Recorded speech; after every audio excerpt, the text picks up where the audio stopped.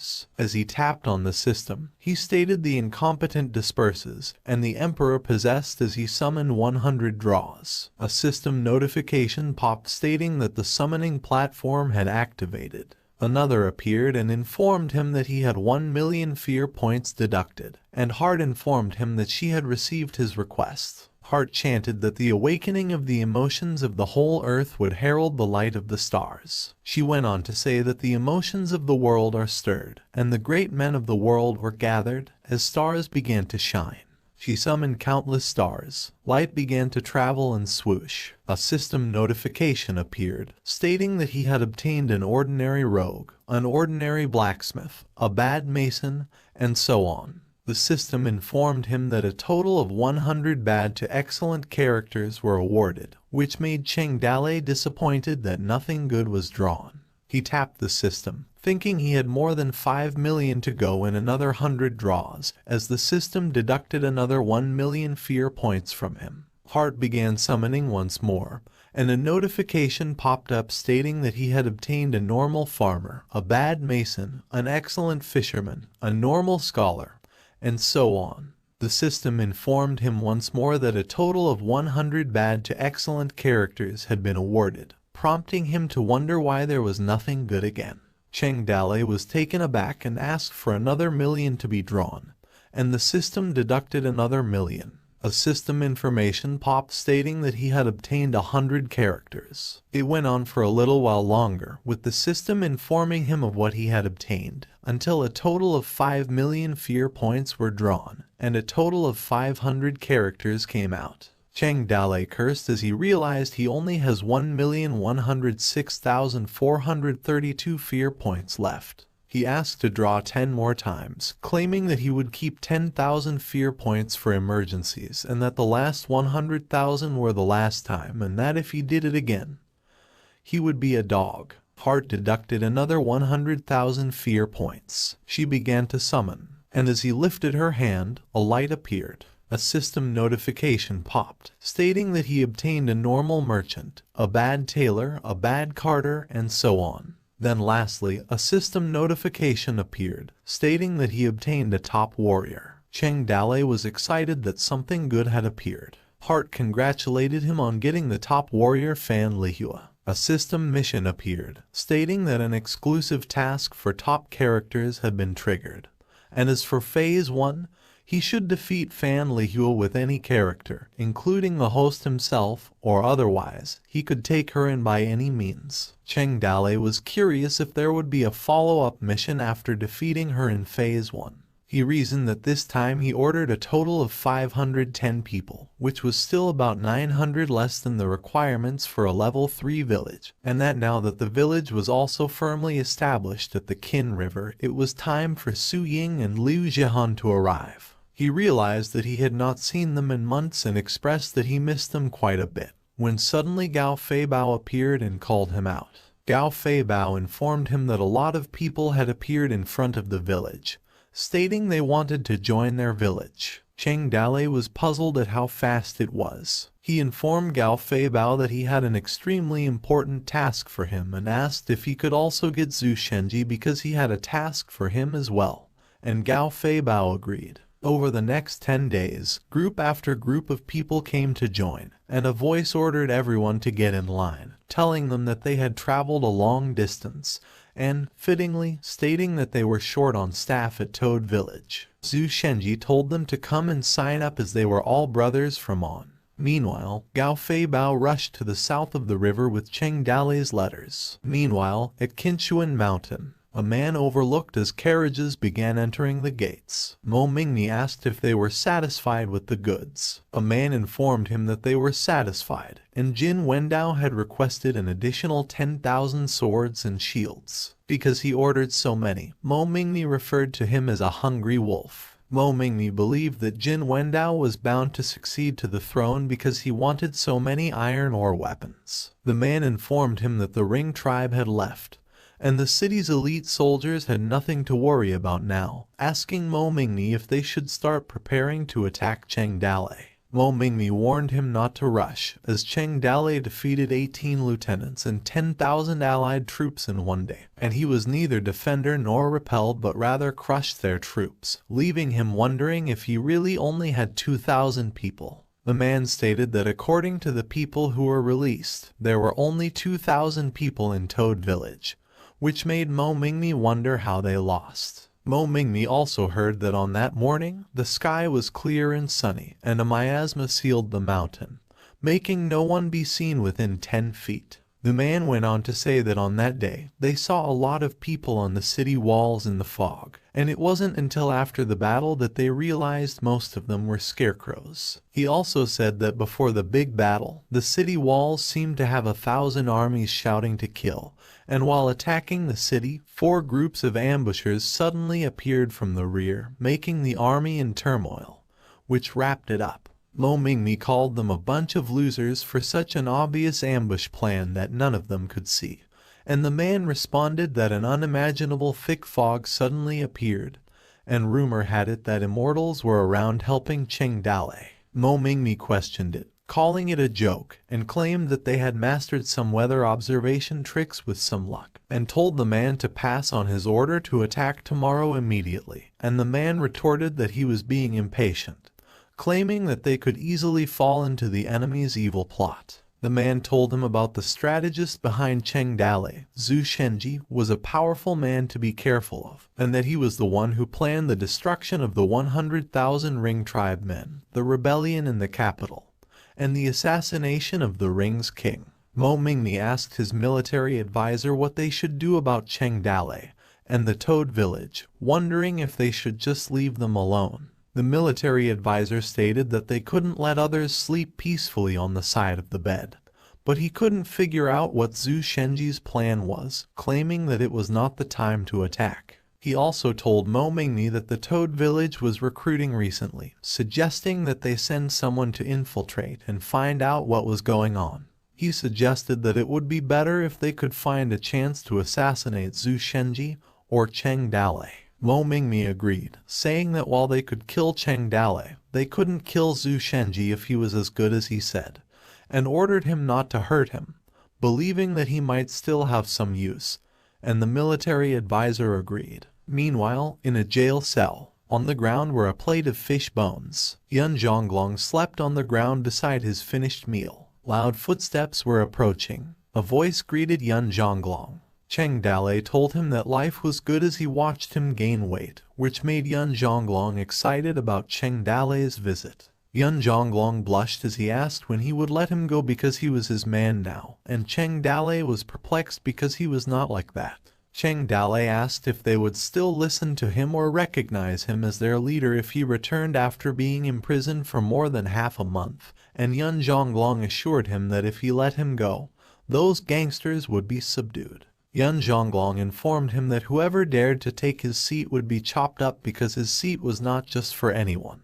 Cheng Dalei felt relieved and told him he would send him back, but first, he had to tell him if he got any information about Mo Mingmi. He also told him to put on a play to deceive them because his mountain village still needed a ransom ready to hand over to his people, which Yun Zhonglong understood. Cheng Dalei told him that he was counting on him to infiltrate the enemy, and Yun Zhonglong assured him that he should not be worried. After a while, a voice told Cheng Dalei to be honest and hand them over the money and the people. Cheng Dalei advised them not to get any bad ideas as they were still in their Toad Village territory. After a while, Yun Zhonglong threatened Cheng Dalei, telling him to be good and wash his neck before waiting for him to kill him, while the soldiers held him back and asked him to calm down. The soldiers yelled at each other that they went back quickly. Cheng Dalei claimed that Yun Zhonglong was good at acting. Qin Man asked if he wasn't afraid Yun Zhonglong was just pretending to surrender and would take advantage of the opportunity to get out. Cheng Dalei responded that it was of no use to lock him up, and they also demanded a ransom because it cost food to keep him for nothing. He believed it would be better to let him go, and if he truly brought him useful information, which was blood money, He told Kin Man that they went back to the village. Moments later, a huge group of people gathered outside, making Cheng Dale wonder. He was perplexed as to how so many people came to join them after so many days passed. He told Kin Man they went to have a look. A voice inquired about the person's name. A man named Jiang Kang responded, and Zhu Shenji inquired about what he did. Jiang Kang responded, saying that he was a blacksmith back in his village. Cheng Dale was curious about Jiang Kang and viewed his information. Jiang Kang's true name was revealed to be Mu Changzheng, a 32-year-old unknown top scout with the ability to infiltrate, spy, and disguise, which surprised Cheng Dale, who wondered why a top scout was pretending to be a blacksmith, and why he said his surname was Jiang. He finally concluded that he was a spy. Cheng Dale interviewed Jiang Kang on why he wanted to join Toad Village. Jiang Kang informed them that his family was hit by a natural disaster and his parents died, and he had no place to go, so he came to join them. Cheng Dale inquired about the location of his home and the type of the disaster. Jiang Kang responded that his family was in Bingzhou, where they were hit by a locust plague, and Cheng Dale asked if he had any family members at home whom he could bring along, which made Jiang Kang wonder if Cheng Dale was suspecting him and why he was being asked so many questions while others were only asked a few. Jiang Kang explained that his parents were dead and he had no place to go, so he came to join them on purpose. Cheng Dale sighed. Cheng Dale inquired of Zhu Shenji about his thoughts on Jiang Kang, and Zhu Shenji replied that he was a great guy and that their village blacksmith shop needed manpower. Cheng Dale chuckled and told Jiang Kang that they're all brothers from now on since he came to Toad Village. He also told him not to address him as grandpa, but rather as the village master, and Jiang Kang agreed. Jiang Kang smirked, thinking that his time spent making up backgrounds, origins, and other excuses had not been in vain, and claiming that what he had heard about Cheng Dale obeying Zhu Shenji seemed to be true. Cheng Dale ordered his men to take Jiang Kang to the blacksmith shop to familiarize himself. He informed Zhu Shenji that something was wrong with Jiang Kang, stating that he would be responsible for watching him and ordering him to stay with him at night, which made Zhu Shenji wonder why he would arrange for him to live with himself. Cheng Dale explained that it was because he was the strategist, and he felt relieved with him while keeping an eye on him. Zhu Shenji smiled, stating that Cheng Dale was right and assuring him not to worry because with him, he wouldn't be able to do anything. Cheng Dale felt that he was careless. He thought that people came to the Toad Village every day, and among them was a spy looking for information, prompting him to believe that it should be properly investigated. After a while, a voice prompted their new brothers to come. Cheng Dale told them that he would personally test them as he viewed for their information. A man inquired if they needed to take a test to become a mountain bandit. Cheng Dale stated that everyone should be assessed and those who were good at fishing should go fishing, while those who were good at smithing should go blacksmithing because everyone had their own duty. He assigned someone to go fishing while questioning the other about why he wanted to go smithing while claiming to be a scholar and informing them that those who did not obey the transfer would not be admitted. Through a day's investigation, Cheng Dale found more than a dozen problematic people. Cheng Dale reasoned that he was going to throw a dozen people into the blacksmith shop to forge, not knowing if they were there for assassination, spying, or just messing around when they came in. He thought that the workers knocking on their door should not be wasted, and if he gave them 8 hours to forge a day, he didn't think they'd have the energy to stir up trouble. Cheng Dale chuckled. Suddenly, Gao Fei, who came informing him of bad news that someone was coming to attack their mountain village. Cheng Dale told him to calm down and asked who had the guts to attack them, teaching him to have a general's demeanor and to remain calm and composed in the face of difficulties. Gao Fei, who went on to say that there was a female general outside with the surname Fan. Cheng Dale stood up, realizing that the female general with the surname Fan had to be her, and asked him if she had come. He quickly ran with excitement. Gao Fei, who said nothing as he observed Cheng Dale run hastily. He remembered what Cheng Dale said about having the demeanor of a general. Gao Fei, who had not yet finished informing him that she had mentioned his name to beat him up, Meanwhile, at the dock in Toad Village, a stranger approached the group and asked why they didn't move out of the way because the fight was over. The stranger told them she was looking for Cheng Dale, and Kin Man told her that they wouldn't let her meet him because she came with murderous intent and didn't explain why. Fan Lihua unsheathed her sword as she rode her horse. She scoffed and told them not to blame her for not being polite. A voice called out for Fan Lihua. He asked where Fan Lihua was. Kin Man and the others realized that it was Cheng Dale, and Fan Lihua asked him if he was Cheng Dale.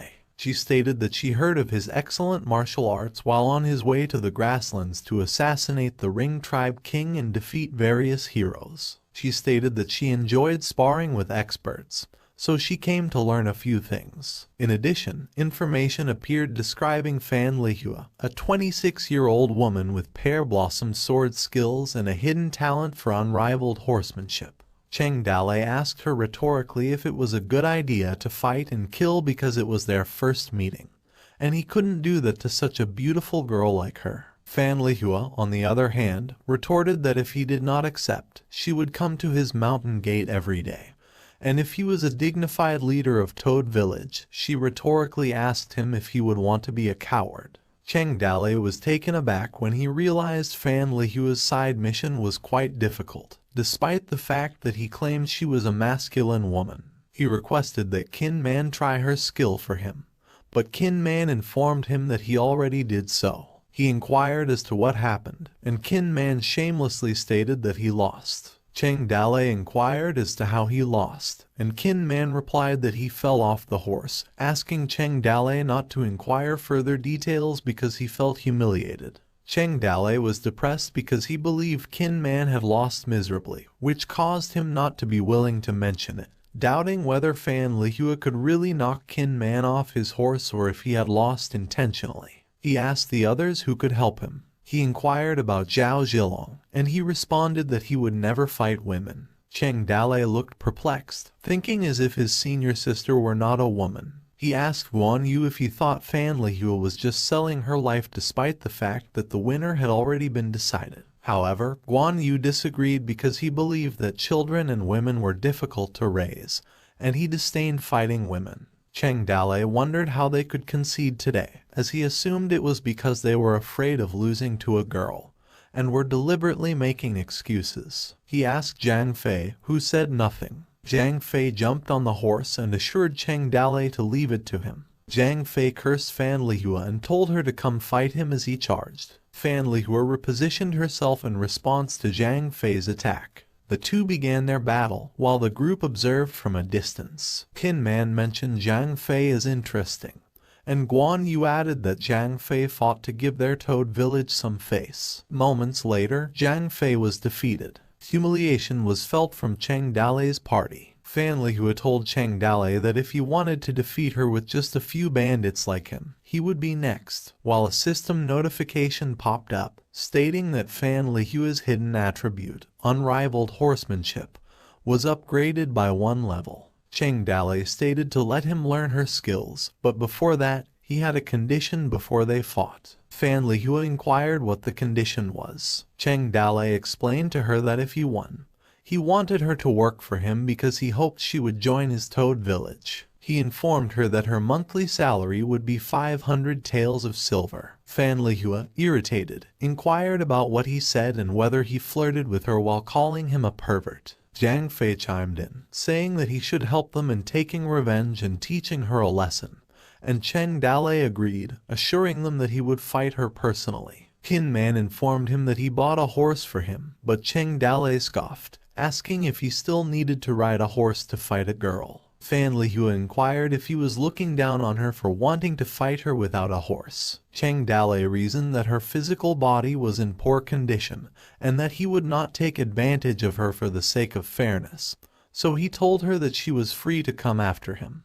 As they charged at each other, Fan Lihua remarked that he was too arrogant and should eat her sword. Cheng Dale warned her to be careful. As they prompted each other to come, the two began to fight. Cheng Dale thought that he would better try her unrivaled horsemanship skill. Fan Lihua unleashed her Pear Blossom Slash skill, which connected to Cheng Dale's sword. Cheng Dalei struggled as he thought that her sword had strong power, believing that her swordsmanship was a flower-type sword martial art, which was light, fast, clever, and chaotic. He also mentioned that when combined with the force of the horse's charge, her stance became fast. Cheng Dalei rolled to the ground. As he grabbed the dirt, he thought about how Qin Man was knocked off his horse in a few moves by Fan Lihua. He claimed that Fan Lihua was worthy of unrivaled horsemanship. Fan Lihua mentioned the legend of Cheng Dalei, who swept through the grasslands, even scaring the Ring tribe. She went on to mock him that he couldn't even stand her sword,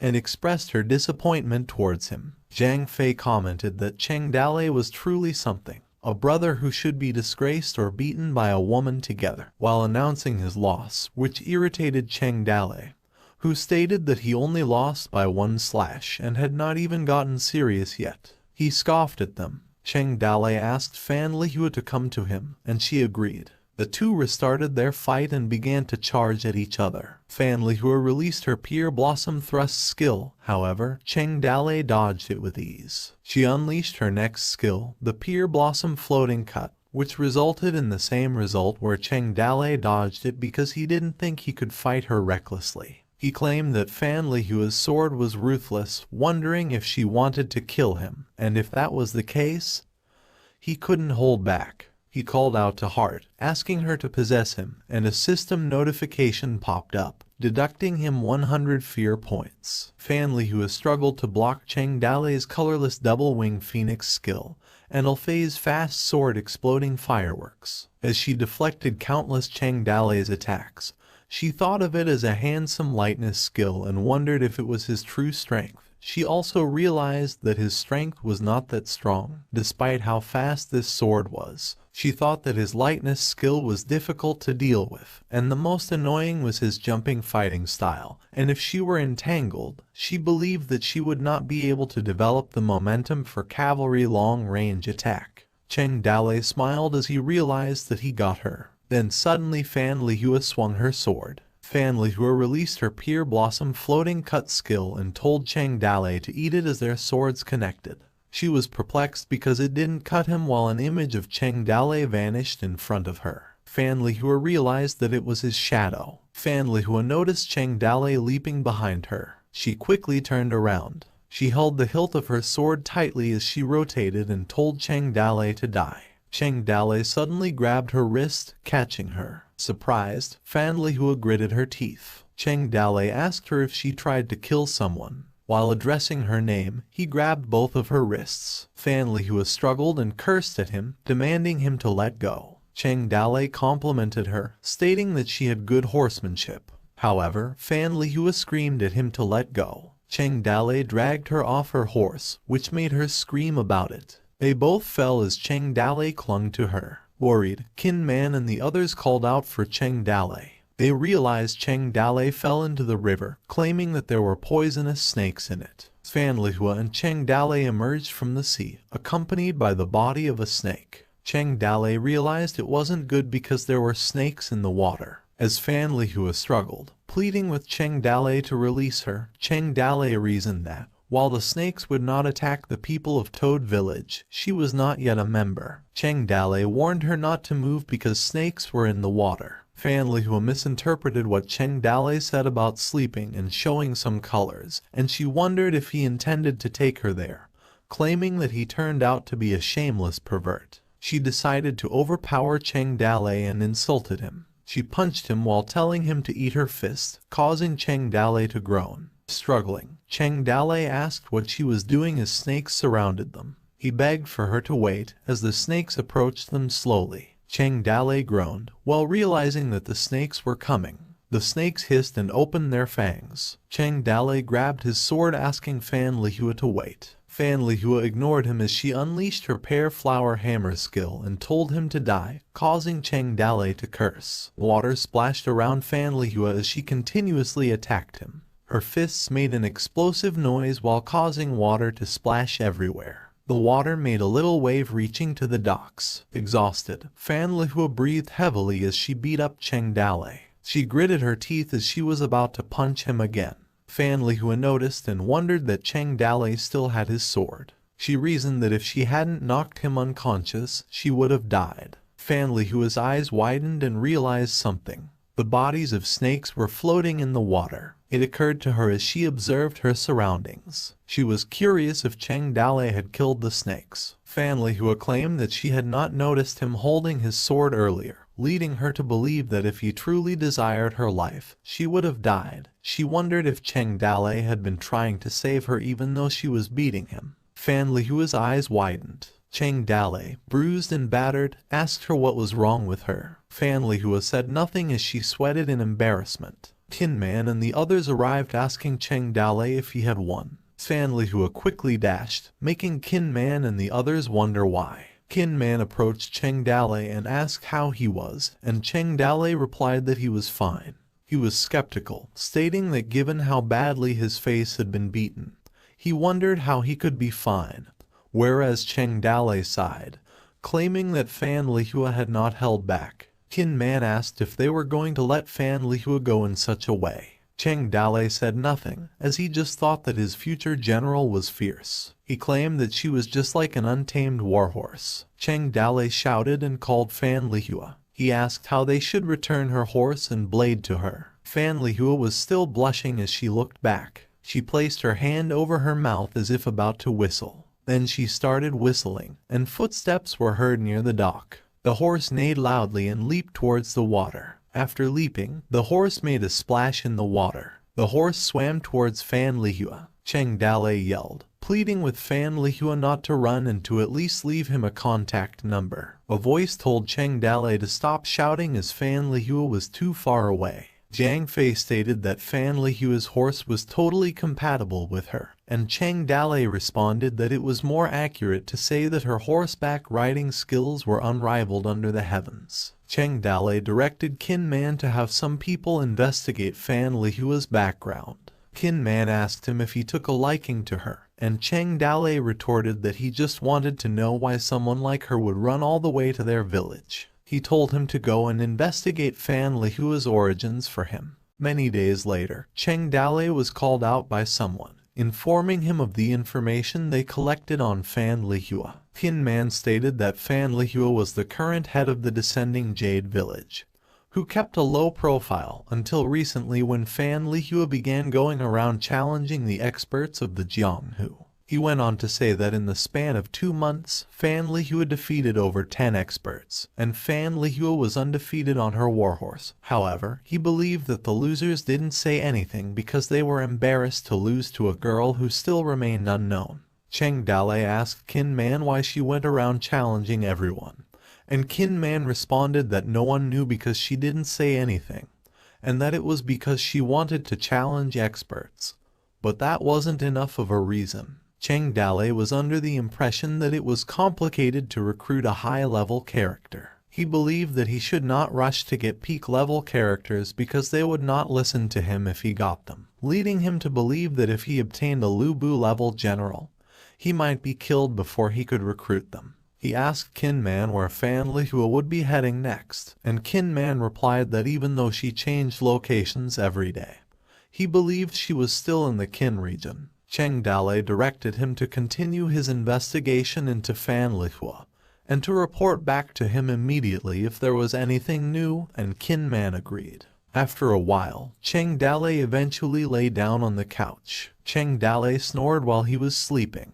Princess Minju opened the door, calling out for Cheng Dale and telling him she had a few questions that she wanted to ask him as she had read all the books he had given her. She called out for him while being confused. Princess Minju wondered if he was asleep. She leaned closer, noticing that he was hurt again. She felt worried as she mumbled something. She went on to say that Cheng Dale only knew how to fight and kill every day, despite how many injuries he had. She said nothing and kissed him. As the papers on the table began to rustle from the wind, Princess Minju continued to kiss him. Some of the papers flew as a kissing sound continued. Rain began to fall down outside the house. Cheng Dale groaned and touched his lips. He claimed why his face and lips were a little wet. He wondered if there was another leak in the roof. Meanwhile, at the Toad Village, ironsmithing zone, Zhu Shenji yelled at everyone to do their best because their job as an ironsmith could decide the fate of Toad Village, and he reminded them of their motto. And he recited their motto, which was to work hard, do their best, and put everything they have into their work.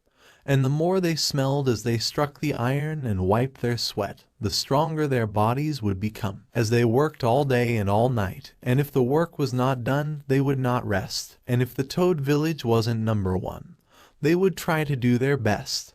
And he told them what the short term was. He continued stating that they have to work really hard, as the men continuously hammered the iron.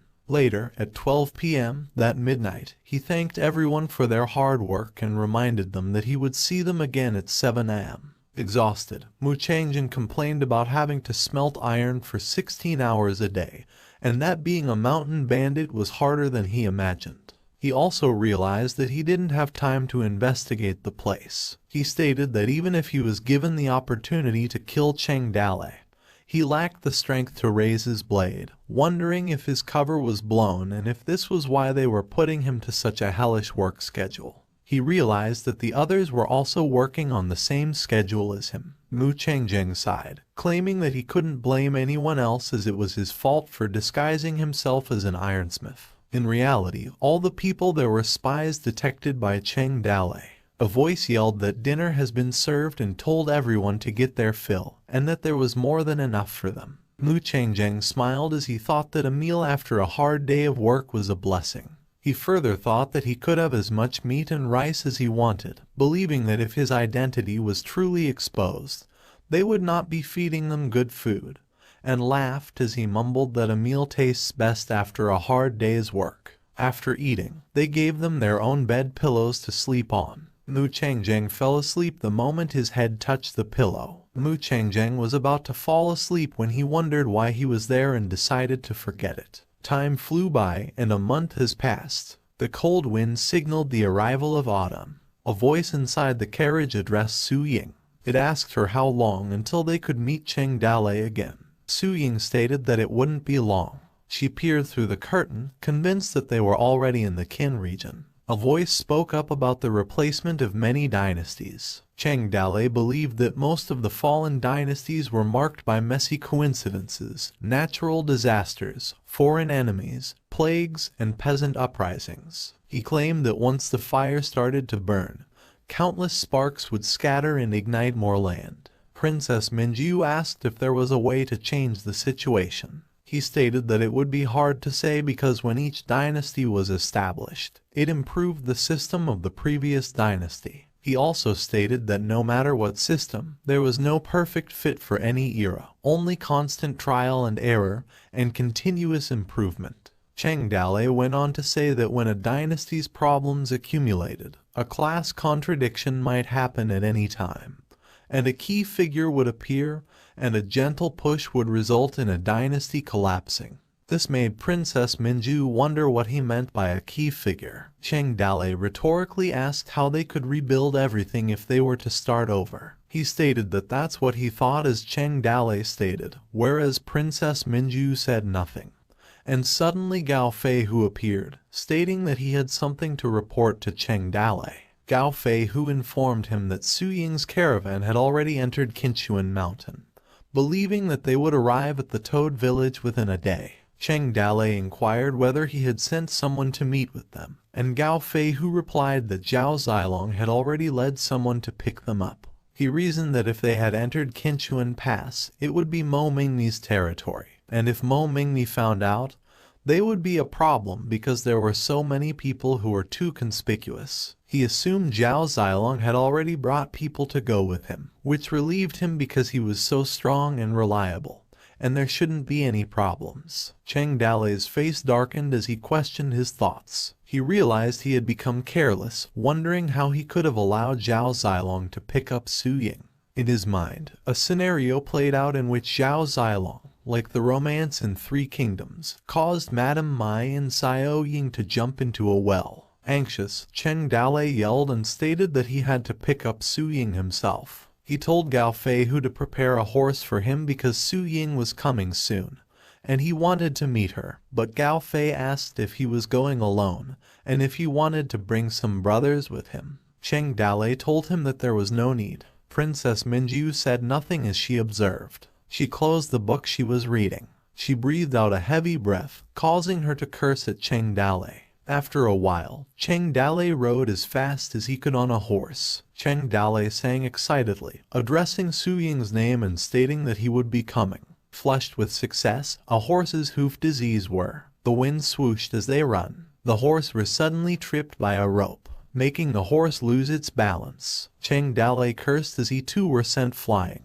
Cheng Dale regained his footing and called upon those who dared to attack him. A voice behind him stated its presence. Cheng Dale turned around as he realized the voice came through the back. Fan Lihua asked what he was looking at as she trapped him. She covered his mouth with a handkerchief which made Cheng Dale moan. Cheng Dale realized that handkerchief was drugged. He began to fight back and powered through Fan Lihua. Both of their swords clash. Fan Lihua addressed Cheng Dale's name, whereas Cheng Dale began to cough aggressively. She questioned him that she heard he looked for her and asked if he expected them to meet again so soon. Cheng Dale responded by stating he thought it would be someone else, but it turned out to be just her, and that she didn't know any martial ethics from carrying out a sneak attack. He felt bad and went on to say that her wishful thinking would be wrong. Cheng Dale's vision blurred as a few silhouettes appeared. He struggled and mumbled that he had a cheat. However, he stuttered as he asked Heart to possess. Cheng Dale were perplexed, and Fan Lihua approached him, saying she had not expected him to fall into her hands. The system informed him that his current fear points accumulated over the past month were 934,321. And Heart warned him not to rely too much on the system's possession, leaving Cheng Dale perplexed. He noticed he didn't have any fear points, while Fan Lihua ordered her people to tie him up and take him away. The handkerchief Fan Lihua used earlier flew away. Heart hummed as she observed what was happening below. She stated that the only way to trigger Fan Lihua's special mission was to be kidnapped. A message appears stating that activating Fan Lihua's third phase mission had been checked with the content that he fell into descending Jade Village and was wounded by the Pear Blossom sword. A voice greeted a madam, while others welcomed their brothers, saying they traveled a long way and must be exhausted, and telling them to get on the boat and they would take them back to the island, while others told others to load the goods first, and someone told them to line up.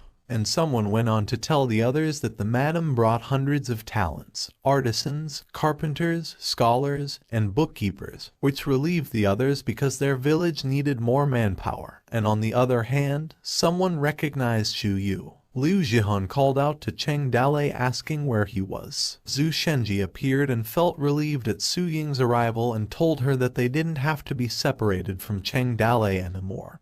Whereas Su Ying greeted him as they have not seen each other for a long time. Liu Jihan frowned and inquired as to where Cheng Dale was, and Su Ying responded by asking Zhu Shenji the same question and inquiring as to where Cheng Dale was, stating that she already arrived and asking why he wasn't there to pick her up. Zhu Shenji was perplexed and wondered if they were picked up by Cheng Dale. He told them that he should have been with them for more than 2 hours, and Su Ying replied that they didn't see him along the way. Qin Man arrived, calling out to Zhu Shenji, and informed him that Cheng Dale's horse had returned on its own. Zhu Shenji got confused and inquired if it was truly Cheng Dale's horse. Qin Man agreed and stated that the horse's front hooves were injured, asking him to look at the marks and believing that the horse had fallen from a tripwire along the way. Concerned, Liu Jihan screamed Cheng Dale's name, prompting Su Ying to inquire if he had been attacked on his way to pick them up, and led Zhu Shenji to speculate if Mo Mingmi had set a trap to capture Cheng Dale. Qin Man stated that it would be possible.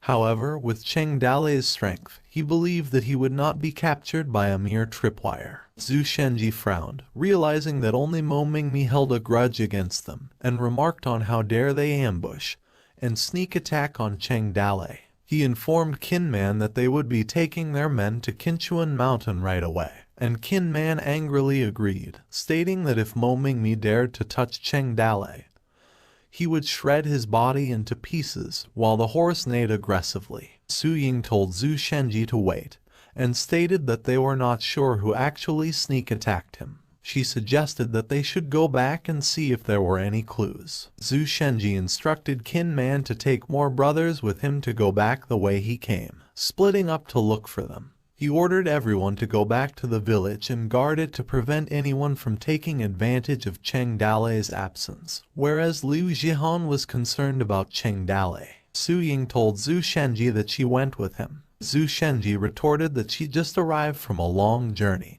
and that she must be tired, and Su Ying agreed. Su Ying, on the other hand, argued that Cheng Dalei was her husband and wondered how she could just sit at home when something bad happened to him. She expressed that she had to go. Liu Jihan told Su Ying that she wanted to go too. Su Ying argued with her, telling her that she should go back and wait, and Liu Jihan insisted that she, too, wanted to go, as did Yi Zhidao. But Su Ying objected, telling them not to come and cause trouble, and Zhu Shenji agreed, telling them not to delay because they were going.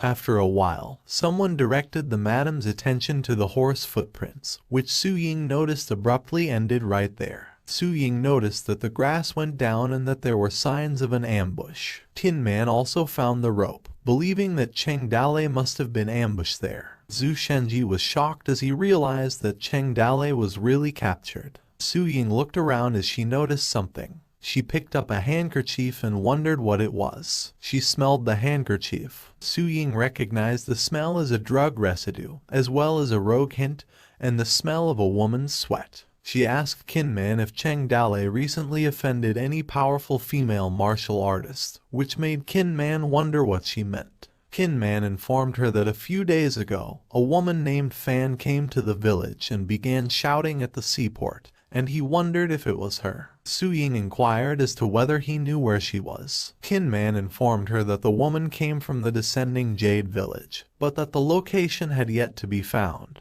and Su Ying directed him to send more people to investigate and locate the descending Jade village as soon as possible. Su Ying stared at the handkerchief as she said nothing. She gritted as she guessed something. Su Ying went on to say that Cheng Dalei's disappearance was 80% related to Fan Lihua. After a while, at a vast field where animals gathered, at the entrance of the descending Jade village, people were rushing in. A cage beside the tree held a silhouette of a man. A tongue licked a hand, causing saliva to flow. The horse continued licking Cheng Dalei's hands as he was unconscious. Cheng Dalei groaned, whereas the horse observed. The horse was spooked out as Cheng Dalei woke up wondering where he was. Cheng Dalei got the impression that he fell into descending Jade village and got wounded by a pear blossom sword. He was puzzled about the mission's meeting, finding the content short with no hint. A mission notification appeared, stating that the triggering of Fan Lihua's third phased mission was checked. The content indicated he fell into descending Jade village and was wounded by the pear blossom sword. Cheng Dalei had an idea that he could be friendly and help Fan Lihua solve her problems. He pondered whether he would do it or not if there was a mission to make her a village mistress, claiming it would be better if it wasn't like that because Su Ying and Liu Jihan were waiting for him at home.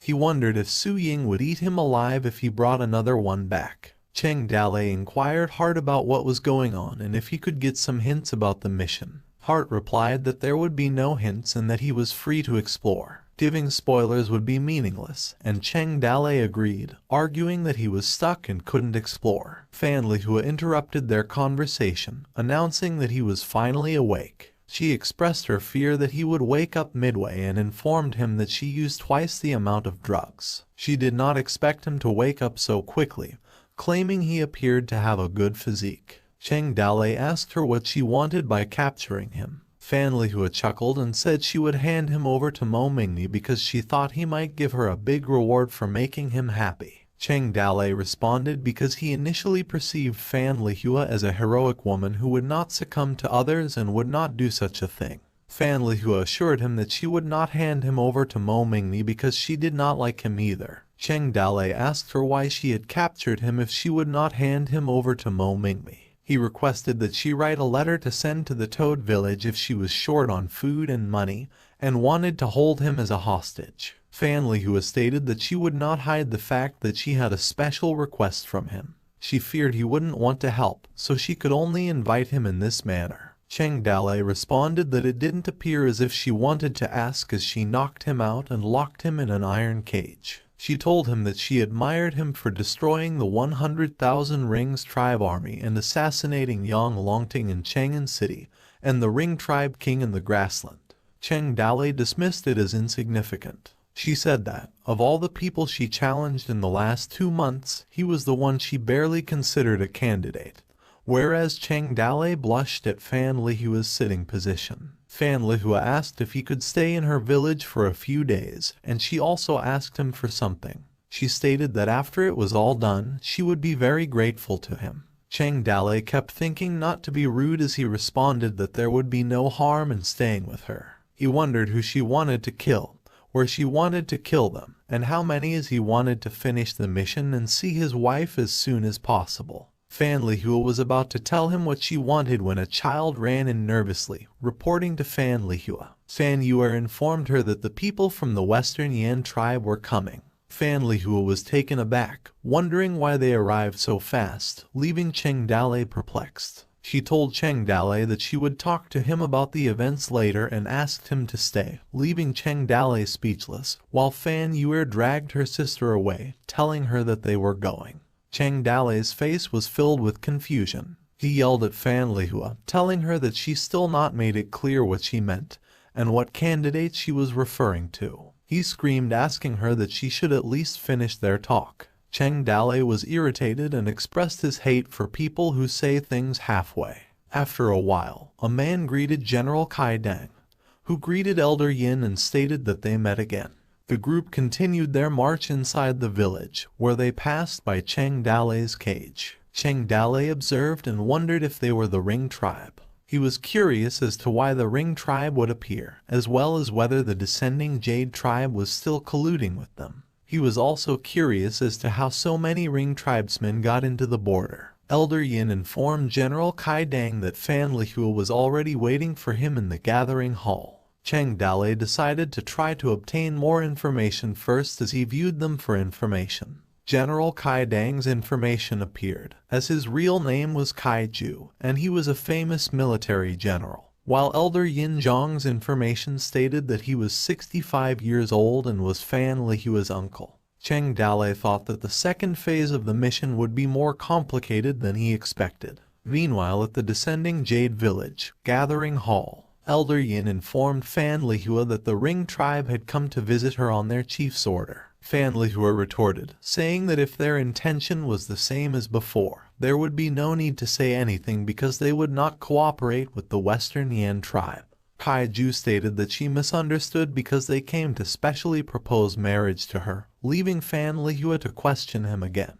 Kai Ju went on to say that they heard she was looking for a husband and that their chief had long admired her, and that the betrothal gift was 1,000 taels of gold and 500 cows just to marry her. He also stated that they would be family from now on as long as she agreed. Fan Lihua stated, describing herself as a vulgar person rather than a social climber, and instructed them not to bring up the matter again.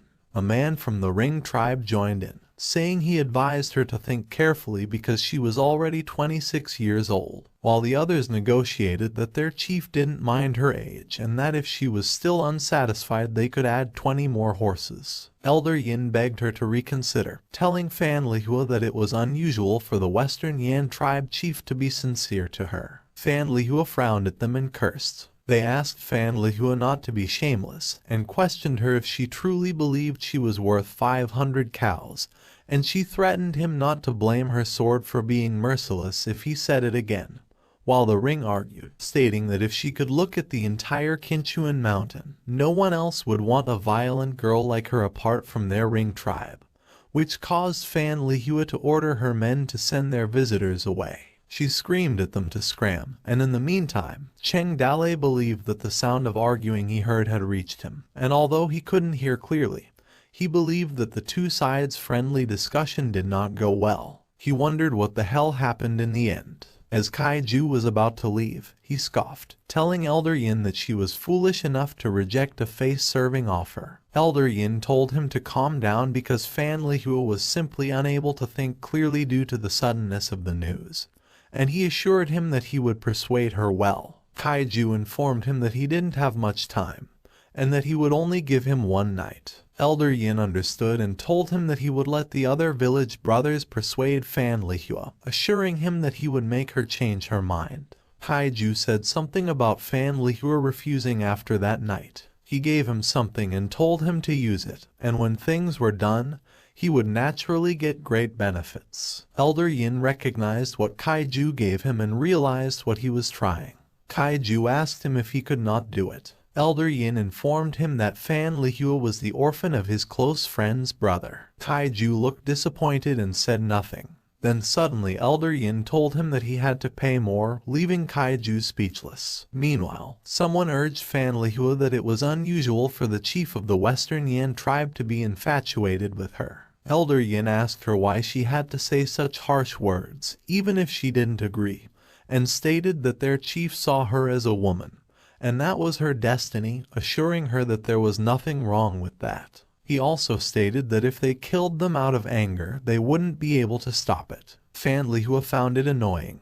A voice addressed Fan Lihua as her daughter and explained that she was just confused. Fan Lihua's mother appeared, and told her that she had already known all the things why the Western Yan tribe came. Fan Lihua asked her mother why she was here. Fan Lihua's mother told her that the Western Yan tribe was strong and powerful, and she asked why she didn't want to marry since they liked her. And she also reminded her that she was a girl, and fighting and killing all the time wasn't a long-term thing. She told her about her father, who was gone, and how she hoped to start a family soon, believing that if she had good support, she would be rest assured. Fan Lihua argued that the Ring tribe wanted her because they liked her horsemanship and wanted her to help them train a team of elite cavalry, and she also stated that her father was killed by them, leading her to wonder how she could marry her enemies. Fan Lihua's mother was concerned, asking when she would have a family, and if she wasn't thinking about her age. She reminded her that she was already 26 and that if she continued like this, she would become an old girl, which no one wanted. She said that if she continued, she would have worries about when she would be able to have grandchildren. Fan Lihua turned around and told her mother that she looked for someone. While her mother called out for her, she grabbed her gourd and walked out, declaring that she wanted her to submit to the Ring tribe. Fan Lihua expressed that she couldn't do it. After a while, Cheng Dale wondered if Fan Lihua forgot about him and when his brothers from the Toad village would find him, hoping it would not be Zhu Shenji taking charge of the situation and making a plan. He reasoned that if Fan Lihua's mission did not progress, he couldn't stay forever, and if he left for a while, he wouldn't know what would happen to the village as a result of Zhu Shenji. He closed his eyes, wondering if Su Ying and Liu Zhihan were still waiting for him. Then suddenly, Fan Lihua arrived calling out Cheng Dale. She asked if he was still not sleeping. Cheng Dale replied that he wanted to sleep, but he couldn't even stretch out, wondering how he could sleep in his housing area. His eyes widened as he was confused about what he saw. He thought that Fan Lihua was in a bit of a bad state that day. Cheng Dale became aware of Fan Lihua's gaze, and he assumed she ate people. He was curious how much she drank because she emitted a strong smell of alcohol, and he asked her if she was there to drink and talk about life at that late hour. He told her that it was now time for her to tell him what she wanted to do with him. But Fan Lihua struggled to say what she wanted, which left Cheng Dale confused. Fan Lihua grabbed his collar and told him he was a pervert if he didn't understand. As her breath reeked of alcohol, she yelled at him, stating that she wanted him as a person. She instructed him to marry her and become her husband. Cheng Dale's face flushed as he yelled in confusion over what she had said. Hart interrupted, mocking him and asking him if he still didn't get it. The Fan Lihua exclusive special hidden mission had been achieved, according to a system notification. And a mission information appeared that he could choose the branch route. The first was to accept Fan Lihua's request and become Descending Jade Village husband.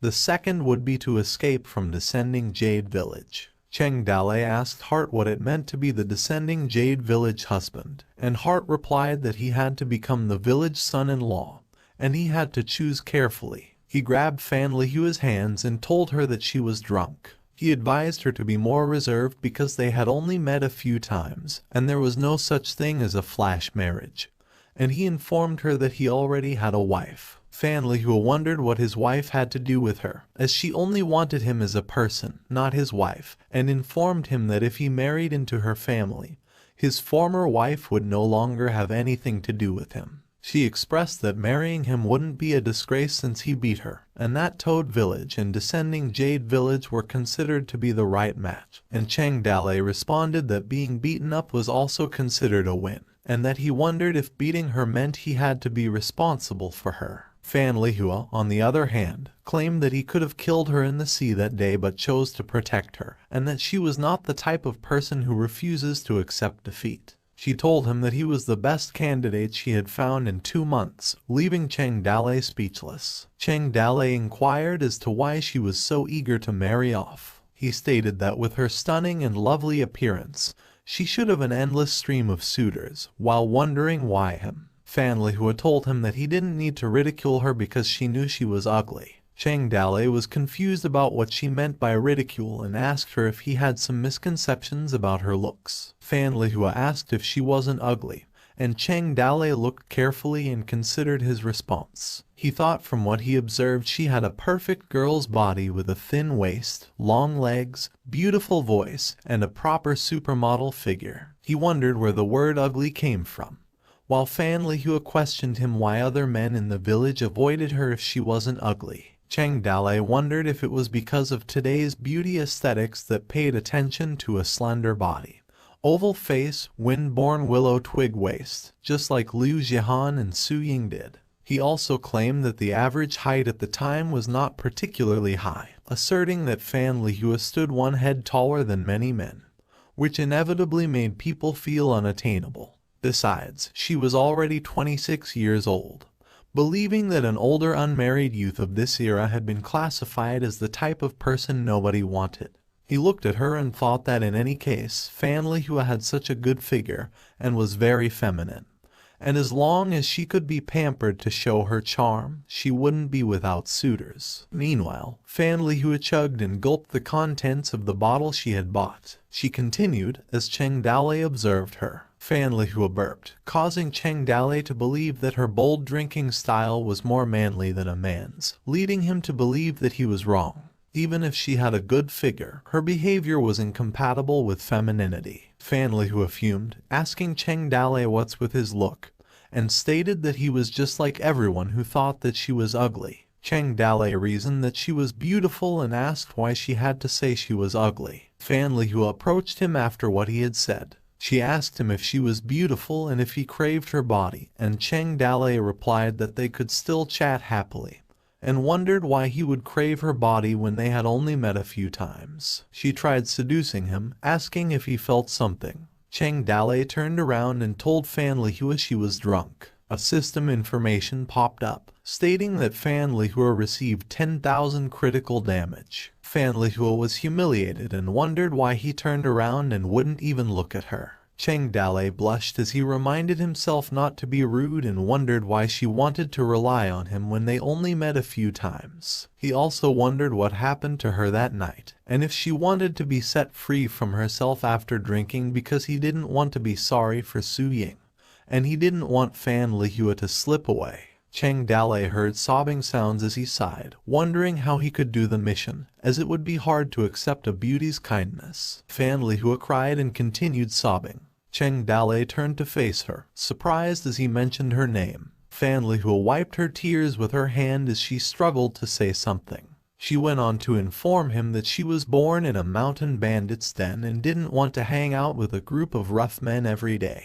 She also stated that the men she beat up were talking behind her back, and without realizing it, they began calling her a tomboy, a monster girl, having dark skin, not knowing how to dress, and her hair like a chicken coop. She vented out that only the Ring tribe wanted her because they craved her little horsemanship. She grabbed Chang Dale's clothes and told him that it was now very hard for her to fancy a man and rob it back to him. She told him as she was about to punch him that she was still too shy to seduce a man. Her hands trembled, rhetorically asking Chang Dale if she was that ugly. Fan Lihua continued to curse at him as he couldn't even look at her. She admitted that she did not like those rough men, and that the people she liked did not like her, which made her realize that no one would want to marry an ugly old girl like her. Cheng Dale, concerned, called out to Fan Lihua. He expressed that in her eyes, Fan Lihua was an older unmarried youth at most, but she was definitely of great beauty. Cheng Dale realized that in feudal times, a 26-year-old was classified as the type of person that nobody wanted.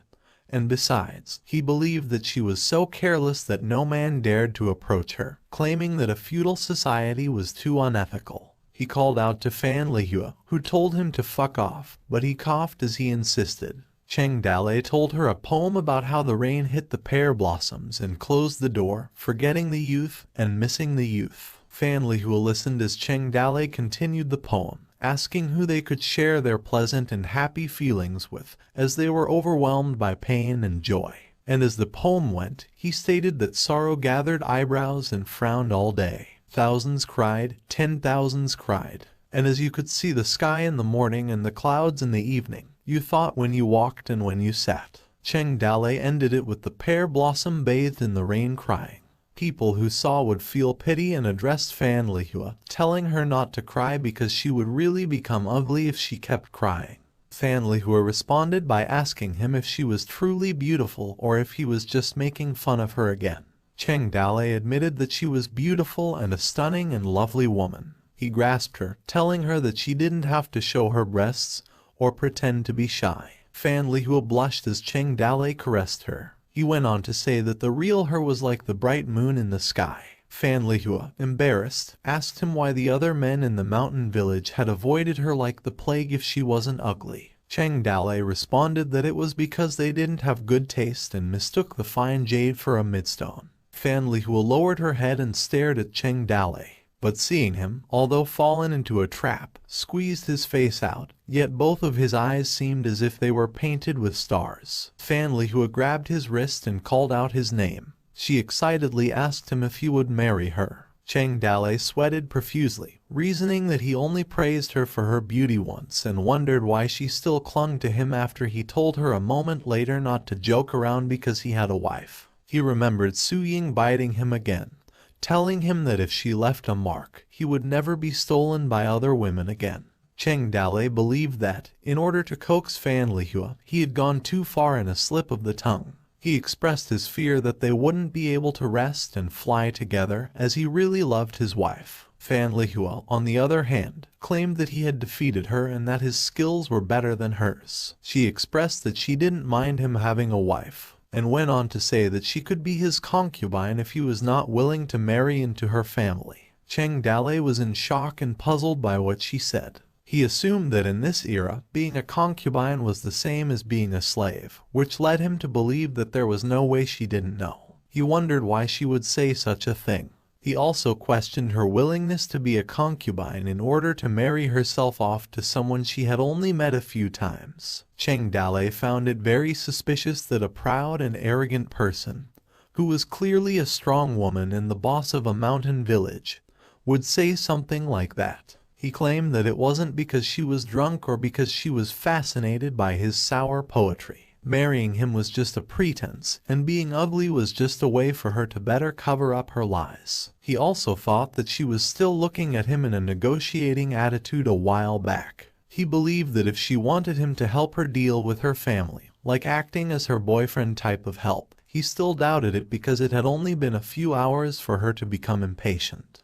Cheng Dale was sweating profusely as he assumed Fan Lihua must have some kind of scheme but not enough time, which was why she was haltingly hanging on him. As soon as she opened her mouth, she was asking for marriage, leaving him to wonder what went wrong and if it had anything to do with the Ring Clan daytime visit. He assumed she offended the Ring Clan by choosing him because the Toad Village had the power to deal with them, which made him wonder if she wanted to drag the Toad Village down with her. He cursed, knowing that Fan Lihua's mission would be difficult because there was no girl in the world who insisted on marriage unconditionally. Cheng Dale noticed Fan Lihua's foolish and stupid temper with an ulterior motive, and thought that if he pointed it out right away, her scheme would fail, and he would be useless, prompting him to wonder if she would stab him with a knife. He pondered what he should do and whether he should run from the honey trap or continue the mission.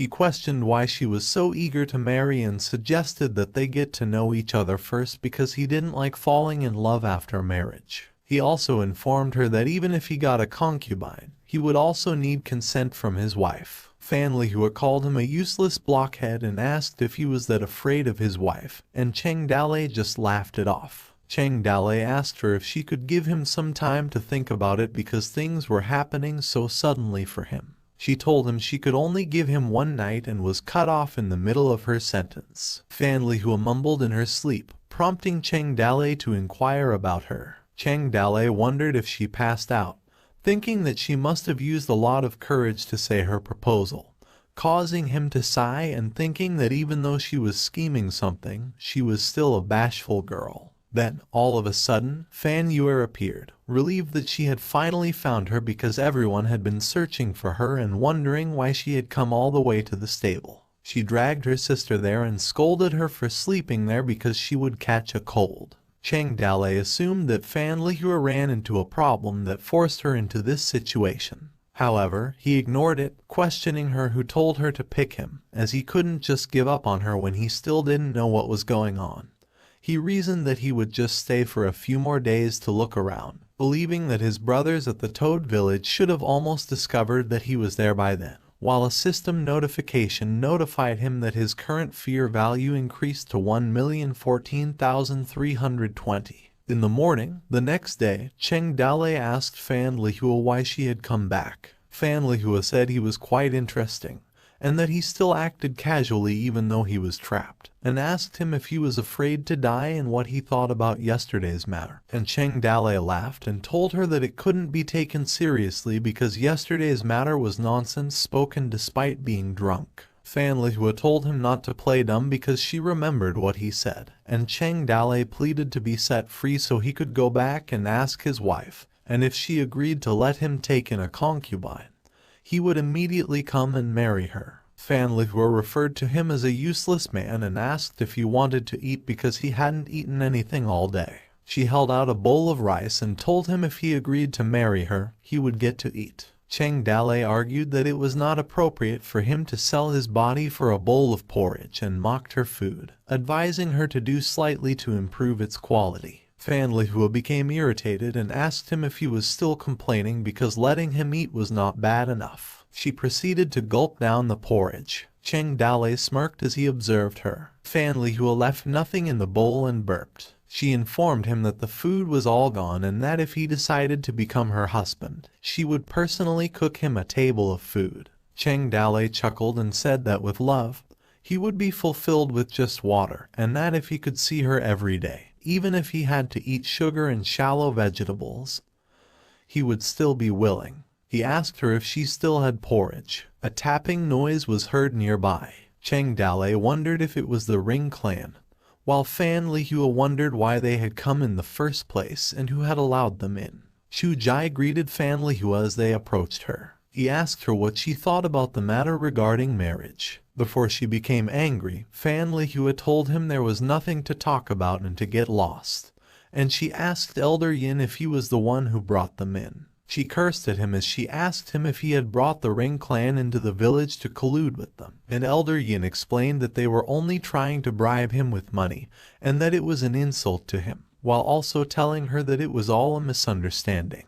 He went on to say that he wanted to refuse at first, but Chu Jai gave him too much, which was why he showed sincerity. Elder Yin stated that because he watched her grow up, he could be considered her uncle, and he naturally hoped that she would find a good spouse, and that now that Zai Yanbu was interested in her, it was their honor. Fan Lihua told him that he didn't need to trouble himself because it was her business. She pointed at Cheng Dalei and told them, honestly, that he was the person she liked. She went on to say that she caught him and that she was going to find a good day to marry him. Cheng Dalei figured out that she wanted to use him as a shield. Chu Jai mentioned that their custom was quite special, catching the guy you liked and imprisoning them to scorch them under the sun, and he wondered if she intended on drying him up before entering the bridal room, prompting Elder Yin to question her if she was not joking.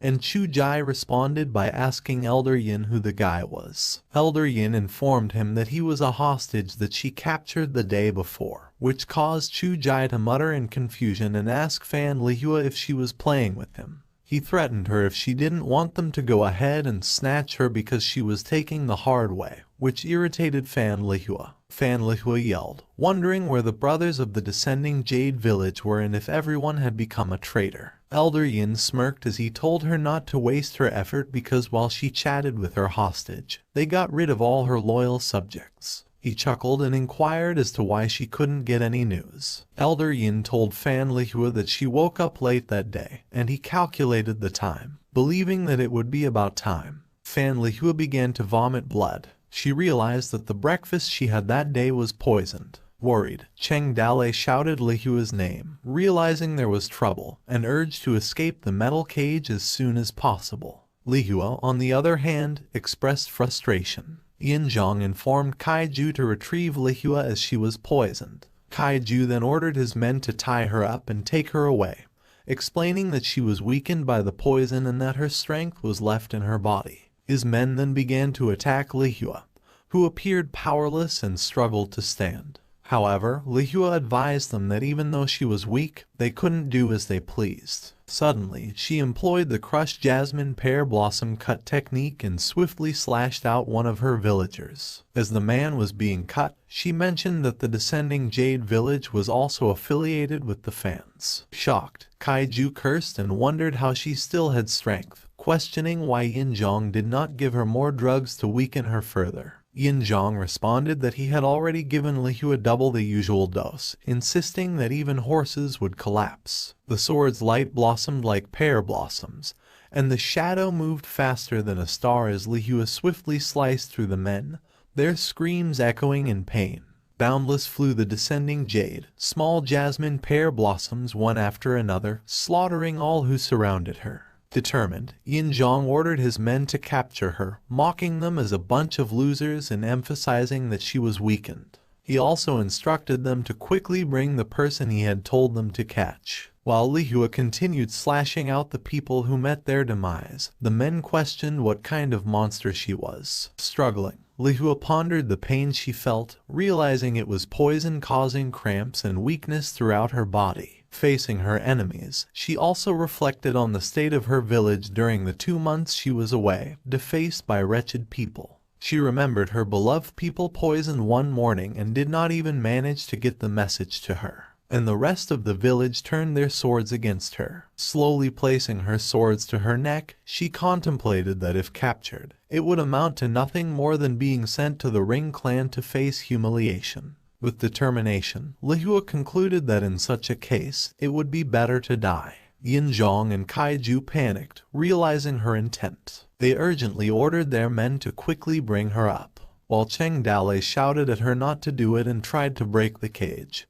He screamed for the key and offered his help. Exhausted, Lihua turned her head to Cheng Dale, wondering if he wanted to save her, questioning if anything would change even if he got out and what would change. She noted that Cheng Dale's men were not there, and only the Ring clan was present. She also pondered that if Cheng Dale revealed his identity, it could mean facing hundreds of Ring clan members and likely death. She thought about pulling him down to fight against the Rings, but it seemed futile. Perhaps Cheng Dale already knew that, which might explain his treatment of her. She then spoke and told him not to come out. Frightened, Cheng Dale could only call out Lihua's name, feeling helpless. However, Yin Zhang was annoyed and questioned her if she wasn't afraid to die. Then he threatened her with her mother and Yue, suggesting she didn't care for them anymore. Her mother called her name, while Yue resisted and told Lihua not to mind them and urged her to leave. With fear evident on her face, Lihua called out to her mother and Yue,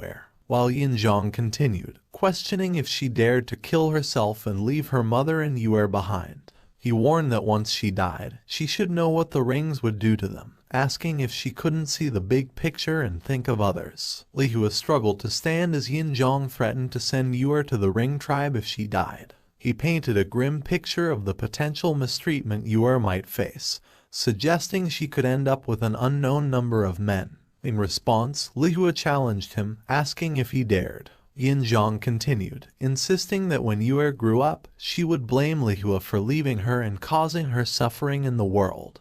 He suggested that everyone would be happy if Lihua married Kaiju and urged her to think about the others. Although fear was visible on Yuer's face, she still told Lihua not to mind her and to escape quickly. Yinzhong suggested that she should let herself be arrested without fighting back. Suddenly, in response, Lihua released her sword and knelt. As the breath released from the bottom of her heart, her body struggled to support itself. Kaiju then ordered his men to tie her up. While Lihua was being held, Yinzhong asked her why she was bothered, and Lihua responded by threatening him and vowing to kill him. Yinzhong told Lihua that they were all from the same village and questioned why they drew swords against each other. He held Lihua's face, emphasizing that if she came to her senses earlier, so many of their men wouldn't have lost their lives. Disappointed, Yinzhong showed pity and remarked that her eyes seemed lifeless. He suggested that she be good and contribute to the Ring tribe, highlighting that her mother and Yuer were safe in his hands, while Lihua just stared at him. Meanwhile, Kaiju's men called him, emphasizing the trouble they faced and questioning if Lihua could still marry the chief. In response, Kaiju stated that their chief didn't lack women and that marriage was merely a pretense. He noted that they wanted Lihua for her horsemanship, and as long as her family was in their hands, forcing her to train a group of elite cavalries was not a problem. Kaiju called Yinzhong and informed him that the descending Jade village was now under his control. He instructed Yinzhong to handle his village, suggesting killing those who needed to be killed and locking up those who needed to be locked. He then mentioned that he would be taking Lihua away, and Yinzhong agreed and wished him well. As they watched Lihua being taken away, Yinzhong addressed the villagers, stating that it was good for them that Lihua had married their Western Yan tribe. He then ordered to put Lihua's mother and Yuer in the dungeon and keep them under close guard. Smirking, he emphasized that with the Ring tribe's protection, they would surely be able to soar in the future. Suddenly, Yinzhong noticed a sound from behind when Cheng Dalei expressed his exhaustion. He mentioned that not anyone could imitate Uncle Long's method of breaking the iron cage. Surprised, Yinzhong then noticed Cheng Dalei and said that he came out on his own. And also, the villagers questioned how he wrenched open the cage with his bare hands. One person disagreed, commenting that it wasn't bare hands but soaked clothes and branches that were used. At that moment, the villagers seemed to see a hungry jackal freed from its cage. Cheng Dalei released a tremendous aura. He told them that he was hungry and asked if they had any food. Serious, he dismissed his request and emphasized that he should save people first. Cheng Dalei mentioned that although it was a little late, at least the mission objective had been clarified. Villagers commented that he was not afraid to die, while Yinzhong asked Cheng Dalei what he was doing out there. While brushing off the dust from his body, Cheng Dalei responded that he would settle things quickly and then eat. He mentioned that he didn't know whether the food in that village was poisonous or not, noting that he was most annoyed by people who spoiled food. Cheng Dalei then told Yinzhong that to prevent him from backstabbing, he threatened to kill everyone there first and then save Lihua. Angry, Yinzhong told Cheng Dalei that he was just a hostage and shouldn't dare to be arrogant. He ordered someone to kill him and send him to die. The villagers attacked Cheng Dalei, shouting at him for daring to act that way and threatening to kill him. Swiftly, Cheng Dalei jumped, striking the person's jaw with his knee, and seized the sword. He threw the sword to grab it and slashed one of the villagers. The other villagers, seeing Cheng Dalei approach with a sword, were trembling and surprised but fearful to get close to him. Meanwhile, Cheng Dalei commented on the blade of the sword that there was no good sword because it felt uncomfortable. However, he dismissed it, stating that he was in a rush and it would make do. He dashed towards the villagers, while they warned each other to be careful of his attack, with some urging to kill him. As Cheng Dalei slashed out at the villagers, he pondered that by using sword skills with a blade, the power would decrease, but it would be enough to deal with the underlings. He slaughtered the villagers using the Alfei blade technique with incredible speed. With each move, the fear point values increased rapidly. The shouts of fear echoed. Determined, Yinzhong continued to order someone to kill Cheng Dalei quickly. He assured his villagers not to be scared while he insulted them. Yinzhong contemplated who Cheng Dalei was, and since Lihua captured him, she had been hiding him there, not allowing anyone to come near. He wondered how the strong Cheng Dale got trapped in their village. Frustrated, he questioned himself about which esteemed master Lihua had kidnapped. He hurriedly ran with his horse and told his villagers that they should hold on while he went to find Kaiju to ask for reinforcements. Along with those who died and those who ran away, this massacre only went on for a few hours. Surprised, Yua couldn't believe what she saw when she noticed Cheng Dale standing there, looking quite formidable. Yua questioned Cheng Dale if he was saving them, recalling what Lihua had told her about him being someone kidnapped from the outside. She asked who Cheng Dale was, while Cheng Dale was covered in bloodstains. Cheng Dale told her that they could talk about it later,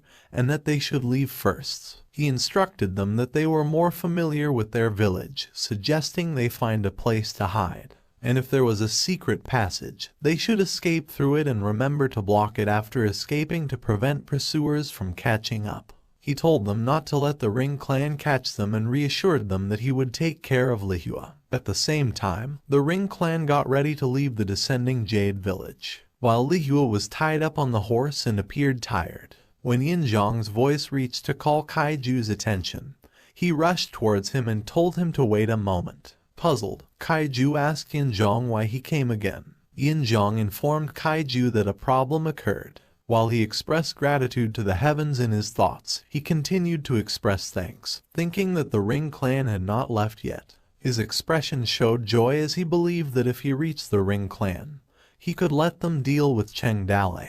Putting an end to his contemplation, Yin Zhang turned around and was frightened to see Cheng Dale leap behind him and swiftly get killed. Surprised, Kaiju commented that Yin Zhang was killed. His followers seemed to recognize Cheng Dale as the person who was locked up in the cage. Lihua was surprised as well, and the rest of the Ring clan stopped. Kaiju inquired about Cheng Dale's identity, commenting that judging by his skills, there was no way he was unheard of. He asked for Cheng Dale's name. Cheng Dale stood in front of them, wondering why they didn't recognize him. He thought that perhaps they had never seen his face before, especially now that he was holding a normal blade and not the special sword. In that case, he decided it was better not to introduce himself. Instead, he responded to the Ring tribe, stating that if they were asking for his name, he should start talking from when Nua started making people. A glowing smoke emerged around Cheng Dale and continued talking, stating that if they were asking for his surname, they would have to discuss splitting heaven and earth apart. However, they were asking about who he was. A beep from the system indicated a significant increase in fear value from 1,335,110 to 100 W. Cheng Dale told them that they could treat him as a village husband that she snatched. Another beep followed, informing them using Horn's war song, with a fear value of 10 W. The time for reinforcement to reach was unknown, and reinforcements were approaching, signaling that the battle would soon start. Kaiju swiftly issued orders to kill Cheng Dale. The Ringers were furious, questioning how Cheng Dale dared to charge towards them by himself. Defending themselves, the Ring clan wielded their spears, shouting for Cheng Dale to die. 4 spears lunged toward Cheng Dale, but to their surprise, Cheng Dale disappeared, showcasing remarkable speed. They warned each other to be careful as he appeared above them. While still in the air, Cheng Dale wondered where Lihua was, concern evident as he clenched his teeth. His gaze focused as he spotted her in the clutches of a ringer, realizing that he found her. With confidence, Cheng Dale declared that they did it, and swiftly unleashed his exploding fireworks, slicing through the ringers that attacked him. The injured ringer growled in pain as Cheng Dale aimed to break through and open a path. Amidst the chaos, the ringers continued shouting to surround Cheng Dale. Others informed that Cheng Dale broke in, and the lines were breaking up, commanding others to maintain their formation and continue to order others to surround and kill him. Beside Kaiju, his men commented that Cheng Dale was driving straight in and questioned where such an incredible Cheng Dale came from. Kaiju mentioned that Cheng Dale was breaking in that direction. Worried, he noticed that his target was Lihua's direction. Cheng Dale's fear value kept increasing as he continued killing the ringers on his way. He cut off the arms of one of the ringers and said that he was coming straight ahead, while the fear value kept increasing. Cheng Dale shouted Lihua's name, who confusedly looked at him. He urged her to ride with him fast. Lihua hesitated and responded that she could not go with him as her mother and Yuer. However, Cheng Dale assured her that he had already saved them and that they had run away, reminding her of her experience as a horse rider and encouraging Lihua to take him on in a race. Cheng Dale promised to cover for her when they broke out. Enraged, Kaiju ordered the ringers not to let them get away, while the ringers accused Cheng Dale of daring to steal their people. The two masters combined their power to break through. Lihua instructed Cheng Dale to go on while she focused on riding the horse, leaving the enemies to him. Cheng Dale declared that they would tear away from the siege. He slashed at a ringer attacking them, causing the ringer to scream in pain. As they approached the village gate, the ringers informed them that they could not block them. Kaiju realized the urgency and instructed his people to block off the main gate, ensuring Cheng Dale and Lihua couldn't escape. He directed the second team to withdraw to the back and block the village gate, urging them not to let them get out of the gate. Some of the ringers cursed and questioned what kind of monster they faced. Meanwhile, Cheng Dale commented that the ringers were adjusting their formation, and it didn't look good because they blocked off the village gate. Lihua noted that if they forcefully broke, it might lead to them getting surrounded. Cheng Dale asked if the mountain village had another road, and Lihua confirmed that there was a secret passage at the meeting hall, providing a route for retreat. Cheng Dale acknowledged it, stating that they should turn back to the mountain village. Lihua urged him to hold on tight as she increased their speed, emphasizing that he shouldn't fall from the horse. Then Cheng Dale hugged Lihua's waist, causing her to be flustered. She scolded him, telling him not to grope around. Cheng Dale was surprised and apologized to her, explaining that it was not on purpose. Lihua quickly commented that in a few more days, when they got married, he could touch her, and he shouldn't be impatient. Cheng Dale was left confused by her words. The two of them teamed up, easily escaped the siege, and headed towards the inside of the mountain village. As they arrived back at Descending Jade Village, Cheng Dale assisted Lihua in walking and asked if she was okay. Lihua reassured him that she was fine, mentioning that the drug wouldn't kill her and she could still manage. Cheng Dale attempted to make a light-hearted joke, suggesting that he understood the pain of having a period, likening it to having an aunt. But Lihua just gave him a confused look and wondered what he was talking about. Suddenly, Cheng Dale surprised her by carrying her. He told her that if she didn't want to do strenuous exercise, he was there for her. Cheng Dale asked her where the secret passage was that he would carry Lihua until there. Embarrassed, Lihua directed him to the secret passage in the basement of the gathering hall. Cheng Dale playfully commented on her weight, suggesting she should lose some. Lihua retorted, telling him to go to hell. Laughing, Cheng Dale changed the subject, urging her to take the antidote. Lihua questioned where he got it, and he casually replied that he snatched it from Mianzhong. A beep notified Cheng Dale of a fear point exchange for the antidote, and his current fear point decreased to 1,351. After a while, they reached the basement of the house. Lihua instructed Cheng Dale to put her down as they had arrived. She looked puzzled at the rocks she saw and questioned what was going on. Cheng Dale asked her what was wrong. Worried, Lihua explained that the secret passage was blocked, and it was deliberately sealed from the inside after someone had left. She expressed her frustration, wondering how it could happen.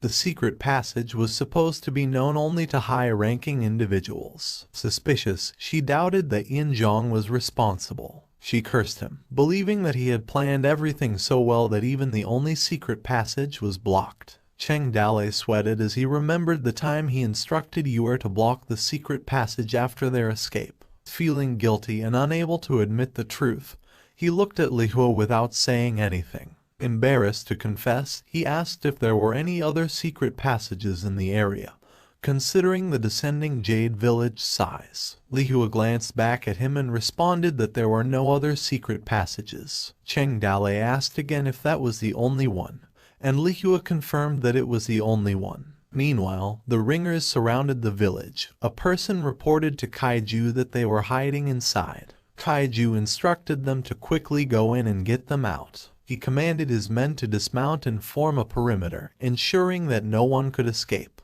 As the ringer rushed inside the house, Cheng Dale realized they were there. He asked Lihua where his sword was. Lihua informed him that it was in her room. Cheng Dale asked where her room was, and she said it was on the second floor. In a rush, they went upstairs. Outside, Kaiju ordered his men to guard the intersections. Upon entering the house, they found it as they went upstairs. The ringers quickly instructed each other to be cautious as Cheng Dale was known for his strength. The ringers followed them upstairs, and a person announced that they were there, and suggested others to break down the door. Someone ordered to kill Cheng Dale and take Lihua. At that moment, Cheng Dale swiftly unsheathed his special sword and used the exploding fireworks technique to slaughter the ringers that were near the door. The ringers were surprised and seemed to realize their mistake. Dust filled the air from the broken door, and Lihua asked Cheng Dale if they could stop the Ring clan. Cheng Dale replied that he didn't know. While tying his sword to his hand, he mentioned that he couldn't stop them all. The ringers suddenly became scared as they recognized Cheng Dale. A ringer mentioned that the sword Cheng Dale held was an ordinary sword, which made his face change to fear, and he struggled first to utter Cheng Dale's name. It was notified that the possession duration was halfway through the incense stick. Forced into a corner, a wave of attacks approached them like a tidal wave. Ringers shouted to kill as they closed in. The two joined forces, acting like a sharp sword that split the enemy tide. Some questioned how many people had to die to kill them, while others expressed frustration and cursed as they saw bodies around. Others hesitated to go because he was Cheng Dale, even if he was the bravest warrior of the rings. One assured his companions not to be afraid upon hearing Cheng Dale's name. Others commented that Cheng Dale and Lihua were exhausted, urging everyone to go. Some hesitated, informing others that they would go first. Facing a prey cornered to death, one recommended Tease to take the lead. They were also afraid of the prey's death-defying counterattack in a desperate situation. The two gasped, with Cheng Dale asking Lihua if she could still hold up, and Lihua nodded. The set quickly shifted as a ringer pushed out from the window and shouted as he got thrown. With a loud thud on the ground, the ringers outside were shocked to witness T's defeat. Some expressed surprise, mentioning T's reputation as a skilled soldier in the army. Meanwhile, Kaiju observed the situation with a clenched jaw. T struggled to stand up but still managed to call Kaiju's attention, informing Kaiju that the man inside was Cheng Dale.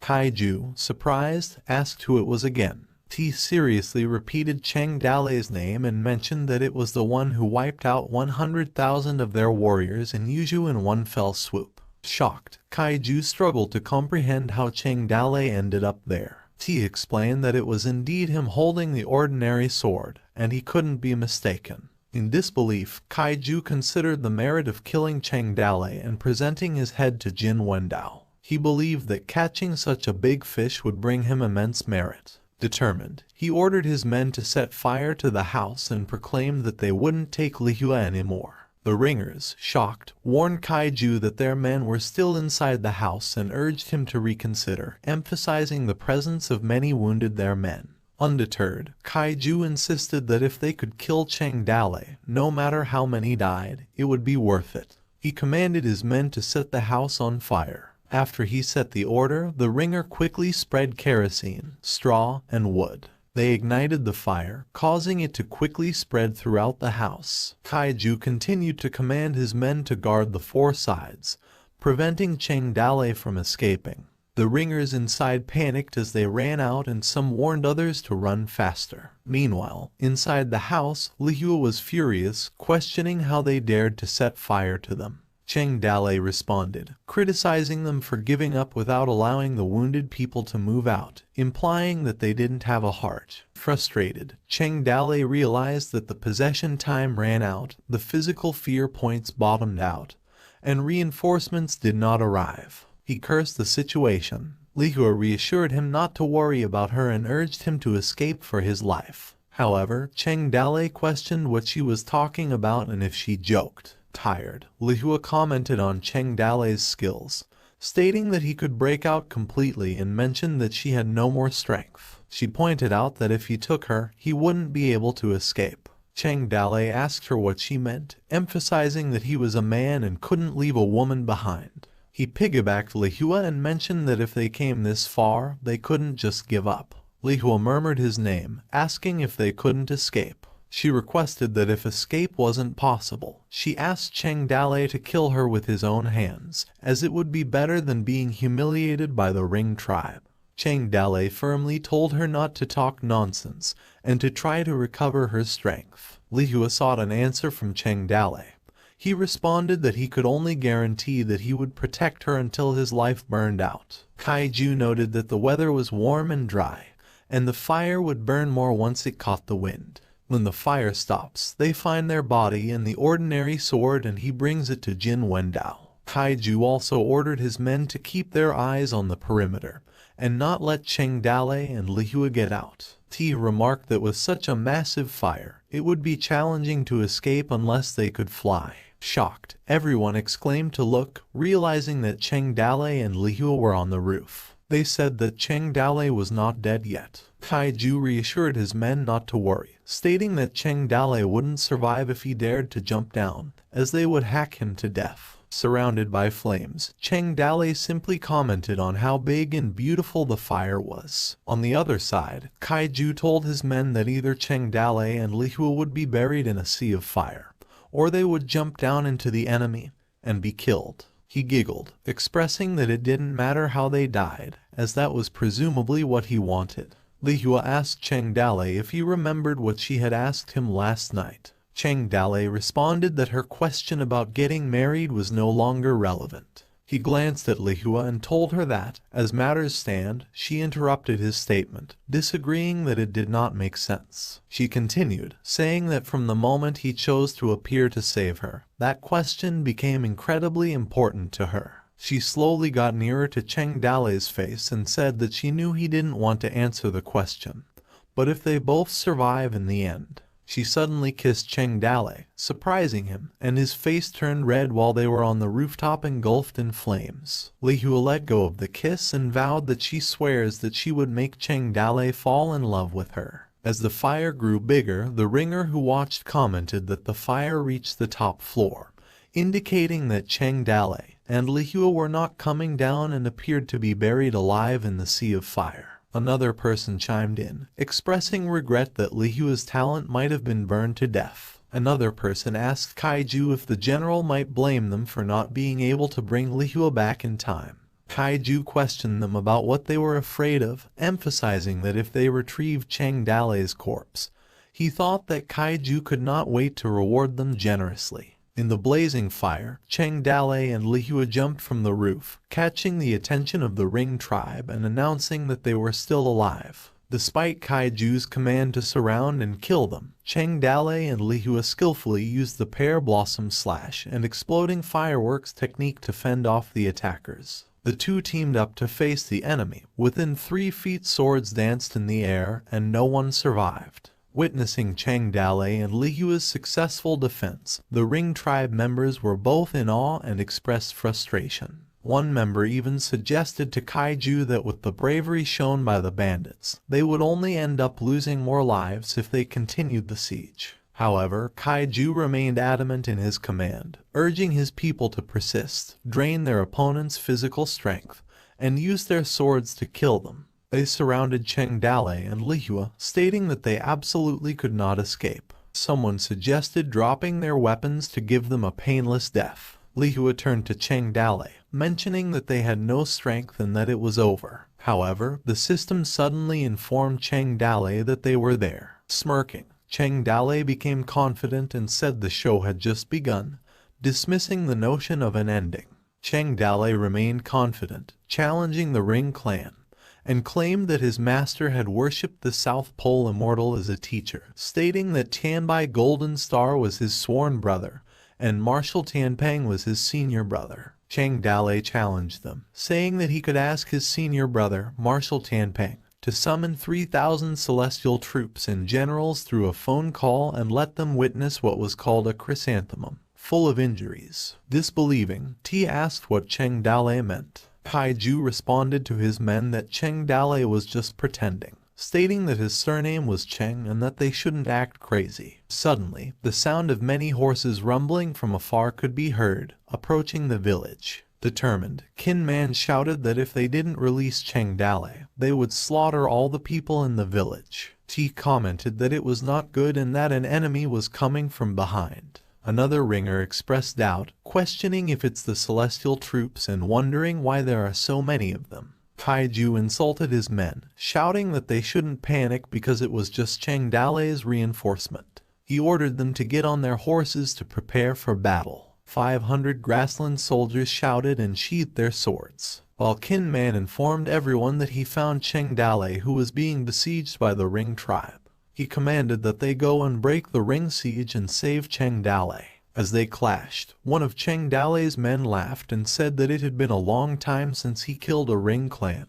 In just one round iron hoof charge, the people in front of Cheng Dale were dispersed. Kin Man suggested that Cheng Dale should take a rest, and they would take care of the others. Lihua questionably asked what was going on. Cheng Dale responded that he was leaving it to him. Zhang Fei commanded to protect Cheng Dale and kill all the ringers. It's hard to even call it a battle. After all, the mountain bandits had an absolute advantage in numbers, while they were still eager to wipe them out that they took no survivors as they shouted kills. The unequal battle only lasted half an hour. After that moment, the trouble ceased and things started to settle down. Kin Man reported to Cheng Dale, saying that more than 500 rings were all wiped out, and they seized hundreds of horses and some gold and silver. He continued that they also captured more than 100 people from Descending Jade Village. They said they were hiding and not involved in the rebellion, and that the village was their territory. Cheng Dale responded, saying that they were there to save him,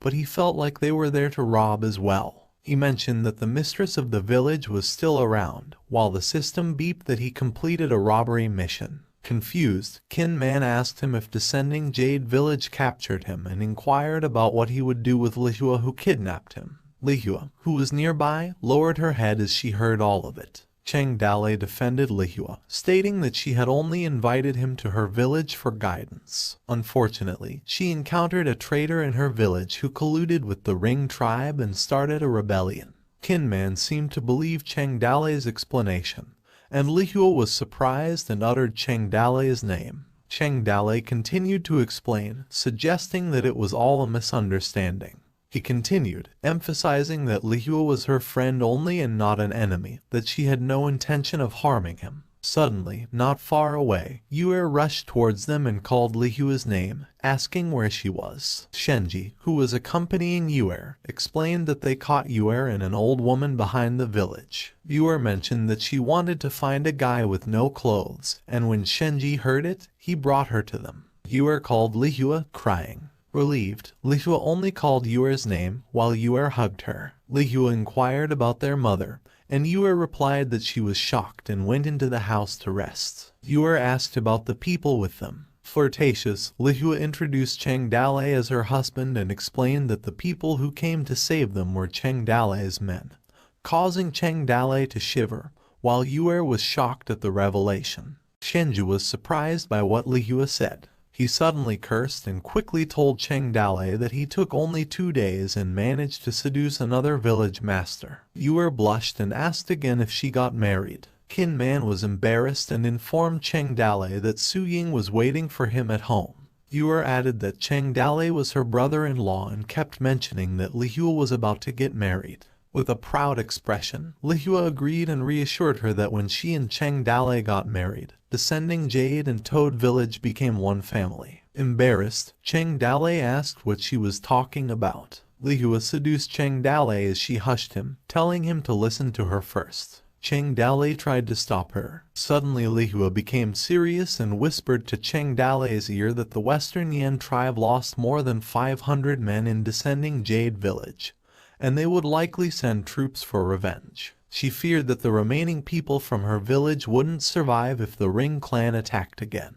She continued, revealing that, in the past, she challenged martial arts masters to find someone who could beat her and help her escape a forced marriage. In the end, she caught him, but he got involved in their clan's inner rebellion. Li Hua emphasized that Cheng Dale had the power to confront the Ring clan, and it was the Ring clan who feared Cheng Dale.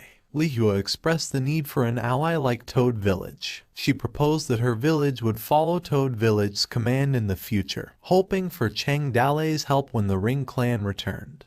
However, she couldn't simply hand over her entire village, which was her father's hard-earned inheritance. So, she proposed that if they got married, her village, including herself, would belong to Cheng Dale. Feeling uneasy, Cheng Dale thought Li Hua was talking in circles, leading to the idea that it was difficult to handle a beautiful woman's favor. Cheng Dale was feeling uneasy and hesitant, afraid that rejecting her proposal might make Li Hua angry and end up beating him. Cheng Dale distanced himself, snapping his fingers to confirm what Li Hua had said. He promised her that from that moment on, Toad Village and Descending Jade Village would be allies, living and facing challenges together. As a condition, Li Hua would now be considered one of his people. Following this statement, a beep from the system confirmed that his mission was completed. The system expressed satisfaction, suggesting that Cheng Dale had won over Li Hua's heart and teasing him about having many plans for the next steps. It hinted at the initiative Li Hua might take, emphasizing the bravery of ladies from the prairie in matters of both love and hate.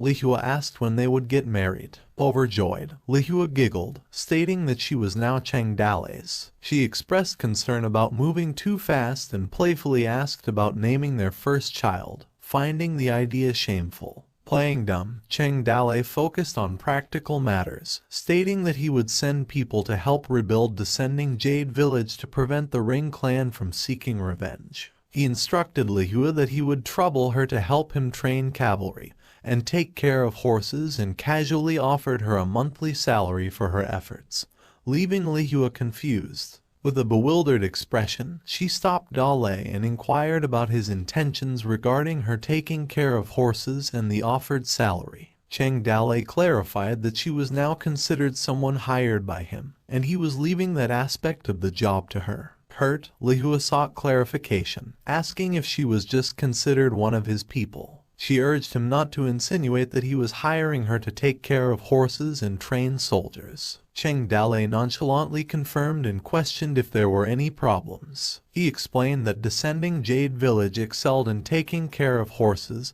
and was skilled in horsemanship, and emphasized that their villages were mutually helping each other, offering a monthly salary of 500 silvers for her village and expressing a willingness to add more. In the end, Cheng Dale decided to play dumb. Li Hua, with an adorable expression of frustration, persisted that he was wrong, that she was not talking about that, and insisted that he knew what she meant and shouldn't feign ignorance. She insulted Cheng Dale, stating that he was worse than a lady, and demanded an answer. However, Cheng Dale laughed at her only, which made Yue concerned. Yue called Li Hua, asking what they were arguing about, and she attempted to intervene, advising Li Hua to control her temper and not scare her brother-in-law away. However, Li Hua dismissed Yue's advice, stating that it was an adult problem and asking the children not to interrupt. Su Ying watched them from a distance, while Cheng Dale continued to chuckle. While Li Hua clung to Cheng Dale, he noticed Su Ying and called her by name. Su Ying directly asked who Li Hua was. Feeling guilty, Cheng Dale struggled to come up with a story and quickly said that it was a long time since they last met, fearing that he couldn't say anything wrong, or his life would be in danger as he thought about it. Angry, Xiaoyi scolded Cheng Dale, calling him a playboy, and questioned why Su Ying took the time to come there just to find him hugging and touching another woman. Cheng Dale replied, saying that Xiaoyi shouldn't talk nonsense, and that he was constantly keeping his body pure. Serious and silent, Su Ying decided to take Cheng Dale with her, insisting that they go back home. While watching, Qin Man speculated that Cheng Dale might have to kneel on the washboard when he gets home. Shenji added that it was a habit that kept attracting trouble, and that Cheng Dale couldn't change. Observing them, Li Hua wondered if Su Ying was Cheng Dale's wife, while Yue, with an irritable demeanor, asked who Su Ying was and why she took Cheng Dale away. Li Hua explained that Su Ying was the tall wall she needed to overcome. Yue questioned her about the tall wall, stating that Su Ying wasn't tall at all, at least not taller than her. Lihua replied that it wasn't just about height and that Su Ying was trouble. Yue asked Lihua if she had confidence, and Lihua confirmed and added that, as the saying goes, with the proper pickaxe, no wall can't be broken. Meanwhile, in the system space, the machine flew towards the space. As it flew, it entered codes, and the access request permission was allowed. Upon entry, the machine questioned the system that had been hiding in the space for days, asking about her activities. It questioned her about recent events involving Cheng Dale,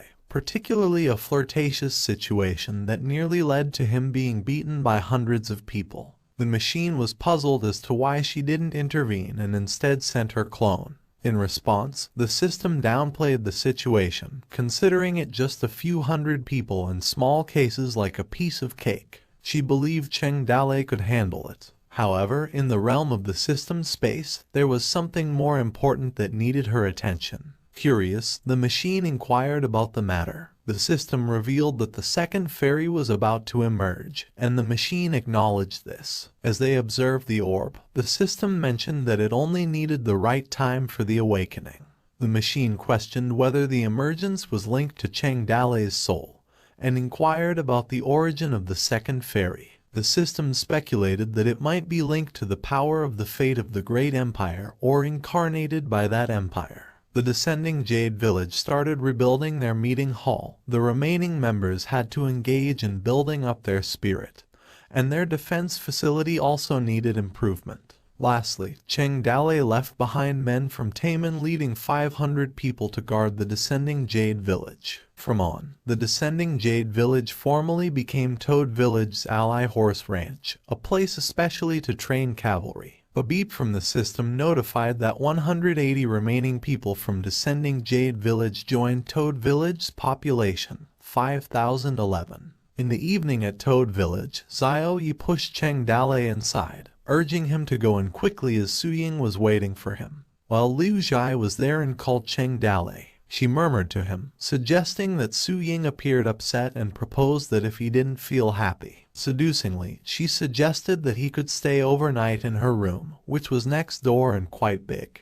Cheng Dale was so attracted by her proposal that he could not respond. Shortly after, Cheng Dale entered Su Ying's room and called for her. Despite not meeting or keeping in contact for months, Cheng Dale unexpectedly felt a sense of estrangement towards Su Ying. Embarrassed, he commented that she must be tired after a busy day, and suggested she warm up her legs and rest early. However, he couldn't shake the feeling that Su Ying, perceptive to the minutest details, there was nothing in the world that could be hidden from her. He realized that, although he unintentionally raised Wanner and Lihua's favorability a little too much, he hadn't asked himself honestly, as he did not even exceed half a step and did not do anything wrong towards her. Yet, he felt nervous about seeing her again. Cheng Dale was surprised by Su Ying's sudden hug and her calling his name. When the two were alone, Su Ying no longer had to keep up both the appearance of the Su Clan Association's boss and Su Ying.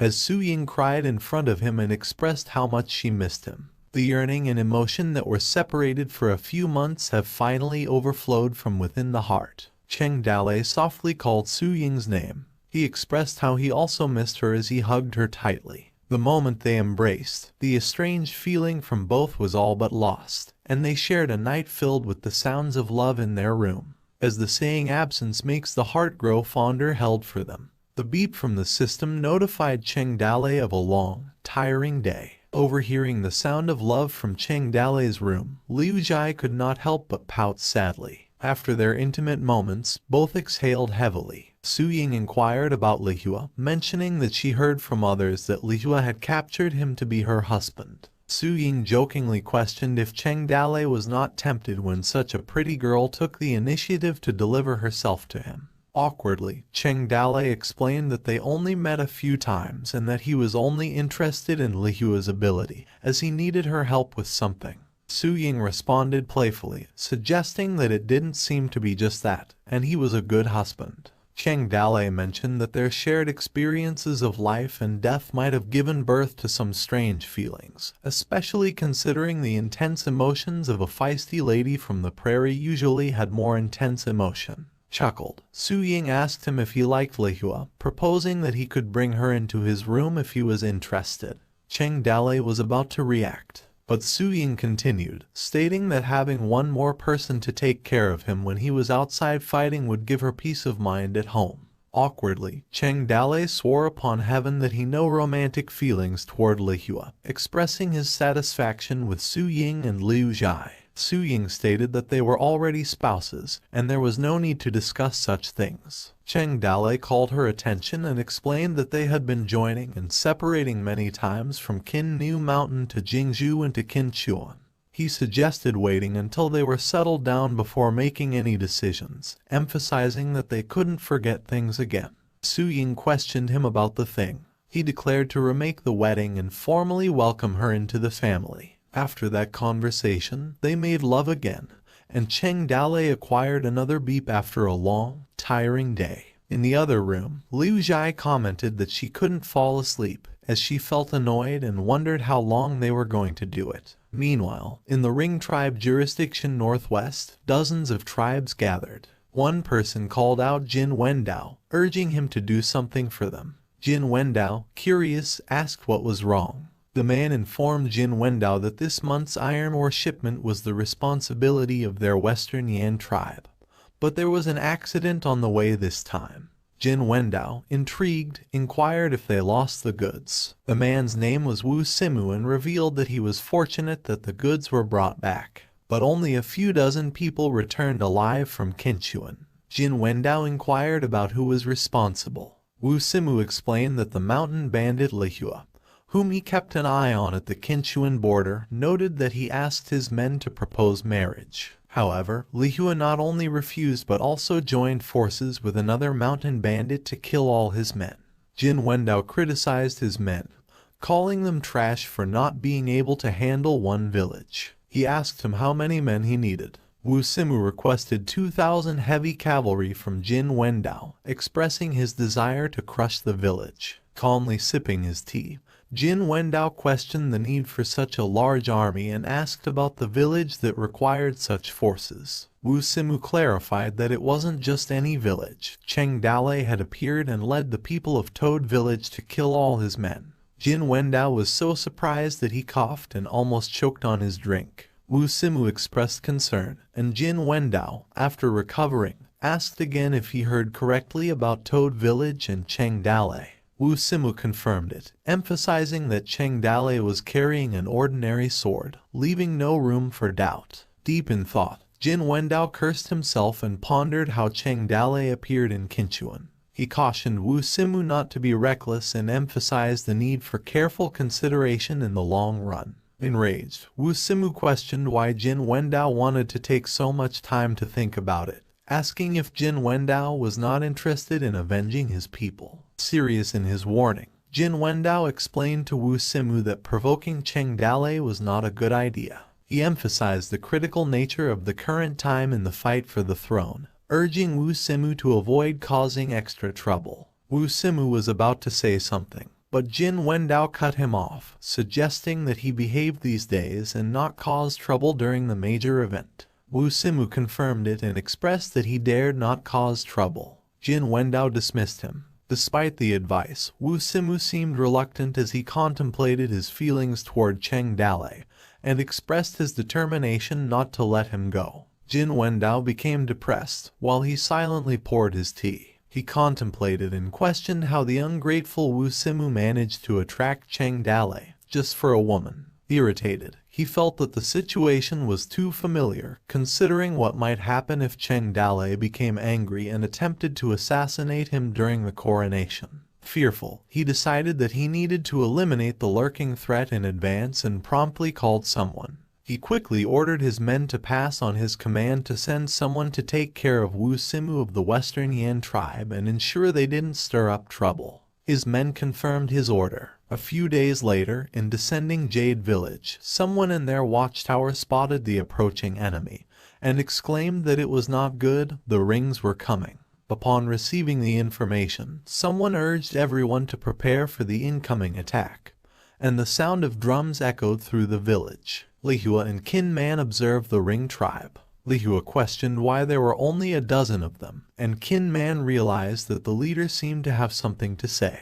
The leader of the Ring tribe respectfully announced that they were ordered by Jin Wendao. He presented items to them, explaining that he was sent by Jin Wendao to apologize for the actions of their tribesmen the other day. The supplies were offered as a token of appreciation, and he politely asked them to accept them. Li Hua was skeptical, Qin Man was in disbelief, and others in the village questioned why the Ring tribe had dropped off the stuff and left. Li Hua pointed out that this group of Ring clan had yielded. After another half-month passed, Qin Man assumed the role of an instructor, and the gathered men from the two villages began to show the spirit of a team. Li Hua was responsible for training the cavalry, and a heavy cavalry unit was slowly forming. At the same time, Liner also came to Toad Village to raise horses along with Li Hua. Li Hua reflected that all the village work was now on the right track. She observed that communication between the two villages was getting closer, and with a sly grin, she considered that it might be time to carry out her poaching plan.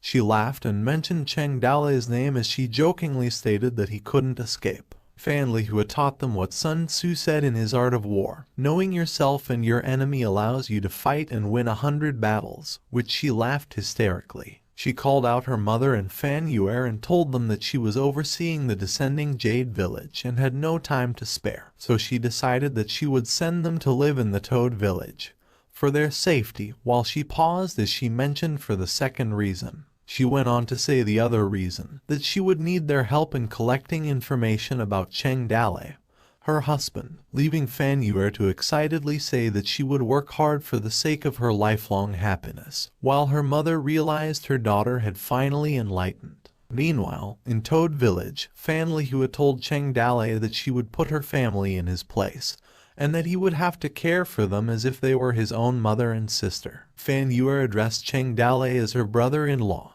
prompting Cheng Dalei to laugh and ask her not to refer to him as her brother-in-law, before telling Fan Li Hua not to worry. After a while, Fan Yuer hummed as she ventured into Toad Village. She realized it was big and wondered who she should ask first. She believed she should ask first in a random place with a large number of people. A large crowd gathered and asked Fan Yuer if she wanted to inquire about Cheng Dalei's past, on which Fan Yuer agreed, telling them that she loved hearing heroic stories and wondered if they could tell her the story of Cheng Dalei. Fan Yuer was disappointed because one of the people told her that he arrived late at the Toad Village, while the others were the same and told her they couldn't help her. She inquired as to who could tell her about Cheng Dalei's past. They informed her that she could go to the senior brothers, which piqued her interest, and asked if they could introduce her to them. Liao Jia informed her that Cheng Dalei would always say things that they didn't understand, while Liao Yi added that he would also do things that surprised people. And Huang Senyuan stated that he developed the Toad Village with only a few people into a powerful village that could resist the Ring tribe's main forces of 100,000,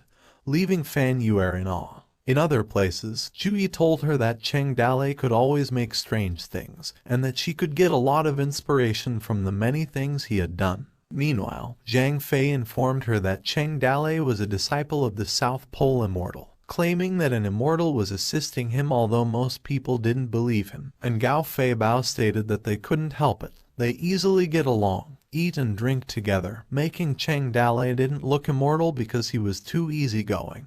Princess Minju asked her if she wanted to know about Cheng Dalei, and Fan Yuer nodded. Princess Minju looked down and crunched the book she held. She informed her that Cheng Dalei was an asshole, a bastard, and a leecher. Fan Yuer noticed Princess Minju's temper was so similar to her sister Fan Li Hua scolding Cheng Dalei, and she wondered if they were the same shy. She also thought she seemed to be a potential rival of her sister, and since she couldn't ask anything, she reasoned that she'd better go and ask someone else. She came across him and asked if he was Zhao Zilong. Zhao Zilong inquired as to who she was and what she wanted. Fan Yuer blushed as her mind went blank, realizing that he was so attractive and claimed to be her type. She became shy as she admitted to him that she was not talented and apologized for bothering him before later asking if he was married, which confused Zhao Zilong. Fan Yuer wondered what she was doing, that after roaming around for a long time, All she asked were useless things. She sighed, thinking that she would have to stay for a few more days because she was unfamiliar with the place. She was perplexed when she noticed something. Fan Yue wondered if the structure she was at was a medical center. She remembered what she heard, that the medical center's doctor was also an old senior brother. She decided to go in and ask, and knocked on the door to find out if anyone was there. She entered and greeted Liu Bei, saying she wanted to talk to him, which caused Liu Bei to question her. Liu Bei inquired what she wanted to talk about and invited her to come and sit down. Fan Yue agreed, realizing Liu Bei was so young and wondering how he became the head of the medical center at such a young age, as well as noticing that he seemed to emit an extraordinary aura. It was such a beautiful day, but it almost became a shadow that Fan Yue could never forget for the rest of her life. Another day of hard work at the Toad Village's blacksmith shop, as someone yelled at the workers, encouraging them to work harder and wishing them all the best. Mu Changjang had been promoted to blacksmith shop steward due to his hard work. Someone thanked them for their hard work and promised to see them again tomorrow. Mu Changjang entered the house as night fell. He rested in his bed, grumbling about another long day. He paused for a little while and said nothing. He realized something and screamed in disagreement. Mu Changjang's face darkened as he realized he came there for a purpose other than to become an outstanding blacksmith. He told himself that he couldn't go on like that and he had to get moving. Mu Changjang read his Toad Village infiltration diary, which started in August as he successfully infiltrated the Toad Village and was assigned to the blacksmith shop while he wished for Mo Mingmi to bless him to complete the mission. Some days later, he wrote that in 8 hours of forging, he expressed that life's great hardships were honestly not to deceive him. Forging, boating, and grinding soybeans. And as for September, Mu Changjang wrote that he was forging and he seemed to have lost some weight. In the following days, he wrote that the Toad Village attacked the descending Jade Village, and only civilian workers were left in the village, believing that it was the best opportunity to attack. However, they came back in half a day, and he had no choice but to give up. At the end of September, he stated that he was forging and he had not taken a month off. However, the food was delicious and he could still hold up. He started the month of October stating that he was an attentive person, and even if he were smithing, he could still make achievements. That day he was promoted to become the blacksmith shop steward, which made him happy. The next day, he was forging iron. And whenever he saw the admiring eyes of his brothers and heard their praises of Zhu Shenji, he felt that his whole body was inexhaustible and more energetic when he picked up and swung the sledgehammer. He ended October stating that he was happy working as a blacksmith. He read what he wrote in November, which was that he was just forging. In the next few days, he realized he had a more important mission and had not come to do smithing. He continued reading as his diary stated that his purpose was to spy on the Toad Village and gather information or assassinate Cheng Dale, realizing that was his real purpose. The following day he expressed that Cheng Dale couldn't see through it, realizing that it seemed there was no chance as he could only start from Zhu Shenji. Mu Changjang became depressed as he continued reading, complimenting Zhu Shenji for how wise he was and wondering how he could implement his plan into action. He could only wait for the opportunity and continue on smithing while he ended the month of November with him just forging.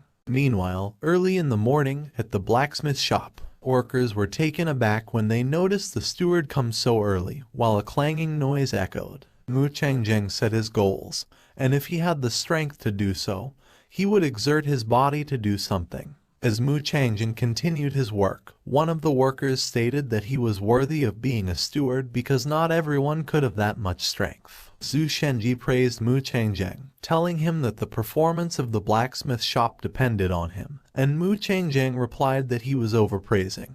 A few days later, the sun set and the moon rose. Someone greeted Zhu Shenji, expressing his relief that he had finally arrived. Mu Changjang informed him that he lived in a simple environment and hoped he didn't mind. Mu Changjang also stated that he had specially prepared him good wine, as well as fried dishes, to treat him, causing Zhu Shenji to chuckle and ask him why he bothered. Mu Changjang invited him to hurry up and take a seat and told him that he could now have this achievement because of his favors. He insisted on going on and stated that he would drink first. Zhu Shenji felt at ease when he saw that they drank the same jar of wine and ate the same dish, prompting him to say that Mu Changjang was unusually humble and fond of learning.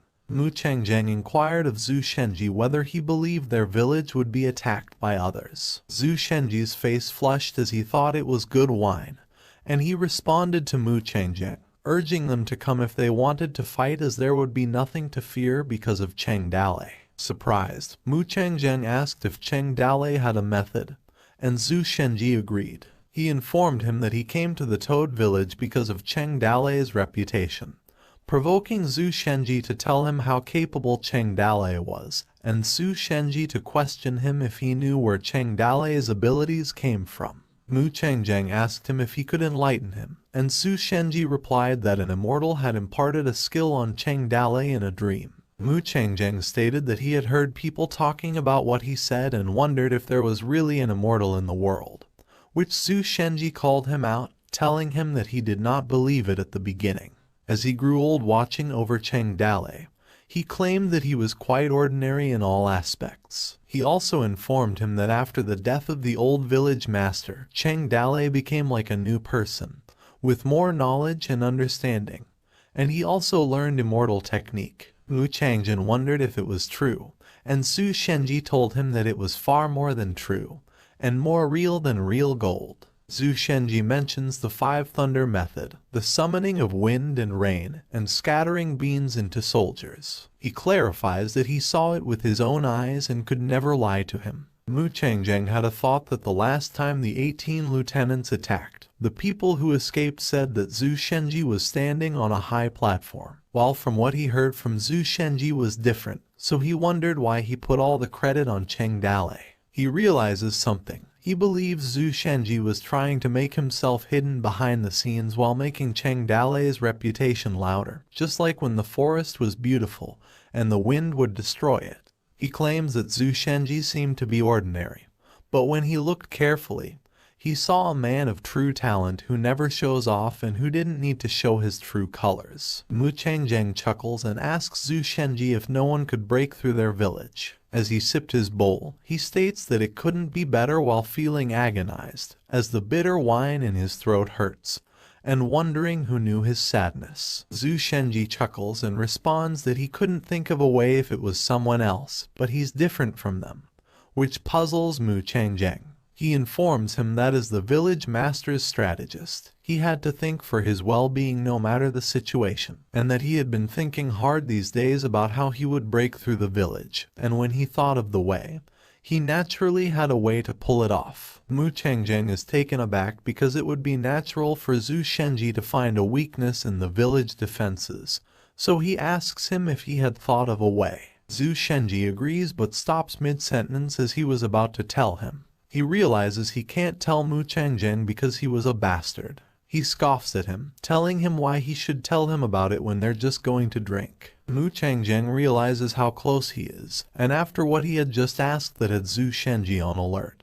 He claims that he couldn't be reckless, and that he needed to take it step by step in order to coax him to talk. He laughs, informing Zhu Shenji that he didn't understand what he was saying because he had less knowledge. He tells Zhu Shenji that they're going to keep drinking. Mu Changjang laughs and tells him that they're going to drink and not talk about work. As the night grows darker, his voice echoes outside, inviting Zhu Shenji to carry on drinking and praising him for being a great drinker. After 3 rounds of wine and 5 different dishes, Zhu Shenji prompts him to go faster and informs him that he had a strong alcohol tolerance, and he could drink as much as he could. Zhu Shenji drank his bowl, causing him to burp from time to time, while telling Mu Changjang if he knew how the 100,000 heavy cavalry of the Ring tribe was defeated by the spell he cast, as he summoned the water from the river and flooded the 100,000 Ring tribe.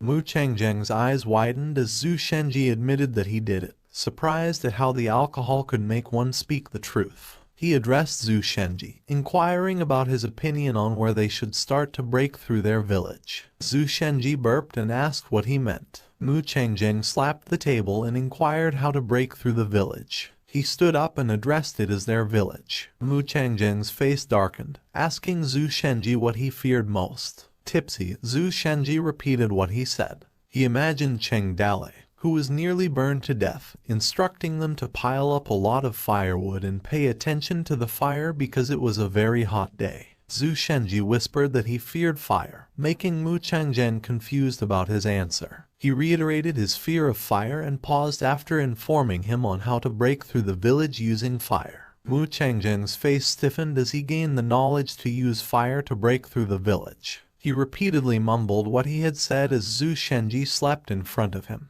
Zhu Shenji grumbled in his sleep as Mu Changjeng realized that with just 8 words, a bowl broke down to the ground, which made a clunking noise. Mu Changjeng thought that the mystery had been solved, and he no longer had to stay in the village. He believed that in order to get those 8 words, he had waited so long, endured and suffered so much that he couldn't even look back as he expressed his relief by stating how beautiful the sight would be when the village fell into the sea of fire. Mu Changjeng cried as he realized that he succeeded. Meanwhile, at the Qinchuan Pass, Mo Mingmi asked his advisor if there was any news from Mu Changjeng's side, as he believed that it was more than 2 months. The advisor told him there was nothing yet and wondered if he blew his cover. Mo Mingmi assumed that no news was sometimes good news, meaning that he wasn't exposed yet. A soldier informed Mo Mingmi that someone crawled over. Mo Mingmi yelled, asking the man who he was, while the man gasped in exhaustion. Mu Changjeng lifted himself up and called out to Mo Mingmi. He informed him that he was back, as he ran like crazy for a day and a night. Mo Mingmi ordered his men to go get him as he realized that it was Mu Changjeng.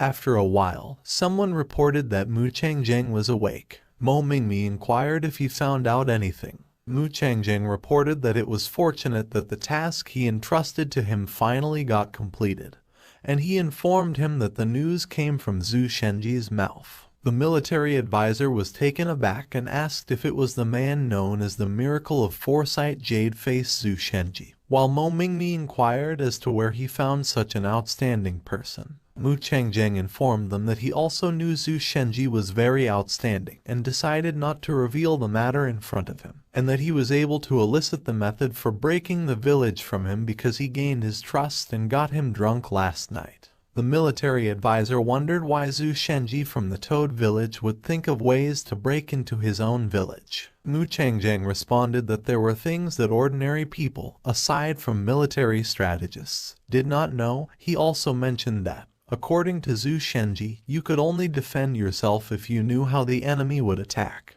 The military advisor realized that it was indeed the case, leading Mo Mingmi to believe that his intelligence was not even close to that of Zhu Shenji. Mo Mingmi inquired of Mu Changjeng as to what Zhu Shenji had said, and he replied that he only said 8 words. Mu Changjeng stated that to break through the village, they needed to use fire. Both Mo Mingmi and the military advisor were stunned. Someone expressed himself about the subject. The military advisor disagreed that it wasn't a good idea, reminding Mu Changjeng that the Toad village was on an island. He explained that it was surrounded by water, and water vapor was abundant, and with fire they would get half the results with twice the effort. Mo Mingmi assumed that Zhu Shenji already knew his identity, and decided to deliberately use those words to deceive by luring them into a trap.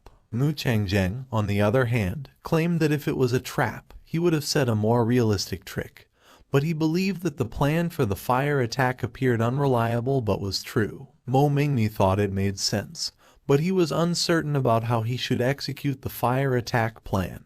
The military advisor argued that the fire attack on the Toad village on the island was too impractical unless large quantities of kerosene, sulfur, and gunpowder were used. He also mentioned that the cost was huge, and if it went wrong, it would be very bad for them, advising Mo Mingmi to be careful, which made Mo Mingmi realize that what he said was also true. Mu Changjeng asked Mo Mingmi if he could ask a question and if they knew what Toadstool was and what Zhu Shenji did. He wondered if they could compare themselves to Zhu Shenji when it comes to the sharpness of vision and cleverness of strategy. The military advisor said something about the subject, and he readily acknowledged his defeat to Zhu Shenji. Mu Changjeng stated that he guaranteed it, that the fire attack plan from Zhu Shenji when he was drunk was the Toad Village's weakness, and that it was just that with their intelligence, they couldn't keep up with his thought process yet. He also informed them that once he was gone, Zhu Shenji would be on alert, as things have to move quickly, and if he became cautious, he believed that they would miss the foolproof opportunity, prompting the military advisor to understand, and stated that now that the answer had been given, it was up to them to solve it. After a while, someone told them to come on and ready the sandbox, as they would be staying up all night to discuss the plan. The military advisor explained to them that the boat dock at Toad Village was built on an open area along the river, and a large amount of wood was piled. He believed that those places were perfect for fire attacks. He went on to say that if they first burned down the boat dock, they would lose their ability to fight on the water, and would be unable to retreat.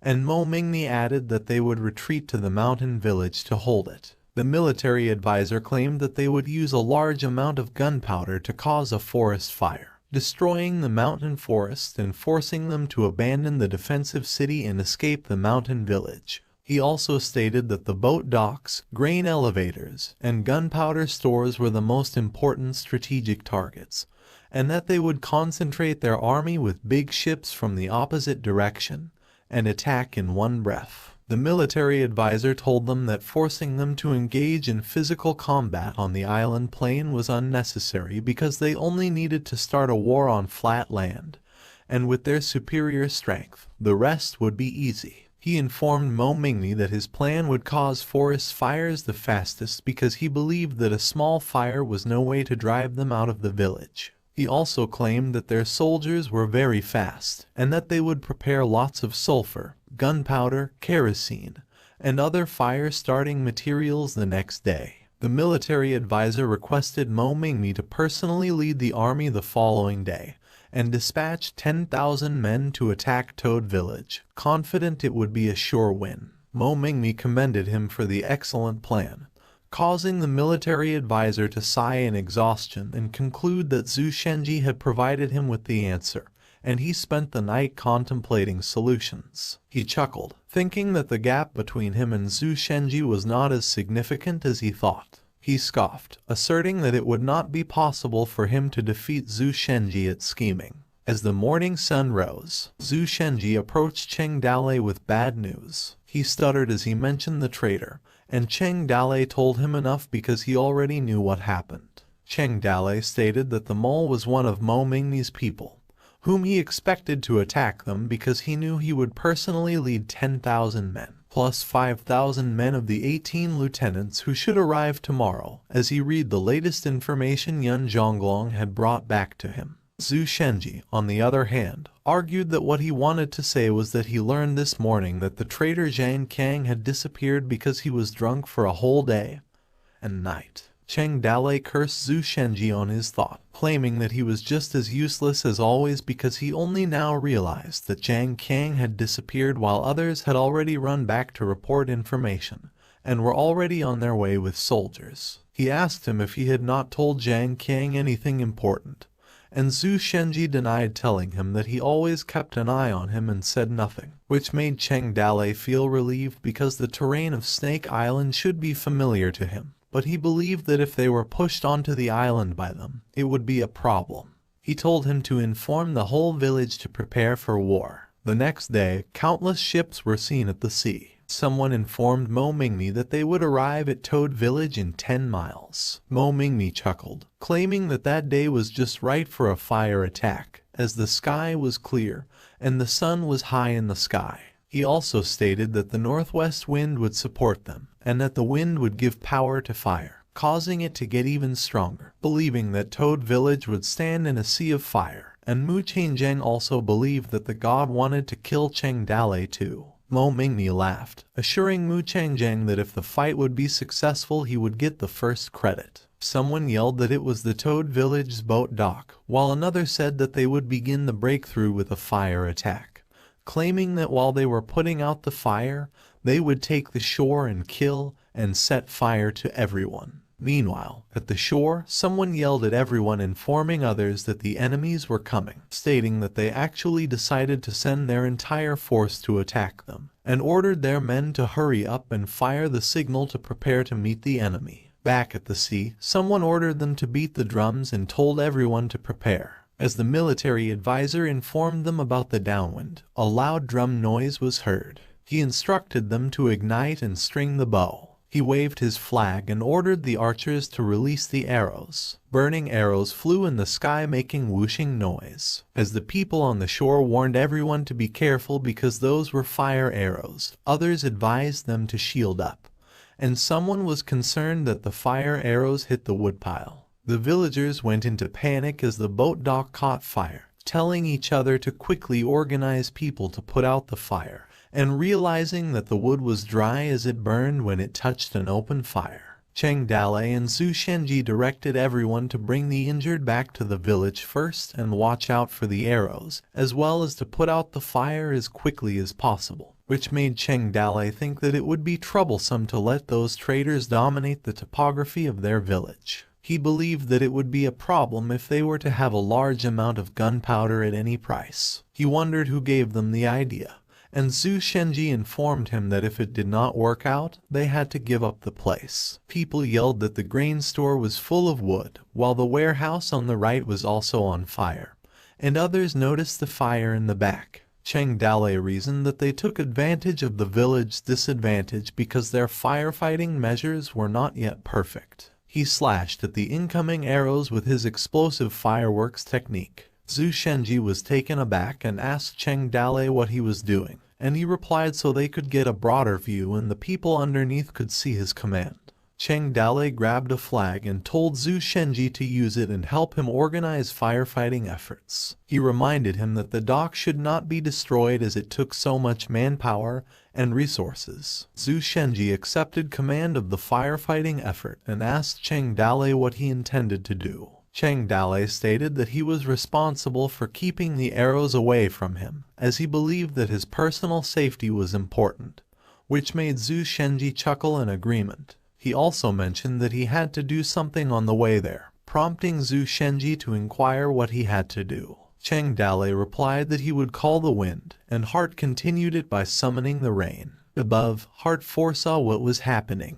She raised her hand, claiming that the Toad Village meteorologist had reminded them that the weather had changed from sunny to heavy rain, and that they should bring an umbrella. Someone stated that in ancient times there was the Battle of Poyang Lake, and now there was the Battle of Toad Village, which he did not expect. He expected the island to be surrounded by water, the land to be wet, and the fire attack to be half as successful with half the double effort, and claimed that the island turned out to be covered in foliage for a long time, and there were dead branches all over the mountain. He went on to say that it was also because Toad Village was constantly under construction, causing the wood to pile up like a mountain. The man claimed that the fire was indeed a wonderful way to break through the village. Mu Changjang informed Mo Mingmi that the fire had grown so big that people were starting to panic, and Mo Mingmi told him to prepare to board the island and land on the beach. The military advisor was astounded that Zhu Shenji had grasped even the smallest details, prompting him to praise him as brilliant.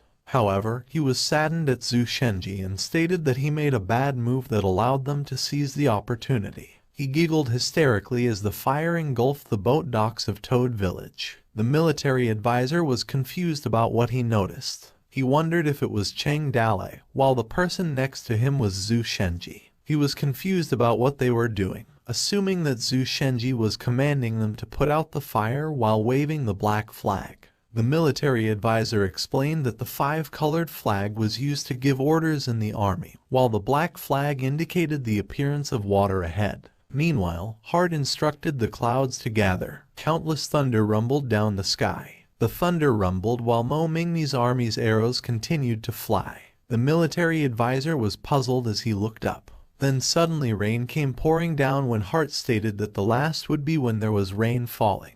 Rain dropped on the face of the military advisor, making him realize that it was raining. Mu Changjin wondered if it was raining, and Mo Mingmi wondered what was going on as well. Heavy rain shocked the soldiers. While the villagers were ecstatic and told each other that it was raining, others assumed that it looked like a rainstorm. One of the villagers laughed as the rain just came in time. Zhu Shenji told Chen Dale that the rain was too unnatural, and wondered if he had used his power again.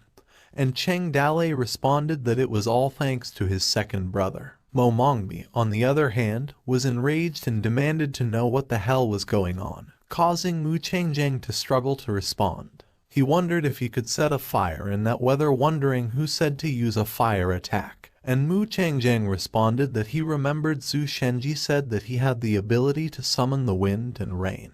Mo Mingni wondered what he talked about and if he thought of him as stupid. Mu Chengjang argued that what he said was true and that he would not deceive him, and the military advisor asked Mo Mingni not to blame him for the battle. Mo Mingni addressed the military advisor by name but did not finish what he said. Depressed, the military advisor appeared to be a completely different person. His heroic spirit was gone. His hair had withered, and the entire person appeared to have aged several years, and he informed Mo Mingni that the method of fire was correct. He claimed that the rain came in a strange way, and Mo Mingni responded that the rain was not only strange but also had the appearance of a monster wreaking havoc. According to the military advisor, when the Ring tribe attacked the Toad village, they also encountered such strange heavy rain. He originally thought it was just a superstitious rumor and thought of competing with strategist Zhu Shenji in stratagem, which he didn't expect. The difference between him was already the difference between immortal and mortal. He believed that mortals could not defeat heaven and claimed that Zhu Shenji had seen through nature's mystery. Zhu Shenji asked Cheng Dale if he could stop his magic power because his old bones couldn't stand the heavy rain, and Cheng Dale assured him that he would take him down. Cheng Dale wrapped him around his arms as he leaped the tower, making Zhu Shenji scream. Mo Mingni realized that they disappeared. Then suddenly the rain gradually slowed. Heart chuckled and stated that it had been a long time since she had been active, so she decided to give them something big. Then suddenly a strong wind blew. Soldiers yelled at each other as the wind blew and shifted to a headwind. They warned each other that the wind and rain were getting stronger, while someone told them to take control of the boat and take the helm, and others warned them to be careful because the wind direction had changed. Someone ordered them to quickly lower the sail because the wind and waves were strong, reminding them to watch out for the torrent. The boat began to rumble as they realized that the fleet was too dense, and they would collide if they kept going like that. Mo Mingmi's troops faced a crushing defeat before they even came face to face with the enemy. And in front of this heavenly power, 15,000 soldiers abandoned their armor, and finally, many of them fell into the water. Mo Mingmi, Mu Chengjang, and the military advisor struggled to survive. Mo Mingmi looked up, astounded that there was such a strange person in the Toad village as Zhu Shenji. As he accepted defeat as God's will, a massive tornado formed, and someone informed them that the military advisor had fallen into the water. Then a system prescript appeared, stating that after the battle, Zhu Shenji became famous throughout the world, and he was later included in the record of the Book of the World's Strange People. The storm lasted only a few hours, but it seemed as if a super typhoon landed for months. The river rose by 1 meter, and a mission notification popped up, stating that the mission to defend the village was 3/10 progress. Soldiers dangled from a floating wood in the sea as if dead. Someone told Cheng Dale that his second brother was really powerful, claiming that the storm shattered lots of Mo Mingni's soldiers and lieutenants. Cheng Dale instructed Zhu Shenji to lead their brothers to arrest those who washed up on the shore, and Zhu Shenji agreed. He praised Heart for playing a big game this time and advised her not to exhaust herself like she did the last time. He told her to take it easy, and Heart responded that she didn't have to play when the second sprite came out. She laughed and told Cheng Dale that it was her last time playing with water, so she had to have some fun. Cheng Dale claimed that Mo Mingmi had bad luck because his rice was looking for trouble. He wondered who gave him the idea to use the fire attack and asked Zhu Shenji if he knew anything. But Zhu Shenji had the same question. After a while, at the Toad village martial arts arena, Cheng Dale addressed the captive soldiers. He told them that Mo Mingmi had committed a lot of evil, and this time, they were all innocent people affected by the heavenly wrath of the immortals. He viewed all of their information, assuring them that he would send them off after a while. However, before they go, they have to give him some information about Qinchuan Mountain. The information was gathered in such a way that it appeared they were all ordinary soldiers, with the exception of the top military advisor, which caused Cheng Dalei to wonder. As he viewed the information of the military advisor, Yan Dai, 40 years old, who accompanied Mo Mingmi to attack the Toad village, he realized he had accidentally caught a big fish. He greeted Yan Dai and said it was a pleasure to meet him. Yan Dai was surprised and wondered how he recognized him. He realized that it was Zhu Shenji, who was staring at him. Zhu Shenji was perplexed, as Yan Dai felt relieved that he had been seen through by him, claiming that losing in the hands of Zhu Shenji was not so bad. Mo Mingmi was greatly weakened after the battle, prompting Cheng Dalei to take the initiative to send someone to negotiate between the two sides. Along with military advisor Yan Dai, a man inquired about the non-aggression treaty as well as a trade route. Lieutenant Zhu asked Liu Bei who he thought he was and if he still wanted to be on an equal footing with Mo Mingmi. Liu Bei denied and stated that the question was not whether the Toad village was worthy but rather whether Mo Mingmi was qualified to sit on an equal footing with them. Negotiations between the two sides continued for several days, using the prisoners of the battle as bargaining chips. And finally, both sides signed a non-aggression treaty and divided their spheres of influence. And the portion Cheng Dalei got included 3 lieutenants and a trade route. In any case, Cheng Dalei and Mo Mingmi maintained the apparent peace, though it was feared that it would not last long this time. Cheng Dalei stated that with Su Ying's arrival, he could finally get away from the village chores management and think about the future. And he also realized that he didn't have such a leisurely day for some time. Cheng Dalei also stated that there were 2 flower queens accompanying him, Liu Jihan who had the fragrance lingering, and Yi Jidao who lightly played the music he taught her from his previous life. He claimed that people said the red sleeve fragrance was good for reading, as it was a wise remark of an experienced person. He wrote the things he had to do, which included requesting teachers and carrying out literacy activities, as well as establishing complete rules and regulations, storing grain for winter as his brothers needed to change into thick clothes, and training infantry cavalry. He also wondered about the single brother's problem and had an idea to buy some female slaves. However,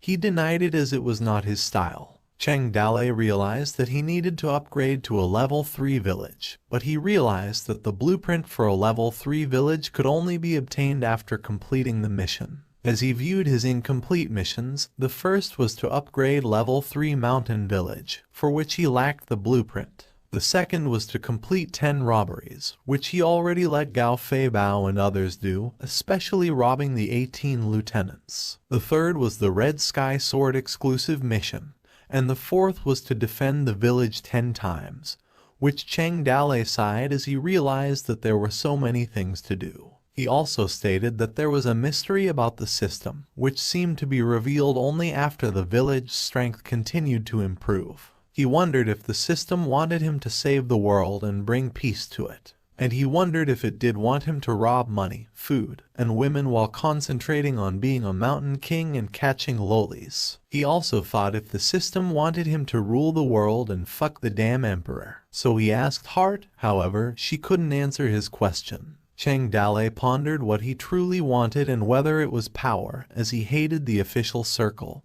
or strength, which Heart said she could give him. He also needed strength, but if he pursued it too far, he believed he would become a monster who only fights and kills. He considered women but claimed that desire without love is nothing more than beastly intercourse or throne. He stated that because Emperor Ming was so weak, he was not particularly interested in the throne of the empire. It would be interesting if he could send Princess Minjiu to the throne, as he was cultivating her. Cheng Dalei claimed that none of those were what he wanted, and as the ink from his brush dripped, at that moment, Cheng Dalei had no spare energy to do it and wondered if it was the reason why the system wanted him to upgrade the level of the village. He thought that only when one's families and brothers lived a good life could they change the chaotic world. And as he wrote that the poor could only think of oneself, and success could make everyone live a better life, Cheng Dalei decided to continue to expand their own power first. Gao Fei Bao appeared, informing Cheng Dalei that he brought back the grains for winter, and Cheng Dalei praised him for doing a good job and inquired how many pounds he bought. Gao Feibao informed him that there were more than 300,000 pounds in total and that originally, the 18 lieutenants controlled the rice stores and did not sell them grains. He added that they went to rob them, and that in addition to Yun Zhonglong, they robbed a total of 7-8 lieutenants. A mission notification popped up, stating that the 10 robbery mission was completed 10/10, and he was rewarded with a level 3 village blueprint, prompting Cheng Dalei to commend them for their efficiency. Gao Feibao galloped up on his horse. He rode around town informing everyone that the Toad village was hiring workers and that those who arrived first would be served first. He went on to say that interested parties could apply at the tea stall outside the city, and people with flyers were given priority. The people inquired about the Toad village, which was a group of mountain bandits 2 to 3 months ago. One guy informed others that it was good to work there, without getting beaten up or scolded, while someone else added that the daily meal was enough, and there was meant to eat on occasion, and that the Toad village people also give salary for work, extra pay, and good treatment, and he could earn some money to help out with his family expenses during the slack season. They began to gossip, with one another asking if there were such good things and wondering why someone was robbing him of his flyers that he picked up, while others told them to hurry up because they didn't know how many people they were hiring, believing that it would be gone if they went late, and another asking them to wait because he was also coming. Meanwhile, people arrived one by one, and finally thousands of people came to apply. Huang Senyuan informed one of the applicants that they don't accept sneaky slackers. He also told them that they were grouping them according to village and town, and that if one person was lazy, the entire group's wage would be deducted. Then someone asked who dared to fish in troubled waters and idle on the job, reminding them not to forget where they were. A system notification popped stating that level 3 village was under construction. Meanwhile, in Heijia City, lakebed fishing, Su Ying assigned the Liu brothers to open another restaurant in Heijia City to make money and gather information. One of the 18 lieutenants greeted Cheng Dalei, and Cheng Dalei invited them to sit because there was no need for them to be cautious because they had already exchanged blows that led to their friendship. He informed them that he negotiated with Mo Mingmi to divide the sphere of influence, and he assigned the 3 of them to him, and asked the 3 lieutenants if they knew it, and they agreed. One of the lieutenants asked if they were going to become Mo Mingmi's enemies now that they were following him. Cheng Dalei assured them that by following him, they would not suffer because Mo Mingmi used to be in charge. But now that he was here, it was his territory. Yun Zhonglong asked what he wanted them to do for him. Cheng Dalei informed them that he asked Mo Mingmi for a trade route so he could use it to do business with the Ring tribe. The other lieutenant informed him that the trade route in the Qinchuan mountain range was dangerous and had ferocious beasts, and later on, the other route was open, so the route was abandoned. And Yun Zhonglong added that there were also other people who had the idea of the trade route in the beginning, and they all died on the road in the end, while the other stated that Mo Mingmi wouldn't give the route so easily. Cheng Dalei argued that just because it was a dangerous route didn't mean they couldn't go, otherwise he couldn't create a monopoly, as he envisioned, and first they took the herbs, salt, and tea leaves to open up a market. He informed them that he was responsible for the supply of herbs and that they were in charge of the other 2, and one of them stated that he knew a way to illegally trade salt. Yun Zhonglong stated that he knew a few tea vendors, and the last one knew how to sell for the exchanging of jade and furs. Cheng Dalei was overjoyed and told them to return to prepare the goods, and he would personally lead the team for the first batch of goods. He believed that, based on what he had found, Mo Mingmi had opened up a trade route for human trafficking 10 years ago. He assumed the orphan of the White Snake Master was sold to the Ring tribe through the trade route, believing he could find her by following the trade route, as he told the 3 lieutenants to keep a low profile, enter the village quietly, and not shout. Meanwhile, at Mo Mingmi's mansion near the Qinchuan border, someone addressed Mo Mingmi and asked if he truly agreed to sign the agreement. Yan Dai wondered if they would allow Cheng Dalei to go on, and if a man as ambitious as him would be willing to sit on an equal footing with them. Mo Mingmi responded that he understood what Yan Dai said and believed that it was better to be silent than to make a move because, after their bizarre defeat, the Qinchuan border was greatly wounded, and the people were scared and had no desire to fight. He went on to say that they had no chance with Zhu Shenji in charge of the Toad Village, and if they wanted to attack, they had to wait for his absence. And Yan Dai argued that the fighting power of the Toad Village was not weak, and even if they wanted to eradicate them, he feared that they would have to pay a great price. Mo Mingmi concluded that they had to borrow troops outside. Yan Dai inquired as to who he desired to borrow troops from and whether it was the Ring tribe. Mo Mingmi told him that he wanted to borrow troops from Jin Wendu, but he was refused because he was fighting for the throne and didn't have any troops to lend. He accepted that he really couldn't, so Mo Mingmi could only borrow some troops from Minister Kui. Mo Mingmi also expressed concern that Minister Kui would be blamed, asserting that in less than a year, they were forced to borrow troops due to Cheng Dale and Zhu Shenji. Yan Dai reassured him that it wasn't their fault, but that the Toad Village was evil. He directed Yan Dai to deliver the secret letter to Minister Kui in Jinju, as well as inform him that they were going to arrange for someone to take care of the trade route that Cheng Dale wanted. Yan Dai agreed, and just as Cheng Dale was preparing to open the trade route, Zhu Shenji asked someone if she wanted to know what happened between Cheng Dale and Su Ying in the past. He assured her that she was asking the right person because he witnessed how Cheng Dale got Su Ying's heart back then. He informed her that he saw Cheng Dale sneaking into Su Ying's room to leave a small note, and he took a look at it. The letter stated that the content of the letter was Cheng Dale just wanted to do 4 things with her and have 3 meals a day. Zhu Shenji had been thinking for a long time that it wasn't just a simple 4 things and eating. After a while at the descending Jade Village, Fan Lihua's mother reported what he heard from Zhu Shenji. Fan Lihua then assumed Cheng Dale liked those. The next day at the Toad Village, someone informed the madam that the descending Jade Village had sent a letter that stated that it must be handed over to Cheng Dale. Su Ying told the man to hand it to her, and the man agreed. Su Ying opened the letter and read its content. The letter stated that as the night deepened, she lay and listened to winds buffeting the rain, and iron-clad horses over frozen rivers came charging into her dreams. She woke up and fell deeply in love with him, as there were only 4 things she wanted to do with him, and 3 meals a day. The day before she found out that she liked him, today, and tomorrow she would like him very much. Su Ying's hands trembled. She blushed, wondering why Fan Lihua was taking the initiative, and if she knew what shame was. Fan Lihua thought that she wrote a lot of letters, but they all sank in the sea. She heard that women chased men's interlayer yarn and wondered if Cheng Dale would occupy his own village and completely put her aside, claiming that with his nature it wouldn't be impossible, which made her depressed as she was not his worker. She considered learning from those young ladies who embroidered a scented bag for their lover, but Fan Yue rushed in,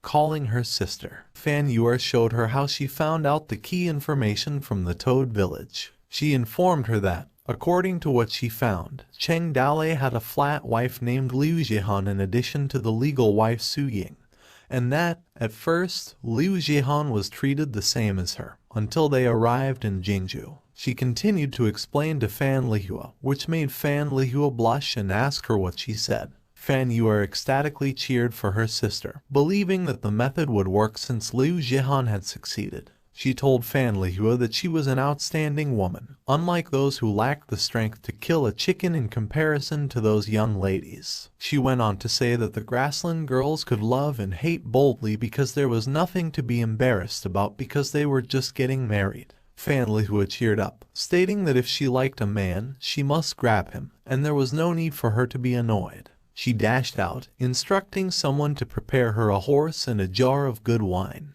And as the sun rose up, meanwhile, at the Toad Village, Cheng Dale read a book. Someone invited Cheng Dale to a drink. Cheng Dale asked Fan Lihua what brought her there, telling her that he had planned to visit her but had been busy and had not found a good time yet. But he was glad she came, and Fan Lihua replied that she was not here for any other purpose than to have a drink with him. Cheng Dale awkwardly smiled, wondering if she was being a jerk again and why she had suddenly come towards him for a drink. while informing Fan Lihua that he was not a heavy drinker and would prefer not to drink. Fan Lihua fumed and stabbed her knife at the table. She let him choose between drinking and dueling her, which caused Cheng Dalei to struggle to answer to drink. Fan Lihua told him she had been thinking for a long time, and it was her business that she liked him, even though she knew he didn't like her back, so she wouldn't force him. She sprinkled drugs on the bowl and asked Cheng Dalei if it was okay if they could be drinking buddies, chat, and spank each other. She encouraged him to cheer as their bowls collided. Cheng Dalei chanted that geometry was life, while Fan Lihua yelled that cup-to-cup calls for a song. She informed him that her late father always hoped that she would find a son-in-law to help her develop the descending Jade village, and while he could claim that the village was her dowry, she implied that he was still leaving her alone now that he occupied it. Cheng Dalei told her that she always led the descending Jade village, while Fan Lihua cursed him and said that he stole her heart and wanted to run away. She did, however, tell him that they would stop talking about it and just drink, and as Cheng Dalei passed out on the table, Fan Lihua invited him to drink more. Fan Lihua smirked, wondering how he could be down after only a few drinks, while Cheng Dalei, drunk, grumbled about how hot it was. Fan Lihua inquired if he ever liked her, wondering if the drug was having an effect, and Cheng Dalei replied, of course. She pounced over him and chuckled, saying she knew it. She kissed Cheng Dalei countless times and took off his clothes. Then a person came in, addressing Cheng Dalei and telling him that they made him Tong Sui. Both Fan Lihua and Cheng Dalei were shocked while making a mess around them. Su Ying was irritated, and the system notification stated that her liking for Fan Lihua shifted from good sisters who needed to be examined to hateful cheating cats. Cheng Dalei was perplexed and called out Su Ying, while Fan Lihua's jaw widened. Su Ying took a deep breath. She informed Fan Lihua that Cheng Dalei was drunk and asked for her forgiveness if she had offended her with her words and actions. Su Ying dragged Cheng Dalei outside, while informing Fan Lihua that it was already late,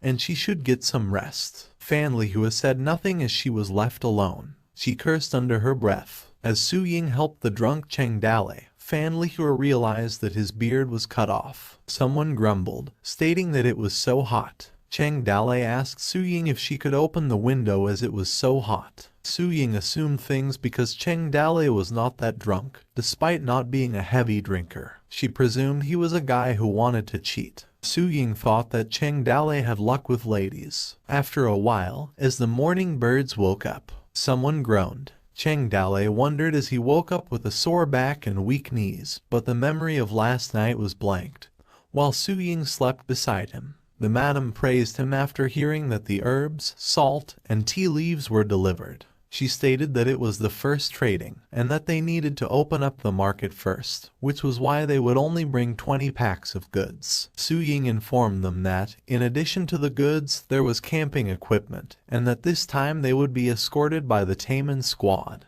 who would bring 50 men with them. Cheng Dalei informed Su Ying that the mountain trading route was dangerous, telling her that she did not have to follow him, and Liu Jihan told him that she also wanted to go. Su Ying argued that they didn't know how to do business because they were too busy fighting every day. She explained that's why she went to accompany them on their first trip, so they wouldn't be deceived by others until bankruptcy. Liu Jihan insisted, telling Su Ying that she also wanted to follow. Kinman reported to Cheng Dalei that all the stuff was ready, and that they could set off at any time.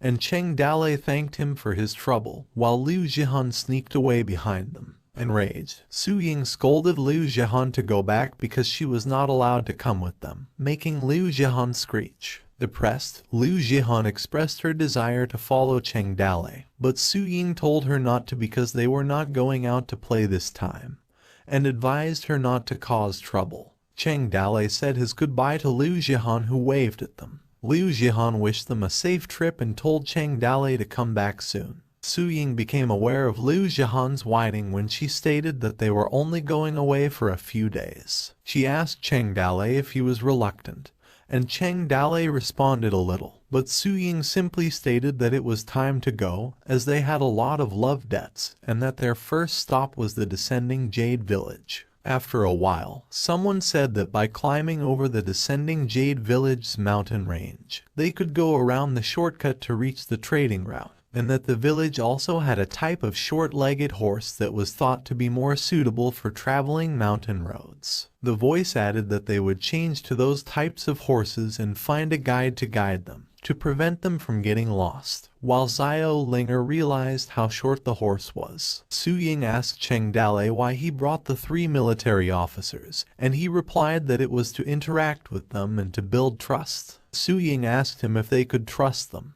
Cheng Dale informed her that he specially investigated before, that those 3 and Mo Mingni's relation were the most hostile, and Yun Zhonglong had a grudge with Mo Mingni. That was why he immediately submitted when he was captured, while the other 2 had not much interaction with Mo Mingni after getting liberated by him. He said that they were all mountain bandits looking for money, and since he brought them to earn money, he believed that sooner or later they would be one of his men. Su Ying inquired if he was not going to meet Fan Lihua because she noticed she liked him so much. The 2 of them indulged themselves as they chatted, where Cheng Dale expressed that it wasn't like he didn't want to meet her, it was just he couldn't beat her. He claimed that Fan Lihua had a short temper and was foolish, and if she flipped out, she was going to catch him and beat him up, as he still wanted to keep his reputation. Not knowing how long he lay down, Cheng Dale started to feel sleepy while he wondered why they were so slow. Cheng Dale claimed that the world was very quiet, with no phone, internet, just tedious and boring, that one could spend a whole afternoon staring at a cloud and daydreaming. He went on to say that one could also spend a few months just waiting for a person's letter. After some time, Kin Man and the others began marching. He called out to Cheng Dale and informed him that all things were ready and that they could set off anytime. Cheng Dale praised them and asked if they had found a guide to guide them. Kin Man informed him that it was a good guide, before asking Cheng Dale if he wanted to guess who it was. Cheng Dale wondered who else it could be until someone in a white robe mentioned themselves. Fan Lihua greeted Cheng Dale, asking if he was surprised or shocked. Kin Man informed Cheng Dale that Fan Lihua grew up around the area and was familiar with the surroundings. He asked him if he was surprised, and Cheng Dale stated that he sure was surprised and sarcastically told him he did a good job. Fan Lihua noticed Su Ying and wondered why she was following him again, while Su Ying wondered why in the world they called Fan Lihua, because she knew it would be difficult to spend time with Cheng Dale, making Cheng Dale tremble for the gathering of both women. Cheng Dale wondered if they would start fighting and tear him in half. Someone instructed them that they're going. After they left the descending Jade Village, the group continued heading into the mountain range. Kin Man inquired the lieutenants if they had noticed. He went on to say that Cheng Dale had been unusually quiet, despite the fact that they expected him to be very talkative, and that he had also noticed that Fan Lihua appeared happy and talked cheerfully, and Cheng Dale let out an awkward laugh. The group continued to march towards the mountain. Someone cautioned them to be careful of the cliff. The grassy area was cut off by Kin Man and the others. He continued to pave a way through the bushes. Kin Man felt relieved after he finally came out. Then there was a hanging bridge beyond a cliff in front of him, as well as a massive mountain. Ammon steps forward and states that the trading route has an unexpectedly dangerous bridge. Cheng Dale is certain why no one is using the route, as it immediately becomes hell mode due to the suspense bridge. He claims that the bridge will not be able to withstand future trade, and that if they want to support unending goods traffic, they will need to rebuild a new bridge, while claiming that their priority right now is to pass through the bridge because they don't have any tools to repair it, and they will have to wait until next time. He instructs Kin Man, if he could trouble him, to check on the bridge's condition, and Kin Man agrees. After some time, a report comes in stating that the suspense bridge has some traces of erosion, but the structure is stable, and it should be able to support the caravan, and Cheng Dale asks Kin Man why they didn't get around the canyon. And Kin Man replies that the route was a shortcut, and if they took a detour, it would take them a few more days to travel, and someone suggests that they split them into batches and move slowly, as they might be able to pass through it. The horses neigh in shock, as their hooves clack into the ground, Yun Zhonglong asks Cheng Dalei what they should do as the horses refuse to cross the bridge. Fan Lihua tells Cheng Dalei that she got a plan stating that they should unload the goods first and carry them on back to pass through. Use black cloths to cover the horse's eye and have someone lead them, and Cheng Dalei agrees and tells everyone to follow her plan and unload the goods. He instructs them that people go first, and 5 people in a group, to carry the goods and walk slowly, and informs them that the horses go last and have to travel with them in pairs. Someone yells at them to stand straight, not to look down, and to keep looking at the front person's head so they wouldn't feel scared. It also warns them to be cautious and to hold on to the chain. 5 men per group, and it takes them half a day to cross it, and most of them have crossed the suspense bridge, and as a man holds tight on the bridge's chain. However, at some parts where they were unable to inspect, the bridge's chain cracks. Cheng Dalei tells Su Ying to be careful as they cross the bridge. The chains snap, and the bridge becomes unstable, making everyone scream as they realize that it is not good. Cheng Dalei tells them not to panic and instructs the people in front not to worry about the goods anymore and throw them away, as they should cross the bridge fast. He instructs the people behind to fall back and stop moving forward. As the people hold on tightly, Cheng Dalei yells at them to hold on the chains and go up quickly, hurrying them to move towards the cliff. He yelled at them to walk fast. The bridge snapped, making a loud noise, and someone told them to be careful as another one broke. The 3 lieutenants screamed as one of them fell. Cheng Dalei called out to Kaio He and Jiulu, realizing that they were falling. Both men screamed. Cheng Dalei's eyes narrowed. He held out his arms. Cheng Dalei grabbed both lieutenants' arms. He told them to hold on tight as he's going to pull them both up. Jiulu showed his gratitude towards Cheng Dalei, and Cheng Dalei told him to come up.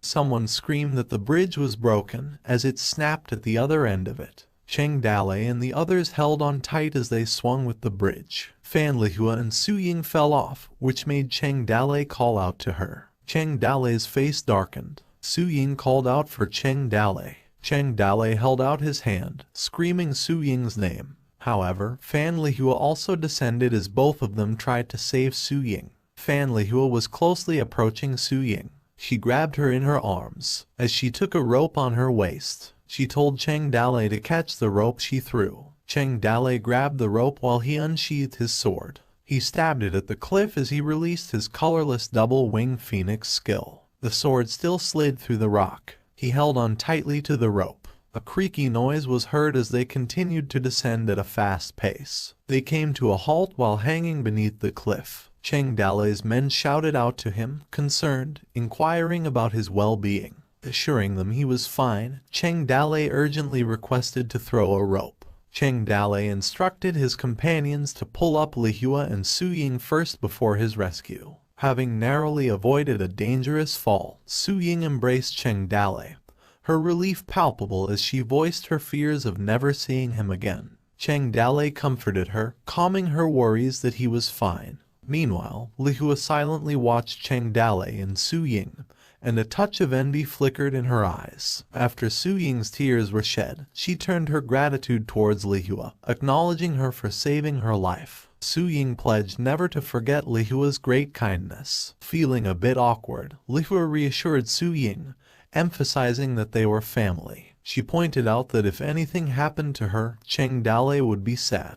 Cheng Dalei couldn't help but notice the strange competitive tone between Lihua and Su Ying, though it seemed somewhat less than before. Abruptly, Zhonglong called out to Cheng Dalei, acknowledging their luck in escaping with no casualties, but lamenting the loss of some goods. Cheng Dalei responded emphatically, prioritizing the safety of their people. However, their problem was that Kin Man was stranded on the opposite side of the canyon, while Kin Man and the rest of the men were silent about the situation. Inquiring about the possibility of retracing their steps, Cheng Dalei was met with Zhonglong's explanation that the canyon spanned numerous mountains, rendering it a substantial and impractical detour. The group was stranded in the deep mountain with no guide to lead their way. Cheng Dalei proposed a solution to construct a bridge across the narrowest part of the canyon. Recognizing that they could build a bridge, and acknowledging that building a bridge was their only option. Lihua questioned Cheng Dale's certainty, highlighting the canyon's 10-foot width and the seemingly impossible task of building a bridge overnight. Collected, Cheng Dale calmly questioned why it would be deemed impossible. He invoked the saying that if one wants to become rich, one needs to build a road, emphasizing that it was time to show the speed of the so-called infrastructure maniac from Toad Village. Taking charge, Cheng Dale dispatched people back, and after 5 days, a majestic engineering team comprising up to 300 people arrived. This elite group included several first-class craftsmen alongside countless others. A local villager urgently instructed the others to hasten and bring up iron chains, while another person sought out Cheng Dale,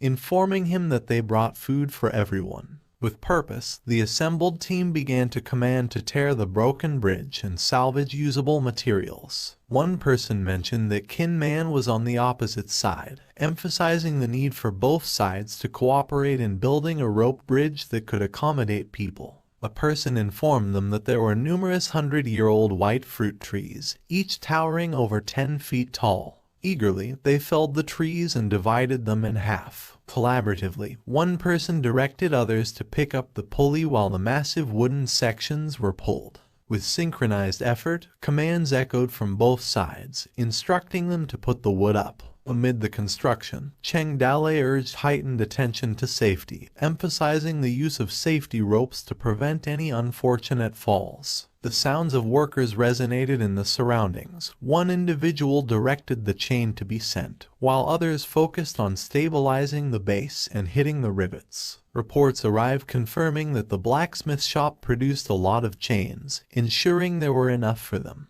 Upon completing the bridge, a report came affirming that the work was done. However, concerns were raised as they acknowledged that the purely wooden bridge had a limited lifespan.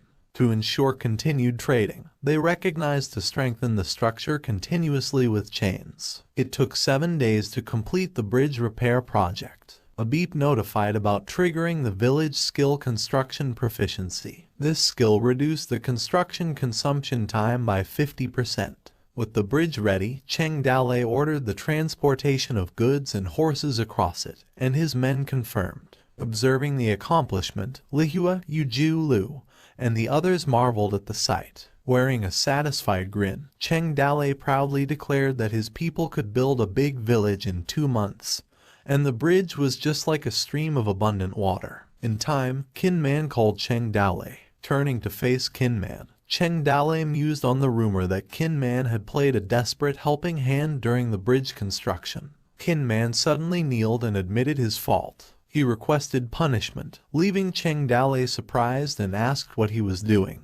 Blaming himself, Kin Man openly acknowledged that his negligence and carelessness could have resulted in death, insisting that he deserved punishment. Compassionate, Cheng Dale approached Kin Man and urged him to stand and talk. However, Kin Man remained resolute, asserting that he wouldn't dare to rise unless he faced punishment. Amidst that, Su Ying calls Cheng Dale. She relays a disconcerting discovery that their people had found evidence that the previous bridge chain was artificially cut off. Displaying the compromised chain, Su Ying detailed how someone had used a saw to cut a crucial part before burying it in the soil. She continued that the bridge was barely supporting its weight initially and risked collapse if subjected to continuous use. Infuriated, Kin Man expressed his frustration, affirming that the act was aimed at them. Expressing suspicion, Cheng Dale remarked on the 100 secrets and 1 sparse, highlighting their carelessness. He mentioned Mo Mingmi, stating that he truly knows how to play the game. With a furrowed brow, Cheng Dale contemplated the fact that Mo Mingmi had nearly killed many of his men. The intense hatred causes him to vow to take note of it. He called Kin Man, who responded quickly, and swiftly issued orders to assemble 10 men to establish a station post at a critical junction on the commercial road. And 10 groups of people would operate on a 7-day rotational shift, ensuring to prevent the recurrence of such incidents. With the security measures in place, Cheng Dale resolved to resume the road construction, emphasizing his determination to settle the score with Mo Mingmi sooner or later. Qin Man affirmed his orders. The team continued to depart through the canyon, being careful along the way and not daring to be careless. Encountering wild tigers in the wild occasionally could be dangerous. Soon after, they became an extra meal for them. While eating, Lihua remarked that eating rations every day made birds fade out of her mouth. Qin Man humorously added salt in a salt bee style, and Su Ying suggested to Cheng Dale to eat more tiger meat to invigorate Yang. Cheng Dale, however, remained silent. Moments later, they encountered a wild blind bear, which meant a larger meal. While cooking, Lihua expressed amusement at the food, Qin Man's playful addition like a salt bee, and Su Ying commented about invigorating Yang. As they continued their journey, they encountered a group of monkeys throwing feces at them. Lihua became furious and chased them away with a bow and arrow. 5 days later, the team finally came out of the Qinchuan Mountains, entered the grassland, and found an empty spot in the field. As night fell, one of them highlighted that the grassland had dozens of tribes, big and small. The smallest was estimated to have a few dozen people, and the largest may have tens of thousands, such as the Western Ring tribe and Western Yan tribe.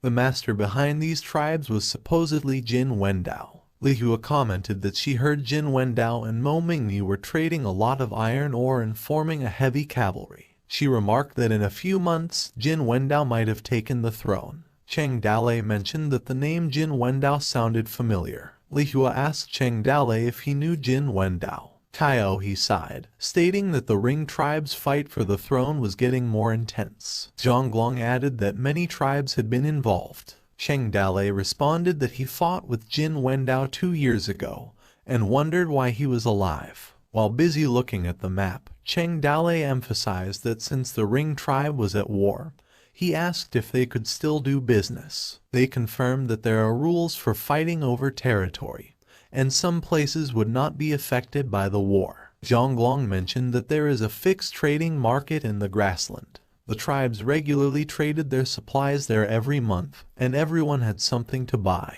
He continued stating that if the market is turned upside down, it would be hostile to everyone. Su Ying chimed in, saying that the Ring tribe is more used to bartering and is still at the very beginning of commerce. She gave examples like salt, tea, and herbs that could be used as currency. She continued that after all, the following day was the trade fair. Cheng Dale acknowledged it and concluded that tomorrow, he, Lihua, and Su Ying would take a batch of goods first to explore the situation, and the rest would stay to guard the goods. Lihua, shifting the conversation, inquired about Cheng Dale's axe. Cheng Dale explained it had been used in the bridge construction last time, so he arranged for someone to bring it along. Lihua recommended that Cheng Dale bring the axe with him the next day, suggesting it could be handy in case he encountered someone who might try to rob him. Cheng Dale, puzzled by the suggestion, sought clarification and asked why.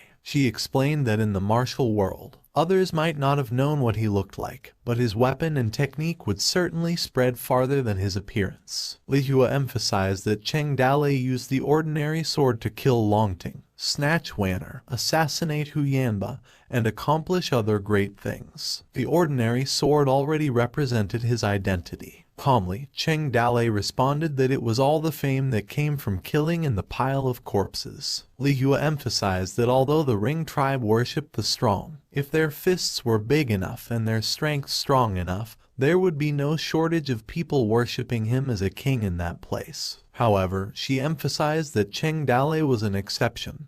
He was so famous that many princes wanted his head at a high price. Once his identity was exposed, the aftermath would be troublesome. Cheng Dale acknowledged her words, expressed his understanding, and assured her that he would enter the village quietly without making any sounds. It was late at night, and the dew gradually fell, with everyone dispersing one by one until only Cheng Dale remained outside. Inside the tent, Kaio inquired of Zhonglong whether Cheng Dale could make them rich. He added that even if the business road was open, they would still be viewed suspiciously by Mo Mingmen. Yuju Lu pointed out that they were following Cheng Dale, and once Mo Mingmi regained strength, he would make use of them. Zhonglong responded that he didn't think it was a big deal. He continued, highlighting that when he first arrived, Cheng Dale only had 2,000 people, and their 18 lieutenant allied forces couldn't do anything to him. Now, he not only stood firm but could also make Mo Mingmi bow his head. He emphasized that they sold themselves to Mo Mingmi for so long,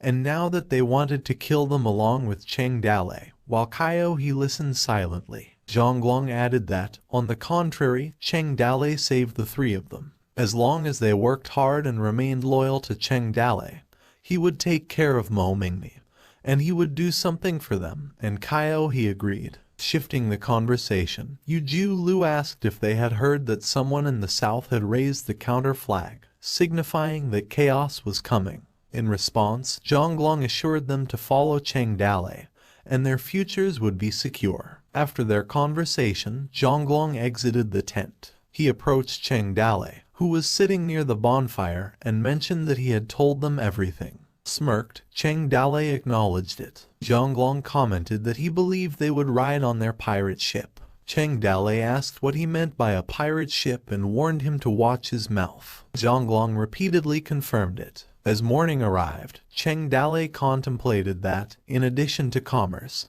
his biggest goal of the trip was to complete this mission. He looked at his tasks and thought about the silver eyes and the bracelet. The Miaozhong traces on her body made him wonder if her physique would be different from normal people. He highlighted that such an obvious feature should attract people's attention. And if one wanted to find someone in the vast grassland, the market was the place with the most information. While contemplating, Su Ying called him and informed him that everything was set and they could go, which he acknowledged. Li Hua reminded him not to forget to bring the axe. As they ventured into Ring tribe territory, she emphasized that they should be wary. Nevertheless, Cheng Dale conveyed to Qin Man the request to set up a camp in the designated area and wait, prompting Qin Man to confirm. Somewhere in the grassland, Li Hua pointed out the presence of a relatively rare forest, located amid many tribes. It appeared to be the market trade fair. She explained that frequent wars occurred among the small tribes of the Ring clan.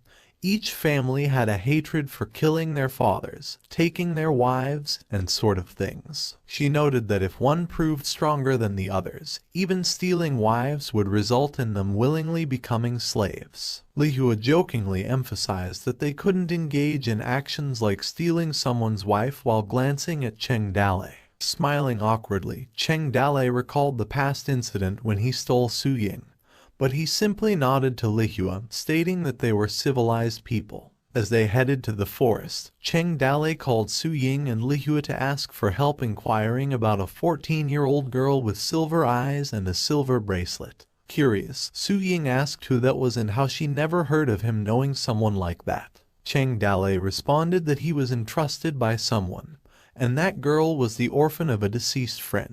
Inside the forest, Li Hua was amused as there were a lot of people there on the first day of the market trade fair. Cheng Dale instructed them to look around and find a place to set up a stall. As they walked through, Cheng Dale observed the items people were selling, such as animal fur, jade, prey, war horses, and even girls. He contemplated that there were a lot of weird things being sold. Suddenly, he stopped as he caught sight of something. Surprised, he wondered if the item was a European-style telescope. Soon after, he purchased the telescope with a bag of salt. He contemplated the telescope, first invented by an optician in 1608. It had been more than a decade since it became popular and even spread to China. He also considered the geographical context, the 13 states of the empire bordered by the ocean in the east, and the Ring tribe in the northwest, prompting him to question what lay further west. While contemplating history, Cheng Dale tested the telescope, reflecting on the fact that the world's history differed from his previous life, and the structure of the entire world remained a mystery. He pondered that the world was more than just the empire, and that there was more beyond the empire, and the Ring tribe outside the empire. Feeling dismayed, he wondered what lay beyond the rings. Continuing, he caught sight of Su Ying and Li Hua, who noticed his fascination with the object. Su Ying asked him what it was, and Li Hua, recognizing the item, inquired if it was the 1,000-mile mirror from the far west. Both Su Ying and Li Hua smiled at him, Su Ying questioned Cheng Dale if he could see clearly. Cheng Dale responded with a smile, stating that he could see clearly and thought that they seemed to be getting close those days. Su Ying advised Cheng Dale to stop playing and hastened him to put out their goods on display. Soon after, their goods were arranged. A person selling nearby noticed them and drew the attention of others to Cheng Dale's salt, tea leaves, and herbs. Another person mentioned that their items were in demand. Annoyed, a man asked who Cheng Dale was. Others speculated that he might be an imperial. One man reacted, stating that it had been a long time since he had seen an imperial in the market. Another man pointed out that there were only 4 of them and asked the other man if he wanted to fight. Cheng Dale held onto his axe, emphasizing that once goods were out, some people became greedy, making it easy to be robbed without the strength to trade.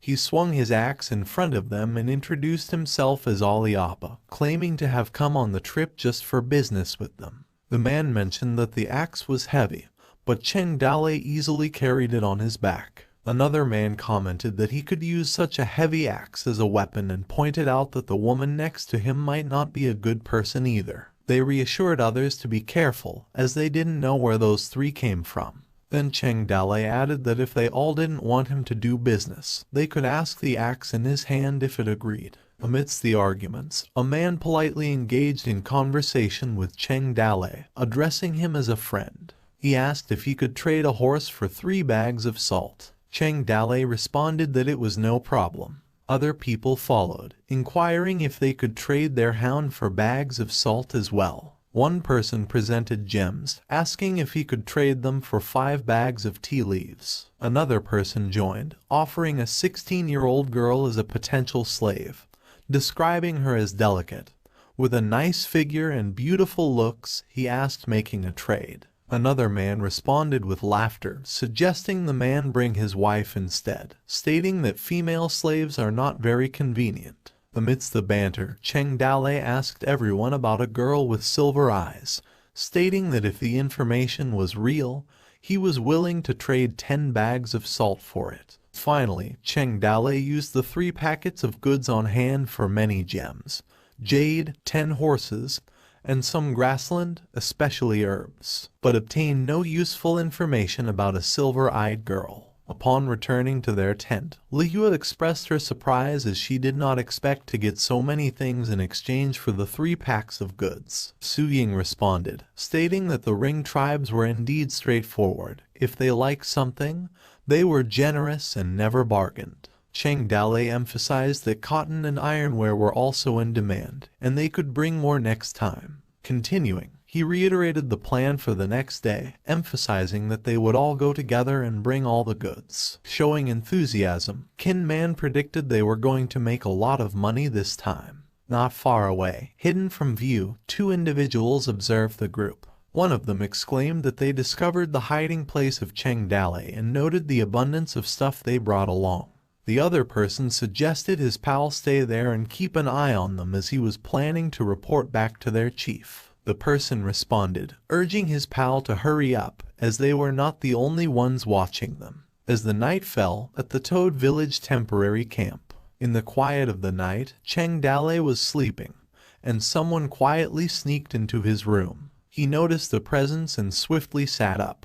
To his realization, it was Lihua. Curious, he inquired why she hadn't slept yet. Lihua, with a soft demeanor, explained that she could not sleep, leading her to come and see him. She shared that she had been sleeping with Su Ying for the past few days and had been talking to her about some things. Her tone shifted slightly as she continued, revealing that Su Ying had confided in her about his preference for gentle and ladylike girls. Blushing, Lihua presented a pouch she had crafted, expressing that she had made it especially for him. However, Cheng Dale's unresponsive expression remained unchanged and only called her name. If a person puts aside their sword to make needlework, even if it stabs his hand, the finished product still looks very bad.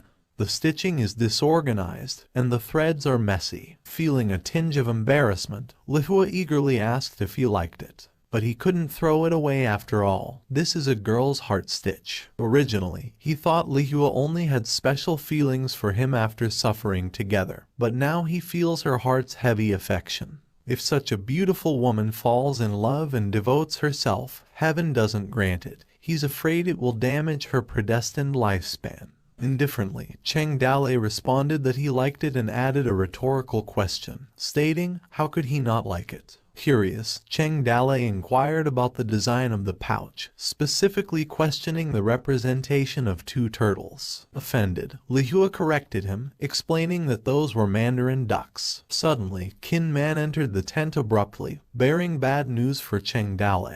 He relayed that the night watchman had spotted a group of cavalry approaching. Irritated, Lihua pondered the timing and questioned why they had chosen this particular moment. Remaining calm, Cheng Dale acknowledged the report, recognizing the unfavorable situation. He instructed everyone to wake up and prepare to face the approaching enemy. They mounted their horses as soon as they awoke. The enemy questioned them about Cheng Dale's group camping without permission, aiming to induce terror by implying they were unaware of the laws. The opposing side's leader, Lu Hong, instructed Cheng Dale to leave all their belongings behind and pretend that nothing happened. However, maintaining his composure, Cheng Dale responded that it was the first time that was natural for them to be suppressed by local thugs, and they either paid or fought, while Lihua beside him was visibly pissed. He suggested they either paid or fought to conduct business safely. Cheng Dale dismissed Lu Hong's reasoning as dull, but Lihua interjected, telling Cheng Dale that he was talking nonsense,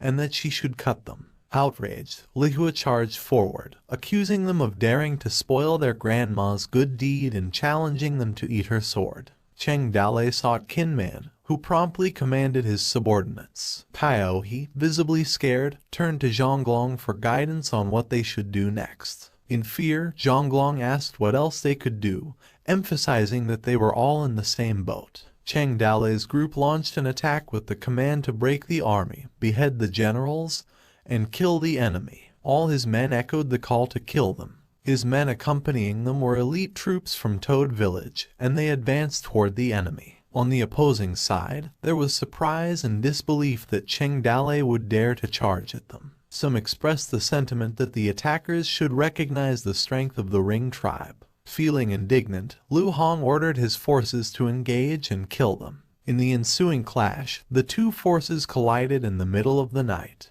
In the forest, a man asked if they heard about Cheng Dale being targeted by Lu Hong of the Western Ring tribe the previous day. One person confirmed that they heard and expressed pity, noting that it was challenging to buy goods from Cheng Dale as they would be forcibly seized by the Western Ring tribe.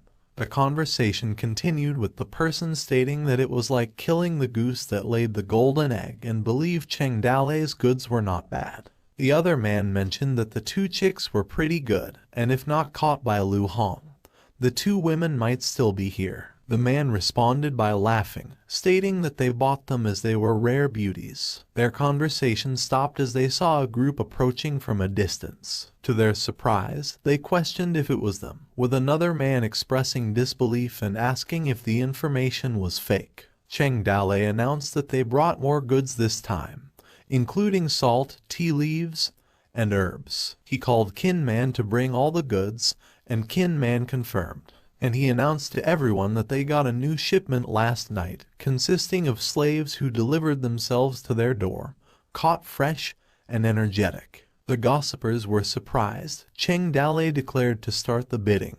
The onlookers called for Lu Hong, with one person expressing disbelief that they got caught by Cheng Dale. A person suddenly called out to Cheng Dale's attention and complimented his skills. The person approached them and asked if he could release Lu Hong, and he was willing to pay a ransom. Cheng Dale pointed out if he meant Lu Hong, and the person confirmed that Lu Hong was his good-for-nothing subordinate. The person introduced himself as the eldest son of the chief of the Western Ring tribe, Hai Yan. Cheng Dale also introduced himself as Ali Appa. He mentioned that they were there for business and warned Hai Yan that if they made a move, everyone would be happy to make money. He warned them again that if they dared to make a move on them, they should be prepared to turn themselves into goods, as goods are naturally meant to be sold. However, Hai Yan responded that Lu Hong made a move on them but missed and got caught. He mentioned the rules of the grassland and that he, himself was willing to use 50 animal skins and 20 horses as ransom. In addition, he hoped that Cheng Dale could sell them all the herbs at a negotiable price. Contemplating the events of the previous night's battle, Cheng Dale assessed that there was no hostility from the Western Ring tribe but rather a newfound respect. In light of this, he decided that a peaceful negotiation would be the best course of action. Without making a smiling face, he agreed to Hai Yan's proposal, instructing him to return with the agreed-upon ransom, assuring Hai Yan that they would patiently await his return. However, Cheng Dale had one more thing to say. He called Hai Yan and informed him that he came to the grassland to do business and look for a 14-year-old girl with silver pupils. Hai Yan, intrigued by the unique eyes, mentioned that it was easy to remember. He agreed to go back and inquire among his men to ask around. Doubting, Kin Man questioned the nature of the people, expressing concern about the possibility of them going back on their words. Lihua reassured him, stating that the Ring tribe was known to be quite trustworthy. Cheng Dale encouraged them to continue selling. After a while, Hai Yan and his group returned. He mentioned that, in addition to the animal skins and horses used for the ransom, Hai Yan brought other goods and proposed trading herbs directly with Cheng Dale. Since Cheng Dale was a businessman, Hai Yan requested the preparation of more medicinal herbs, expressing the desire to establish direct trading with their Western Ring tribe. Considering the potential of having regular customers so soon, especially from a significant tribe like the Western Yan tribe, Cheng Dale thought it wasn't a bad deal. He assured Hai Yan that it was their pleasure to do business with him and asked if he had any information about the little girl. Fortuitously, Hai Yan conveyed that they found some information. A small tribe situated in the western part of the grassland seemed to be the home of a strange girl with silver eyes. According to his men, she exhibited divine powers, so she was the person Cheng Dale was looking for. Hai Yan further assisted their quest by providing a road map, which he thought Cheng Dale needed. Cheng Dale expressed gratitude to Hai Yan, acknowledging his thoughtfulness. After receiving the guide, Cheng Dale contemplated that he hadn't mentioned the girl's special physique. However, the information Hai Yan brought stated that the little girl was born with divine power, making the credibility of this information high. Nonetheless, Cheng Dale decided to be cautious, considering the possibility of a trap. He called Kin Man to instruct him to carry back the exchanged goods, prompting Kin Man to confirm. He also called Lihua and Su Ying to accompany him, and Lihua affirmed it. Cheng Dale thought that he should take them due to Lihua's horsemanship and Su Ying's insight, which would be useful. The three followed the guide to look for. Occasionally, they used salt blocks to inquire from nearby tribes. As they asked for directions, the man pointed out that it should be in that direction. He warned them to be careful because the armies of Jin Wendao and the 18th Prince were confronting each other in the northwest of the grassland. The ongoing battle might soon reach the western part of the grassland. They continued walking for 2 straight days and finally reached that mountain range. Quietly, Cheng Dale was surprised, while Su Ying remarked that the disputes in the grassland never stopped.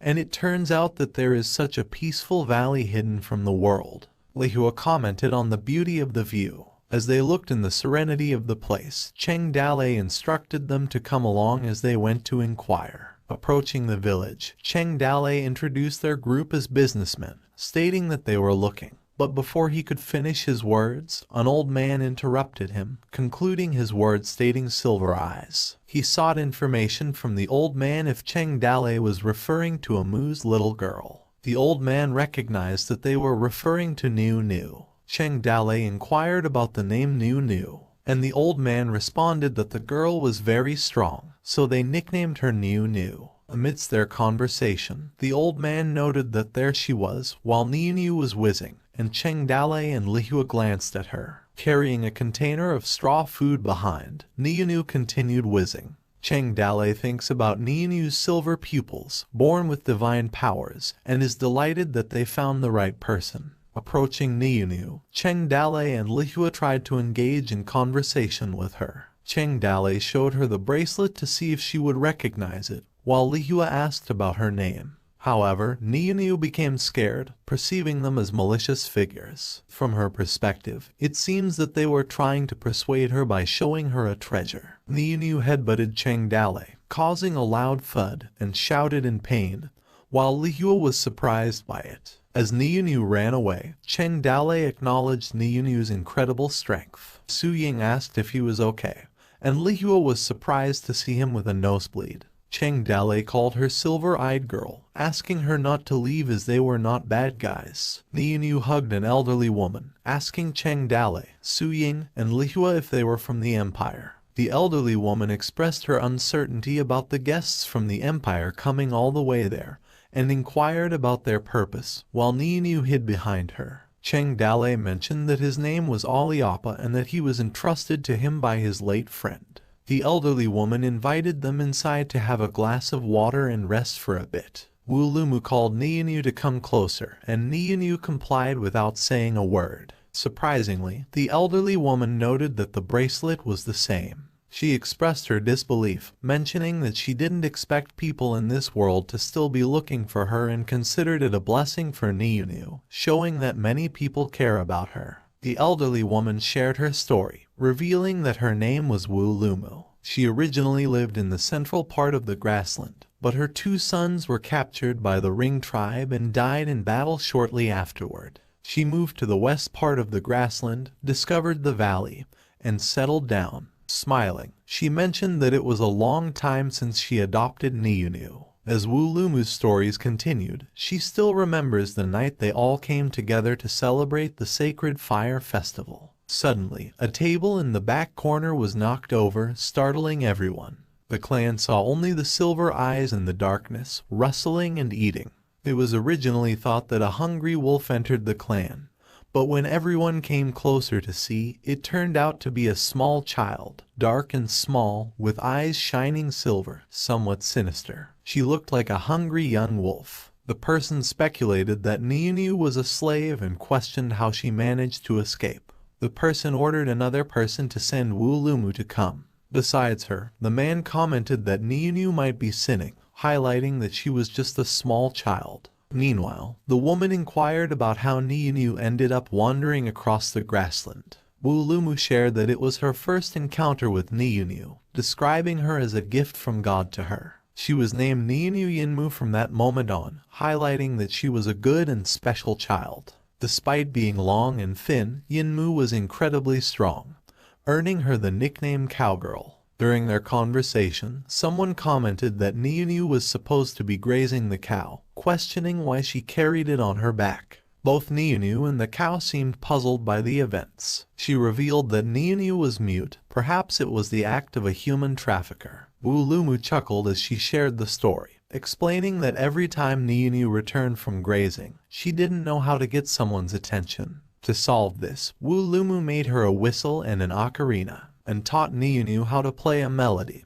and Nianu proved to be very well behaved. Every time she came back from grazing, she would whistle, and everyone knew immediately that Nianu was coming back. Over the years, Wu Lumu watched Nianu grow into a beautiful little girl, and she couldn't express how happy and excited she felt. She mentioned that her heart ached with excitement like a void. So, she called the 3 guests and thanked them sincerely for coming to Nianu. But if they take Nianu away, she asks if they could wait until she can spend her last days with Nianu. Cheng Dale quickly responded that it was not necessary, and he believed Wu Lumu was mistaken. He explained that his friend was no longer alive, and her daughter had grown up and had her own life now. If the people from that time knew about this, they might have smiled. Cheng Dale also mentioned that perhaps later he would take Nianu to honor her real parents. He added that the bracelets, one on Nianu's wrist and the other he possesses, were originally a pair, so they should return it to its rightful owner. And since the last wish of the deceased has come true, they won't bother them further and bid their goodbyes. Wu Lumu called Cheng Dale, telling him that there was no need to rush. She suggested that since it was already late, they should stay overnight and leave the next day.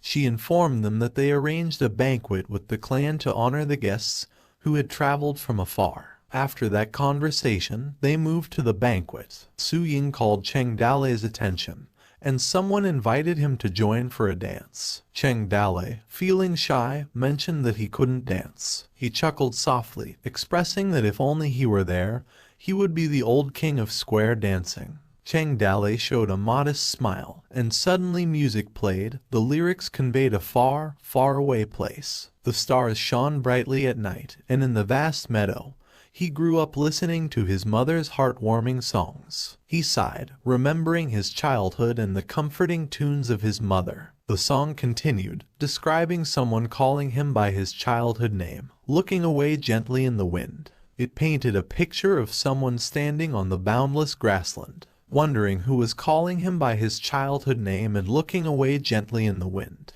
He still stood on this boundless grassland, telling the mother that the child was going to a faraway place. As the song ended, Heart suddenly notified that Cheng Dale's task was completed. It suggested that he hit the road home. Somewhere on the grassland, in the morning, Su Ying informed Cheng Dale that once a month they exchanged silk, iron, porcelain, herbs, tea, and rice with the Ring tribe for skins, horses, stone, and jade. She suggested that they give the goods to the next seller, who sells them and exchanges the proceeds for silver and grain. Finally, the profits are divided proportionally among Toad Village, Descending Jade Village, and the village of the 3 lieutenants. Su Ying also mentioned that they secured several large deals, and the business was fully disclosed to the market. Cheng Dale confirmed and asked her to mount her horse as they were ready to return, and Su Ying confirmed. As their group traveled to leave, Cheng Dale noticed a commotion ahead.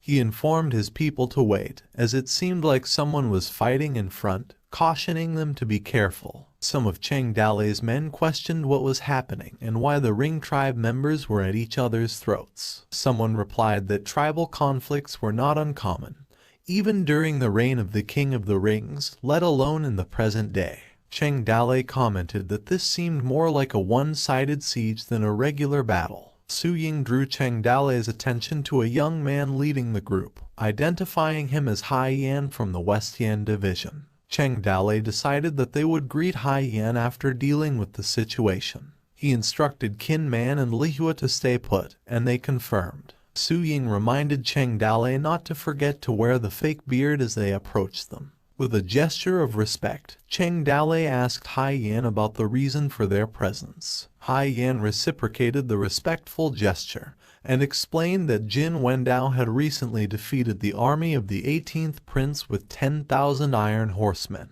Some of the deserters were causing chaos, spreading fires, and looting in the area. He remarked that they were ordered to eliminate those deserters. Hai Yan asked Cheng Dale if he just returned from the Western Mountain a few days ago, inquiring if they saw any deserters from the 18th Prince on the way. Cheng Dale responded that they didn't see a single person. Hai Yan explained that the terrain in this area of the Western Mountain range was complex, so it was normal that they did not find them. Cheng Dale added that the grassland was vast, and the search might take some time. Then Hai Yan mentioned that he had something important to attend to and took his leave, telling Cheng Dale to take care of himself. Expressed her concern. Su Ying speculated whether deserters were fleeing toward the Western Mountain. She questioned if they would find the valley where newanime was. Cheng Dale's eyes widened in terror, and he agreed that only some old and weak women and children belonged to their tribe in that valley. He expressed his feeling uneasy about the situation and decided that they needed to go back and check it out.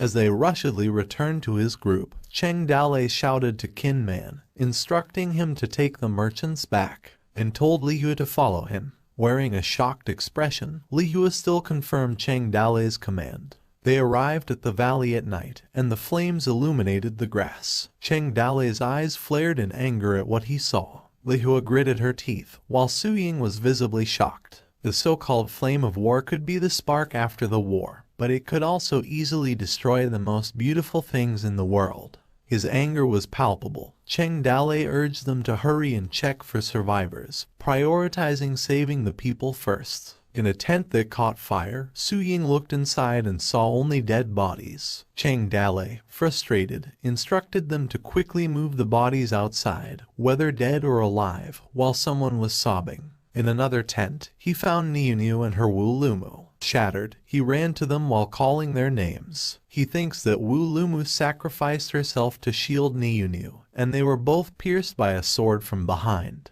Checking Niunu's airways, Cheng Dale realized there was still a pulse. Anxious, he urgently called Heart for help. He pleaded with Heart to save Niunu. Heart explained that it sensed the master's bloody breath and mentioned the red sky sword moving foolishly. Confused, she corrected herself, realizing it was not the red sky but it was Little Bai, the white snake. She asked the white snake if even her remaining soul begged her to save Niunu. During her appeals, a ding sound from the system warned that there was no triggerable task to directly mobilize system power. But Heart revealed that it couldn't directly use its energy to save Niunu. Another ding followed, notifying that by draining the remaining power of the white serpent bloodline from the sword, the red sky sword had split in two. One part retained the remaining power of the white snake bloodline, while the other one contained the ontological power of the red sky. She suggested that to save Niunu's life, she would have to give her all the remaining power of the white snake on the red sky sword,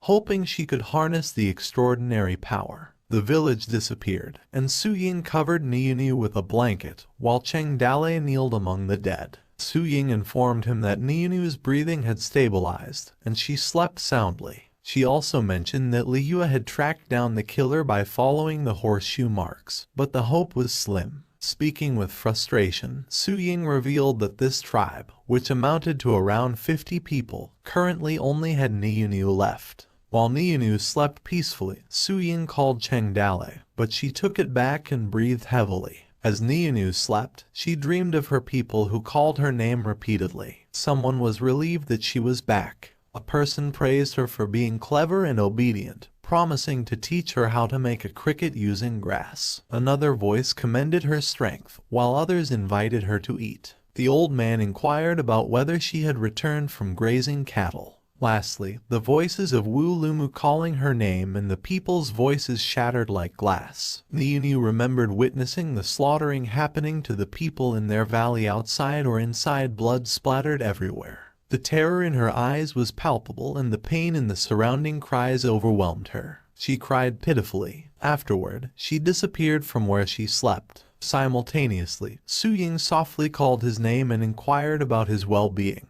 In response, Cheng Dale expressed frustration, stating that in this world, the death of tens or more people was commonplace. From the spring and autumn warring states period to the present, wars and massacres resulted in countless deaths over thousands of years. To him, these were just numbers, and he had taken more than 100 lives. Witnessing an entire tribe die was disdainful to record it down in history, but a speck of dust within the chaos. Su Ying gazed at him with a sense of sorrow. Cheng Dale extended his hand, continuing to convey his thoughts. He mentioned that even though it was just a speck of dust, it still hurt when it got into the eyes. He bit his lip as he held back tears. Sharing in his sorrow, Su Ying mentioned that as long as human greed persisted, disputes were bound to be. She added that amid these conflicts, the strong would dominate, and if the weak could not resist, they were bound to be consumed. Offering solace, she mentioned that this had been the way of the world for thousands of years, and all they could do was protect their family members. Cheng Dale questioned whether it was right just because the same thing kept happening.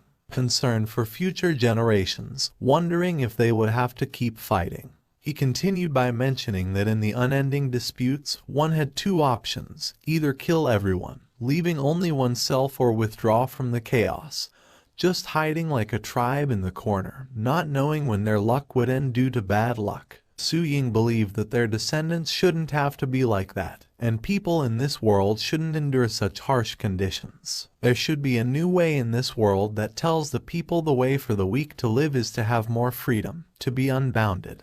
As the horse hooves approached, Su Ying mentioned that Liyue was back. Curious, Cheng Dale asked how it went, inquiring if she found any escapees. Liyue informed them that she did not, as the night was dark and there were no campfires in the area, so she was unsure if they were being cautious or had already run away. Surprised, Cheng Dale suggested that they wait until morning and seek help from Hai Yin. Su Ying proposed bringing Niunu, Despite her growing up in the grassland, she still looked like an empire's citizen and could not speak. Suddenly, Cheng Dale cursed as he discovered that Niu was gone. Meanwhile, somewhere at the bottom corner of the mountain rock, a person commented that it was a good hiding place, secluded and with the sound of an owl's cooing. One suggested staying there for a few days until the investigation ends, returning to the tribe. Another person mentioned the delicious booze made by the small tribe. They noticed someone, causing the person to think that there was a sound, and the other person cautioned everyone to be careful, thinking they might be pursuers. A person spotted an observing eye and wondered if it was a wild wolf, but it turned out to be Niu. She walked with a black strong aura, carrying a large axe, and had many wounds on her body. The tribes were surprised by Niu's presence, questioning what she was doing there. One asked about the axe in her hand and how she could lift such a heavy one. Tauntingly, another person commented that she was pretty. They all creepily approached Niu, and one greeted her, asking if she went in the wrong direction at night. Another person mentioned that since she came to their door, they had no reason not to accept her. A person added that it was a lucky night, as they now had something to eat and play with. Holding her jaw high, the man gave a creepy smile, saying to let him be happy. However, Niu instantly swung her axe, beheading the man.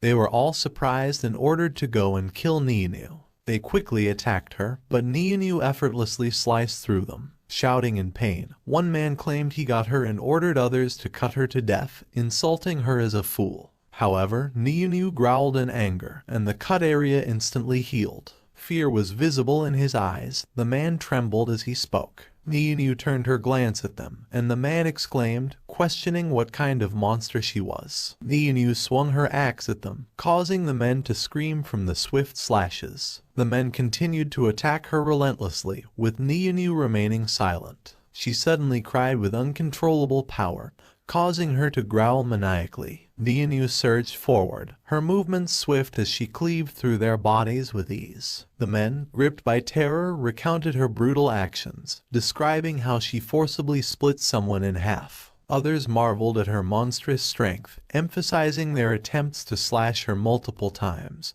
only to witness the wounds miraculously healing in the blink of an eye. Bewilderment spread among them as they questioned her nature, with some labeling her as a demon or an undead creature. Amidst the chaos of the night, the screams of the dying resonated, and the other men urged those who could to flee from the scene. Meanwhile, Cheng Dale, Su Ying, and Lihua hurried forward. Cheng Dale inquired if they had heard a thunderous sound, and Su Ying confirmed it was up ahead. Lihua speculated that they were hiding in that location, expressing frustration at her inability to find them earlier. As they approached, they encountered wounded men who urgently shouted to run. Two men who managed to escape tried to confront Cheng Dale, demanding to get their horses, and launched an attack. However, Cheng Dale calmly stated that they were acting recklessly, and the two men ended up dying.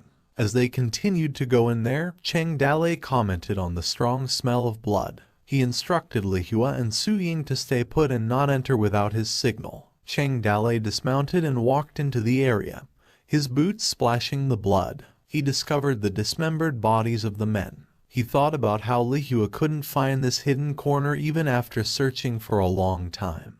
But Niu had found the hideout directly. Cheng Dale softly called Niu, and Niu stood in the corner and suddenly dashed towards an attack. Cheng Dale was able to block her attack but was shocked by her sudden brute force. Cheng Dale informed Yinmu that it was him, and Yinmu hissed in response. He checked for information about her. Cheng Dale wondered what was going on and if Yinmu could no longer distinguish him from the enemy. A system information appeared, stating Yinmu's name, age 14, with the hidden attributes of the white snake's body. The Avenger as the system evaluated her level of combat as supreme, which made Cheng Dale curse as she became a supreme overnight. Heart informed him that Yinmu lost control, and Cheng Dale inquired as to what was going on with Yinmu's state. Heart informed him that to save Yinmu, she gave her all of the white snake's abilities, and only one of the white snake's abilities she could mobilize, as she got the white snake's self-healing powers,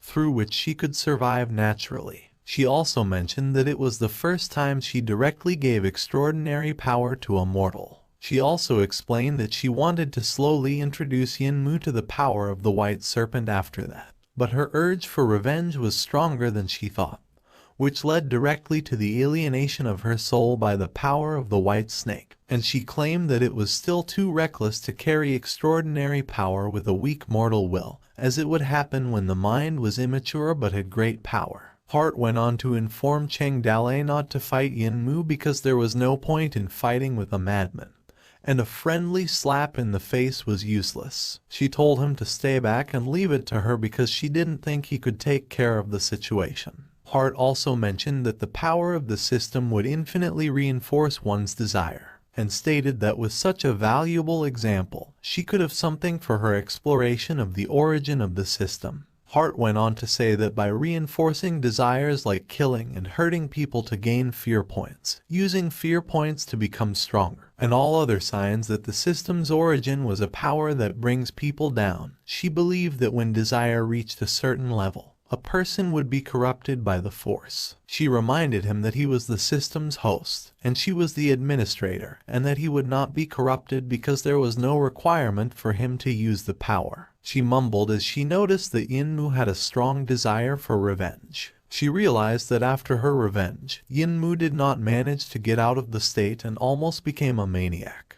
Heart, however, stated how fortunate she was that the corrosion did not last long, and Yinmu was a good child by nature, and stated that as long as she was around, good children couldn't become bad ones. After a while, the crescent moon rose. Su Ying inquired about what happened, and Cheng Dalei replied that he slaughtered the few remaining when he arrived. It could have been a power struggle or a fight with Hai Yan's people, but he couldn't care less because their gang was dead. He expressed his relief that those individuals did not touch Yinmu. Su Ying inquired about Yinmu but was cut off when Cheng Dalei assured them that Yinmu would be fine after a good night's sleep as she was just a little tired. Heart told him not to forget to bring Yinmu back because her soul was still damaged, and he should take her with him so she could always take care of her. Cheng Dalei told the others not to tell anyone what happened because he planned to take Yinmu to the village. After some time, a few cross-shaped woods were erected to the ground.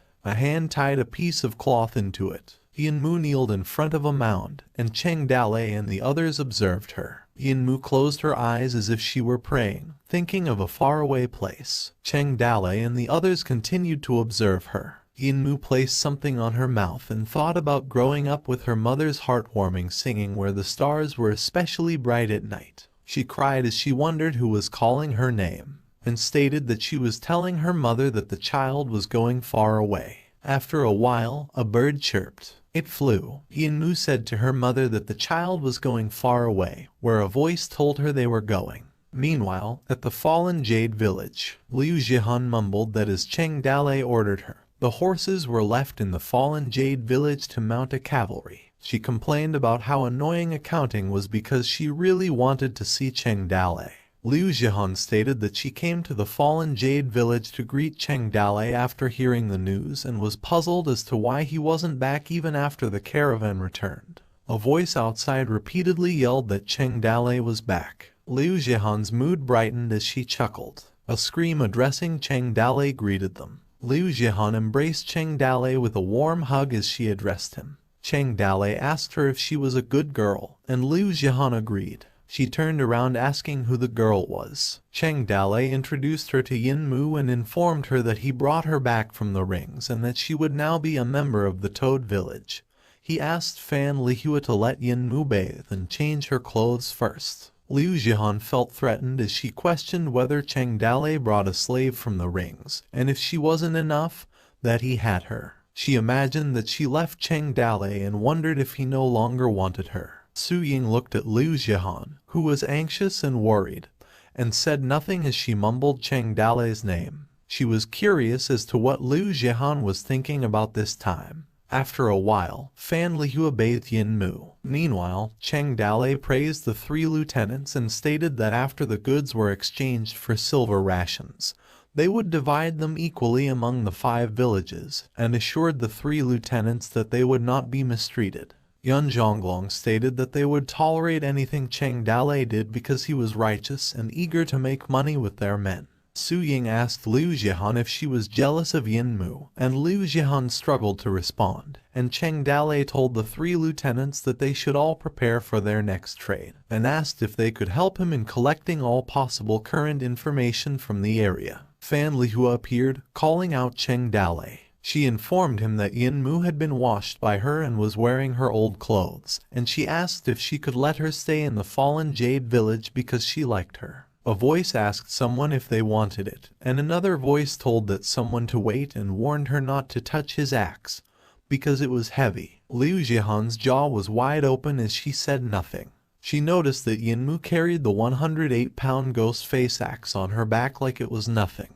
Cheng Dalei observed Yin Mu, who was feeling satisfied. He smiled as he thought that he had found a suitable owner for the axe. He told Yin Mu that from now on, the axe would be hers to use. After a while, about a month later, the construction of the level 3 toadstool was largely completed thanks to the improvement of the building skill, as there were dwellings, kitchens, forges, summoning platforms, weaving mills, and etc. The island was covered with arrow towers and was equipped with heavy crossbows, whereas the river at the edge of the island was littered with chain reefs, and only those who knew the code could get through the shallows. A voice told Cheng Dalei to look at the information from various sources. Princess Minju informed him that he needed to distinguish between the real and fake. She informed him that a group of barbarians in the South China Sea came ashore and sold all kinds of strange and bizarre things. She also mentioned that the civil strife of the Ring tribe continued to break out, and many princes fought to death. Princess Minju went on to say that Jin Wendao had completely stabilized his power in the western part of the grassland and was just around the corner from obtaining the throne, and she also mentioned that a demon had appeared somewhere. She went on to say that there was an uprising in Jiangnan by the Justice Cult, with over 100,000 followers, and that the Imperial Palace had begun to send troops to encircle and suppress the followers of such a cult, which prompted Cheng Dalei to inquire about the Justice Cult. Princess Minju handed him papers and asked him to look at them because it was their foreign missionary teaching. According to legend, the Toad King was born from Pangu's left eye, which lived above the Moon Palace, and the Red Snake Demon King was born in its right eye, which resided in the True Sun Temple, where the Toad King had been fighting the ferocious Red Snake Demon King for thousands of years. It stated that if the Toad King won, the weather would be favorable, and times could be peaceful and prosperous. However, if the snake won, the raging war would continue, and the people would live in dire poverty. Cheng Dalei's eyes widened as he thought that the setting of the toad and snake looked familiar to him, just like Naruto X Sasuke, who he used to talk about. He continued reading, where 100 years ago, the Red Snake Demon King used a poisonous scheme to get the Toad King drunk on wine, and the blood descendants of the Red Snake Demon Skin sat in the Dragon Palace, where Cheng Dalei continued it as he mumbled that it was the current Lai family now. He claimed that the followers of the Justice Cult believed in using their blood to defeat the Lai family, driving away the Red Snake, and awakening the Toad King. Cheng Dalei also stated that it let him swallow the filth of the world with his huge mouth and return the light to earth. He teased Princess Minju, saying he didn't expect her to be a beautiful snake, and asked if she knew how to bite, and she simply chuckled. Princess Minju blushed as she admitted that she still bit on occasion. She muttered under her breath that he didn't know. Cheng Dalei expressed disappointment because he thought the Justice Cult was so great that they didn't even bother making up a myth, and he believed that it appeared to be just a bunch of illiterate mobs who couldn't achieve great things. And a little later Zhu Shenji appeared, calling out Cheng Dalei. Zhu Shenji informed him that the restaurant had sent a sacred portrait of the Justice Cult and claimed that he would be stunned if he saw it.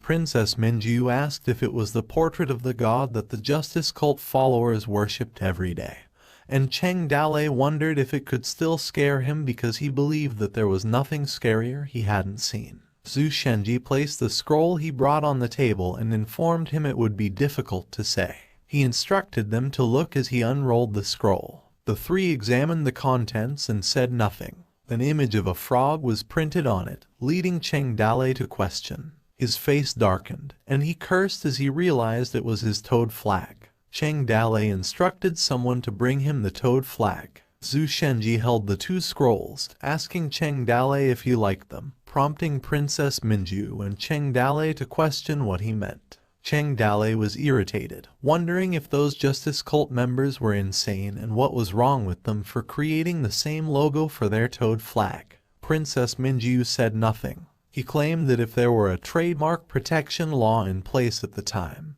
he would have sued them into bankruptcy. He told Zhu Shenji to hurry up and take down their toad flag, not to be so ostentatious about it. Enraged, Cheng Dale also ordered him to focus on collecting information about the Justice Cult because he wanted to see who had the guts to eat a bear's heart, which Zhu Shenji agreed to. A few days later, a large amount of information about the Justice Cult was placed on Cheng Dale's desk, and a voice reported that the cult rose up in Yangzhou in the last 6 months, and in just a short period of time, they gathered more than 100,000 believers. Cheng Dale mumbled that what was written on their banner was that the evil gods would descend, and justice would shine brightly. Princess Minju expressed that she didn't expect the cult's power to expand so quickly that even the Qinchuan had followers of the Justice Cult. She also mentioned that today's empire was riddled with holes and was in danger, and now that the cult of over 100,000 rebels had risen, she believed it would be the last straw that broke the camel's back.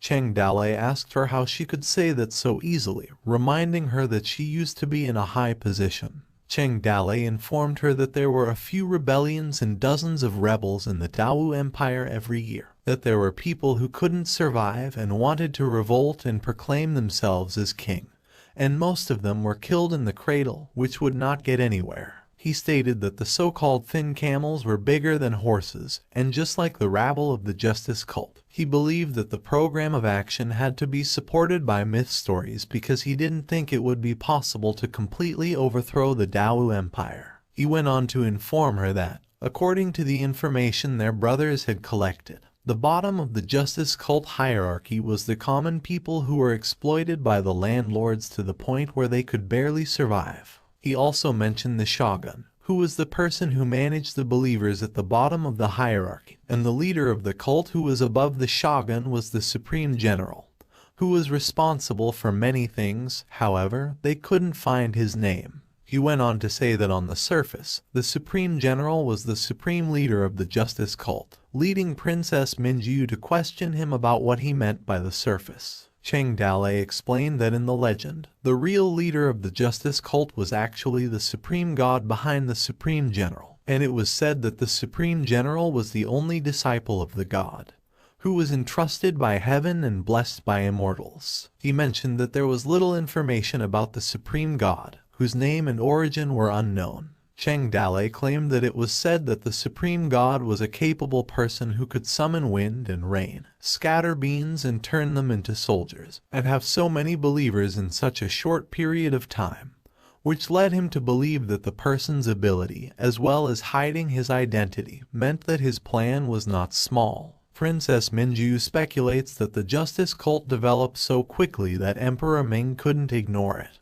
And Cheng Dale agrees and states that the imperial palace already sent people to encircle and suppress them. Cheng Dale claims that they couldn't let the imperial palace think that their toad village worked with the Justice Cult, and informs her that he will also change his nickname because the cult worshipped even the Toad King's name, prompting him to ask Princess Minju what she thinks is a better nickname for him. He mentions names like Jinchuan Tyrannosaurus, Invincible Tyrannosaurus, and Jade Wyvern because he thinks they should sound cool and stylish. Princess Minju suggests that he just call himself the Toad Hero, which prompts Cheng Dale to ask her why. And Princess Minju replies that in the story he told her, the hero was the one who saved the princess, which causes him to disagree because it was not cool enough. Day by day, late autumn is over and winter comes, and the weather gets colder. As winter should be a day to rest and recuperate, Cheng Dale does not dare to idle around.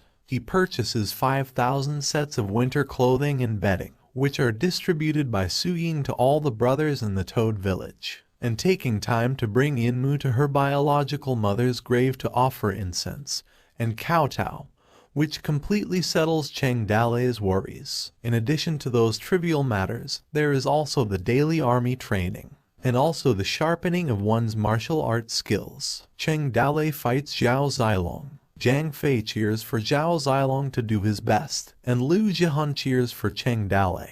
Zhao Zilong thanks Cheng Dalei for the battle, and Cheng Dalei says nothing. He wipes his sweat and tells him that it is enough for that day. Cheng Dalei notices something. He sees Qin Man and Fu Delei fighting. Qin Man hammers down his spear towards Fu Delei, who struggles to block it. Cheng Dalei ponders about the matchup, while a man beside him expresses how good Fu Delei is, saying that he was almost killed by Qin Man a few months ago, and now he can hold out for a few minutes. Fu Delei sits on the ground, exhausted. Qin Man holds out his hand and asks Fu Delei if he can still hold up. Fu Delei expresses his gratitude for Qin Man's guidance and suggests for him to come again. A system information about Fu Delei appears, who is 17 years old and has the skills of an elementary leader and saber skill, prompting Cheng Dalei to recall that Fu Delei was more like a blank whiteboard the first time he saw him, but now he is a little stronger. He thinks daytime is for training, and nighttime is for studying with Princess Minju to improve the Toad Village system.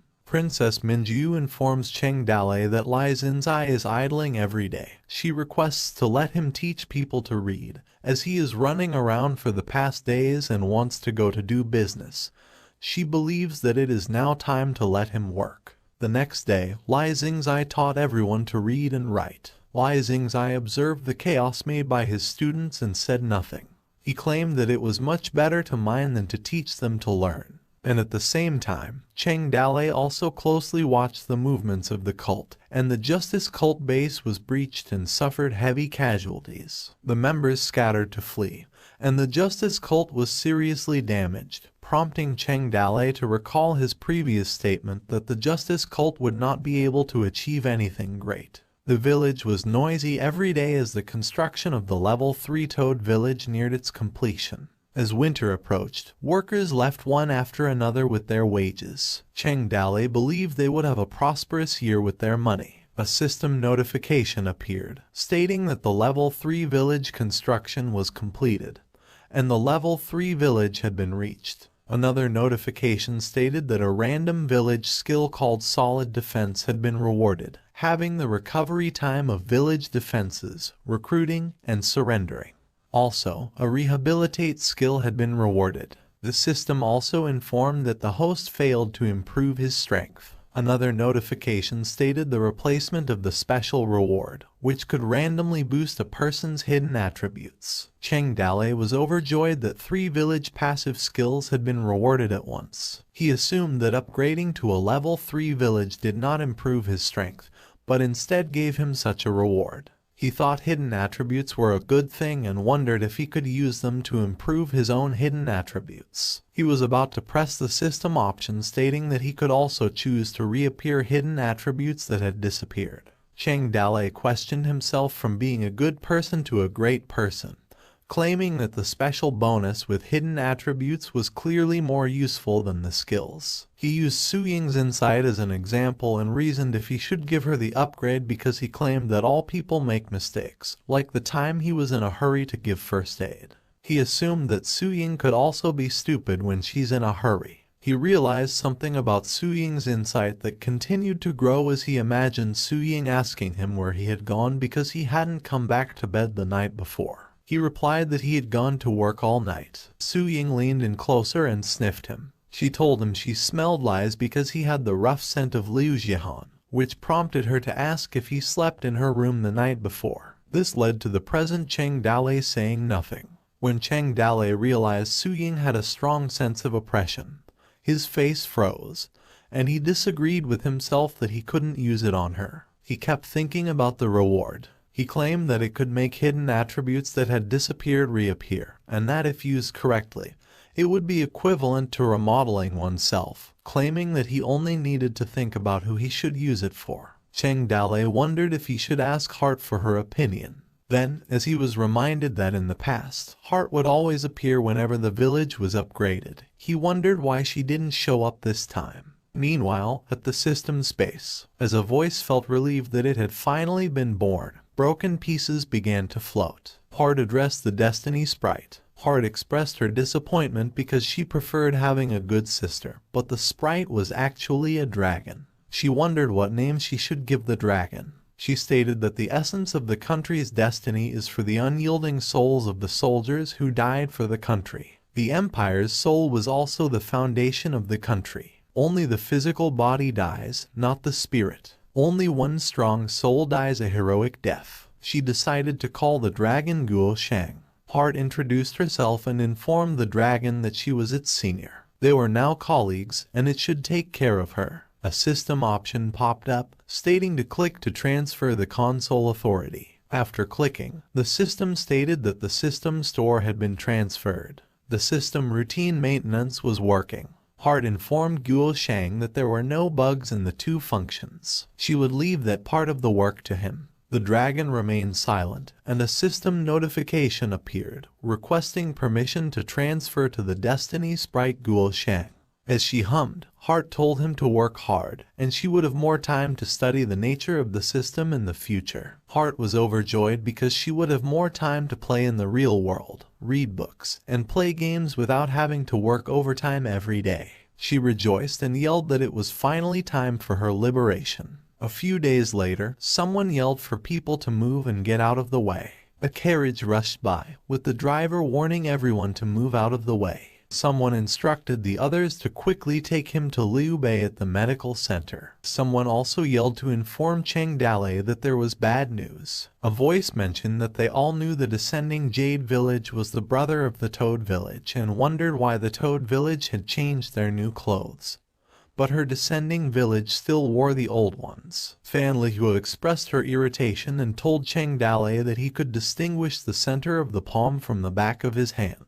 Cheng Dalei responded that he forgot because he was really busy recently and got confused. He assured her that he would inform Su Ying, but their conversation was cut short when Gao Fei Bao appeared, yelling that he had bad news. Gao Fei Bao informed him that when they were purchasing foods in Heijia City, they had run into the imperial soldiers who were besieging the justice cult. Two of their former brothers were involved and got seriously injured. He requested Cheng Dalei to go to the medical center. Meanwhile, at the medical center, a voice asked for Liu Bei. Cheng Dalei asked him which brother was injured and how the situation was. His expression was dark as he realized who it was. He screamed Lin Chong and Lin Sheiyu's names. A voice inquired of Gao Fei Bao how he came across both Lin Chong and Lin Sheiyu. Gao Fei Bao informed him that they were purchasing food in Heijia City when they saw officers suppressing the justice cult, and that although the fact that they were a lot of members, he claimed that they were all riffraff who were defeated in a short period of time, which made the followers scattered and running away.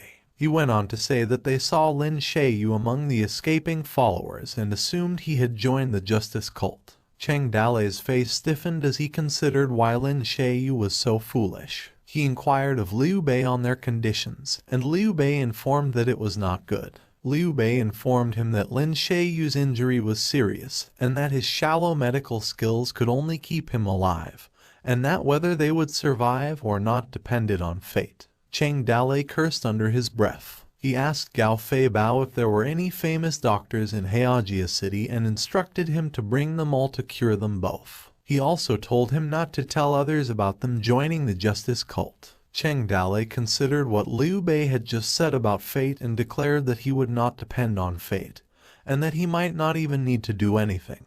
He asked for permission to enter the system space. Cheng Dalei opened his eyes. As he stood on a glowing tile, he called the system. Cheng Dalei asked for Hart and if she was present. He requested for her to reply if she could hear him. A voice greeted him and said it was a pleasure to meet him. Cheng Dalei realized it wasn't Hart's or the lottery machine's voice, but rather an unfamiliar one, and he wondered who was responding to him. He turned around and was greeted by a shining jade dragon.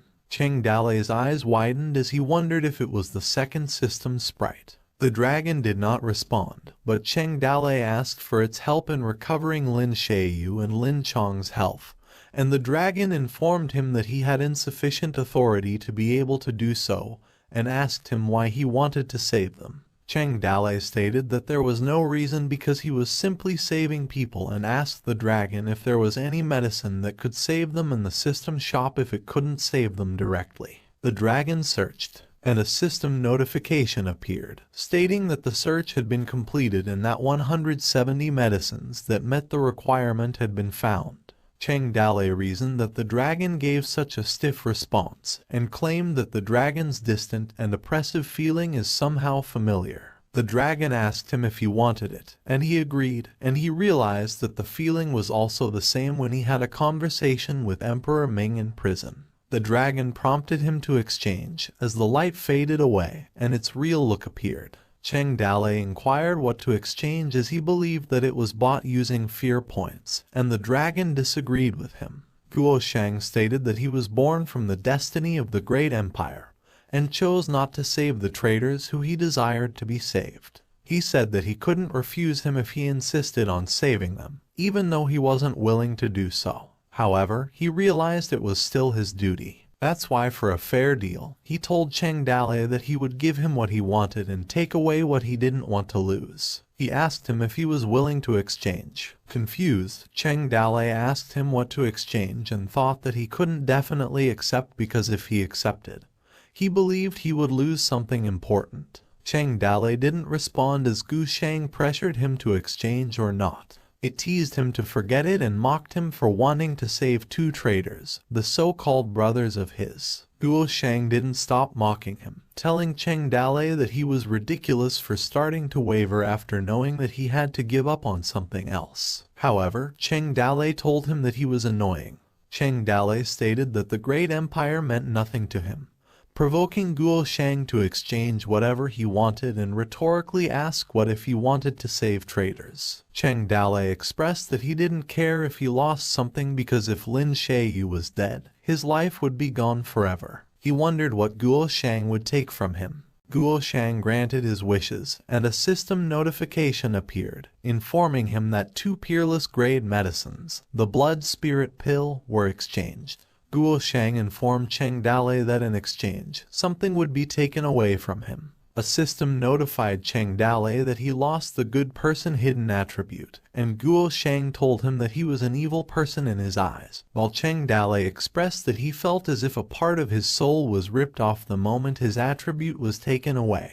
On the shelf, books were arranged. Heart read on a couch while lying down. Heart's face stiffened as she realized something.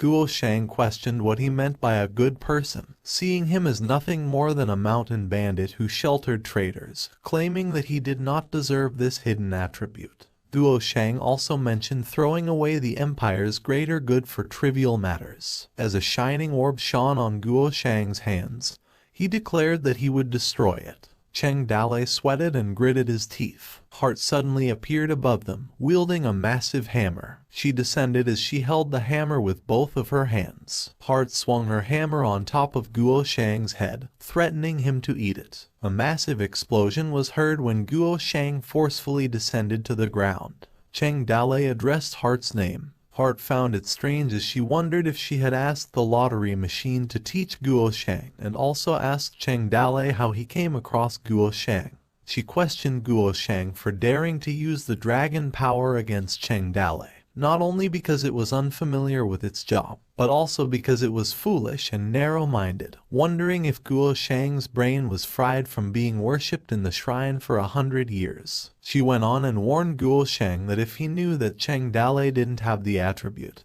he would have a completely different path in the future. Heart assured Cheng Dalei that she would give him back his attribute, and Guo Shang threatened her if she dared to, and Heart grumbled Guo Shang almost cost her some big problem just because she didn't give him some whacking. And the system notified that the good person's hidden attribute had been acquired, leading to Cheng Dalei asking Heart if there was anything that he could do. Heart told him there was no need and told him to take the medicine and go save Lin Shaiyu and Lin Chong. She explained what she had previously stated, that she would deal with special matters, and that the mundane one was what he had to do. She instructed him to continue building up his mountain village and exploring the world by completing the mission to make the mountain village stronger, and she assured him that the system would also grow, which would help him become stronger as well. She told Cheng Dale that she had a feeling the world would become chaotic soon after going through the White Snake and Yin Mu's matter, and that it wasn't just chaos because there were many deviants causing mischief in between. She warned him that this type of unusual matter was not something that humans could deal with. Heart assured him that she would help him deal with troubles that a normal human couldn't deal with. As Guo Shang charged at her, she flew towards the dragon and said something to Cheng Dale. She slammed the hammer on Guo Shang's face and told him that as comrades who depended on each other and connected souls should do. Heart claimed that it was a crucial point in changing the world. As the two system sprites fought, Cheng Dale and the lottery observed them without saying a word. Cheng Dale realized that they were truly deities fighting each other. The lottery machine argued what he meant by fighting, as it was just a one-sided whacking, stating that Heart was angry because she had been watching for so long before the dragon was even born. But Guo Shang almost ruined the whole thing the moment it took over. Cheng Dale inquired what was the deal with Guo Shang, and the lottery machine explained to him that the Empire's destiny was created from the brave warriors' sacrifices from the war. However, he now doubted it. He went on to say that the brave soul sacrifices for the great empire were decreasing, while their bureaucracy was flourishing.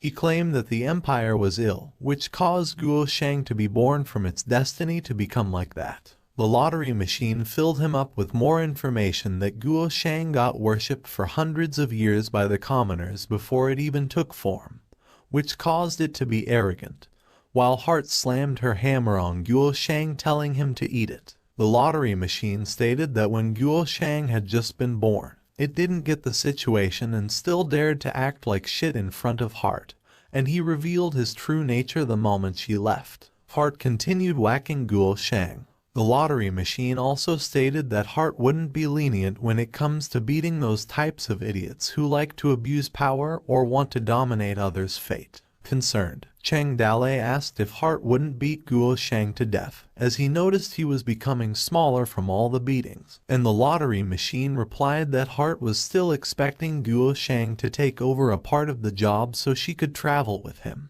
The lottery machine stated that Heart surely didn't hold back, as she even broke the dragon's horn, and he remembered how even more brutal she was when she hit him a few years back. Heart sighed in exhaustion while holding some of Guo Shang's hair on her hand. She asked Cheng Dale if his soul was alright and informed him that ripping off an attribute forcefully could cause some damage. She addressed the lottery machine, reminding him that she had asked him to teach Guo Shang how to do the job and inquired as to how it came across Cheng Dale. Cheng Dale assured that he was fine, and the lottery machine struggled to answer her. Annoyed, Heart wondered if the lottery machine was slacking off to play games again. The lottery machine felt scared as he continuously struggled to answer her. He changed the topic and held 2 balls in his hand, informing Cheng Dale that it was the medicine pill that he wanted.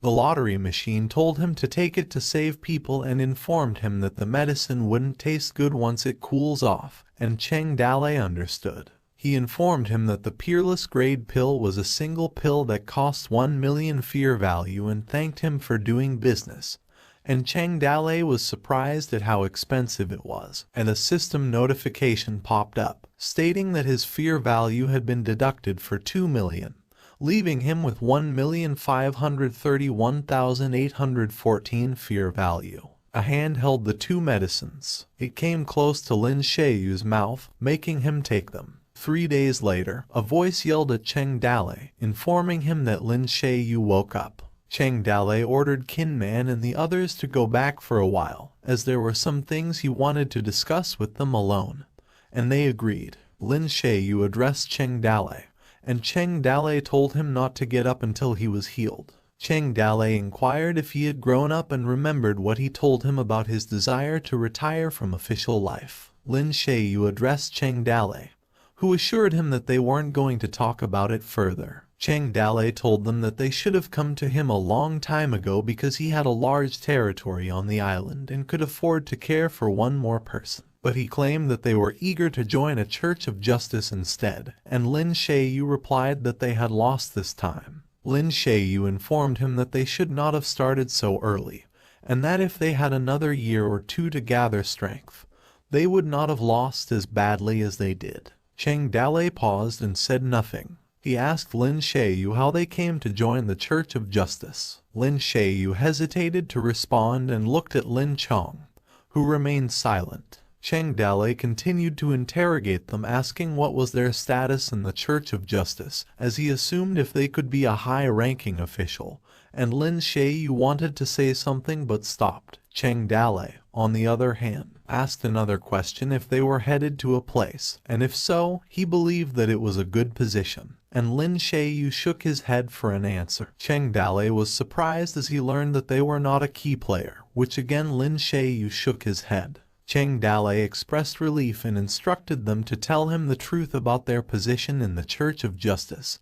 He guessed whether they were a divine lord, divine general head, or leader, as he informed them that it wasn't like he didn't know anything about the Church of Justice. Lin Shayu and Lin Chong looked at each other and said nothing. Lin Shayu informed him that he was neither the head nor the leader of the Church of Justice, and assured him that he was not lying. Lin Shayu revealed that he was the one who originally created it. Cheng Dalei's eyes widened in surprise. He laughed and told Lin Shayu not to be ridiculous because he knew him well. Lin Shayu looked him dead in the eyes. Cheng Dalei inquired Lin Shayu about the Church of Justice, which he was cut off in the middle of his sentence. Lin Shayu revealed that he was a divine general. A system information appeared, stating Lin Shayu's background, whose age was 21 and had the experience of the divine general of the Church of Justice. Shocked, Cheng Dalei had a thought that the vague feeling of an evil premonition becomes more and more intense, as he couldn't express his disbelief about the divine Lord. Lin Shayu said. He struggled to complete his sentence about the Church of Justice. Lin Shayu pointed at him and told him that it was him. Cheng Dalei's jaw dropped as he couldn't believe what he had heard. After calming down a bit, a voice inquired them to tell him more about it, and asked what the Church of Justice was all about. Lin Shayu informed him about his father, who was killed by Emperor Ming, and as his son, the revenge for the murder of his father must be carried out. However, the emperor was hiding inside, and he had the protection of the fish dragon guards. He claimed that he couldn't kill him even if he was the best martial artist in the world, which led to Cheng Dalei assuming that was why he wanted to have more people. Lin Shayu said that due to years of war, the prosperous regions south of the river were now also suffering from constant exploitation by the government. Many people lived a life worse than dogs and were willing to follow if given hope.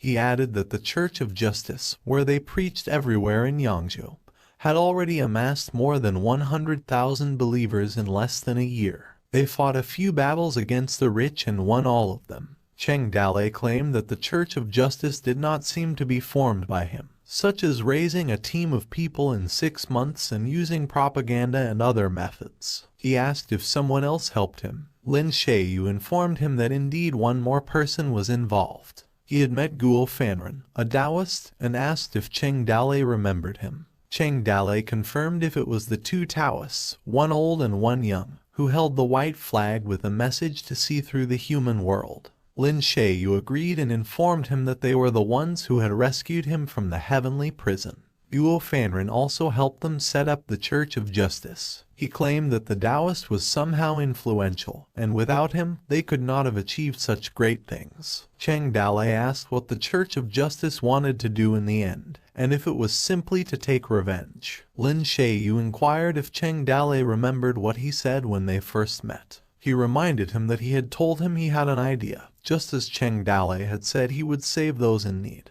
Lin Shayu reminded him that he would break the old world to build a new one. Cheng Dalei agreed, stating that he still remembered and had started to try already. Cheng Dalei informed him that the Toad village was introducing a new system, eradicating illiteracy, allocating fields so that everyone had enough to eat, and distributing labor according to needs. He explained that personal safety would be provided first, followed by food and clothing, and finally, the people's intelligence would be slowly developed. Lin Shiyu's face stiffened, and he asked Cheng Dalei if he had not understood. He expressed that the world had been hopeless for a long time, with the rich being unkind, the powerful mostly degenerates, and the thieves and bandits evil. He asked how many people Cheng Dalei thought suffered every day in the empire. He stated that the great dynasty was full of people who were like dogs and flies. One word from the emperor, and they appointed a coward to become a god of war.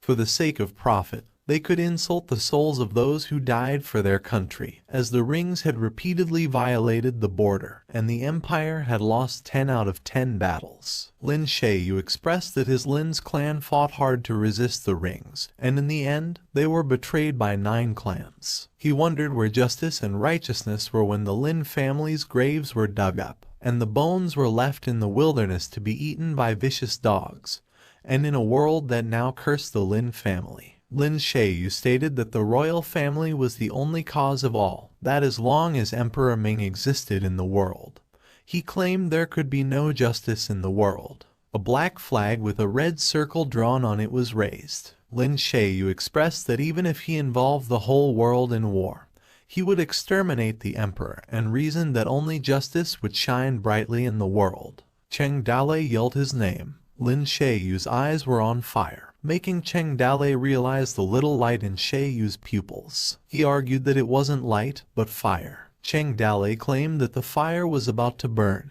and it was burning.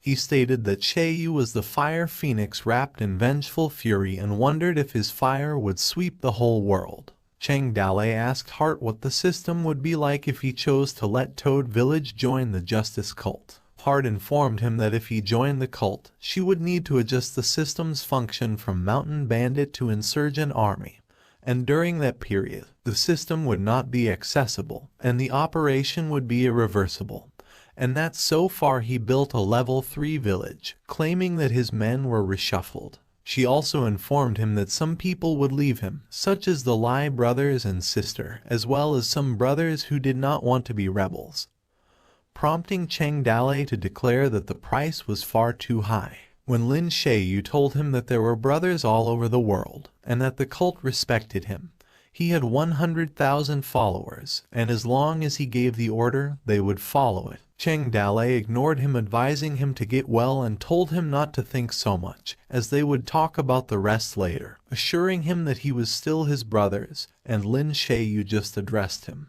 Lin Shiyu informed him that they had come to ask him to come out, and that if he gave the order, hundreds of thousands of people would be under his subsidiaries, and the world would be his, which led to Cheng Dalei's disagreement, as he must not go on the same path as the cult. He thought that judging from Lin Shiyu's leadership skills, he hardly considered what to do after the revolution was successful, and even if he took over the command, he was not sure that he could control a group of strange men in a short time. The huge amount of hatred had turned Lin Xiaoyu into a fire phoenix that set the prairie ablaze, as he wanted to burn the great kingdom's royal family into ashes, and finally burn up together with them himself. Cheng Dalei wondered what happened after that. That once Emperor Ming died, he believed many warlords would certainly rise, and another chaotic world of wars and constant suffering for people. Cheng Dalei claimed that the people would be able to resume farming, and the tenacious weeds would sprout from the ashes until one of the warlords won and a new king took over the throne. He expressed that in the end, nothing had changed, as it was still a great kingdom, and that the people of the world were just changing to a new master to worship. Cheng Dalei claimed that one should be prepared because killing Emperor Ming was still difficult, and ruling the country was even more difficult, as the world would be meaningless. He wondered if they had to repeat it for 100 years until the far west opened its doors with the roar of the Industrial Revolution, and repeated the same story of his previous life. Cheng Dalei was surprised at how frightening the silk stockings and binoculars had appeared in the West, and their industrial production level. He dozed off and just stared. Cheng Dalei wiped his forehead and said nothing. When he realized it was snowing, He believed he had a long way to go and declared that he would seek and explore everything from top to bottom. Liu Jihan appeared, telling Cheng Dalei to quickly get back to the house because it was snowing and he would catch a cold, which Cheng Dalei understood. She asked Cheng Dalei to stay with her tonight because she had asked someone to go to the city and buy a good thick goose feather bed and convince Cheng Dalei that it was soft and warm.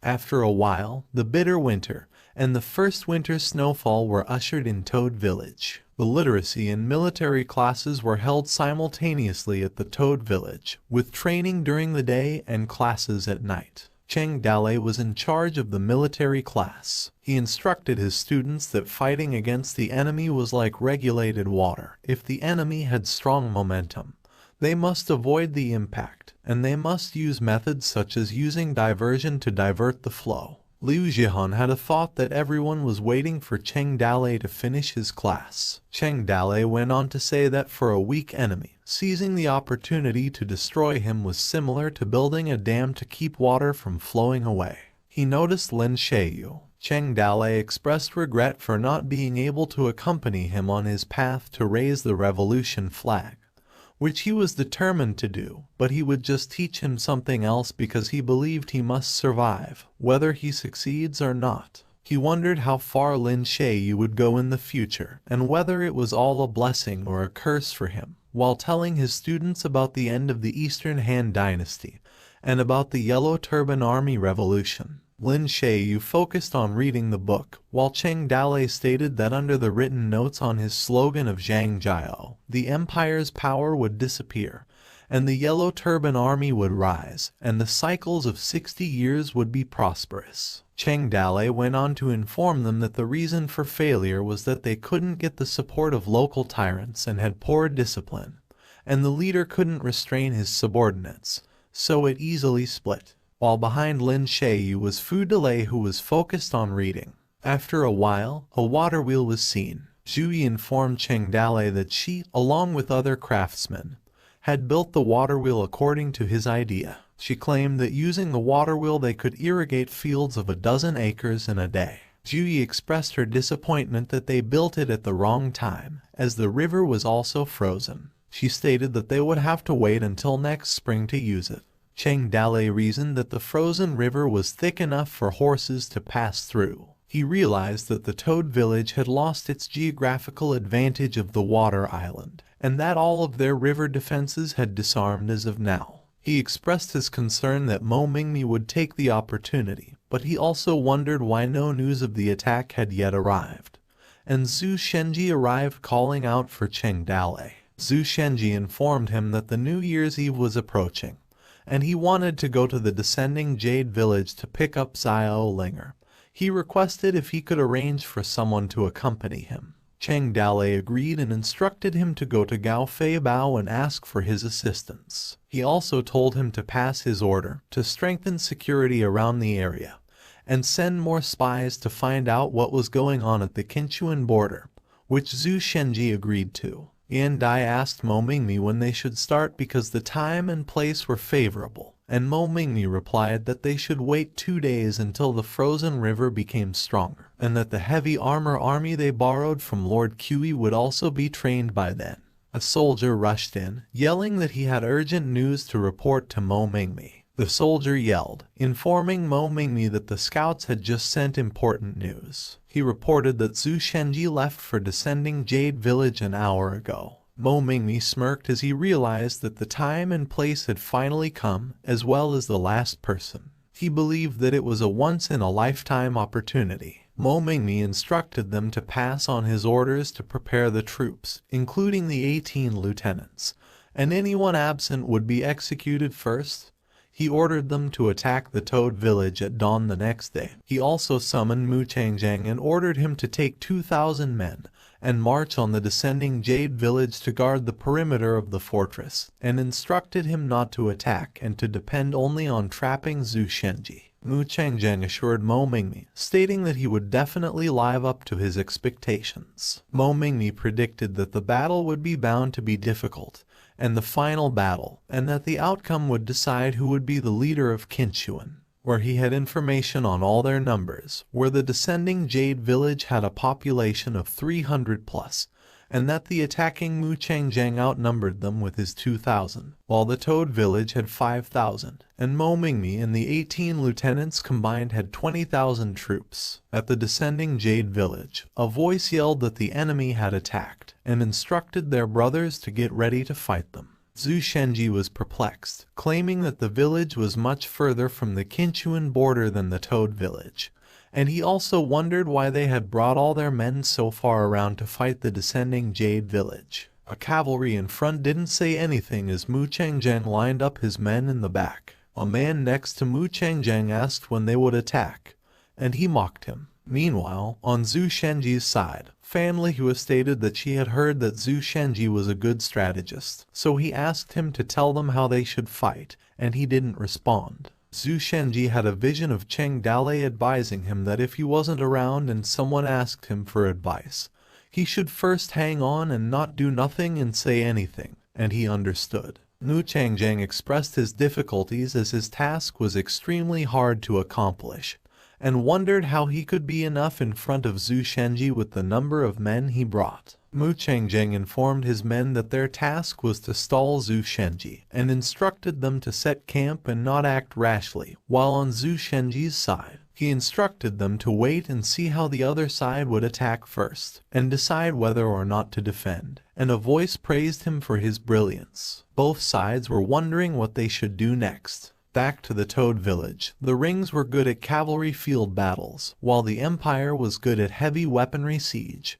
And this time, the river was frozen and the people were able to move freely, so the heavy weapons could be transported directly to the island. Cheng Dalei had no choice but to retreat to the village, and a voice yelled that the enemy was coming and instructed everyone to attack. On Mo Mingmi's side, soldiers yelled at the shield soldiers to cover the ladders. Tin Man informed them that the giant crossbow team was in position. Someone yelled that the crossbows were loaded, and a voice ordered them to release, as their target was the soldiers pushing the siege chariot. Soldiers began their climb to the walls, while a barrage of arrows and rocks descended upon them. Toad village archers were ordered to release their arrows. A voice yelled at them to leave no one behind and beat them all down. Mo Mingmi attacked several times without success, and 10 days later the attackers lost thousands of men, but no one could break through the walls of the Toad village. Judging from the war for the last few days, the combat power of Mo Mingmi's soldiers was very average. Lai Xingzai inquired as to what was going on and how he could defend a city at that level, and Cheng Dalei replied that according to his information, those who attacked them in the previous few days were from the army of the 18 lieutenants, and he believed that no matter how heavy their casualties were,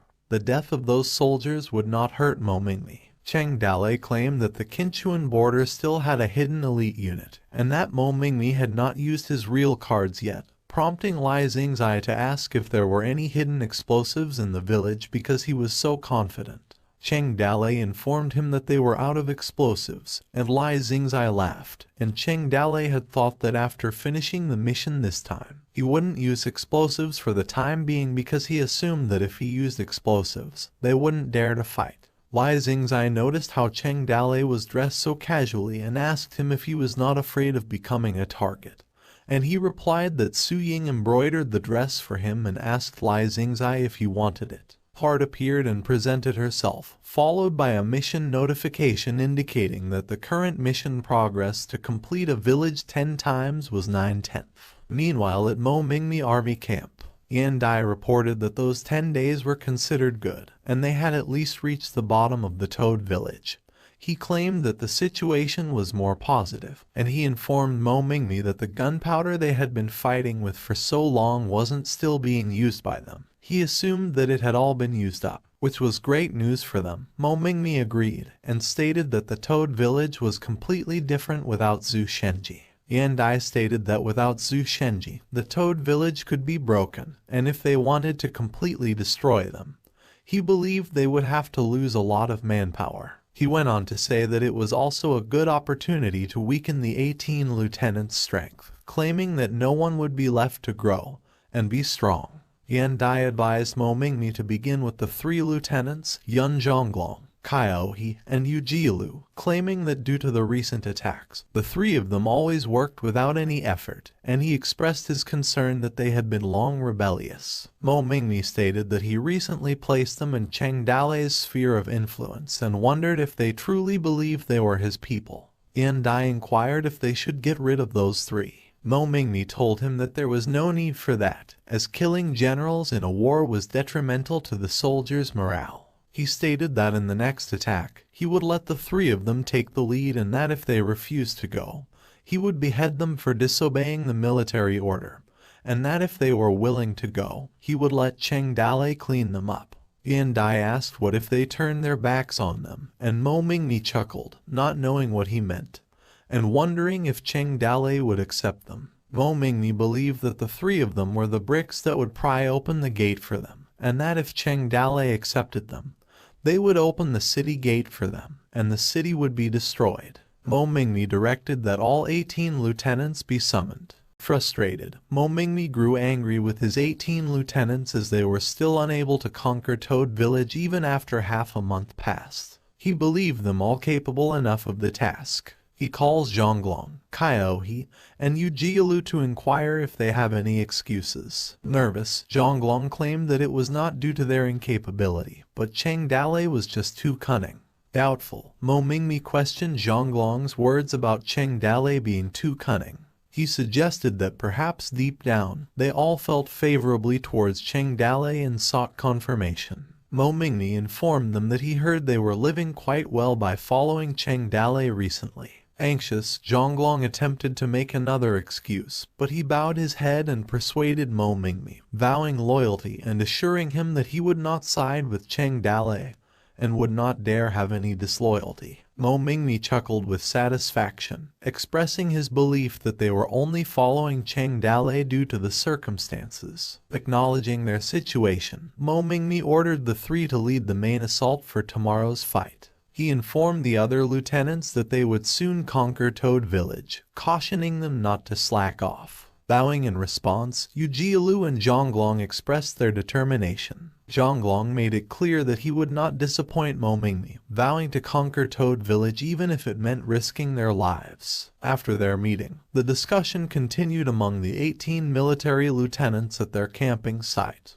Ujielu criticized Mo Mingmi for being unreasonable, stating that he did not know that conquering Toad Village was hard. He emphasized why Mo Mingmi wouldn't go fight himself but expected them to risk their lives. Annoyed, Kaiohe pointed out that they were providing their army provisions and weapons, emphasizing that Mo Mingmi hadn't even provided food and daily items, highlighting that men were dying every day, and he questioned where in the world this was not unreasonable. Zhonglong urged them to lower their voices, reminding them that they were in Mo Mingmi's territory and warning them to be careful not to be overheard by others. Pleading with Zhonglong, Kaiohe asked what they should do the next day. Zhonglong responded that the ones who knew the most about Toad Village were the three of them. He pointed out that Kinman, Xylong, and a few others were all people who could take on hundreds of men by themselves. He questioned what they could use to fight against them, highlighting the difficulty of just putting their heads inside weapons. He emphasized that if there were no other way,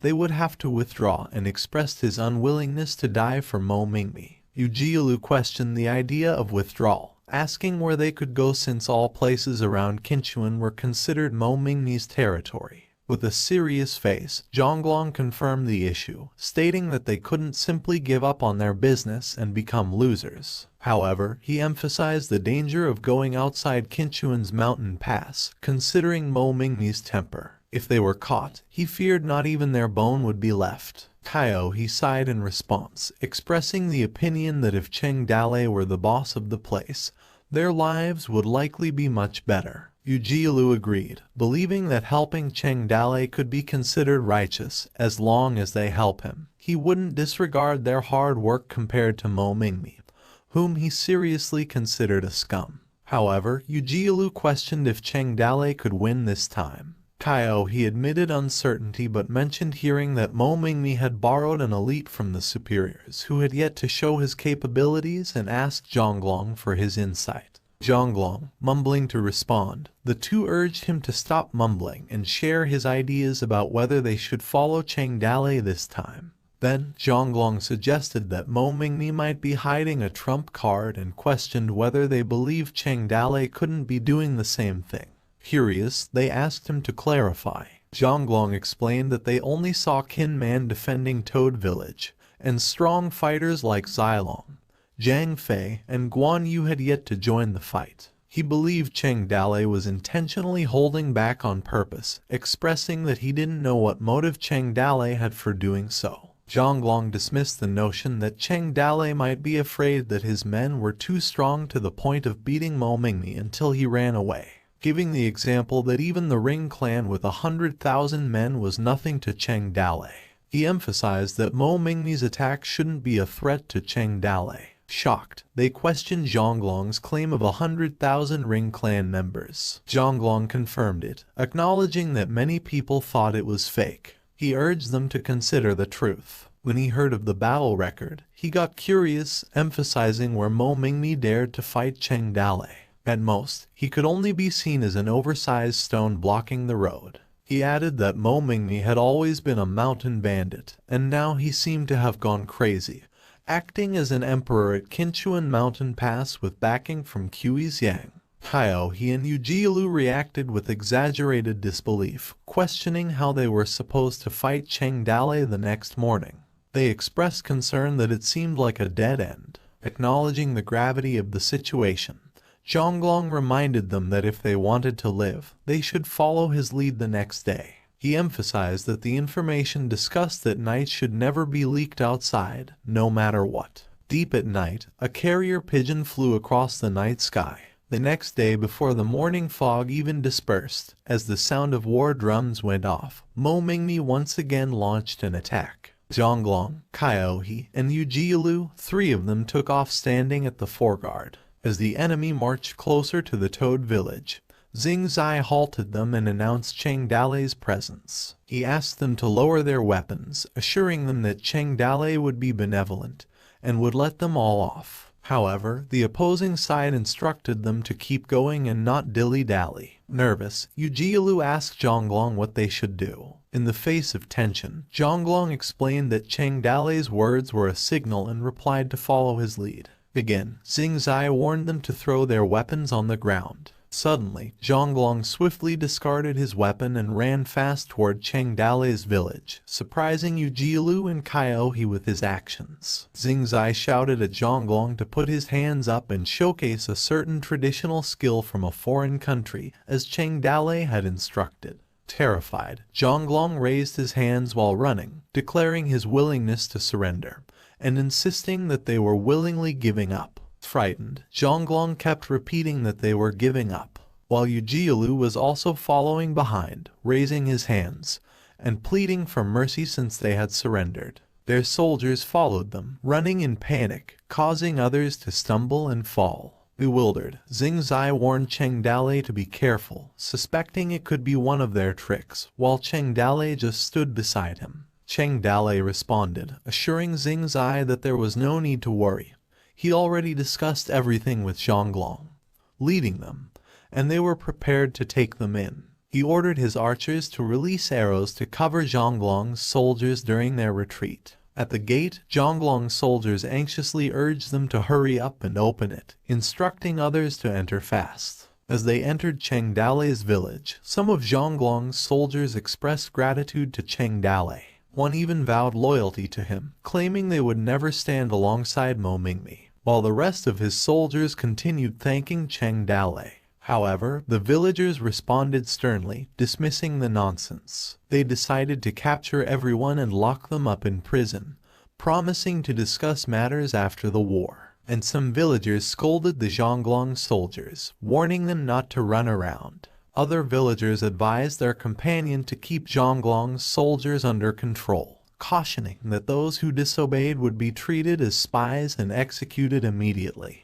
Back to the war, on the opponent's side, Mo Mingmi was filled with rage and saw this as an opportunity moment, mentioning that he patiently waited for Cheng Dalei to open the gate. Driven by determination, he commanded his cavalry to break down the gate and ordered his troops to launch an attack on the city. Mo Mingmi declared that whoever successfully broke down the gate would receive a reward of 100 gold bars and a promotion to a military officer. His troops were resolute in their decision to attack. The soldiers brought ladders while directed them to occupy and seize the gate. Meanwhile, Cheng Dale, equally determined, ordered Qin Man and Man Zijun to go outside the city and face the enemy. He also called Zilong and Zhang Fei, instructing them to prepare for battle. After the last surrendered soldier got inside the city gate, Zilong and the others who had been on standby at the gate fiercely took off. Upon exiting their gate, Zhang Fei urged everyone to fight fiercely and block off any pursuers. Qin Man, equally resolute, shouted with determination, encouraging his men to showcase the training they underwent in the Toad village, and emphasized that they let Cheng Dale witness their achievements. After defending for half a month, the first time Cheng Dale chose to take the offensive stance, to directly fight off the root of the problem. Cheng Dale prepared to take Mo Mingmi's head to bring an end to the mission of defending the village 10 times. 18 military lieutenants' troops have been dispersed by Toad Village. Leading the charge, Zhang Fei, Zilong, and Qin Man took the forefront, shouting orders to kill and urging their men to go on and instructing their men to change in a trident formation. Amid the action, Zhang Fei expressed his excitement to be the one to take down Mo Mingmi. Smirking, Zilong responded that they would see who could claim Mo Mingmi's head first. Meanwhile, Qin Man remarked that Cheng Dale finally granted them to fight. The 3 platoons went directly towards Mo Mingmi's main army. The 3 leaders shouted for their men to follow their lead and yelled commands to kill. They divided into 3 squads: Qin Man's squad, Zilong's squad, and Zhang Fei's squad. The 3 platoons arranged as a trident, destroying everything in their path and sweeping up everything. Meanwhile, an evil intent was evident on Mo Mingmi's face as he displayed a smirk. He instructed his troops to retreat and let Cheng Dale's men break in. On Cheng Dale's side, as he used his telescope, he wondered why Mo Mingmi were not scattering but instead retreating in an orderly fashion. He pondered the reason behind Mo Mingmi's continuous retreat. The forces are drawing back like a tide. Following that, they revealed the thing they had been hiding. While Cheng Dale observed through his telescope, shocked visibly on his face as he spotted a heavily armored soldier in the distance, numbering around 5,000. Concerned, he questioned if those were Mo Mingmi's hidden cards. At the same time, Zhang Fei, now close to the armored soldiers, commanded his men to go after Mo Mingmi, who was just behind the battle formation. They all shouted kill, believing that capturing Mo Mingmi's head would automatically break apart. Their determination was unwavering. The armored soldiers were ready. Zhang Fei attacked one of them but was easily blocked and expelled. He tried to stab again but quickly realized the thickness of their armor. He contemplated that despite delivering 2 direct attacks, the armored soldier was only knocked down. Suddenly, Yan Dai issued commands to the front troops, urging them to do everything to hold off the enemy. The 2 cavalry troops were instructed to surround the opponents from both sides. The 2nd and 3rd teams were instructed to be on the left, slowed down, and joined in. He told them to spread out in the battle formation, using the heavily armored soldiers as a shield against the trident's sharp edge. Yan Dai ordered them to follow by encirclement, spread out, and surround them. Cheng Dale realized the tactical prowess of luring the enemy by acting weak and using heavy armored soldiers to block the cavalry charge. He expressed that Yan Dai's was something else. He issued orders to his troops to retreat, preventing them from being wrapped up like dumplings. As their drums sounded and ordered the troops to retreat, Qin Man and Zhang Fei turned their heads as they received the command to fall back. Cheng Dale instructed that all the troops retreat and that the front group change into the vanguard group. Zilong turned to Qin Man and Zhang Fei, informing them that they held off the enemy while sending the troops back to the village. They repeatedly instructed them to retreat. The encirclement is yet to be formed. The 3 troops efficiently broke away from the blockage. Cheng Dale issued a command to archers to release the arrows to cover those who were retreating. It was another siege that continued for a whole day. In the end, after abandoning a few hundred corpses, Mo Mingmi temporarily retreated. Suddenly, a beep sounded that the mission for defending the mountain village 10 times was completed, and some defenses completed 10 over 10. After the earlier war, as night fell in Toad Village at Cheng Dalei's study room, he complained about the mission that had persisted for several months in a row. They fought major battles, and now, finally, it was completed. Miserable as he recalled how he had been happy and comfortable when the system bug provided the defense mission, while Hart was by his side, listening to his frustration. She spoke up, stating that the stuck bug mission was too much to handle, so it was repaired to prevent it from getting stuck again. Hart explained that the method of issuing rewards had been changed from providing rewards upon completion to completing the mission 10 times to receive all the rewards, highlighting that it would be hard to get stuck on a bug now. Suddenly, a beep from the system congratulated Cheng Dalei on completing the defense mission 10 times and asked him if he wanted to receive the rewards. Hart highlighted that the mission was completed and the rewards would not be bad. She persuaded Cheng Dalei to collect the reward, which Cheng Dalei clicked to receive them. A repeating beep followed, and the rewards he got included 5 battle flags, 10 acres of farmland, good wine, a long sword, clothes and herbs, 50 pounds of grain, and a special reward, a new battle song. Hart informed Cheng Dalei that when the battle song was used, he would lose all his fear points. She advised him to spend all his fear points before utilizing the song. Flustered by the information, Cheng Dalei questioned the kind of song that required him to spend all his fear points. Hart clarified that it's not about spending but rather dispelling. When the battle song was used, one's fear and hesitation vanished from the mind. She added that it wasn't necessary to use it immediately. Suddenly, another beep notified again that a new war song had been added to his favorites. Hart continued, explaining that among the miscellaneous rewards, the most important one was the borrowed power from the 14 major stars in the sky, transformed into a battle banner. She explained the significance of the 5 battle flags that each brought a stat boost to the army. She detailed the effects of each banner, starting at orange banner buff, ISEKAIED, which increased the speed of one side charge, blue banner buff, Alker, which boosted one side morale,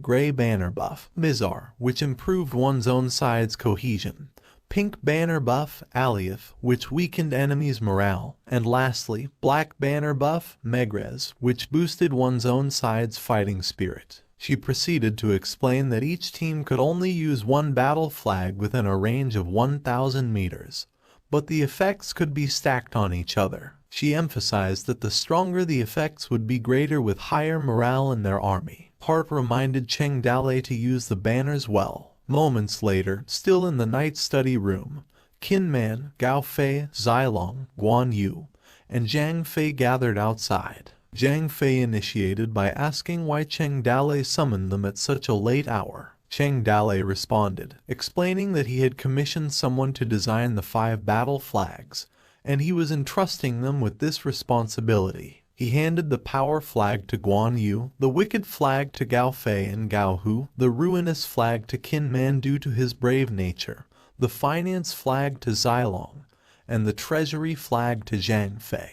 Cheng Dalei elaborated that, in addition to providing them with the battle flags, he was shifting the strategy of Toad Village from defense to offense. He also mentioned having gunpowder, which would be more than enough to deal with the heavily armored soldiers. However, he emphasized that soldiers who could carry hundreds of pounds of iron armor into battle were rare talents among them, especially when gathered in a group.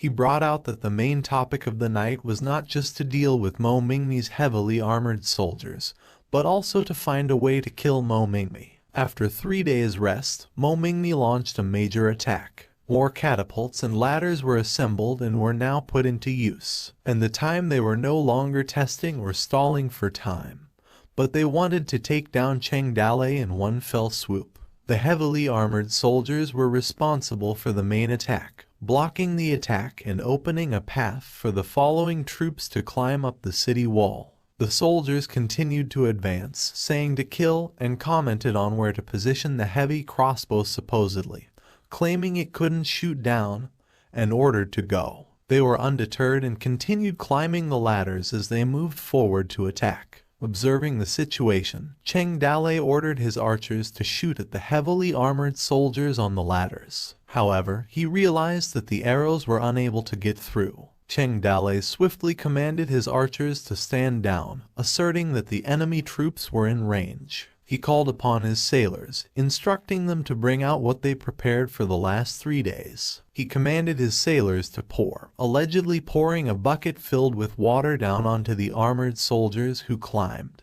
causing them to slip and shout in frustration. The weather was cold, and the dripping water turned into ice. 100 pounds of iron armor were not easy to move when the water was poured. Hundreds of heavily armored soldiers in the vanguards were frozen. Cheng Dalei, determined to counter the enemy, issued another command to kill and ordered his troops to go out and attack. He called Kinman, Xilong, Zhang Fei, Gao Fei, and Gao Hu squads, as well as Xiao Yu and Ling Chong. With a resounding roar, Cheng Dalei's squads charged into battle, determined to face Mo Mingmi's troops in the showdown at Toad Village, the clash of the best of the best. On the other side, Mo Mingmi's troops informed that Cheng Dalei's men were coming out. Mo Mingmi expressed satisfaction, commending their excellence, and mentioned that the last time Kinman, Xilong, and Zhang Fei were able to escape, and warned them not to try to escape this time. Excitement is visible on his face as he commands his troops to kill them.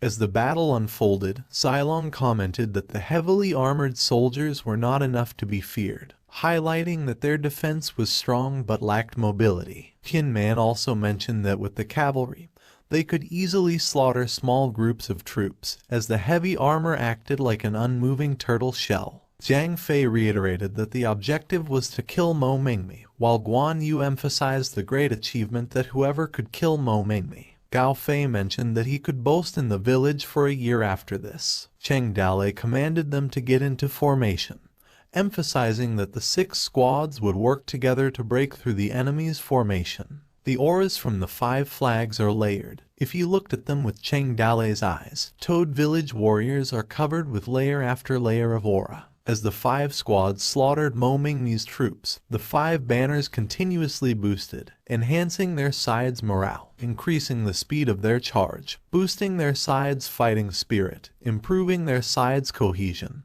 and weakening the enemy's morale. Kinman led the charge, shouting commands to kill, while on the opposing side, Mo Mingmi's troops warned him that he must retreat. However, Mo Mingmi repeatedly insulted the Toad Village, claiming they were nothing more than a bunch of bandits. The sounds of killing were incessant, the battle flags were staggering, and soldiers were losing their armor. Mo Mingmi's troops urged him to leave first, claiming they could hold off the Toad Village forces. However, realizing they couldn't withstand them, they eventually decided to retreat. Yet, the momentum of the Toad Village is like a tiger. No matter how reluctant he was, the situation was over. Mo Mingmi was unable to achieve victory and could only flee in embarrassment under the escort of his guards, leaving behind only the ground full of corpses and fallen siege equipment. Xingzai praises Cheng Dalei's men were truly fierce and pointing out that they defeated 10,000 opponents with just 3,000. Creating a mess. Chuckled. Cheng Dalei sarcastically replied that the enemy was too weak. Xingzai highlighted that it looked like Cheng Dalei won already. Boastfully, Cheng Dalei responded that he was a master of cheat, suggesting that if he could defeat those weaklings, he might as well use frozen tofu to beat himself to death. Confused, Xingzai stammered while trying to grasp the word cheat and wondered what Cheng Dalei was saying, as he could not understand. Cheng Dalei only responded with a sly laugh. Cheng Dalei reflected on the realization he had back at King New Mountain when he fought the rings. In his eyes, the world was within reach, although he found the unlimited exchange of fear points and gunpowder alone enough to wipe out the entire empire. But the world obtained through the process brought nothing but ruin, which he found unattractive. Instead, he contemplated fixing the broken empire in the direction he liked. After the battle, Cheng Dalei ordered his men to clean up the battlefield and count the spoils of the battle. More than 1,000 ordinary soldiers and 500 heavily armored soldiers were captured. Cheng Dalei was ready to convince them, hoping that more people would join the Toad Village. A beep sounded as he saw soldier-type heavily armored soldiers. The people in Mo Mingmi's camp fled, but all the supplies were left behind. A person asked if they were Mo Mingmi, and another person responded that he managed to escape. In reaction, the person expressed pity. Amidst the aftermath of the battle, Cheng Dalei and his forces discovered a substantial number of resources, several armor sets and weapons, 300 war horses, engineering carts, catapults, several tents, and countless supplies. Cheng Dalei obtained a lot. Meanwhile, in descending Jade Village, Lihur reflected on her happiness at Shenji's powerful presence, noting that the enemy troops didn't put up a fight. With a blank expression, Shenji responded, while Linger asked Shenji if the enemy left. Ironically, the enemy and the leader were defeated. The news that Cheng Dalei defeated Mo Mingmi in the frontal battlefield spread like wildfire. Mo Mingmi suffered heavy losses. Many focused on Qinchuan now fully trusted Cheng Dalei. He dominated Qinchuan for many years, relying on the Qinchuan border city. Now, it seemed that only the one who held this border of Qinchuan could be considered the rightful lord of Qinchuan.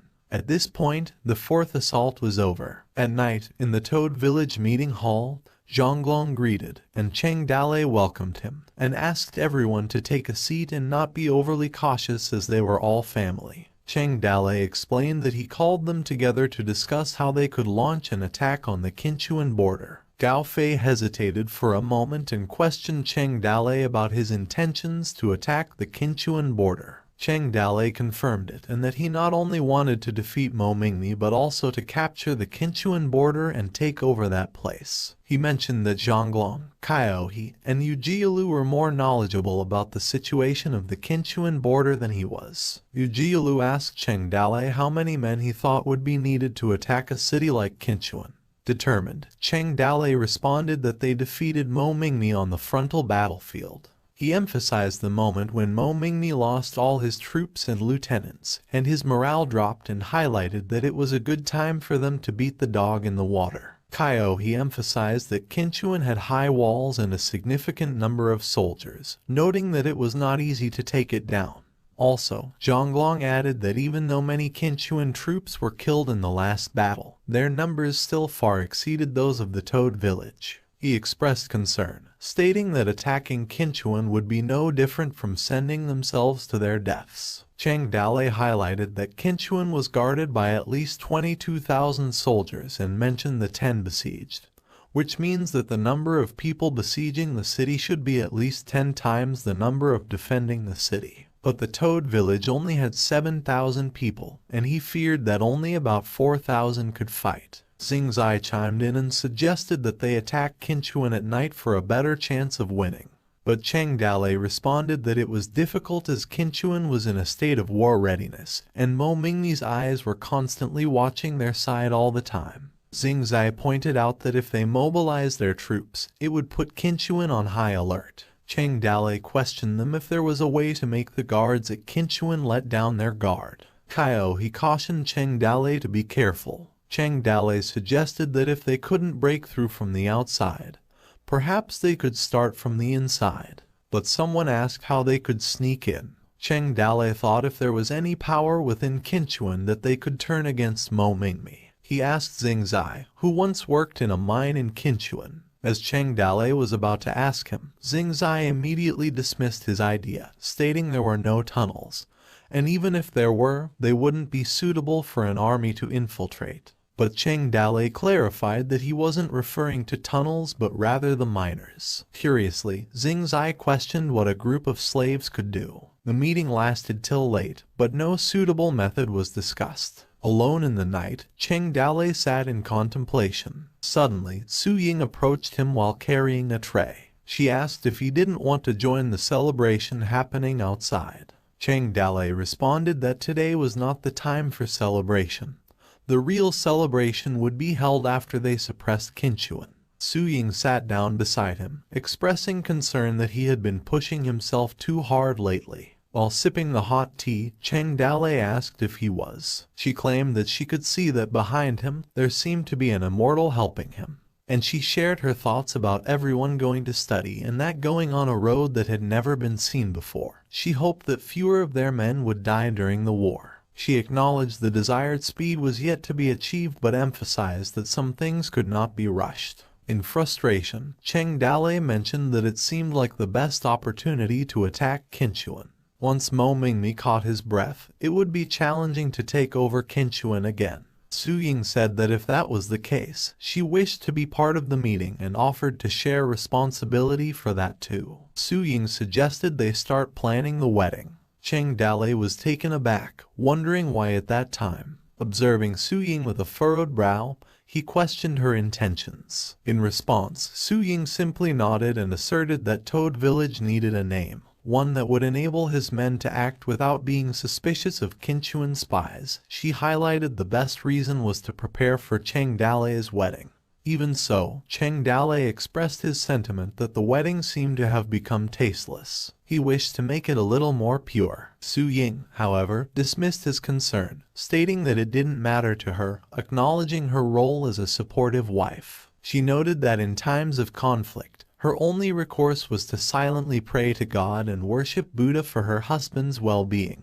Her eyes filled with love, Su Ying continued, stating that they needed to be careful to survive in these chaotic times. She expressed concern if Cheng Dale couldn't come back, she wouldn't be able to live anymore. However, she urged him to think about how to face other people amidst wedding matters, considering that some may not like it. She brought up Liu Jai, describing her as clingy, and suggested not to care about her feelings and to leave her out. She also mentioned Lihua, emphasizing that she's not older and highlighting her character, stating that she should become the wife of a large family. Su Ying advised Cheng Dale that if he missed such a strange woman like Lihua, it would be difficult for him to find one in his second life. Su Ying shared that she had been dealing with them a lot recently, emphasizing to Cheng Dale that he shouldn't let them down. She also mentioned Jidao, noting that she shouldn't be counted. Su Ying playfully accused Cheng Dale of being a merciless womanizer who kept his lovers around and jokingly threatened to bite him to death. Suddenly, Cheng Dale screamed as he urged Su Ying to be gentle. With the announcement of the wedding at the celebration banquet, Toad Village was filled with an atmosphere of joy. How tense it was during the war, how relaxed it was now. The people erupted in cheers, raising their glasses, and their faces were filled with happiness. Yuer called out to Lihua, who seemed drunk, and exclaimed that Cheng Dale was getting married. While Liu Jai was taken by surprise as she read the letter, she asked Cheng Dale about it. However, Cheng Dale coughed as he struggled to explain. Frustrated, Liu Jai complained to Cheng Dale, saying that she also wanted a wedding. Cheng Dale attempted to clarify that Su Ying would explain later. Liu Jai, on the other hand, answered that she didn't care. She asked Su Ying directly, but Su Ying said she wanted Cheng Dale to make it up to her that night, causing Cheng Dale to be left speechless. Meanwhile, somewhere in the place of Toad Village, Jai Tao was singing outside, which started at Phoenix returns to its hometown. Traveling to Four Seas to seek its mate, the time was not yet come, and there was nothing to do. It mentioned a beautiful lady in the boudoir, far enough that it poisoned her heart. The lyrics questioned the reason for acting like lovebirds, flying and soaring together. She sang this during the snowy night, continuing with the lyrics that questioned who would know the harmonious traffic between heart and mind in the middle of the night. Nearby, Xiao Yu was drinking tea, and as he listened to the harmonious song, it continued, both wings rising and flying high without making it feel bad. While Xiao Yu was relaxing, Lin Chong suddenly approached him and informed him that the war was over, and Toad Village no longer needed their assistance since Cheng Dale did not want to work with them and suggested that they should leave. Smiling, Xiao Yu replied that they would stay for a few more days. Regardless, it was Cheng Dale's wedding, and they couldn't be absent from such an important event. While in another room, Wanner could be seen crying, clearly hurt by the news, and letting out an insult. As the news spread throughout Qinchuan, including the 18 lieutenants, various mountain bandits, rich merchants, and city lords, everyone was prepared to offer congratulatory gifts to the new master of Qinchuan. The wedding site in Toad Village became hugely decorated. People united and shouted to hoist up lanterns and ribbons for display, while Shenji was busy receiving gifts from various people, starting with senior official Zyman, who sent a congratulatory gift of 10 boxes of aphrodisiac herbs. Shenji suddenly questioned why Zyman sent those gifts. He also mentioned that the Lord of Heiagia City sent 100 pieces of flowered cloth. The 3 lieutenants, Zhonglong, sent 300 pairs of armor, and the Bottom Lake Fish Staff sent 3,000 taels of silver for Su Ying. Shenji expressed gratitude to them and invited them to Cheng Dale's wedding banquet in 10 days. At the same time, Toad Village also sent ships out to purchase the necessary supplies for the wedding banquet. Meanwhile, in Mo Mingmi's mansion in Qinchuan, Yan Dai informed him that Toad Village had sent an invitation. Confused, Mo Mingmi asked what was wrong and questioned if it was a war letter or a challenge to fight. Yan Dai explained that a few days ago, their scouts were spying on the outskirts of Toad Village. He informed Mo Mingmi that Toad Village held a celebration banquet for 3 consecutive days, followed by a high-profile announcement of Cheng Dale's marriage. He handed the invitation to Mo Mingmi, who read it seriously and felt relieved that it was not a war letter. Suddenly, Yan Dai called Mo Mingmi and contemplated the recent events. He reflected on the day when Cheng Dale defeated them with only 3,000 troops and when Mo Mingmi came back and fell ill. He realized that it was clear that Cheng Dale's men were strong enough to defeat 15,000 with just 3,000 and noted that Cheng Dale passively defended for half a month.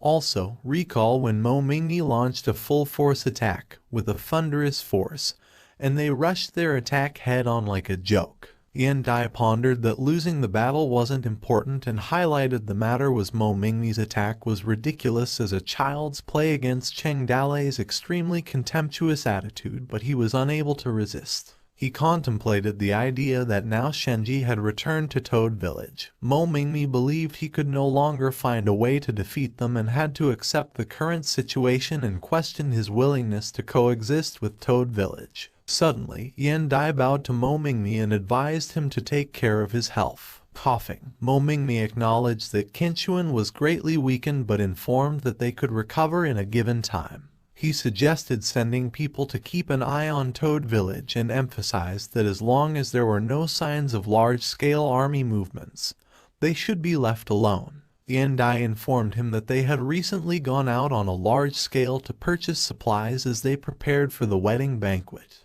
Mo Mingmi informed Yan Dai that Qi Zhang had sent a message, instructing them to prepare more 2-legged sheep to send to Jingzhou. Yan Dai assured him that the preparations were underway, though it might take some days. Mo Mingmi urged him to expedite the preparation, emphasizing that things were more important over there and Yan Dai should know that these goods were for Qi Zhang's son. Speaking of the person, there was even fear in Mo Mingmi's eyes. Yan Dai inquired if Mo Mingmi was referring to Qi Yonghai, the lunatic or demon. Mo Mingmi clarified that he meant the natural-born demon. A few days later, outside Qinchuan, shadows were seen on the cliff's surface. A person questioned the presence of Cheng Dale, and Cheng Dale confirmed. 3 days later, the elite troops of the Toad Village were assembled. Xingzai asked how many people there were, and Cheng Dale answered that there were 3,000. He explained that the elite troops were currently lying in ambush with 3 days' worth of dry food.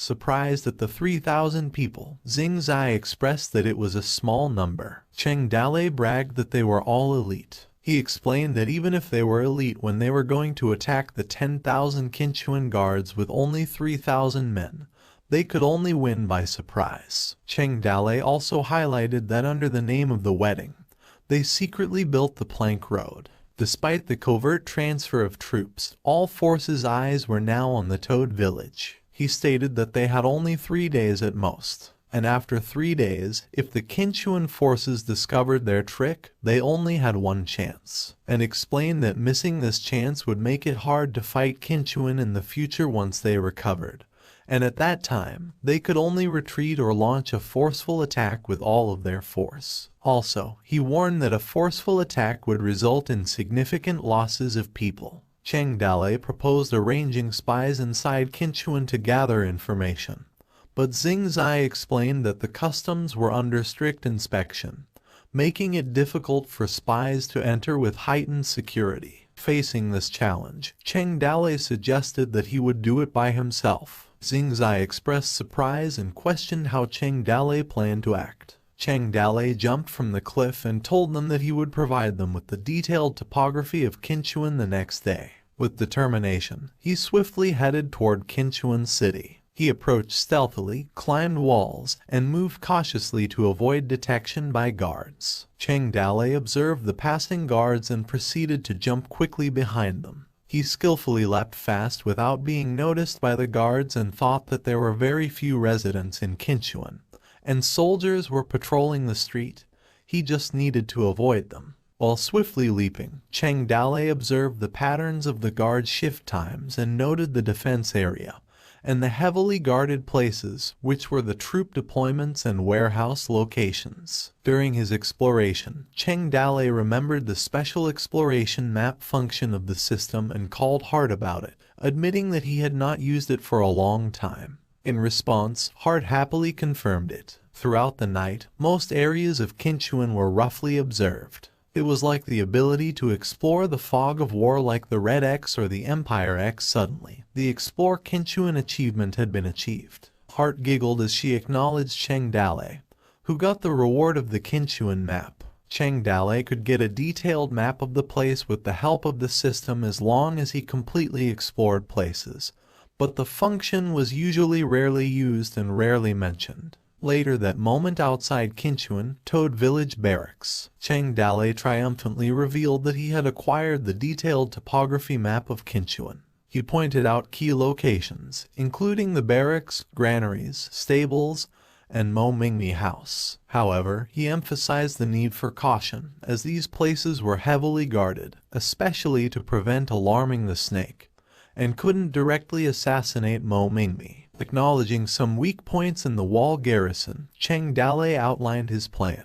He cautioned them that it was not going to be easy and mentioned that he caught a small captain to interrogate. He emphasized that he observed for a whole day, and the information the small captain said was true. Cheng Dale said that before the enemy could discover that the smaller captain was missing, they must take action.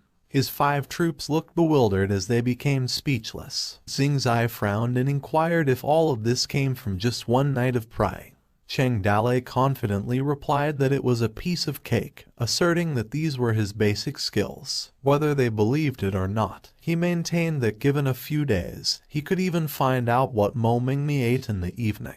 Cheng Dale proceeded to share more details of the plan, focusing on the city gate, which had 3 teams guarding in rotation, with 100 people per team. He outlined their defensive area and the change of shift times. Outside Qinchuan, Toad Village Barracks, Cheng Dale emphasized that the opportune moment would be at midnight midnight during the shift change. He emphasized that it was a time when the guards would be most exhausted and likely to be more relaxed. He assigned specific roles to the group of elites on the wall, noting to open the gates within a quarter of an hour and led the troops into the city. Cheng Dale called Xilong, and Guan Yu were tasked to follow him to the city tower, while Qin Man would be responsible for occupying the armory. Dao Fei and Gao Hu were assigned to attack and occupy the granary. Additionally, Lin Chong and Xiao Yu were designated to join him in the city tower first, and later they would collaborate to attack and occupy the barracks. Li Hua had the responsibility of taking over the stables, and the plan involved setting fire to drive away the horses. The 3 lieutenants would enter the city, emphasizing the importance of killing Mo Mingmi in a short time,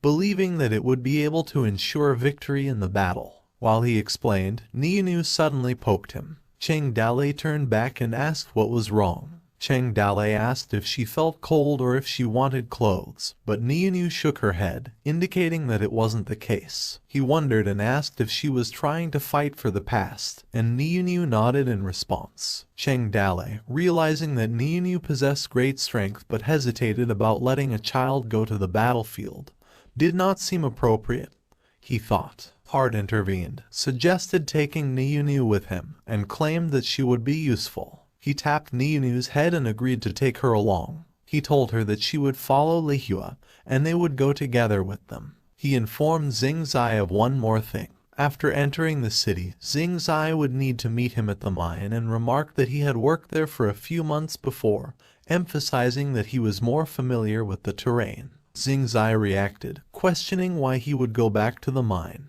He described it as hell, and he had managed to escape, noting that there was only a group of numb guys waiting to die, except for the stones. Cheng Dale disagreed, stating that he believed the mine was a critical piece in defeating Mo Mingmi. As time passed slowly, reaching about 1:15 midnight, in Mo Mingmi's camp, two guards chatted. One guard mentioned that it was getting colder, and the other responded that if they stayed up a little longer, someone would come to replace them. They continued chatting, with one guard asking why they hadn't seen the third captain that day. The other guard replied that he didn't know, mentioning that the third captain ran every day to spend the night in the Yichun courtyard, and he guessed the captain drank too much the previous night. The conversation took a turn as one guard suggested they go to the Yichun courtyard later to see the third captain. However, Cheng Dale jumped behind them and suddenly attacked the guard. The other guard was taken aback but swiftly stabbed the guard down and moved to take down the other, stabbing through his mouth,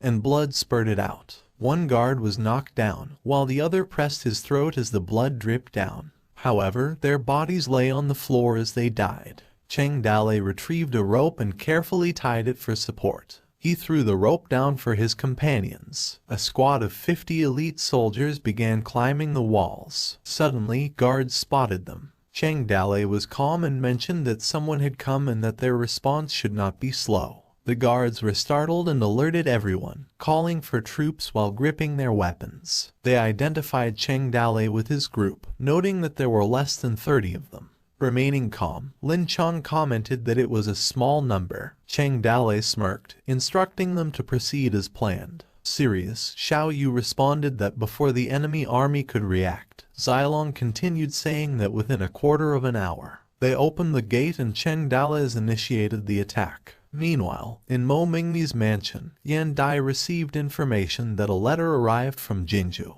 It stated that they were aware of their defeat and scolded them harshly. Mo Mingmi expressed his frustration, realizing he was just a pawn in the hands of Qi Xiang. He revealed that he served Qi Xiang for over 10 years, and now, when he was deemed useless, he could easily get rid of him. Yan Dai advised him to take care of his health as Mo Mingmi was drunk. Puzzled, Yan Dai questioned why Qi Xiang wanted them to capture so many two-legged sheep for his son every year, with the numbers increasing annually. While pouring his tea, Mo Mingmi explained that perhaps Yan Dai only heard of Qi Xiang's son's demonic reputation, revealing that not many people knew about what he had done, as all news related to it was blocked by Qi Xiang.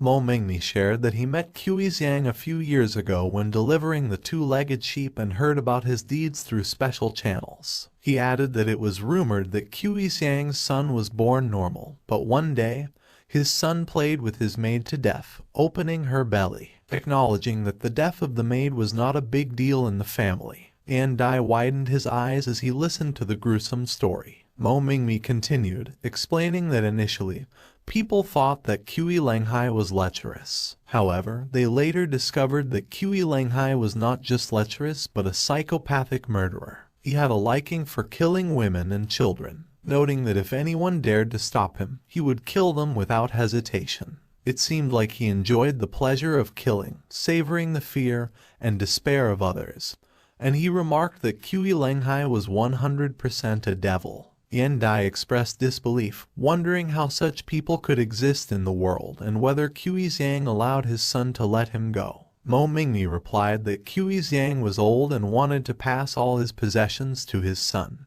and he didn't care if his son killed a few people. He abruptly suggested to Yan Dai to forget about it and leave those big shots alone. Mo Mingmi shifted the conversation, mentioning that they would send goods to Jinju tomorrow. He questioned whether they could be of any use to them if they couldn't even handle such minor issues and sighed. Suddenly, a soldier intervened and reported to them. Panicked, the soldier informed that the Toad Village people were attacking them. Both Mo Mingmi and Yan Dai were surprised by the report. A few minutes earlier, the battle ended quickly, and within a short time, dozens of bodies fell under the city gates. Cheng Dale attacked the soldiers who were screaming in pain. Then, the city gates swung open widely, and someone shouted to open the gates quickly. Cheng Dalei's men rushed inside as soon as the gates opened. He commanded them to split into 4 groups and complete their objectives. Urging his men to hurry, Qin Man emphasized the need to destroy the target locations before the city guards could respond.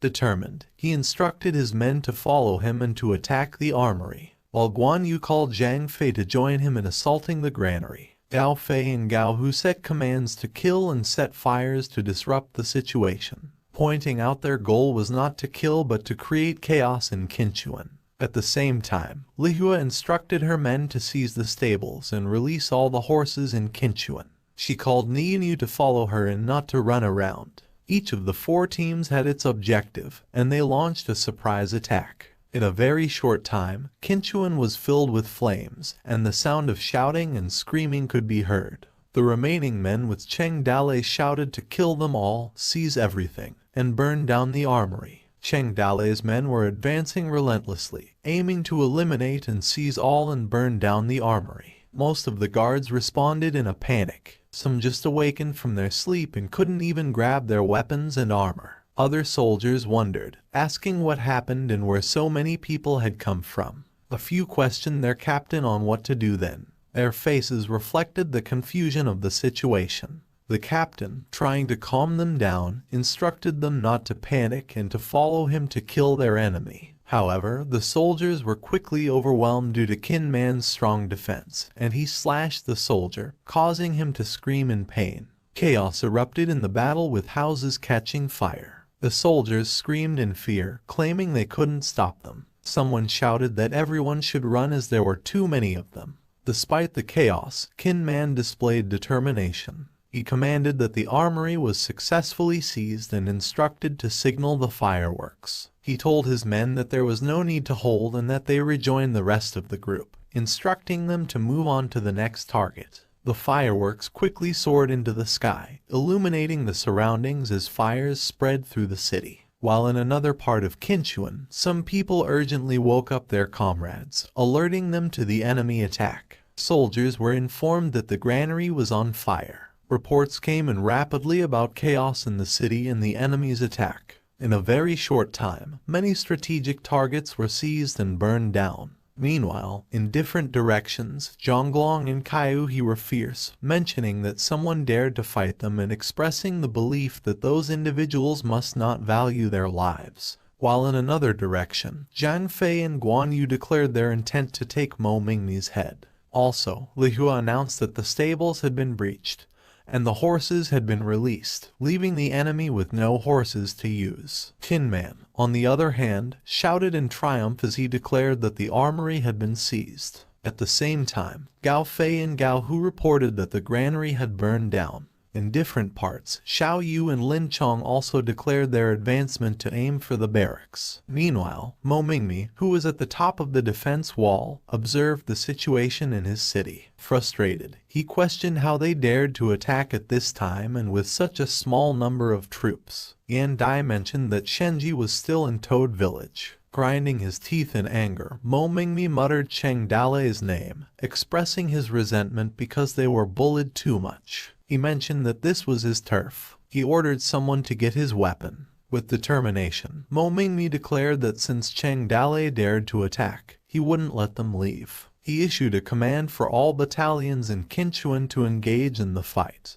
The defenders of Qinchuan also gathered in a short time and entered the city to defend it. A roaring scream of soldiers advancing as they launched an attack. Meanwhile, Cheng Dalei was accompanied by Xing Zai. He explained that they were currently at the barracks of Qinchuan, and most of the soldiers went out to respond, leaving only a few soldiers inside the barracks to guard. He pointed out that Mo Mingmi's elite soldiers were likely guarding his residence, and if Mo Mingmi stayed there, he noted that they would have to fight their way in. Cheng Dalei highlighted that they had 3,000 to 4,000 people but noted that losing a large number was necessary to fight a bitter battle. He mentioned the strategic importance of occupying various objectives to weaken the defending troops of Qinchuan, conveying that the actual battle was about to begin.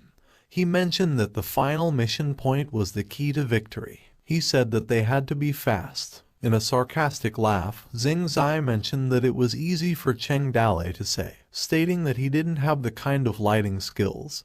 He panted heavily as he asked Cheng Dalei to wait. As they ran, Cheng Dalei grabbed Xing Zai's wrist and told him that they would fly, suggesting that he would carry him. Xing Zai belatedly reacted as Cheng Dalei immediately leaped off the wall. He let out a frightened yelp but was hushed by Cheng Dalei, who whispered for him to lower his voice. While Cheng Dalei swiftly dashed through the barracks, he informed Xing Zai that the barracks were empty, presenting an opportunity for Xiao Yu to seize it. Overwhelmed by his situation, Xing Zai was still able to question Cheng Dalei that it was Xiao Yu's business to seize the barracks, asking him what they were going to do. Cheng Dalei clarified that they had different goals. He revealed that the location of the barracks was here, suggesting that it would have been much better if they built the barracks in the city center. He claimed that the biggest reason was that they wanted to guard the iron ore cave. He further explained that their primary objective was the mine,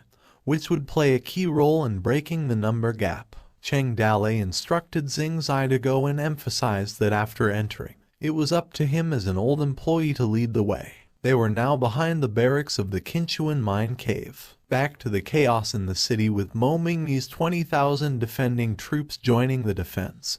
Both sides were outnumbered several times. Reports came that the defenders entered the city through the North Gate barracks. Mo Mingyi's 10,000 troops entered the city from the barracks. At the same time, Qin Man briefed his men that their army went deep into Qinchuan.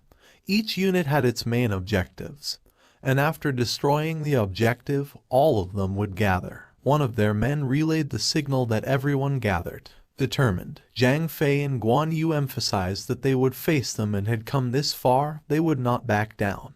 With over 3,000 plus Toad Village men, they prepared to face Mo Mingyi's overwhelming force of 20,000 plus defending troops, which also showed determination as they screamed to kill and surround them. At this point, the people were united and had one goal, which was to confront 20,000 people head-on with 4,000 men in the city. Orders were given in Toad Village for everyone to gather, with Niyu watching them silently. Meanwhile, at the Qinchuan Northgate barracks, there were only a few soldiers left, making them vulnerable. Xiao Yu called Lin Chong, asking if they should go to support Cheng Dalei, who was in the mine behind the barracks. In response, Lin Chong reassured him, emphasizing Cheng Dalei's abilities, and pointed out that the key was dealing with the main force in the city. He mentioned that Toad Village's army must have encountered Qinchuan's main force by now, and they needed to resolve it quickly. He urged them to go and provide support to their men.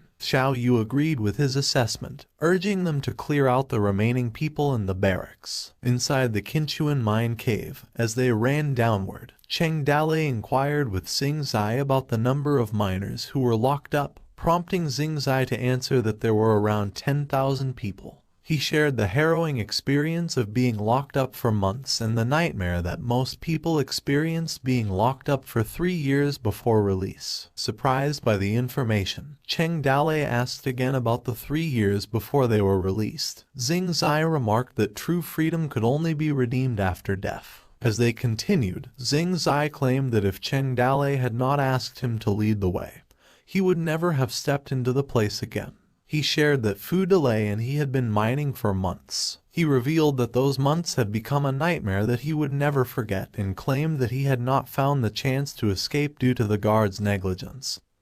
He feared his life would be taken. Their faces turned grim as they saw something, and Xing Zai mentioned that it was the dark corner where sunlight never shone.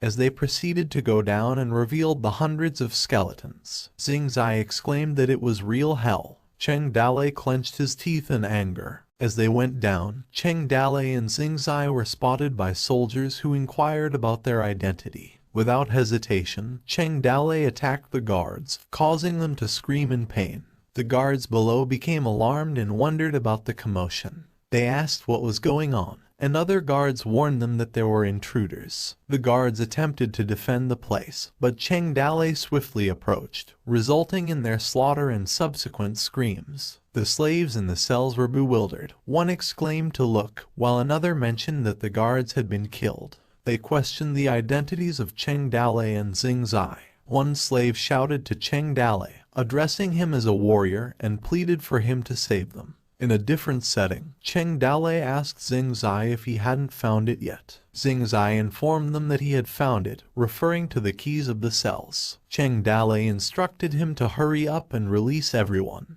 After Xing Zai opened the cells, the slaves hurriedly got out, shouting for help and pleading to be saved. This caused the cave to become crowded. Guided by Xing Zai's repeated urging them to move on, walk faster, and hurry, the slaves rushed towards the exit of the cave, even though they were exhausted from being inside. Upon reaching the outside, some slaves were panting heavily, while others continued to urge them to keep moving. An elderly man exclaimed that they were going to escape from the mine, questioning what they would do afterward and where they should go. Fearful, he added that up ahead were Mo Mingmi's barracks, guarded by tens of thousands of soldiers. He asked if Mo Mingmi's soldiers would let them go. As all the slaves were out of the cave, the silhouettes of Cheng Dale and Xing Zai caught their attention. They questioned whether Cheng Dale would save them, noting that he had already led them out of the mine. Another slave mentioned that they had nothing left in their current situation and asked where they could go. Someone pleaded, calling them a warrior and asking to be saved.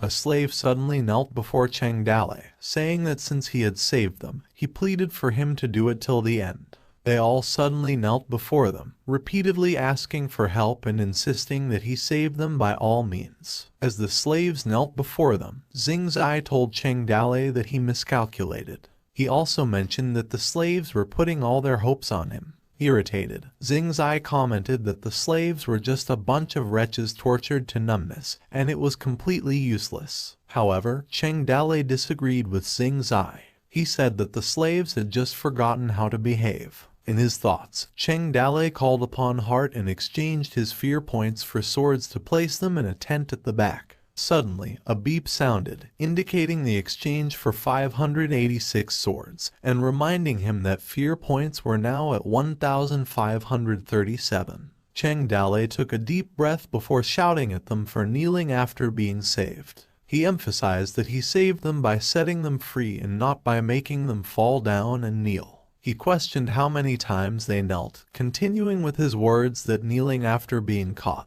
kneeling after being rescued, and questioning if they ever kneeled in a truly useful way. He put forth the idea that if they ever received fewer lashes because they kneeled to someone, they might believe people would respect them because they kneeled to them. Cheng Dale made them realize and conveyed to them to wake up, asserting that no one in the world was worth their kneeling, and he was also not worth their kneeling. He explained that they should stop deceiving themselves and others. Continuing his statement, Cheng Dale questioned the people about what they wanted and what they could achieve by escaping.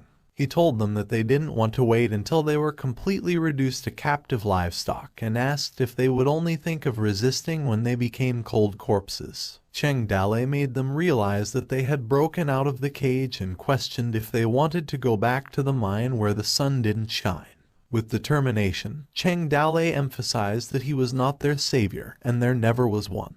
The slaves listened intently as Cheng Dale further explained that the only person who could truly save them was themselves. With conviction, Cheng Dale spoke to his men attacking Qinchuan, informing them that they were outnumbered, 4,000 against Mo Mingmi's 20,000 soldiers, yet they fought without hesitation. He raised his sword, declaring that they were fighting for freedom and the liberation of Qinchuan, and their blood and lives were fading away. As the battle song activated, Cheng Dale's fear points were deducted. He mentioned that the oppressed, abused, and starving slaves of the world should rise. The fireworks illuminated the sky, and the battle song resounded with thunderclap sounds and sudden thunder shocks, symbolizing the brutal thief extinguishing its traces. To witness the glory of the light shining on the red sun, Cheng Dale continued to speak and told them to admire the brilliant fireworks as a signal from his men, indicating that they had occupied the barracks, and the way ahead was clear. He asked them what they were afraid of. In the sky, Heart was seen flying and also spoke that no heroes, no emperors, and no one could free them, they were on their own. She said that only by destroying Mo Mingmi could they survive in Qinchuan. Cheng Dale asked if they wanted to continue running away. He advised them that being captured by Mo Mingmi again would eat up even the last bit of their self-respect, and they had no way back but to submit and be enslaved. He emphasized that they needed to wake up and fight back. As the battle song continued, the lyrics conveyed that the old society was completely destroyed. A glorious new society had been created. Don't say they are worthless, and from now on there shall be a universal world. Cheng Dale declared that they gathered their strength to repay the humiliation they suffered at the hands of Mo Mingmi. The slaves were visibly moved by Cheng Dale's words, while he conveyed to them to fight with him that they needed their strength and to fight together with him. One slave was moved by his words, causing him to lift his strength. Suddenly, Xiao Yu appeared behind Cheng Dale as he continued his proclamation that they were not fighting alone, declaring that they should not say they have nothing, as they should be the masters of the world. Surprised, Xing Zai was speechless as he watched, with the music stating that only the great labor army, the laborers of their world, had the right to enjoy life, and there was no room for parasites. Cheng Dale urged them to pick up their shovels, hammers, and take up their swords to reclaim the lost dignity. Interrupting, all the slaves joined in, shouting to fight for their food, dignity, and freedom.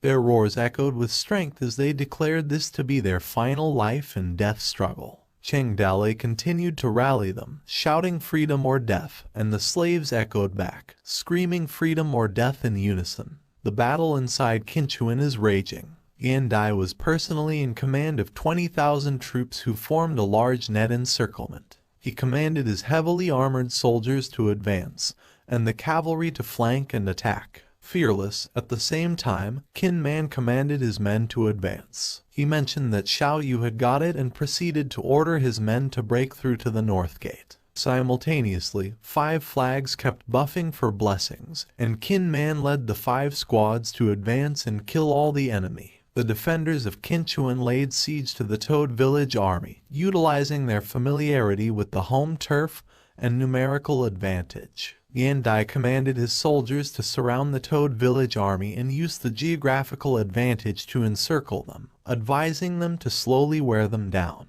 Also, Qin Man commanded each team to use cavalry as the vanguard to penetrate the enemy's defenses and break through wedge formations. When the two armies met, the battlefield turned into a flesh and blood millstone. As Yan Dai advanced, he contemplated that this was their city and home turf and thought that the siege was on and that they just needed to slowly wear down the enemy's physical strength, tear off their flesh and blood with one bite. Meanwhile, a soldier reported that the enemy appeared in Northgate and pointed in the direction and emphasized that there were at least 10,000 people. Surprised, the soldiers looked behind them and questioned who they were and when they had gathered so many people. Determined, the slaves, armed with weapons, were shouting to kill the enemy. The soldiers realized who they were, with one stating that they were slaves from the mines who had escaped. Shocked, Yan Dai turned to his subordinates, and one soldier questioned how they had broken through the barracks blockade and how they had managed to escape. They expressed disbelief that they dared to come at them. Yan Dai told his soldiers not to panic and emphasized that they were just a bunch of slaves. He issued commands to his soldiers to turn to the rear, deal with the desperate lunatics, and hold the formation to kill them all. The roaring of both sides resonated in the surroundings. One slave commented on Mo Mingmi, calling him a bastard. The determined slaves attacked the soldiers, with one shouting that he wouldn't give up his life and was going to kill them all. With a bewildered expression, Yan Dai, along with his soldiers, contemplated how these slaves dared to defy them. He insulted the slaves, calling them spineless, while the soldier wondered why they weren't afraid of death and questioned if they were all crazy. The oppressors felt the raging momentum of the slaves who had their bones broken erupted in anger. Suddenly, Yan Dai felt a bone-chilling chill in his heart. He wondered who was stirring them up, who had awakened them. They were on the verge of drowning in this sea of fury. Just in a moment of confusion, from the angry waves of the crowd rushed out ordinary man Cheng Dale faces them. Frightened, Yan Dai realized that this was how it had been. He uttered Cheng Dale's name, who had leaped towards him carrying a sword. Yan Dai was executed using the man's wrath technique. Blood spattered 5 steps. He sliced Yan Dai's neck, causing him to be thrown out from his horse. The soldiers were shocked, and fear was evident on their faces as they yelled Yan Dai's name. Cheng Dalei, with determination, declared that Yan Dai was dead and called on everyone to follow him. The roaring slaves continued to advance, assaulting the soldiers, and declared that the time had come to reclaim their freedom. Meanwhile, Qin Man also advanced and announced that Cheng Dalei had succeeded. He commanded his men to kill and scatter the enemy. After Yan Dai was killed, 10,000 miners joined the battle, and the uncommanded 20,000 Qinchuan troops were only reduced to headless flies. Then the already anxious war situation began to become clear. Everyone didn't know what to do. Some were still fighting, holding their weapons with dazed faces, while others had put down their weapons and surrendered. Mo Mingmi, hiding in the back, saw that the morale was not good, so he wanted to flee with hundreds of soldiers. His soldiers informed him that the city was destroyed, and Yan Dai was dead. A soldier advised him to escape. Enraged, Mo Mingmi couldn't believe it and wondered how this could have happened. As a key target, Mo Mingmi couldn't escape easily. The city gate had long been blocked by Cheng Dalei's men, and finally, he had to escape into his own house. So, 3,000 soldiers from Toad Village besieged Mo Mingmi's house. Cheng Dalei's men charged and were ordered to rush and to kill Mo Mingmi. Frustrated, Cheng Dalei became aggressive, challenging Mo Mingmi to come out and be killed by his hands. He destroyed the door using the exploding fireworks technique, causing a significant impact. While running through the house, Cheng Dalei couldn't help but express his frustration. He asked himself where Mo Mingmi was. Cheng Dalei issued orders to Gao Fei to quickly search for Mo Mingmi and not let him escape. His men also questioned if Mo Mingmi was gone. As they searched, they expressed disbelief, questioning why he had said that they couldn't find Mo Mingmi. His men reported that they found a tunnel, suggesting that Mo Mingmi might have escaped through it. Cheng Dalei instructed everyone to search the entire city, determined not to let Mo Mingmi get away. He warned the soldiers not to loot and emphasized that anyone who committed adultery would be executed. Cheng Dalei called Xiao Yu and ordered him to organize the miners because they were their comrades. Also, he commanded to open the granary for unburned grain and cook it. Someone also announced that those who surrendered would be spared and instructed them to put down their weapons. Cheng Dalei reminded them to treat captives well, as Mo Mingmi had fled away. Suddenly, he questioned someone who was displaying such an attitude. A beep sound indicated the capture of skirmishers. Cheng Dalei acknowledged it and ordered the person to put down their weapons and armor. He repeatedly emphasized the instruction to put down weapons and armor, questioning the person why he was taking off his pants. He called Qin Man to take the prisoners and lock them up. Remembering, Cheng Dalei inquired about the whereabouts of Lihua and Niunu. The battle lasted for several hours, until dawn. Half a bucket of rice for Mo Mingmi, and many were worried as he sent soldiers. 30 miles within Qinchuan had changed hands, and the toad ultimately became Qinchuan's king. Meanwhile, outside Qinchuan city, there was a wheel hidden in the bushes. Suddenly, a hand emerged, revealing that it was Mo Mingmi, who was breathing heavily. With a face full of anger, Mo Mingmi expressed frustration and mentioned Cheng Dalei as a murderous bandit. He commented that Cheng Dalei couldn't catch him. Upon emerging from the well, Mo Mingmi burst into laughter and said that he had been dealing with bloodshed for decades. He mentioned that there were many people in Qinchuan trying to kill him and emphasized that Cheng Dalei also wanted to catch him. Mo Mingmi vowed that until the day he rises again, that would be the day of Toad Village's destruction. He abruptly stopped and wondered who had seen him as he noticed someone approaching. He didn't say anything. He just looked at her, and it turned out it was Niunu. Wondering about Niunu carrying a big axe on her back, Mo Mingmi thought that she might be a child coming out early in the morning to cut wood. Niunu, on the other hand, silently looked at him. Mo Mingmi remarked that now that Niunu had seen him alive, he couldn't let her live. He exclaimed that she would die as he was going to attack. However, in an instant, Niunu swiftly slashed him, causing shock to Mo Mingmi. His eyes widened while Niunu looked at him mercilessly. Mo Mingmi saw the white snake on Niunu's back, recalling an incident from 10 years ago. After that, Niunu took a deep breath. It seemed like a very important thing had been accomplished. She walked away in a pleasant mood. The Battle of Kinchuan has ended. A night passed, and the dust of the great battle at Kinchuan Pass settled. Cheng Dalei began leading men to clear the battlefield, put out fires, capture enemies who fled, and track Mo Mingmi down. He said that those who wanted to get rid of the grass should not leave roots. After his treasury was opened, gold and silver were seen in quantities of a mountain. More than a decade of accumulation was occupied by Cheng Dalei afterward.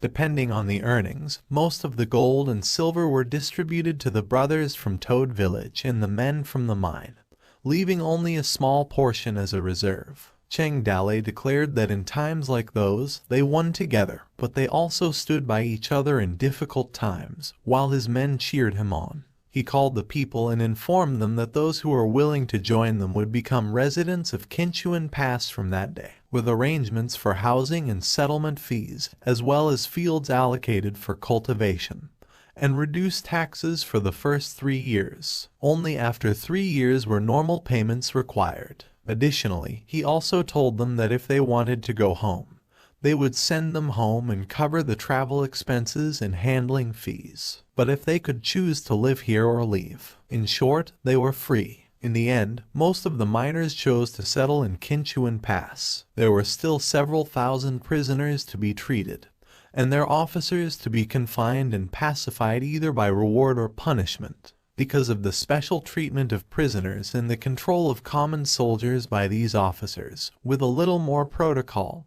they could become Cheng Dalei's people. After everything, Lihua saw Nianyu and exclaimed that Nianyu was back. Nianyu walked towards her. Mad, Lihua asked where she had been, questioning if Nianyu knew that there was a war last night, and expressing how worried she was. Nianyu just looked at her with a poker face. After the event of Kinchuan passing, Cheng Dalei had 1,000 tasks ahead of him, a mess. Countless tasks had to be completed, and the pile of papers on the desk was higher than a mountain. Busy, Cheng Dalei contemplated the tasks he handled, pacifying the prisoners of war in the city, bringing the 18 lieutenants under control, and eliminating the remnants of Mo Mingmi's party roaming the region. Feeling tired, he considered the current population of Kinchuan Pass, which had exceeded 10,000 people, and thought that the food supply was a small problem for now.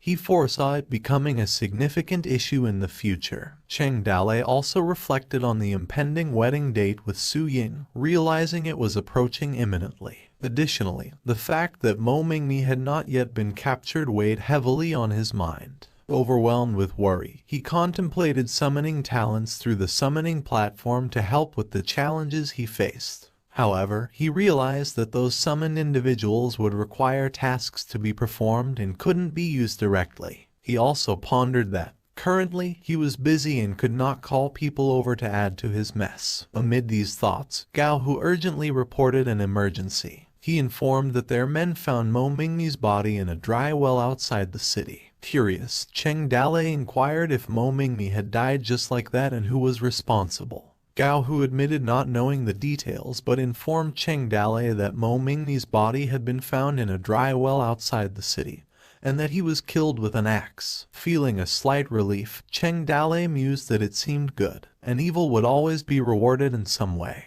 He was notified that his mission was complete, and he had obtained the Red Sky Sword. Cheng Dalei informed Heart that they now had the Red Sky Sword and asked if he could fight with them. Heart taunts him and informs him that it would be a waste to fight with the Red Sky Sword, and questioned him if it was not enough that he had her possession. Heart informed him that with the approval of the sword, the newly developed skills were the most important core. She stated that she was going to start. The sword suddenly lit up and emitted a brilliant light. After the successful invocation, the sword gave off a satisfying hum, surrounded by radiant lights. Heart commented that ordinary people worked hard for decades before becoming significant, gesturing towards the sword. She smirked and said that reaching the supreme level is as difficult as ascending to heaven, emphasizing that not only for the exceptionally gifted but also for ordinary people aspiring to reach the supreme level. The system notified Cheng Dalei that they had acquired a new system skill called the Hall of War Spirit.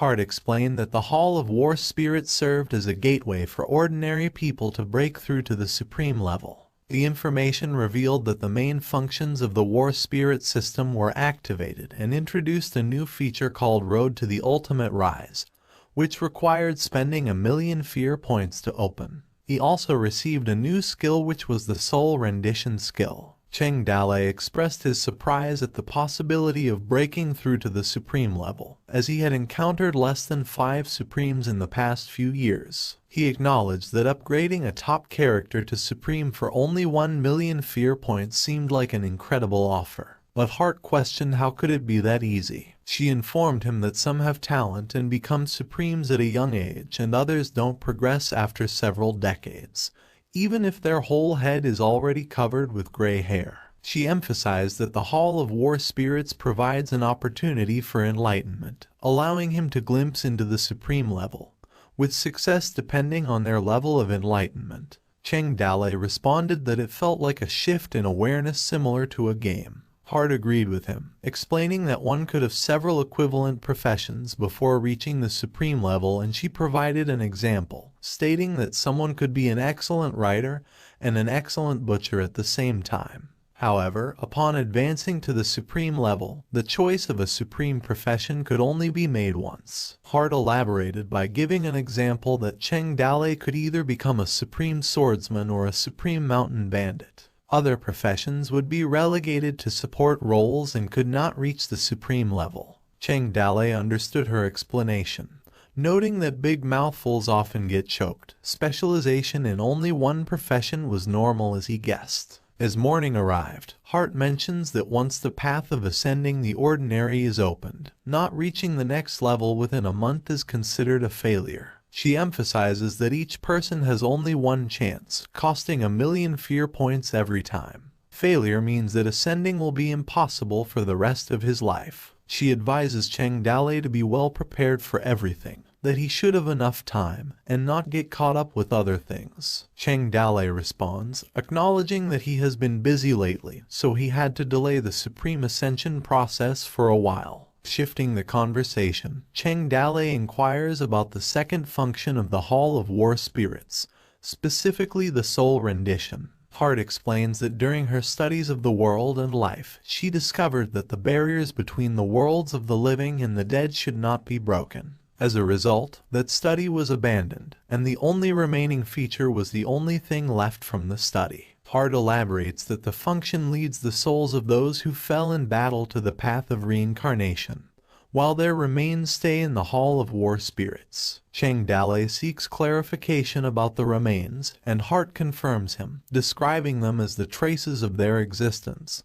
their tombstone, so to speak. The Qinchuan Pass was a truly majestic pass and pure military fortress. The buildings inside could house 100,000 elite soldiers, with barracks, the general's residence, horse farms, and mines. Qinchuan Pass was located in a dangerous area whose sphere of influence extended to the surrounding villages, huts, towns, and so on. The actual control area was about 800 miles. There were hundreds of things to do in the Qinchuan Pass after the Great War. Cheng Dalei still cannot trust Mo Mingmi's managers, who were initially left behind. At present, these people are still in the review and inspection stage. Managing a major city with tens of thousands of residents and an influence that spread over 800 miles could be very complicated.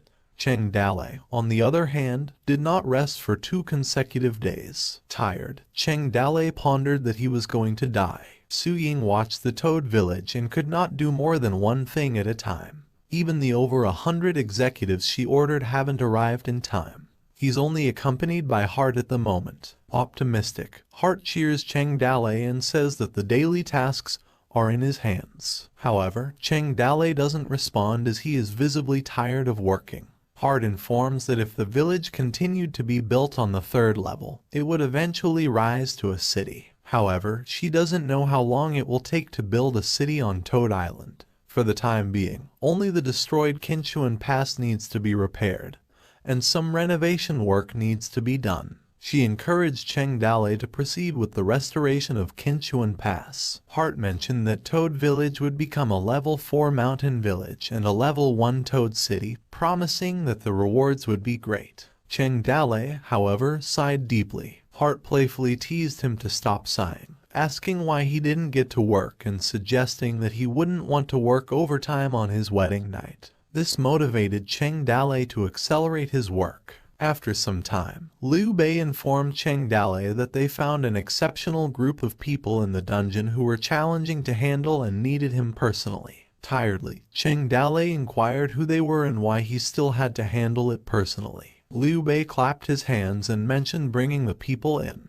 Upon entering, the people asked Cheng Dale who they were and why there were young children among them. Liu Bei explained that they were people captured by Mo Mingmi from various places, referred to as two-legged sheep in the dungeon books. They were supposed to be sent to the capital for others' amusement, but Toad Village intercepted them. He further explained that there were thousands of women and children, some of whom had lost their families when they were captured and now had no home to return to. He asked Cheng Dale what to do with the people. Cheng Dale pondered for a moment and ordered that they be settled in Kinchuan, instructing Liu Bei to take care of their residents from that day onwards, considering them the residents of Kinchuan Pass. Liu Bei sought clarification about residents, and Cheng Dale confirmed it, instructing him to give them something to do, everything including textile processing and agriculture, except for the meat and leather industry. Cheng Dale further explained that if someone falls in love with any of them, they are strongly encouraged to marry and have children. However, he emphasized that if someone couldn't control themselves and engaged in sexual abuse, they should be treated according to military law and the instrumentalities of the crime. When Liu Bei inquired about the little kids who couldn't do much, Cheng Dale suggested opening a schoolhouse and allowing the children to learn to read and write. Liu Bei immediately affirmed the idea. That afternoon, Wanner was the first to arrive at Kinchuan Pass from Toad Village to help with affairs. Cheng Dale apologized to Wanner, expressing shame for bothering her with the matters. He acknowledged that without her, he would be in a difficult situation. In response, Wanner mentioned that she wouldn't have come if she wasn't worried about Xing Zai. The next day, Xing Zai came by to help after hanging around town. Pissed but still smiling, Wanner asked Xing Zai if he was still alive. With a hint of mockery, Xing Zai replied, asking what she was talking about. He claimed to have been in many battles and seen a lot, questioning if there was anything he hadn't experienced. Bursting into laughter, Xing Zai teased Wanner, saying that he had heard she came this way for him and wondered how could he abandon her. Cheng Dale sensed a subtle tension in the air, maintaining his calm, while Wanner was visibly irritated. Amid Wanner's murderous intent, the affairs of Kinchuan were handled in an orderly manner. After 3 more days, all kinds of management talent sent from Toad Village finally came to Kinchuan. The team led by Mo Mingmi had been inspected and reactivated. The management of Kinchuan gradually got on track. New houses were built amidst the rubble. During the winter, Kinchuan began logging to build houses. Kinchuan transformed from a military stronghold with a few civilians to a large and prosperous city. The name of Kinchuan was changed to Toad City. There were still 3 days before Cheng Dale's wedding. A notification from the system indicated that the primary Toad City repair progress was 75%. Meanwhile, in Chang'an Jingju, Huayang Palace, Royal Study Room, Emperor Ming inquired if Wanner was still with Cheng Dale. Liu Aji responded, informing Emperor Ming that they kept a tight watch, couldn't get close, and just observed from a distance. It was Her Highness Wanner. He continued that they also saw Xing Zai, noting a significant change in Xing Zai's appearance and informing that he was still in good condition. Relieved, the emperor expressed joy that Xing Zai was still alive and asked if they were okay. Liu Aji shared that poor mountain and remote areas couldn't be compared to Chang'an, but both Xing Zai and Wanner had suffered. Despite that, they were very happy. He added that Xing Zai was as relaxed as ever, and Wanner's temper was much calmer than before. The emperor remarked that Xing Zai still liked to fool around, but Wanner had grown up a lot. He mentioned that neither of his 2 children bothered him. He also asked if Cheng Dale had taken over Kinchuan. Liu Aji confirmed it and informed him that Mo Mingmi was dead, and Qinchuan had now fallen into Cheng Dalei's hands. He also added that the influence of Qi Zhang in Qinchuan had been uprooted for over half a year. The emperor chuckled, acknowledging that he was right about Cheng Dalei.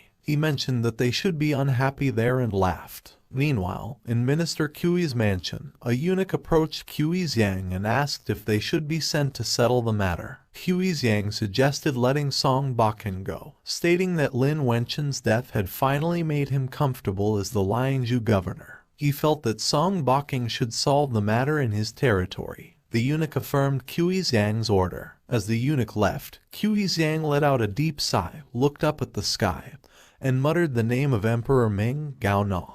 Back in Qinchuan City, early in the morning outside their gates, there was excitement as someone mentioned that Toad Village had organized a wedding banquet, and influential people from all over Qinchuan came. Someone exclaimed that it was a big occasion. The lieutenant addressed Zhonglong, asking if Cheng Dalei's invitation to the banquet meant that nothing untoward would happen, seeking confirmation. He mentioned that a few days ago, Cheng Dalei seemingly transformed Qinchuan overnight in preparation for the wedding banquet. He also noted that such a person, who arrived only half a year ago, replaced Mo Mingmi. Another lieutenant mentioned that among the 18 lieutenants, Dunuan was cleaned up by Cheng Dalei.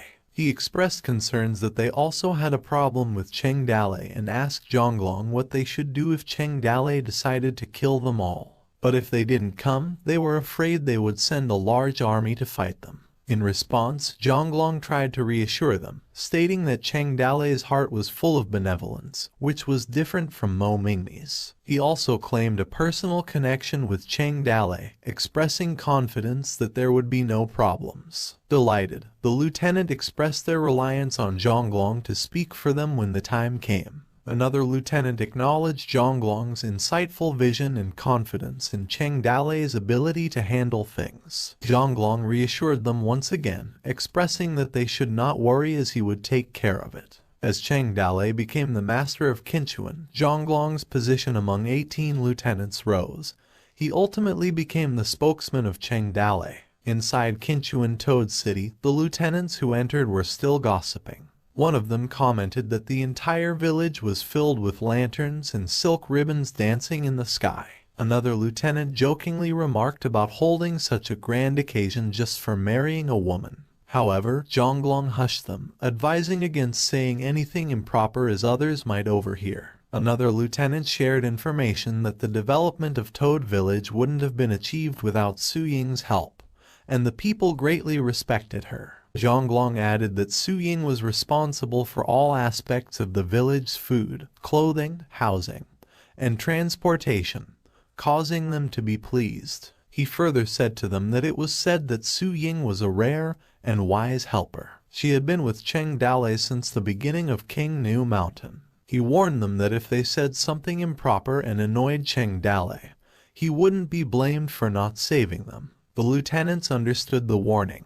Minutes later, it was seen that Xiao Yu was setting up lanterns outside Cheng Dalei's residence. While she was doing so, the lieutenants who were chatting, and Zhonglong reassured them not to panic, and informed them that tomorrow was Cheng Dalei's wedding and assured the lieutenants that Cheng Dalei wouldn't organize such a big occasion just to get them. The conversation continued, and Zhonglong urged them to hurry up and not keep Cheng Dalei waiting as one of them laughed. But it was seen that Xiao Yi slipped from the ladder, causing a loud plop as she fell. Inside the gathering hall, Zhonglong greeted Cheng Dalei, and all the lieutenants knelt before him. Cheng Dalei reassured them to relax and not be so tense, questioning why everyone looked nervous. Wearing a smile, Cheng Dalei told them that he called everyone for a friendly conversation and assured them not to be nervous because he didn't eat people. Besides him, there's Nianyu, the peerless expert who was brought to the town. The 18 lieutenants faced Cheng Dalei. The more relaxed, the more nervous the lieutenant became. Feeling uneasy, a lieutenant questioned Cheng Dalei why he called them. Cheng Dalei mentioned that he knew they used to be Mo Mingmi's people. They all became nervous, wondering if Cheng Dalei was going to settle scores with them later. Cheng Dale continued and asserted that by following Mo Mingmi, they were involved in many bad things. This revelation left them startled, except for Zhonglong, Yuju Lu, and Kaiohe, who remained calm. Suddenly, all of them bowed and pleaded with Cheng Dale to spare their lives, while the three looked on in silence. With a question, Cheng Dale asked what they were kneeling for and told them to get up quickly. One lieutenant spoke up, stating that now Qinchuan is Cheng Dale's domain, and they, the 18 lieutenants, cannot do much in his territory. He said that if Cheng Dale wanted to kill or settle the score, he should just say it, while Niu was busy looking around. Cheng Dale laughed and acknowledged that, though they were associated with Mo Mingmi's wrongdoings, he knew they were not guilty and had nothing to do with them. He took out the seal and showed it to them, mentioning his name, Tang Nu, which he dismissed and said that he, Cheng Dale, stated that the lieutenant of Ambien was granted the official seal. Surprised, one lieutenant expressed that it turned out Cheng Dale had done something for a good reason, and the other lieutenant questioned if it was the official seal of the empire, the tiger seal. Cheng Dale said that as the saying goes, if the name is not correct, the words are not valid, and nothing could be done. He revealed that he offered the identity to pay attention to the name and terms are correct. He reflected on how long Mo Mingmi had occupied Qinchuan and expressed his frustration, stating that Mo Mingmi wanted to slap all the small animals that passed by and emphasized that the heinous crimes committed had an endless list. Cheng Dale made them realize the extensive list of bad things Mo Mingmi did, leaving the lieutenants in awe, especially Zhonglong, who started coughing. Zhonglong swiftly shared a story, stating that Cheng Dale was right about Mo Mingmi being heartless and committing numerous evil crimes. He highlighted the capturing of people for mining and robbing civilians in Qinchuan for over a decade, causing many people to lose their lives in the mines. He asked the lieutenants to consider the situation, imagining themselves at night, hiding at home, and hugging their wife while sleeping, only to have a robber suddenly break into their house. With Zhonglong taking the lead, the crowd began to follow him and counted Mo Mingmi's sins. Due to this realization, the lieutenants shared their own experiences. One lieutenant shared that he witnessed Mo Mingmi trample a child named Xiao Qiang to death in front of other parents. Others acknowledged and shared the unjust actions of Mo Mingmi as well, such as killing civilians and a family of 36 just because of a civilian spat in Qinchuan. Lastly, another lieutenant mentioned that Mo Mingmi was a lustful person who exploited the prosperity of the wealthy entrants of the village. The atmosphere in the gathering hall became tense as the lieutenants expressed agreement, stating that the people of Qinchuan could not live. Niu expressed her disdain for them, while Cheng Dale listened intently. Deep in thought, Cheng Dale reflected on the past, questioning how Zhonglong could have recited the lines wrong. But the result was achieved. With conviction, Zhonglong shouted and stated that in short, with Cheng Dale, everything would be different and everything would be better. The clear sky of Qinchuan was coming, he declared. After hearing about Mo Mingmi's oppressive actions, Cheng Dale acknowledged that human feelings were a good thing, recognizing the truth in the lieutenant's words. He thought that as long as the news spread, if Mo Mingmi's remnants wanted to attack him in the name of revenge for Mo Mingmi, they would have to consider 3 points, and his position as the Lord of Qinchuan would be secure. With a smirk, he directed them to write everything they had just shared and write clearly about Mo Mingmi's crimes. He also instructed them to post the information in villages and towns for everyone to understand the type of person Mo Mingmi was, prompting the lieutenant to agree. Cheng Dale thought that this was a petition, and if these things were publicized, they would no longer be able to stand with Mo Mingmi's remnants. He inquired about the rules that Mo Mingmi set for them before. Zhonglong reported that Mo Mingmi ruined the business of Qinchuan. He held control over all the salt and iron, doing business with the Ring tribe. All caravans passing through Qinchuan had to pay a significant protection fee. He mentioned that's why few caravans came to Qinchuan anymore. Additionally, he also revealed that the 18 lieutenants themselves were pressured to contribute a large amount of money and food to Mo Mingmi every month. He further explained that without the caravans, they had no income and had to pay a monthly tribute to Mo Mingmi. Without money to pay tribute to Momingme, they could only rob nearby villages and towns.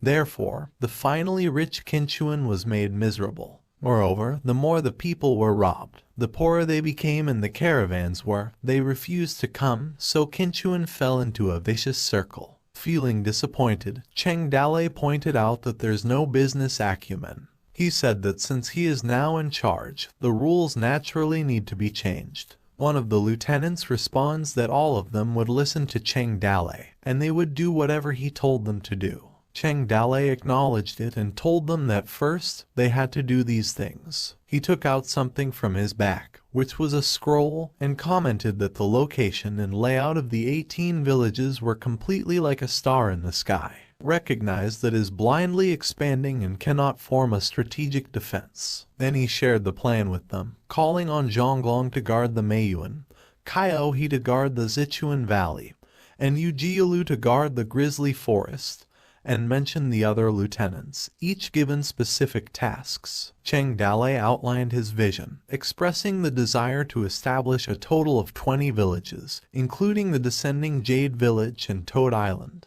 He envisioned these villages as strategic points, akin to 21 nails stuck in the Qinchuan Pass, fully secured by their people. As he packed up the scroll, he instructed the lieutenants to move within a month. He handed the scroll to them and said that each place would build a beacon so that if one side was in trouble, the others would know right away, and ensured that no one could mess with them as long as they were united. While the lieutenants read the scroll, one of them commented that they had to move, as there were so many of them. Another one expressed a dismissive attitude, stating that it was troublesome. In response, Cheng Dalei questioned that they looked disappointed and asked if there was a problem. With a serious face, he reassured the lieutenants that if they found it difficult, he could send someone to help them move, remarking that his people were very strong. Uncertain, the lieutenants pondered Cheng Dalei's words, wondering how he would assist them. There was a sense of apprehension, questioning whether the help would come in the form of a knife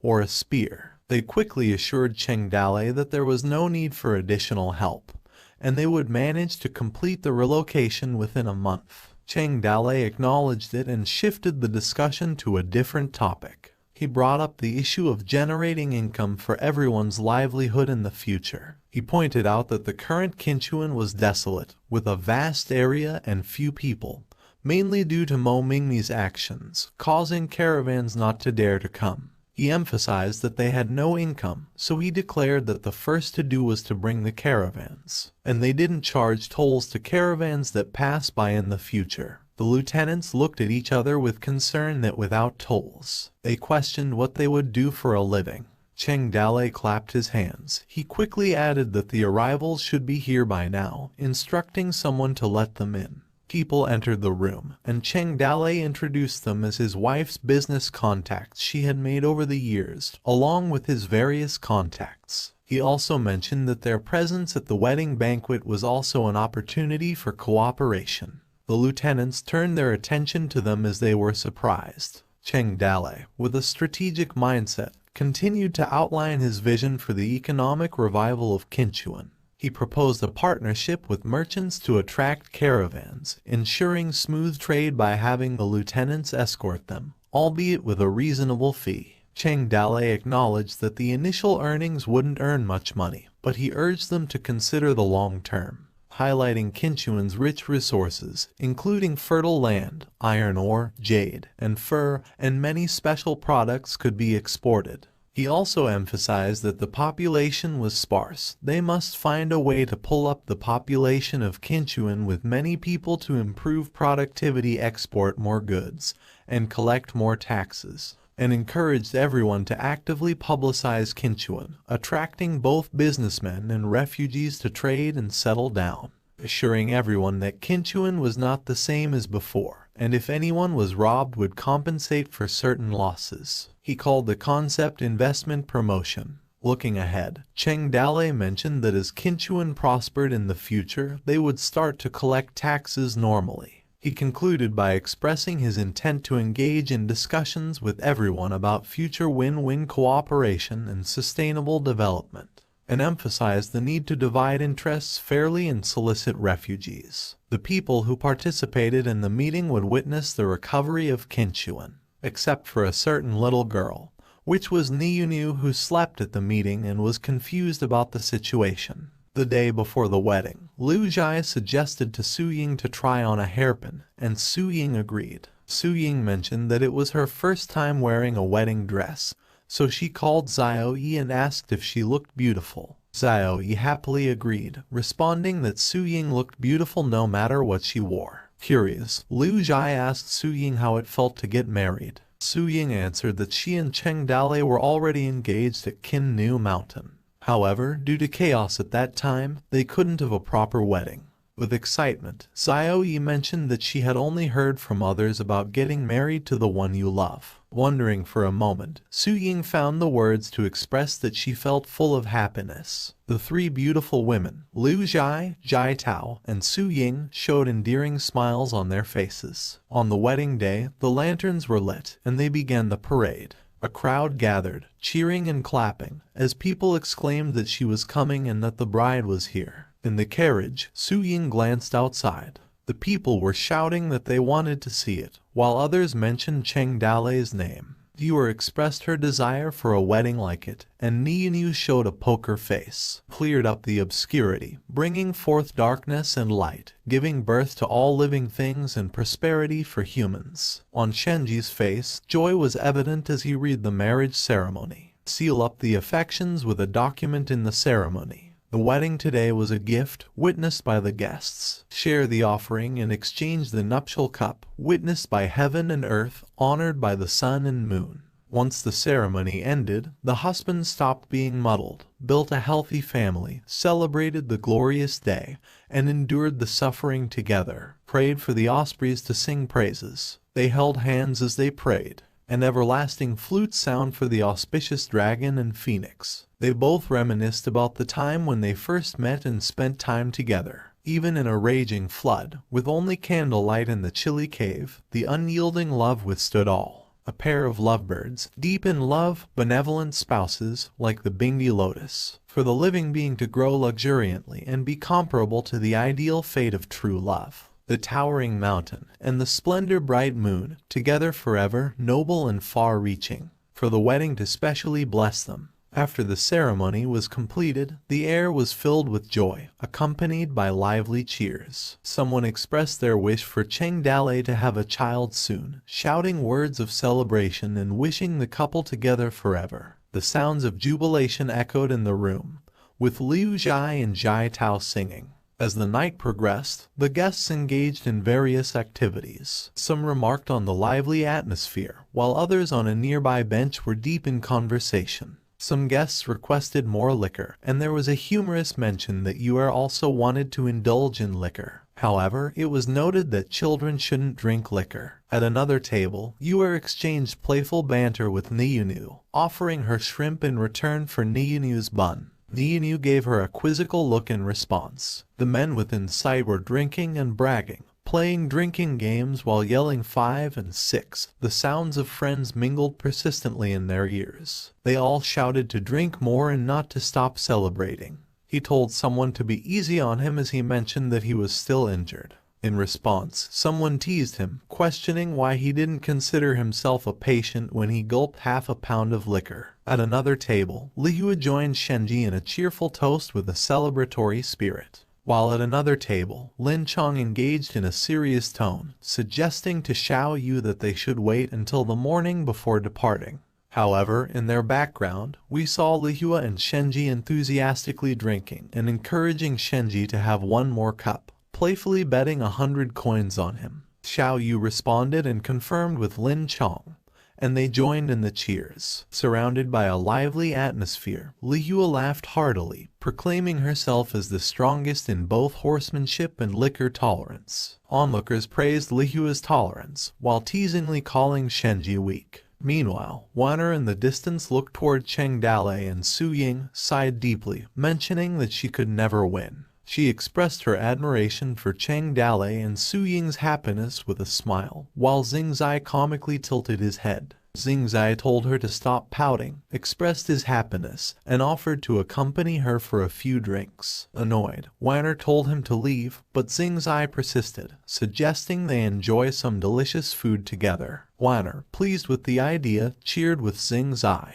The banquet continued late into the night, full of liquor and food, and the guests enjoyed themselves. The four children, Linger, Niunu, Yuer, and Xiaoyi, gathered together. Linger shared that she obtained the fireworks by begging San Yuan. Excitedly, Yuer mentioned that this particular set of fireworks was very fun. Xiaoyi giggled, while Niunu remained unresponsive. Yuer used a stick to light the fireworks. Once lit, they joyfully watched the fireworks soar into the sky, delighting in the display. Fireworks beautifully illuminated the night and created excitement among the people. Meanwhile, in Cheng Dalei and Su Ying's room, their sheets lay scattered on the floor after their intimate moment, and Su Ying, dressed seductively, watched the fireworks through the window. While watching, Cheng Dalei suddenly back-hugged her, causing Su Ying to startle. Gripping her, Cheng Dalei complimented her, saying that she looked good. He held her hands. Su Ying jokingly called him a pervert, asking if he hadn't had enough just now. Cheng Dalei remained silent. After that, they shared an intimate kiss by the window, with the background of the fireworks display. Outside their village, people watched the fireworks, illuminating the night, and the joy on their faces was evident. The children, Niunu, Yuer, and Xiaoyi, cheered loudly. Yuer demanded more fireworks, urging for a continuous release of fireworks, like a sword salute. Xiaoyi commented on the crackling sounds of the fireworks, while Niunu tried to shout through. Back in their room, Su Ying addressed Cheng Dalei as her husband and instructed him to look. She shared that she had been reading people since she was young, claiming she could guess most people's nature with just a look. However, she admitted there was something she was curious about, especially regarding Cheng Dalei, but she didn't dare to ask him about it. Cheng Dalei responded and encouraged her to ask, stating that there should be no secrets between them. Su Ying recalled the time when they were at King Niu Mountain, where she had asked him if there were fairies in this world. She confessed that she initially didn't believe in fairies, but witnessing phenomena like things appearing out of thin air, and the ability to summon the wind and rain made her believe. Continuing, she acknowledged that it might be their most important secret, but she was genuinely curious. She asked Cheng Dalei if he could let her see what a fairy looks like. Cheng Dalei responded seriously, saying that he had to consult with someone, prompting Su Ying to confirm. So, in his thoughts, Cheng Dalei called Heart, asking if she was there. Heart responded, saying she heard him and blessed him. She asked if he wanted to let a human other than him see her. Cheng Dalei wondered if it was possible. Heart explained that it wasn't impossible, but she couldn't randomly appear in the real world. Instead, she suggested guiding her consciousness into the system space to meet her. The person just needed to apply for a spot for visitors. Cheng Dalei expressed his excitement, saying that it was great.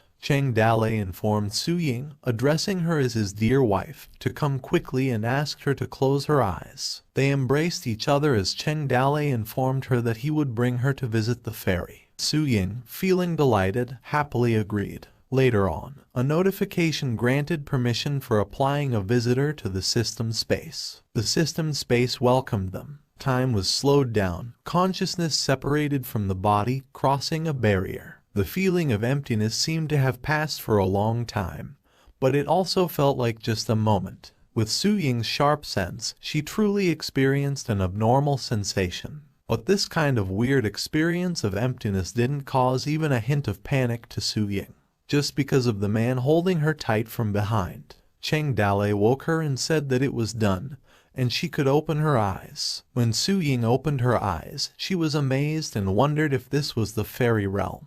In disbelief, Su Ying expressed her realization that there is a fairy in this world, and the fairy is living here. Cheng Dalei responded, asking if she found it awesome and mentioning that, as a veteran who has seen this many times, they always talk cheerfully about it. Su Ying turned to Cheng Dalei as she called him. Cheng Dalei was suddenly worried and asked her what happened. Embarrassed, she nervously inquired if she was going to meet the fairy soon and whether she needed to clean up and prepare fast. Su Ying also commented on her appearance, expressing concern that she might look rude to the fairy in her current condition. This surprised Cheng Dalei. Su Ying continued, suggesting that they should go back and change their clothes first, as meeting the fairy in their current state would be too disrespectful. She wondered what to do and proposed to go back to change their clothes. Unsure of what to do, Cheng Dalei scratched his head and responded that they didn't have to be so particular about it. When Hart arrived, she called Cheng Dalei and congratulated him on getting married. She remarked that he brought his wife. Then Hart asked Cheng Dalei again if he was sure about letting Su Ying know about her, and that she was his most important secret. Cheng Dalei smiled and replied that Su Ying was not an outsider. Su Ying's face showed surprise as she saw Hart, and she uttered the word fairy. While Hart examined Su Ying's memory, she was in deep thought, realizing that Hart was indeed a fairy. With just a glance, Su Ying felt that her soul and memories were being scrutinized by a being that transcends the mundane. Understanding her past instantly, Su Ying thought that all her secrets were being uncovered at a glance. Hart giggled and mentioned that Su Ying is a good child. She informed Su Ying that she might have known about her existence for a long time but had never seen her before, noting that letting her know in advance was not a bad thing. She questions what she should call her. Feeling tense, Su Ying stammered in her words, saying that Hart could call her whatever she wanted. With a wink, Hart did not hesitate and called Su Ying her wife, surprising both Cheng Dalei and Su Ying. Cheng Dalei's face contorted in shock, and Su Ying blushed and was also shocked by Hart's unexpected declaration. Irritated, Cheng Dalei exclaimed that Su Ying was his wife, not her. With a hint of silliness, Hart mentioned that she was Cheng Dalei's Hart, and they were essentially the same person. Confident, she stated that Cheng Dalei's wife is her wife too, without a doubt. Cheng Dalei acknowledged that it made sense, but he still felt like something was wrong. In a serious tone, Hart continued, saying that since Cheng Dalei brought Su Ying to meet her on their wedding night, it would be polite for her to give something to his wife as a welcome gift. She affectionately called Su Ying dear and asked her what she wanted. With seriousness, Su Ying expressed her wish that after Cheng Dalei became the master of Qinchuan, he wouldn't be as busy as he was now. She hoped that he wouldn't be occupied by trivial matters all the time, so she could help him more in trading. Su Ying acknowledged her limitations and wished to share the burden with Cheng Dalei, hoping it would give him more time to be with her. Cheng Dalei uttered Su Ying's name. Hart giggled and remarked that she thought Su Ying might wish for eternal life or eternal beauty like other humans. She noted that those two were not something a mortal should have. Hart agreed to grant Su Ying's wish, stating that it was a simple enough request. Hart granted Su Ying a clear mind and keen eyes, enabling her to see through people's thoughts. The beep sounded as Su Ying obtained skills, gaining comprehension by analogy and enhanced senses for trading. Another beep followed, indicating the acquisition of another skill and protection against demons and monsters, and the last notification that obtaining a hidden attribute. As Cheng Dalei thought Hart's actions were becoming more like those of a fairy, he wondered if it was good for Hart. After checking Su Ying's information, Cheng Dalei discovered 3 new skills and 1 hidden attribute. In disbelief, he remarked that Hart was indeed generous. Hart proudly laughed, informing Cheng Dalei that everything came from his fear value and stated that she just presented Buddha with a borrowed flower. Cheng Dalei stood there in shock, while Su Ying's face wore a puzzled expression. He questioned that the fear value was now reduced to 1 million. A subsequent beep indicated a deduction of 8 million. Leaving him with a remaining fear value of 1,513,004. Hart remarked, wondering why Cheng Dalei looked hurt, mentioning that she had bought stuff for his wife. Cheng Dalei, with a slightly awkward expression, reassured her that he wasn't. At 5 o'clock in the morning, when the sky glimmered light, 2 people passed by drunk individuals sleeping on the ground. Lin Sheiyu and Lin Chong proceeded to walk outside a building gate. A voice asked them if they were leaving. Cheng Dalei told them if they weren't going to say a word before leaving. Lin Sheiyu realized it was Cheng Dalei, who told them that it would be unethical for them to behave like that, informing them that if Su Ying had not seen them sneaking around, he wouldn't have known they were leaving without saying goodbye.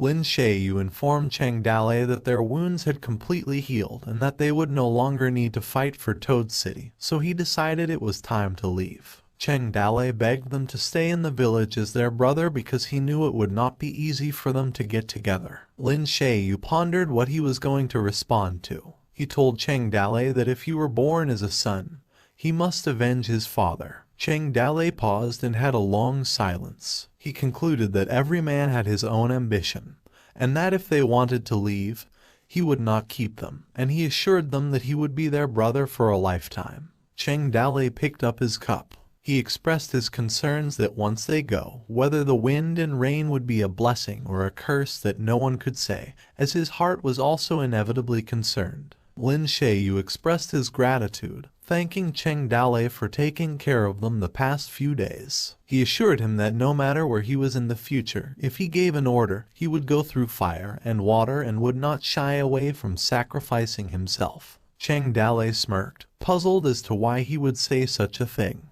Cheng Dalei stood up, and also assured him that he would always be his brother no matter where he goes in the future. He instructed Lin Shayu not to hold it to himself to send a message if he couldn't get through. Lin Shayu smiled in agreement. Cheng Dalei clapped, stating that before they left, he would give them something so they would not go on the road empty-handed and go around saying he's a cheapskate. Cheng Dalei gave them 2 good horses, 2 sets of armor, and some money for their journey. He told them that the most important thing was the battle flag named Mizar, the one which he was holding.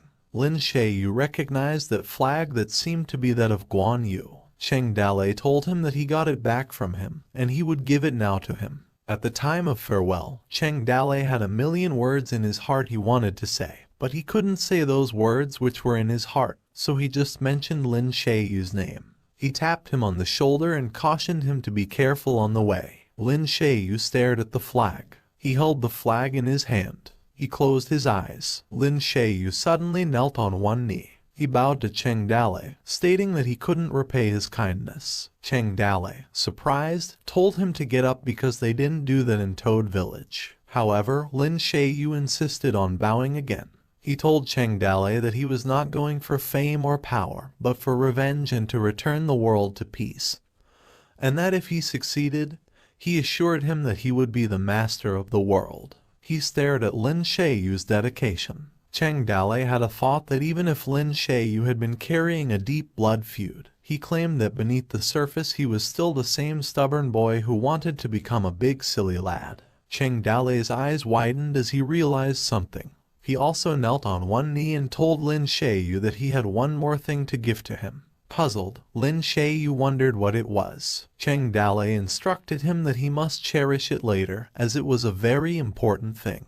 He placed his hand on Shayu's head and hoped for him to be still the same hot-blooded young man he was. And he also hoped for his heart to still believe that there was still justice and righteousness in the world and would not be consumed by hatred and fall into the devil's path. Cheng Dalei declared to use it as a light shone above them. He ordered that the hidden attributes that Lin Shayu had once lost reappear. A system notification appeared, stating that the character gained the hidden attribute of the man who aspires to become a great warrior. Lin Shayu still didn't know what had happened, but something hard had formed inside him. A system information appeared about Lin Shayu, who was added with the hidden attribute. Cheng Dalei reasoned that the hidden tribute was insufficient and couldn't improve the battle power. Then, Hart had found a solution. Another notification popped up, stating that the War Soul Hall function was open, and his fear points had been deducted by 100.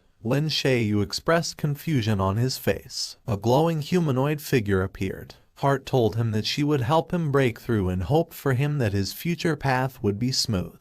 Lin Shayu started his peerless path, as both of them left without looking back. Cheng Dalei and Yinmu observed the two who left. Cheng Dalei concluded that hard work could only do so much, and the rest would have to depend on fate since he entered this chaotic world. He wondered what would be the outcome of the path Lin Shayu had chosen and claimed that he could only pray for him. He noticed the sunrise. Cheng Dalei stated that it was dazzling like a newborn phoenix. As Yinmu kept playing with her flute, Cheng Dalei told her that they're going. He asked if she wanted bread or steamed buns for breakfast, and she whistled in response. In the blink of an eye, 3 months had passed. There was a chill in the air in spring, and birds started migrating. It was the season for everything to sprout. City Lord's mansion, summoning platform, barracks, workshop, storage, market, and military policy department, horse farm, mines. Chengdale opened a school for children of school age. Chengdale instructed everyone to send all of their children to the new school they were planning to open, as they all suffered from a lack of education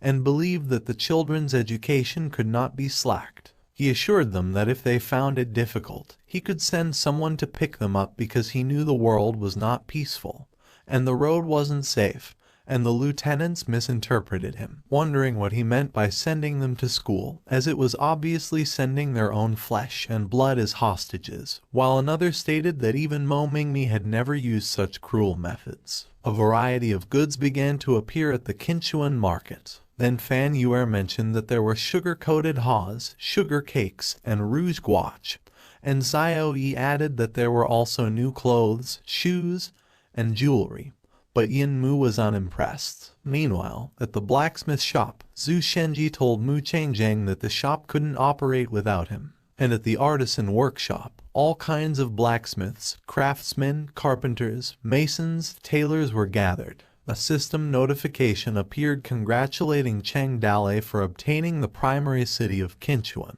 and that the Quinchuan repair was completed and showed an option for renaming the city to the Toad City, which was owned by Chengdale with a population of over 20,000 people and also had the skill of solid defense and mining mastery. Another notification appeared, stating that the system had rewarded Chengdale with a top 1 mount with skill 2, as well as a top pair of armor, and that his random skill, the Ilfei Quick Sword, had been upgraded. And another notification popped up stating that the host's power had increased and had broken through the supreme rank, which caused him to be overjoyed, whereas Hart stated that his perseverance and training with top figures such as Kinman, Zhao Zilong, were still effective, that his physical strength had increased, and that the level cap had also increased. Chengdale, on the other hand, wondered why he felt nothing had changed despite the fact that his power had risen to the supreme rank. Hart explained to him that the top rank was the apex of mortals, whereas the supreme rank was beyond mortal limits, and that while the reward allowed him to directly break through to the supreme rank in physical strength. She went on to say that the kind of promotion was due to the system's quick success, including the variety of combat experience, enemies' movement, strength, speed, and reaction. Hart reminded Chengdale that all of those needed to be controlled and familiarized, as the supreme was a threshold, and power alone wouldn't be enough, and if there was no corresponding control ability. She stated that it would be like having a tiger inside his body, and if released it could hurt other people and himself, as she informed that the power she put had a shackle on him to seal up his supreme power. She reminded him that the power could only be his when he learned how to control the fierce tiger, which led to Chengdale contemplating. Chengdale reflected that before she possessed him, he didn't have to worry about losing control of his power, which elevated him to the supreme rank. Hart informed him that possession was the power she gave him and assisted him in controlling it, and that she had to carefully maintain his body from being injured by supreme power, stating that it was a very delicate operation. She also reminded him that the system's power to enhance was a quick success, and that the characteristics of quick success were to enhance strength fast.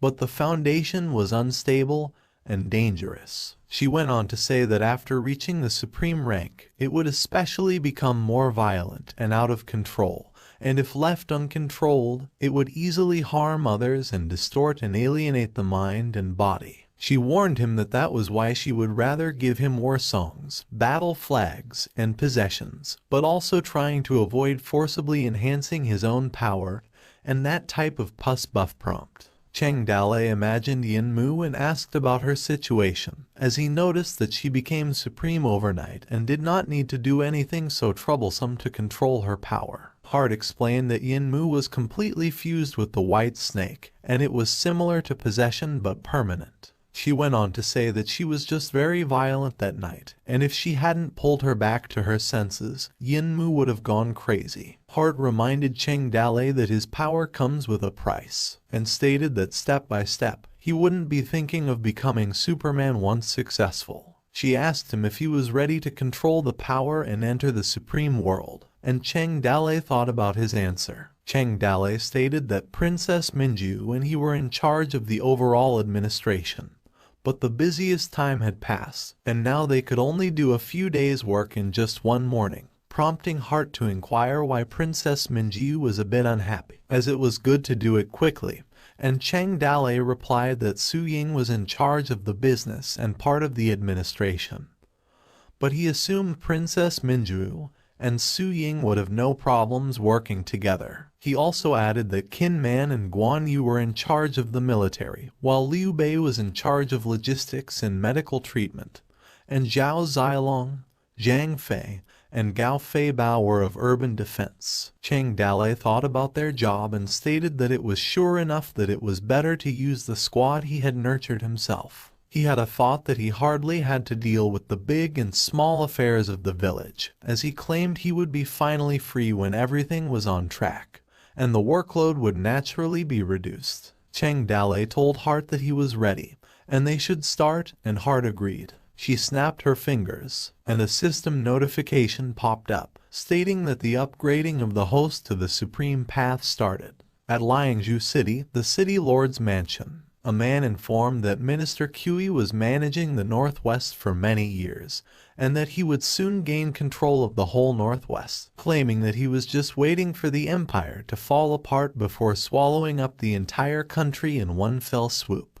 However, Song Poking argued that Minister Kui's plan could only be delayed when Cheng Dalei suddenly appeared, who killed Mo Mingmi and occupied the Qinchuan Pass. Lulu added that Emperor Ming might have looked foolish, but sometimes the one choice he makes became a crucial move. Zhang Weihu also asked them what trouble it could cause if a mountain bandit just killed another mountain bandit. Lulu got upset and asked Zhang Weihu if he was looking down on him, reminding him that back in the years, there was someone who looked down on Cheng Dalei, until he held an ordinary sword in front of everyone and pulverized the empire's dignity, claiming that that person's achievements were impressive, and telling him not to underestimate him just because he was a mountain bandit. Zhang Weihu said nothing. Sun Poking inquired Lulu on what Minister Kui's plans were to deal with Cheng Dalei and asked if he would take him in as a servant or get rid of him. Lulu told him that Minister Kui would kill him, plagiarize the Toad Village, and take back the Qinchuan Pass,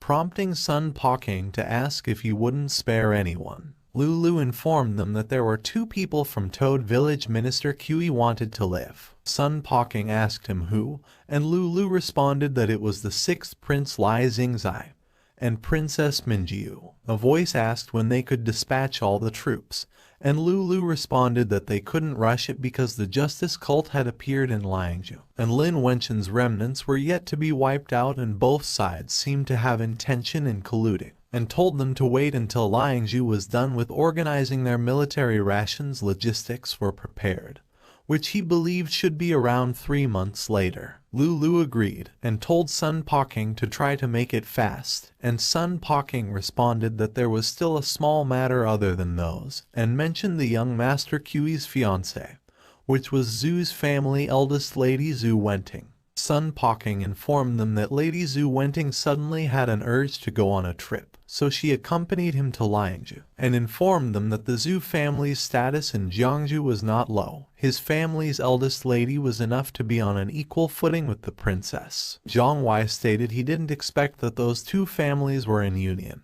and that the one Lady Zhu going to marry was Minister Kui's son. To which Sun Poking agreed, and said that the marriage date had been set, and he believed she might have thought that she wouldn't be able to leave the house anymore after she got married, so she wanted to play as much as possible for one last time. Whereas Lulu chuckled from the idea that a young rich boy from a prosperous Jiangzhu was coming to their poor place, claiming that he must have simply liked being the moon surrounded by the stars. The voice expressed relief that they would benefit from it and instructed them to send children of similar age to accompany them, and a voice agreed. At the drilling field in Toad City, A voice told everyone that there was an order from Cheng Dale, that today the drilling field would be closed, and it was prohibited to enter. Cheng Dale thought that 1 month's time limit was quite tight. A system information appeared stating Cheng Dale's information, who was 20 years of age, and had a skill of eloquence, colorless double-wing phoenix, 2 hearts beat as 1, devil king's 3 broad axe, and Alfei's fast sword had leveled up. The road to supreme rise was opened, with the rising requirement without chain. Do not keep the reign of the fierce tiger. Cheng Dale ordered it to start. Clicking and clacking sounds were heard. The noise continued. Cheng Dale ordered it to come out. The tiger howled, as there was a vague raging power awakened from within the body, following the blood flowing throughout the whole body. After that, the fierce tiger broke free, unleashing its power. The peerless shackle was open, and the power flooded the whole body. Cheng Dale noticed that his vigor, speed, and reaction instantly rose to a new level. He also mentioned that Alfei's sword first style and second style were easily grasped, and it was as natural as breathing. He encouraged himself to be faster and more accurate. Cheng Dale had a thought that a skill as overloaded as colorless double-winged phoenix could also be used at will. Sword-slashing noises were heard, while the villagers panicked, wondering what it was. The villagers were in awe of such incredible swordplay from Cheng Dale, while others assumed that at that rate, the drilling field was going to get destroyed. Qin Man yelled for them to get back, whereas Guan Yu warned them not to go into the drilling field without his command and instructed them to get back. Cheng Dale thought that all kinds of fighting experience and combat stances flowed into his body. He assumed that only memorizing it in his brain was not enough, and he needed to make it a part of his muscle memory. Following it, countless fighters' shadows holding weapons with different techniques appeared out of thin air. Cheng Dale expressed that he had to sharpen himself with battles. He screamed to kill, as he slashed down his shadow enemies. Cheng Dale stated that the power was peerless, luscious, that captivates people. He smirked. Cheng Dale stated that his blood vessels were exploding, allowing it to seize life and death. He grunted with his expression stiff. Cheng Dale realized something. The tiger howled, making Cheng Dale stunned. Hard instructed the tiger to back off, and golden chains began to swirl. The tiger was entrapped by the chain while he howled in struggle. Black aura scattered around Cheng Dale. He breathed heavily in exhaustion. He continued catching up with his breath. Cheng Dale realized that just in time he felt like a vicious spirit that wanted to kill and destroy everything. And if he did not have the Hall of War spirit in the last moment, it would have occupied his body. He believed that the peerlessness that others trained slowly and steadily should not have that kind of risk, and only the one as intensive as his would be that dangerous. He also realized that he did not control his strength properly, that injuries caused by muscle ripping appeared in his body. He presumed that stronger strength would require more delicate control, and that those shadows with various types of weapons. As he imagined the shadows, he was reminded that they looked more like swordsmen who were teaching him how to react and fight off different kinds of enemies. He had thought that as long as he could completely absorb all of those skills, he would be a peerless swordsman by the time. Wooden fences were destroyed as they were covered in dust. A voice expressed his concern. Zhu Shenji told Cheng Dale that the drilling field's ground had gotten plowed all over. He laughed, asking Cheng Dale if he was intending to change the place into a plowland. Cheng Dale turned around to look at him with his eyes red. Zhu Shenji was taken aback at what he saw. He stuttered to ask Cheng Dale what had happened to him, and Cheng Dale responded to give him a moment and that nothing had happened. Zhu Shenji told him that he scared the hell out of him right and there and asked him to guess what he thought of him when he saw him right then. Cheng Dale asked him what he meant, and Zhu Shenji explained that he saw a human-devouring monster that just climbed out from hell. Cheng Dale pondered Zhu Shenji's response and said nothing. He asked him why he came, as he had said not to disturb him if there was something important, and Zhu Shenji chuckled and informed him that a monster had appeared outside of the city, and they tried driving it away but failed because they couldn't fight it off, so he came hoping for him to go and take a look. Cheng Dale wondered what monster it was, and Zhu Shen responded that he would know once he took a look. A silhouette of people gathered below the village. The people cheered for the third master. Zhang Fei cracked his fist and chuckled, while the people behind him cheered. 2 black horns appeared, and its hooves clattered. A raging black bull readied itself to charge. Zhang Fei screamed his war cry as the bull began its charge. The two collided, sending an impact to both sides. Zhu Shenji told Cheng Dalei that the black bull was fierce and they were competing to see who could subdue it. And Cheng Dalei expressed his disappointment that even Qin Man, Guan Yu, and the others were defeated. The bull sent Zhang Fei flying. Zhu Shenji asked Cheng Dalei if he was not going to try, and Cheng Dalei asked him back if he was trying to embarrass him, and Zhu Shenji argued, stating what he meant, and reminded him that he tried to make him a dignitary person and take the honor. Cheng Dalei had a thought about the black bull, wondering what nonsense it was because he remembered that the reward said a mount. However, it didn't mention that it had to be a horse. A system information appeared about the black jade black moon beast, who was a top rare beast with a skill of savage ramming and stone force. Cheng Dalei imagined different kinds of mounts and wondered if he should ride a bull, as he had already ridden a thin horse in Qingyu Mountain and a camel in the grassland. Hart interjected, asking him if he didn't want to ride a cow, and explaining that there were 2 options. One was to ride on a turtle, and the other was to ride on a pig, and she let him choose, and Cheng Dalei awkwardly laughed. Cheng Dalei contemplated it since it was a mission reward. He approached the bull and told everyone to step aside and not to go and wrap the mess. Zhang Fei expressed his pain, whereas a voice stated that Cheng Dalei was making a move. Qin Man wondered how Cheng Dalei subdued the black bull, whereas Zhu Shenji cheered for him to step up, while Zhang Fei stated that the black bull was not generally violent, ugly, or fierce, and assumed that Cheng Dalei would be humiliated as he was. The black bull exhaled pretty heavily. Cheng Dalei, on the other hand, coughed. He screamed at the black bull. Hart expressed that the beast dared to act wildly. She told the black bull to meet their master and come over. The people were puzzled about what was happening, wondering if Cheng Dalei knew about the bull. The bull slowly approached Cheng Dalei. Cheng Dalei held out his hand while the bull was approaching. It puffed hard in front of Cheng Dalei,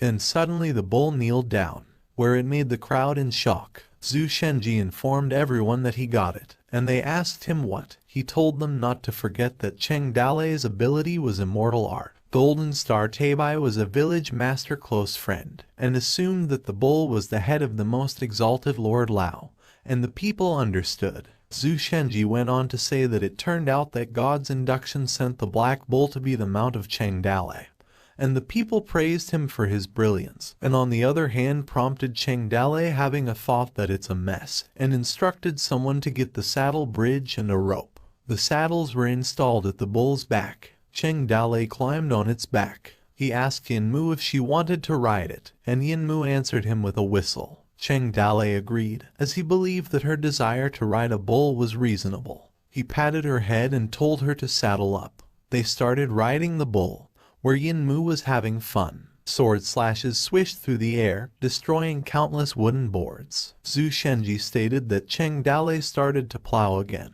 and the martial arts training ground seemed inevitable. A gust of smoke lingered through the area. Exhausted, Cheng Dalei breathed heavily. He had a thought that he seemed to be slowly getting the hang of it, wondering how long his body would last practicing that hard. He also contemplated that those moves seemed formidable, powerful, and dynamic, that failing to accurately control it would dissipate the power everywhere, which was a complete waste. He presumed that if he could control it precisely, it would not be such a mess as destroying the surrounding.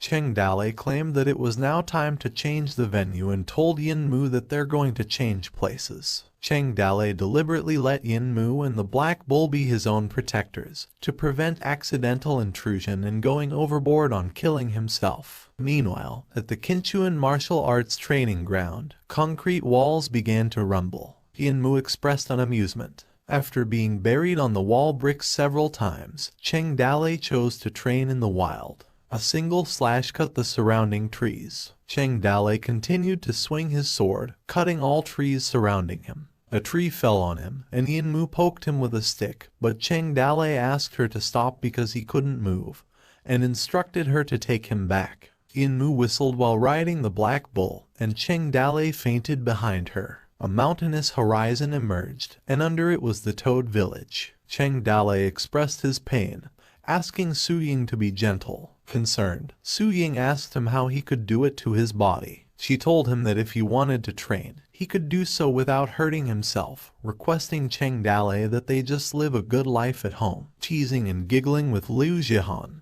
and preparing to have a few children, and she sighed, wondering why Cheng Dalei was always like that. Su Ying chastised him, telling him that if he kept training like that, he was simply playing with his life, and that his health was more important, and suggesting that he stop. She reminded him that he was regarded as the world's hero and wondered how his descendants would fare if he continued pushing his body to its limits and collapsing. Su Ying also mentioned that they would probably put him in a harmonious biography, and after reading that book, thousands of people would make fun of him, and even she would laugh to death in the future. Whereas Cheng Dalei collected some information about the records of weird people that stated he started studying literature and failed after 3 years, and later joined the martial arts school and was expelled after he was hit by a drum official.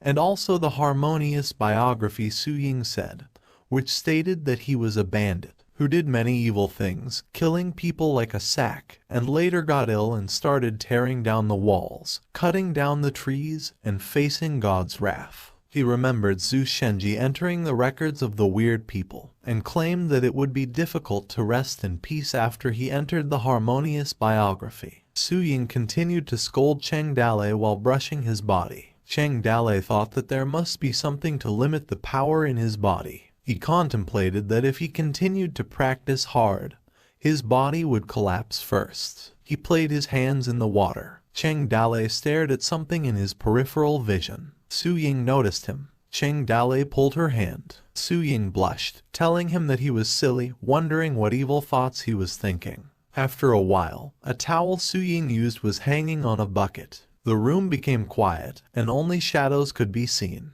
A voice requested Liu Jihan to bring the box into her room, and Liu Jihan asked which one, and the voice responded, telling her it was the box with the black armor inside. Su Ying inquired of Cheng Dalei whether the black bull was sent by the immortal, as she had noticed a pair of armor appear out of thin air in the room the day before, informing him she had taken the time to change its size for him. She also told him that if he insisted on practicing, he should wear that armor to protect himself and not get hurt, while Liu Jihan appeared to wonder if the set she brought was the right one. Su Ying agreed and told her good work. Cheng Dalei wore the black armor Su Ying wanted him to wear. Cheng Dalei thought that the armor fit him perfectly and thanked Su Ying for her sewing skills. He claimed that he was no longer the same poor mountain bandit from Qingniu Mountain. A system information about the blood cloak appeared, with an attached skill fear of war that, when the skill was used, the more enemies he killed, the more enemies would be stuck with fear. Cheng Dalei was overjoyed to have his own weapon, armor and mount. A description of the sword appeared, stating that it was not just any ordinary sword but a top weapon. Pleased, Cheng Dalei thought that they needed more people and equipment for their village. Meanwhile, Xiaoda scrubbed the floor. She wrung the rag she used for scrubbing. Xiaoda expressed her exhaustion and wondered why they needed to splatter so much water on the floor instead of simply taking a bath. She went on to say that she didn't know what they were doing during the bath to make such a mess. With the promotion of trade, many refugees migrated to the area, and Toad Village lent them food rations, seeds, and tools to be returned when the next year's harvest came.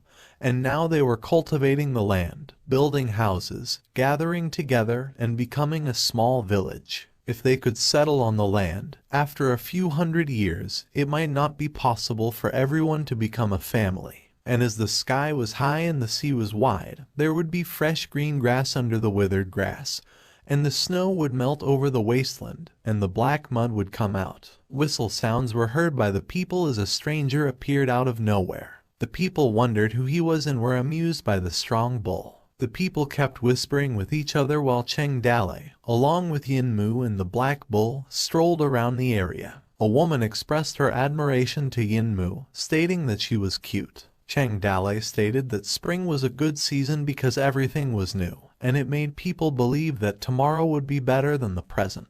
He told the bull that they were leaving, while Yinmu played on her whistle, and the bull mooed now that he had finally been given the name Brave Bull for a short bull. After a while, at the Qinchuan River, where it was located at the edge of Qinchuan after crossing the river, it would be the area of influence of the Liangzhu shepherd. Cheng Dalei came down and told them that they arrived. While Yinmu and the bull rested beside him, he examined the water. Cheng Dalei wondered if he should really try this method because the flow of water was so fast, and the river water was still bone-chilling cold in the early spring thaw. He wondered how he could seek the peerless path if he didn't suffer hardships in a land of warmth and tenderness where the tomb of heroes was, and he hoped that the method would work. He instructed Yinmu to watch his clothes and not let strangers come near him, and Yinmu whistled in response. A strong breeze swayed the field, while the bull rested, and beside it was Yinmu who played with the butterfly.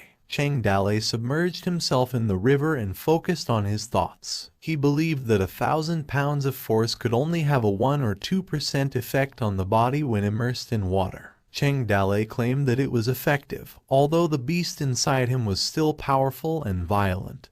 It was restrained by the current. He gripped his sword and stated that water was the softest substance in the world that could embrace everything.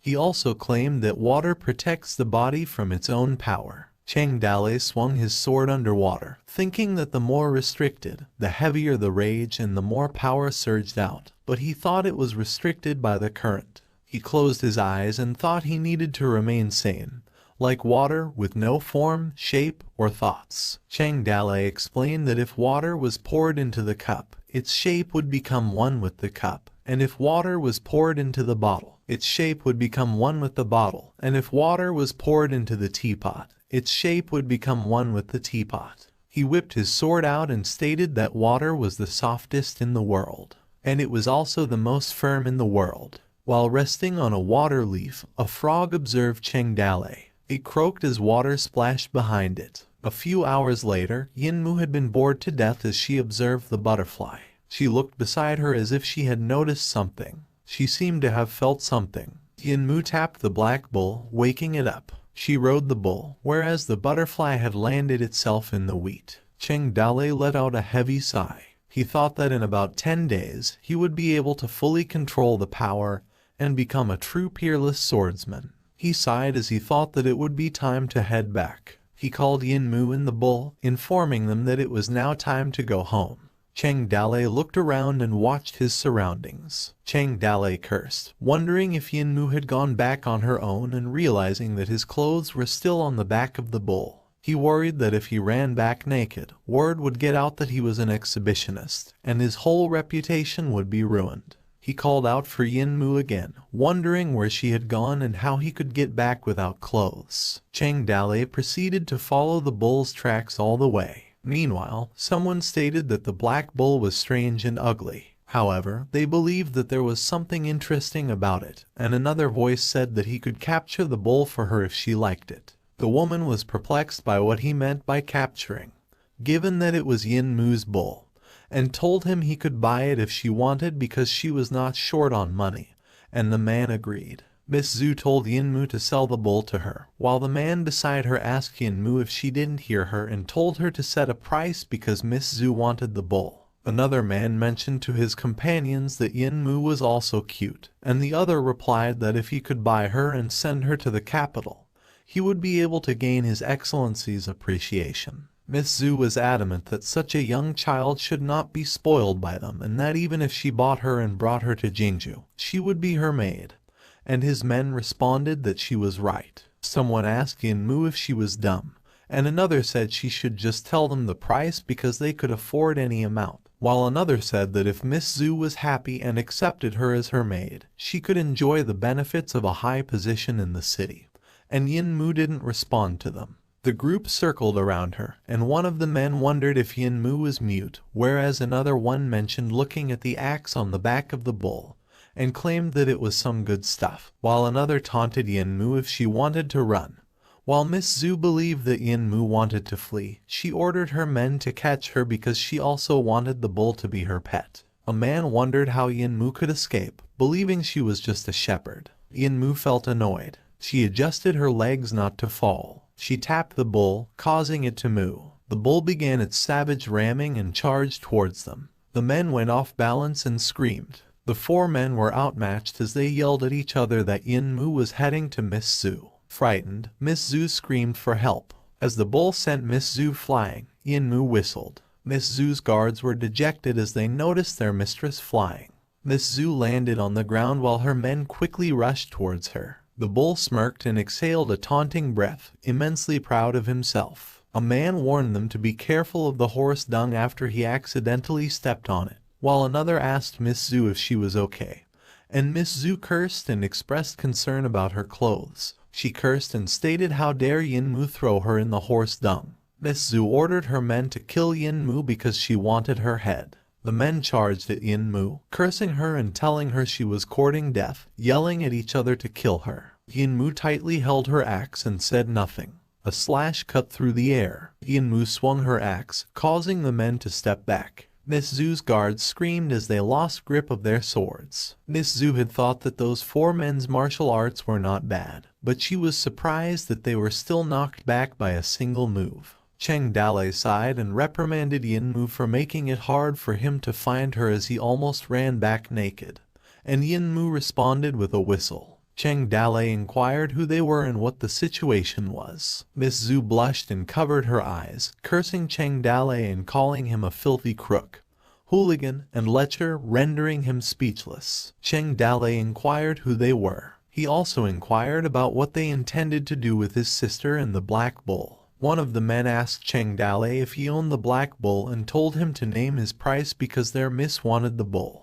Cheng Dalei was amused and told them they couldn't afford it, and another man replied that he shouldn't worry because there weren't many things in the world that he couldn't afford. Cheng Dalei declined, telling them to leave because it was not for sale, which irritated the man, who asked if he wanted to leave and informed him that Yinmu and the black bull had just hit their miss. The man refuted, telling Cheng Dalei that refusing a toast was only a forfeit, and asked him if he thought he was a person when he negotiated with him politely because he didn't know who he was in front of him yet. And Cheng Dalei challenged him, saying he would like to know more about it, while viewing the men's information. When the men's information appeared, Zhang Wukai told him to listen carefully and stated that his father was the Northwest General Zhang Waihu, who led 100,000 Liangzhu cavalry, and beside him was some son of an official who was an excellent swordsman. Zhang Wukai introduced Lord Song Bokan's son, Sun Yaok, who was the minister of Liangzhu, who informed Cheng Dalei that if it weren't for his martial arts, they wouldn't have had the patience to negotiate with him, and the thing Zhu Wenting likes would be delivered to her house if it was in other places. Zhang Wukai introduced the Zhu family's daughter in Jiangzhu, Zhu Wenting, and informed him that her status was equal to that of the princess, where Zhu Wenting asked him what he had to say to Cheng Dalei, and wondered if he could even understand. Cheng Dalei never expected to have an unexpected harvest because he met a big fish while practicing outside for his swordsmanship and had no idea it was the son of the Liangzhu minister. He also claimed that they were very confident in their abilities, that they did not even take their master's entourage to travel. He told them he didn't have time to talk to them. Cheng Dalei believed that their parents were willing to pay a lot of money to redeem them since they were all big shots. He smirked and mentioned about kidnapping them. He instructed them to be good and stood well because their kidnapping would start now. He ordered the men to stand on the left, while women on the right, whereas the gay and lesbian were to stand in the middle, which prompted Song Yaok to question him. Then blood splattered in front of Zhu Wenting, who was taken aback. Cheng Dalei slew the three officials and told them since they had dared to come to Qinchuan, and wondered if they did not inquire before coming that there was one person in Qinchuan who they shouldn't mess with, whereas one of the men groaned, while Zhu Wenting fell to the ground wondering. She noticed the ordinary sword. Her face suddenly darkened as she realized he was Cheng Dalei. Cheng Dalei told her she had answered correctly, but it was far too late. After a while at the Qinchuan prison, someone informed Cheng Dalei that the torture had not yet begun, and that they had confessed simply through coaxing and scaring, and Cheng Dalei praised him for doing a good job. The man went on to explain that Song Bakeng, who took over Liangzhu under the influence of Minister Kui a year ago, tried to win over all forces in Liangzhu, as well as eradicate Lin Wenqin remnants and stabilize its position. Cheng Dalei expressed disappointment, claiming that he and Mo Mingmi had their brains out, while the man continued to report that, aside from lending 5,000 heavily armored soldiers to Mo Mingmi, he never intervened, believing that he was not free. Cheng Dalei stated that recently, preparation had been frequent before the war, and Zhang Wuhu mobilized 100,000 cavalry to the Liangzhu garrison, while Liangzhu people had their taxes increased this year. While reading the report, Cheng Dalei also stated that the city of Liangzhu vigorously searched for the Justice Church and purchased a large number of weapons, horses, and grain following a good grain harvest. He assumed that Minister Kui ordered them to pull out the nail, and they looked like they were ready to free up their hands to deal with him. Song Yaok assured him that if he released them, his father, Song Bakeng, would forgive him and give him an important responsibility, and with his assurance, he would be able to give him an official position and ensure that his glory would be protected. Cheng Dalei asked him if he thought of him as stupid, informing him that Minister Kui and him couldn't stand together after he killed Yang Longting a year ago. He also asked if he still wanted to pull him in and how naive he could be. A man laughed, asking Cheng Dalei if Song Yaok wasn't an idiot. Cheng Dalei realized that it was Gao Fei Bao and Zhang Fei wondering what was wrong, and if they were drinking again. Gao Fei Bao informed him that they just drank some wine and accidentally beat the two brothers guarding the door of the medical center, whereas Zhang Fei pleaded for Cheng Dalei to let them out since he was present because they had been staying and dying from hunger. Cheng Dalei was annoyed as the two of them knew how to cause trouble every day.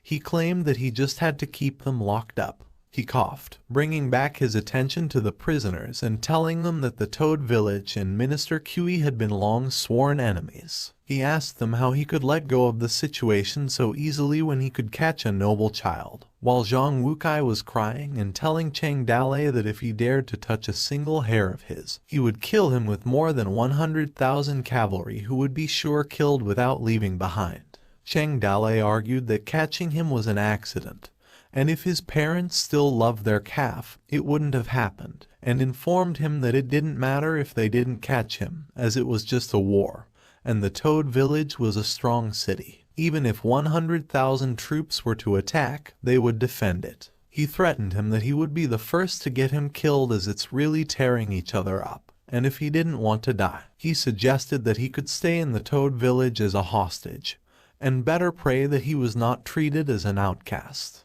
He called out Zhu Wenting wondering what he should do with her, which made Zhu Wenting taken aback. Zhu Wenting was stunned, and the majority of her heart was cold. Realizing it was her turn, she thought it would be hard to escape from Jingzhu, but she didn't expect to fall into the bandits' den in Liangzhu, claiming she had just come out of the tiger's den and fallen into the wolf's den again.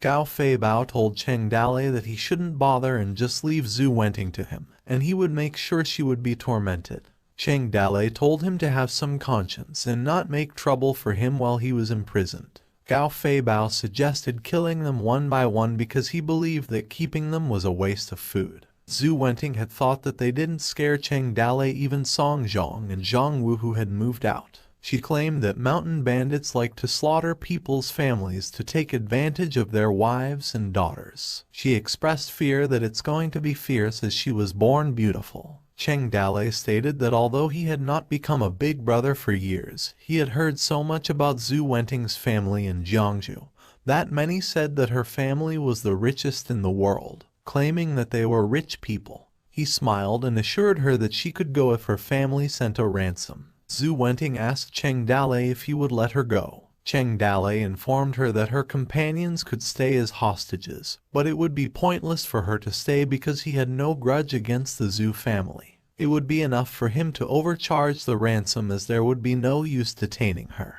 Zhu Wenting thought that she had escaped disaster but disagreed with herself because, in that way, she still had to be sent back to Jiangzhu, and it was not easy to escape. She wondered if she would be sent back to the fiery pit. Princess Minju appeared, calling out Cheng Dale.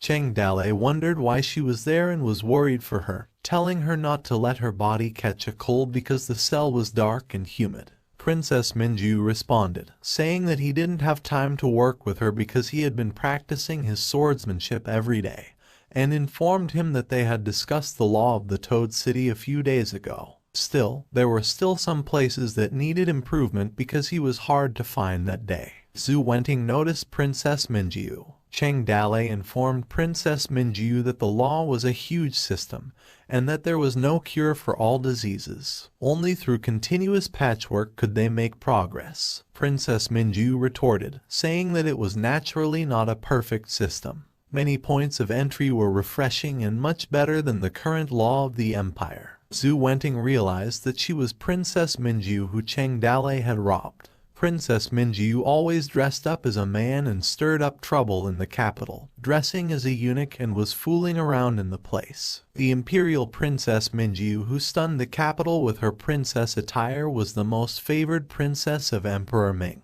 She was supposed to marry the King of the Ring and become the sacrificial lamb for the royal family. The news from the court clearly stated that Princess Minju had died on the way to make peace with the grassland. Zhu Wenting had realized that Princess Minju actually appeared in the Toad Village. It seemed that she had a deep relationship with Cheng Dale because she wasn't hurt. She believed that it was an opportunity for her. Zhu Wenting addressed Cheng Dale and Princess Minju. She told them that she had a business she wanted to discuss with Cheng Dale. Princess Minju requested if she could talk to her for a minute, and Cheng Dale said nothing, then later agreed to Princess Minju's request. After a while, Zhu Wenting came out of her cell, where Princess Minju and Cheng Dale were waiting for her outside. Cheng Dale told her that he could tell him what she wanted to talk about there, as there were no partition wall ears in the room. Zhu Wenting was about to say something but paused. She told them she wanted him to place her under house arrest in the Toad Village and that if anyone from her family came, she requested them not to send her back. Cheng Dale was perplexed and inquired as to what she was thinking, informing her that she was in a bandit's nest and wondering why she would voluntarily want to detain herself and if she wasn't afraid of being spoiled by mountain bandits. He assumed she liked someone in the village and wanted to get close to him in that way, and told her there was no need for her to be so euphemistic and she could say it straight because Toad Village encourages free love, and he could give her to someone, which resulted in Princess Minju side-eyeing him. Cheng Dale blushed as he reminded her from the beginning to the end that Zhu Wenchen had only seen him once, asking her not to think he would take responsibility for her because she had only seen his body once. He also informed her that he had a wife, asking her not to play like that, which caused Princess Minju to blush as well. Zhu Wenchen laughed, telling Cheng Dale that he really knew how to joke and told him that she came to Liangzhu this time to have fun and to escape the political marriage arranged by her family. She went on to say that she had considered running as far as she could, but that if she was caught and sent back to marry, that would be her fate. But she noticed that Princess Minju was actually living in the Toad Village. She told them that Cheng Dale could take her in as a hostage, so she didn't have to go back to Jingzhou and get married to the Qi family. And while he already had a grudge against Minister Qi, she believed that he was not afraid of his revenge for robbing his daughter-in-law. Cheng Dale asked if the Prime Minister's son was unworthy of her, and if she didn't like paying attention to matching families, matchmakers' words, and parents' orders, whereas Princess Minju was reminded that the Prime Minister's son's name was Qi Nongai. Zhu Wenchen explained that Qi Nongai was not a good match for her. She stuttered to speak about him and paused, remembering what she saw, a man walking through a pile of dead bodies, where Zhu Wenchen hid behind a rock. She covered her mouth as she realized who it was. She expressed fear and stated that temper was somewhat brutal. Cheng Dale asked Princess Minju if she knew Qi Nongai, and she responded that she never met him, but she heard a rumor that he killed his maid alive in Jiangzhou. While looking for her information, Cheng Dale came to a conclusion, assuring her that they could take her in. But there were conditions. Zhu Wenting awkwardly smiled and told Cheng Dale to tell her, leading Cheng Dale to believe that there was nothing fishy about her information, which stated Zhu Wenting's name. whose age was 19, and lack of skill and attributes, while her only experience was being the eldest miss of the Zhu family who escaped marriage. Cheng Dalei explained the first condition, assuring her that she would not be bullied in the Toad village, but they would not keep idle people and she would not live in the village for nothing. So the Zhu family would provide her living expenses, and Zhu Wenting agreed as it was only natural. Cheng Dalei stated the second condition that she needed her as an insider, and if they secretly planned to escape from the village, she should let him know. And when the people of Liangzhu City came to ask for people, she also needed to cooperate. In the end, Cheng Dalei chose to release an unimportant prisoner, and left him to send word back to Liangzhu. A man rushed in, shouting urgently for anyone, stating that it was urgent and he wanted to meet Master Song. After that, the man kneeled, and Song Bokeng asked him to repeat the details of how he came back. The man stuttered nervously. Anxious, the man reported that Cheng Dalei got scared the moment he heard Song Bokeng's name, almost making him kneel on the ground and beg for forgiveness. He added that Cheng Dalei deliberately sent him back and wanted him to explain the situation properly to Song Bokeng, emphasizing that sending someone right away could help them retrieve their people. Angry, Song Bokeng sarcastically questioned him why Cheng Dalei claimed to be afraid. And he questions why Cheng Dalei didn't send someone to accompany him back and why they didn't all return together. The man responded and said that Cheng Dalei may have been too scared and didn't think about it. Song Bokeng became furious and scolded the man, calling him a bunch of trash, stirring up trouble, and labeling him an incompetent idiot. He angrily threw his cup to the floor, shouting for the man to get lost. The officials in the room began discussing the situation. One official mentioned that the troops in the city were ready, and the routes for provisions and support were prepared. Another official raised concern about Cheng Dalei having hostages and questioned how they could send soldiers. A military official emphasized that the priority should be Zhu Wenting, fearing that if the Zhu clan discovered they were protecting her, the marriage alliance would be ruined. Song Bokeng in the room expressed frustration, realizing that for Qi Xiang to gain influence in the future, they would need help from the wealthy Zhu clan. He acknowledged the significant blunder they made and stressed the importance of not letting Qi Xiang know about it. The officials speculated that Cheng Dalei released someone back to relay a message. He doubts that Song Yaok might not have any risk to their lives and that maybe Cheng Dalei wanted to extort some money. He concluded that the top priority was to save the hostages, as the longer they waited, the more dangerous the situation could become. In the end, Liangzhu City could only hold on to the 100,000 troops. Song Yaok agreed that they should send someone to negotiate with Cheng Dalei. They sent only 30 people as a negotiating team.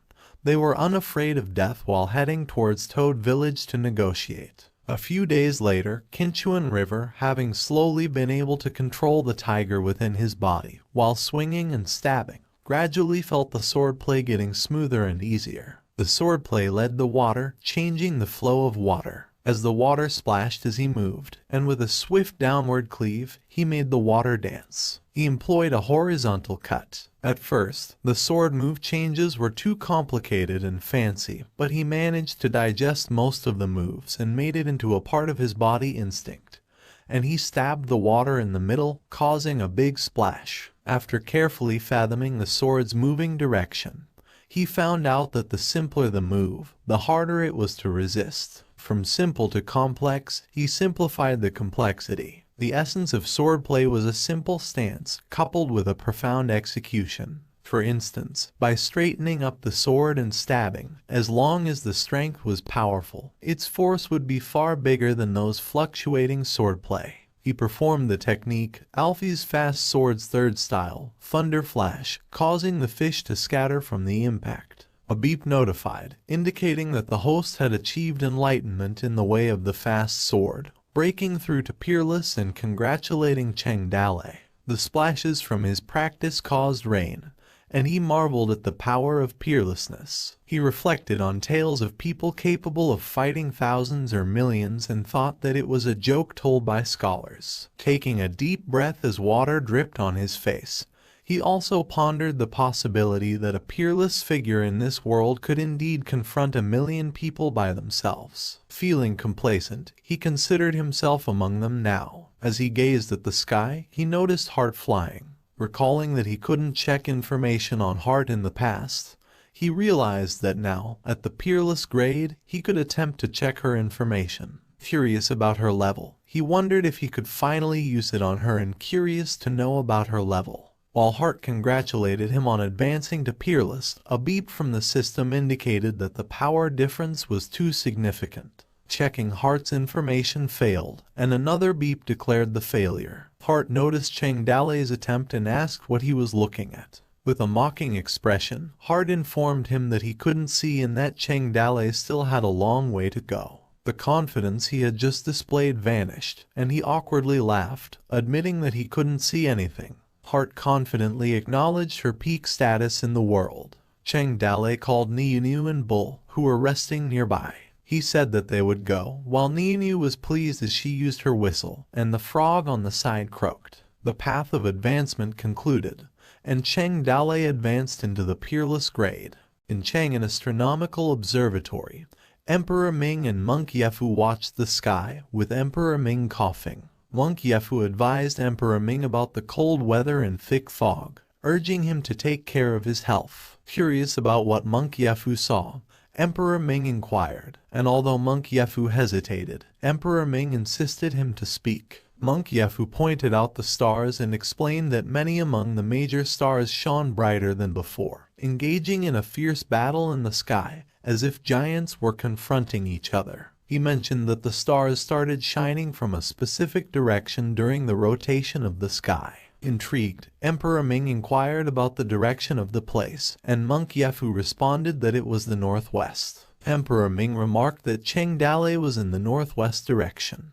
Monk Yefu conveyed the idea that fate might have set a destiny for all of them, but the man should overcome his fate. Suddenly, among the stars in the southern dipper, yet another star shone brightly. It seemed even some of the purple star's radiance was deprived. As it got brighter, it suddenly became a white fireball, passing by with a flash in the sky. Monk Yefu saw a star and mentioned that it was a powerful star. Meanwhile, at the Liangzhu border, the Taoist elder mentioned that Liangzhu's taxes had increased, and the civilians were suffering.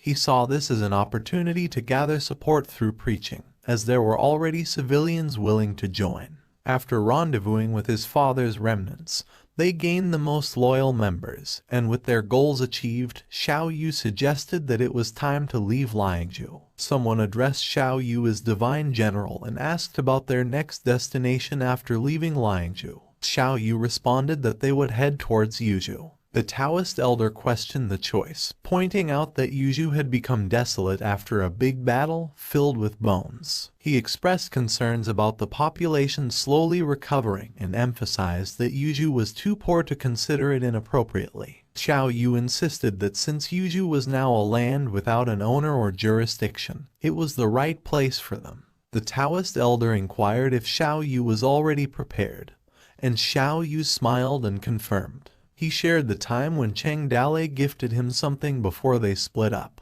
although he didn't know what it was. He mentioned that a month had passed since that day. He had thought about many things and trained himself in the spear. Xiao Yu demonstrated his spear skills, using the wave breaker spear ninefold bang technique. After that, he cracked a large rock, causing an explosion. He mentioned the possibility of a miracle. Shocked, Lin Chong exclaimed that Xiao Yu's spear skills had improved at an incredible speed in just a month. The Taoist elder was also surprised, suggesting that Xiao Yu's spear had a hint of robbing the verve of ghosts. Xiao Yu began to ponder, considering the glorious figure he saw on the day of their separation. He described the glorious figure he saw. The gaze, which felt like warm sunlight, was not an illusion. He concluded that Cheng Dale might truly be immortal. At that moment, a star above the sky suddenly shone brightly, stealing away all the Dipper star's radiance. As the Taoist elder gazed at the stars, his eyes revealed a sudden shock. He quickly raised his hands, as the shining of a power star meet the Emperor for power. The celestial incarnates, shining through the long night, could be seen, and the marvelous people shouted with determination. Xiao Yu carried the righteous flag. Somewhere in Toad City, Shenji informed Cheng Dalei that someone from Liangzhu had arrived. Cheng Dalei replied, asking what they wanted. Shenji responded that they came to negotiate and asked Cheng Dalei if he didn't want to meet them. Cheng Dalei casually replied that he didn't. While relaxing, he instructed Shenji to let the professionals handle the negotiations and that they wouldn't fool around anymore. He further instructed that Su Ying would go and talk to them. Boredly, he instructed Shenji to call Liu Bei and explain something to him, letting him participate in the negotiation. Feeling concerned, Shenji reminded Cheng Dalei that they agreed not to use Liu Bei in non-emergency situations. Indifferent, Cheng Dalei reassured Shenji not to worry, as he would explain everything to Liu Bei, and he ordered him to go. In Toad City, official from Liangzhu greeted Su Ying, complimenting her on her beauty and elegance, confirming that Su Ying was indeed rumored. Due to Cheng Dalei's busy schedule, they delayed their visit, and now they've finally come. Su Ying welcomed the official and explained that Cheng Dalei was occupied, so she would be handling matters this time. She invited him to come inside. Without hesitation, the official mentioned that he had heard about Song Yaok and Zhu Wenting being guests of Cheng Dalei. Awkwardly, he laughed, stating that both were young and talented individuals who couldn't forget about their parents despite getting along well. He added that Song Baking was concerned and had asked him to come and pick them up. Expressing his intent, he asked Su Ying if he could meet them first. Inwardly, the official thought that having a knowledgeable woman in the Toad City den might make the negotiations smoother. With a smile, Su Ying replied that since Song Baking had sent someone to pick them up, she should allow him to take them away. The representative chuckled, finding Su Ying easy to get along with. Su Ying responded, explaining that when Song Yaok visited their village as a guest, he was quite playful and had a small incident. The official inquired about the incident, and Su Ying called for Liu Bei to bring him in. Liu Bei entered with people carrying a patient. The official couldn't help but notice a change in the atmosphere. Liu Bei shared with them that Song Yaok got drunk and injured their 2 guards at the gate. He expressed his frustration as the guards couldn't even get off the ground, wondering how they should settle the account. Their men, pretending to be in pain. The official thought that Toad Village was asking for a price. He assured Liu Bei that Liangzhu would cover all the expenses for recuperation and promised not to let their men be wronged. Then, he eagerly asked if he could meet Song Yaok first. However, Liu Bei countered, stating that the Toad Village lacked medicine decoction fees. He emphasized that only the Toad Village could bully people, and no one could bully them. He jokingly added that after beating their people, they would like to pay some money to get out and said that there was no such thing as a good thing in the world. Irritated, the official urged Liu Bei to state a price so they could discuss the matter. Liu Bei responded that it's simple, following the martial world rules, tooth for tooth, an eye for an eye. He emphasized that if they let this incident pass, it would damage the reputation of Toad Village. He described harsh punishments for their men to be thrown into the mines to dig until they died, and women were tied to the dock to feed the snakes. Disturbed, the official was about to respond,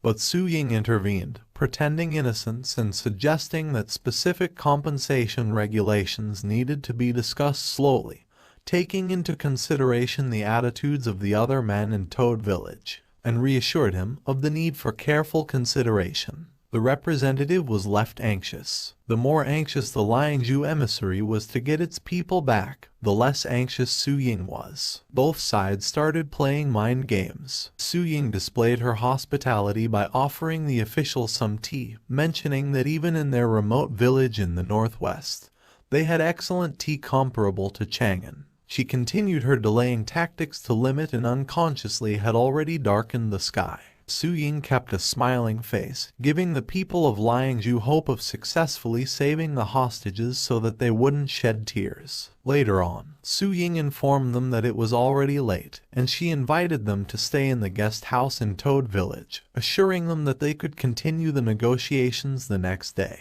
and Liu Bei played the villain, emitting a kind of if they didn't kill them, he wouldn't be happy type of anxiety pressure. Liu Bei suggested to Su Ying that his advice was to kill them all, but Su Ying dismissed the idea, stating that although killing would save trouble, it was too wasteful. She suggested taking them to the guest house to rest as it was getting late, and continuing negotiations the next day. Liu Bei showed his irritation and disrespected the official, calling him an old dog and telling him that he would take him to the guest house. Liu Bei reminded the official not to sleep carelessly or wander around. Later that night, as the official walked, the official remained silent. His companions reassured him to calm down, saying that Cheng Dalei wouldn't dare to make a move. Another official commented that in the war between countries, he mentioned that they don't kill the emissary, even if their country knew the rule, and questioned if Cheng Dalei wouldn't be ignorant of it. As the villagers around them whispered, the official mentioned Cheng Dalei's past actions, stating that he killed Longting in the presence of Emperor Ming, questioning whether his men would abide by rules. The villagers intimidated the officials, with one of the villagers asking if there was no one in their backyard and suggesting that they could bury the bodies there without anyone knowing. Another villager confirmed that they could go there, and another suggested waiting until they were asleep. Someone else proposed a more violent approach, suggesting cutting off their arms and legs and throwing them into a pig's den, claiming that Su Ying forbade them, but they could do it secretly to avenge their two comrades. Feeling troubled, the officials lowered their heads as they passed by the whispering villagers, and one of them expressed concern, saying that this situation wasn't good and that they were already discussing where to bury the bodies. Another official reassured them to calm down, emphasizing that with Su Ying's orders, they wouldn't brazenly take such actions. They decided to take turns keeping watch at night. The negotiating team stayed up all night, only because of strange noises that rang out of the window from time to time. Even the occasional flying dagger and arrow sent threatening letters. Negotiations continued for several days, but no results were achieved. And under such psychological pressure, the Liangzhu negotiators were already tormented to death as they looked depressed. Meanwhile, Cheng Dalei mentions that the previous year, heavy snow closed the mountains, and recently, taxes in Liangzhu were increased, and the common people, who barely survived the winter, had most of their remaining grain taken away. He added that with the inability to pay taxes, many had no choice but to flee, resulting in a significant number of refugees from Liangzhu. Wanner remarks about the spring famine. Cheng Dalei responds that while there was a temporary shortage of grain, if they didn't take action, he feared many would starve before the new rice crop grew. Wanner expresses concern that, despite having 10,000 acres of barren fields in Kinchuan, assisting so many refugees would still be a massive burden for them.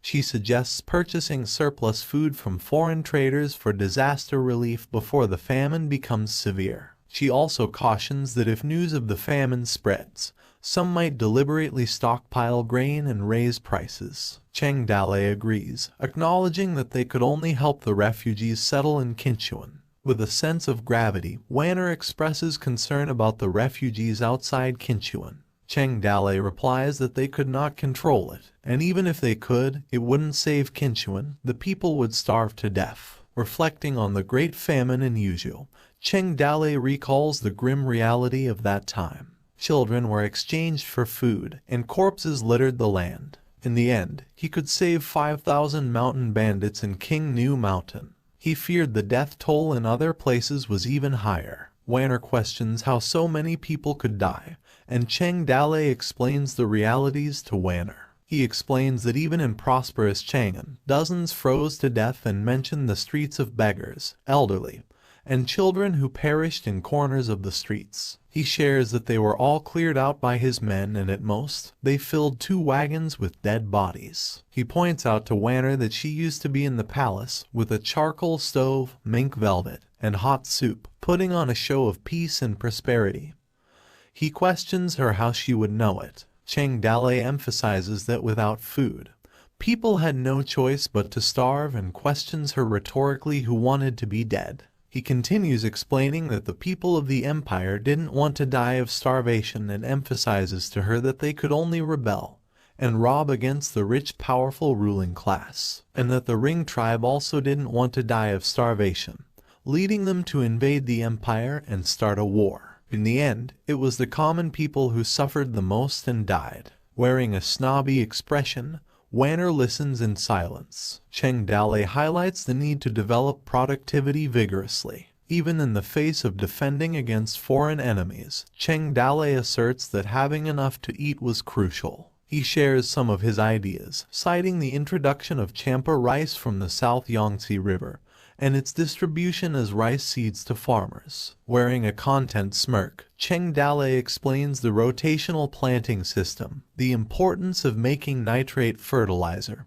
compost, green storage fodder, and more. Cheng Dale also reveals that craftsmen in the workshop were working overtime to produce iron farming tools like bending plows, barrel carts, and water wheels. He proposes lending these tools to farmers to clear wasteland and increase productivity, while Wanner, reading through his ideas, can't hide her astonishment. After settling those matters, Cheng Dale mentioned plans for education and research, leaving Wanner momentarily speechless. She asked if he came up with all this on his own, and Cheng Dale promptly replied that he didn't, while smiling. He mentioned that he whispered it to her and shared that it was whispered to him by the immortal in his dreams, while Hart stood beside him humming with a happy face. Wanner displayed a cranky attitude in response to Cheng Dale's statements. She asserted that he might be able to fool others with his supernatural stories, but not her. Suddenly, Wanner's face turned red as she thought that Cheng Dale knew a lot. She secretly smiled as she blushed and complimented that he wasn't bad for a man she liked.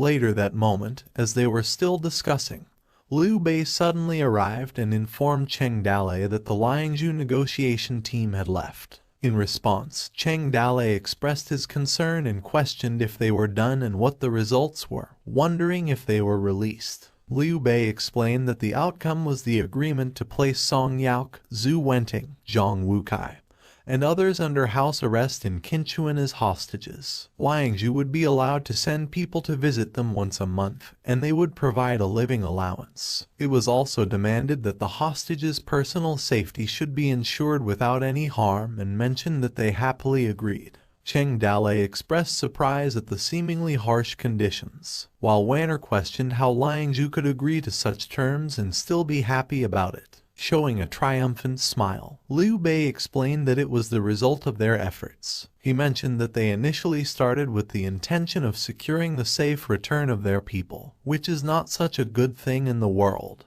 He shared that there were initial disagreements, with both sides reluctant to back down. He kept insisting that the men should be thrown into the mines, and the women should be given to their men for fun. After a mutual tug-of-war for a few days, neither side wanted to back down. Their men put on a show of evil bandits, and the group of frail scholars was scared to sleep peacefully. Also, Liu Bei mentioned that the officials thought they were a group of unlinking killers who just wanted to get out in one piece. Su Ying eventually proposed a compromise, and the officials immediately agreed. Pleased, Cheng Dale expressed amazement and complimented Su Ying, saying she's a business genius and good at negotiations. He mentioned that he guessed it right and pointed out that the scholar faction has always cherished life, leading to the presence of many peacemakers and fence-sitter factions when the rings came. Pouting, Wanner commented on the number of good generals in the empire, but noted that they were easily bullied by the Ring tribe,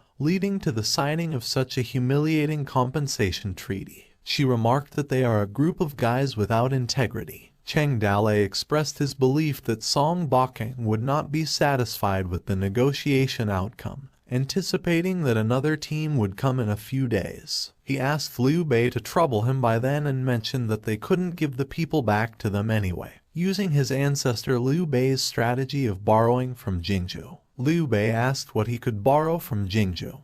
Cheng Dale chortled and explained to Liu Bei that he needed to grasp the general idea. Liu Bei agreed, saying that they would stall them and confirm Cheng Dale's request. Wanner questioned how long Cheng Dale planned to keep them locked up, and he replied that it would be for as long as possible. Although he acknowledged that they couldn't do it forever, he emphasized that Song Bokeng cared about his son and ensured the safety of Song Yaok and Zhu Wenting, whom he considered their talismans. Cheng Dale even suggested that they could delay until they got married and had children in Toad City, envisioning them becoming part of their city by then. As she stretched, Wanner raised a concern about what would happen if Song Bokeng chose to fight instead of seeking his son's release. Cheng Dale accidentally glanced at Wanner's chest area, which was stretching, as he mentioned that they would also fight if necessary. He quickly turned his head as he reminded himself about his manners, while Wanner reminisced about the food in the palace being truly good, and Cheng Dale stuttered in his words. Cheng Dale continued, asserting that Toad Village wasn't afraid of anything in terms of warfare. Meanwhile, at Liangzhu, the officials returned and bowed to Song Bokeng. Frowning while reading the papers, Song Bokeng remarked that it was the result of their negotiations after so many days. The officials stated that this was the best result they could get. Expressing frustration, Song Bokeng called the officials good for nothing, questioning what they negotiated was that their people were not brought back, and they had to pay instead. He threw the paper to them, questioning how they even negotiated and what they discussed. Reflecting on the situation, the officials contemplated that Cheng Dale was a formidable individual, and they couldn't argue with Cheng Dale of Toad Village. They realized that if it were their sons who were captured, staying in Toad Village might have cost them their lives. One official mentioned that they did their best. Song Bokeng addressed them and questioned who was willing to go to Qinchuan again.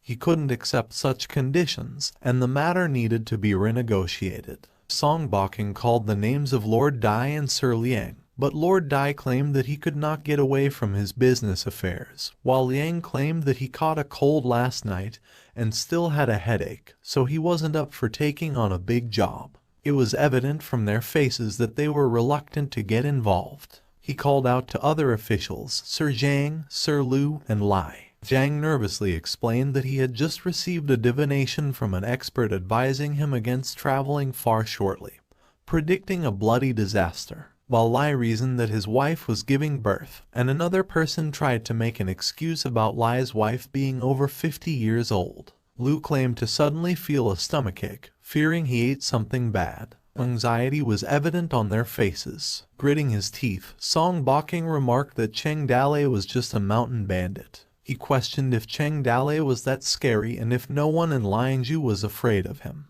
At this moment, the Liangzhu governor felt helpless, much like during the peace talks between Emperor Ming and the Ring tribe. Seeing the tension in the room, Song Bokeng thought of his officials as spineless insects. The people's eyes were watching the heart, and the heart was watching the mouth as everyone kept silent. He realized that renegotiation meant breaking the agreement, and with the brutality of mountain bandits, failing to agree on a word might lead to death in Qinchuan. He understood that being an official was not easy, and life was the most important thing for everyone. Liangzhu City sent negotiation teams again and again.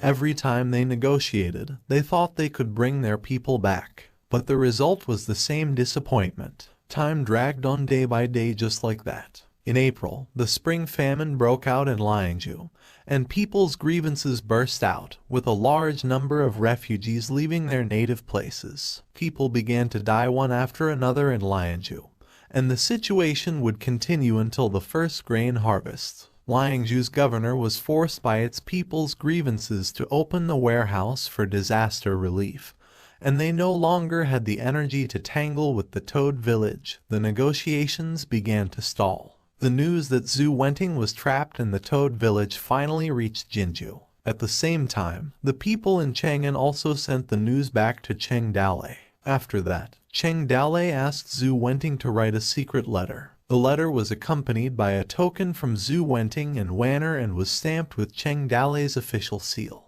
It was delivered by his people in Chang'an to Zhu Wenting's most trusted parents. When all the nobles in Jinju saw this letter, they thought Cheng Dale was one of Emperor Ming's men. This was a warning from Emperor Ming.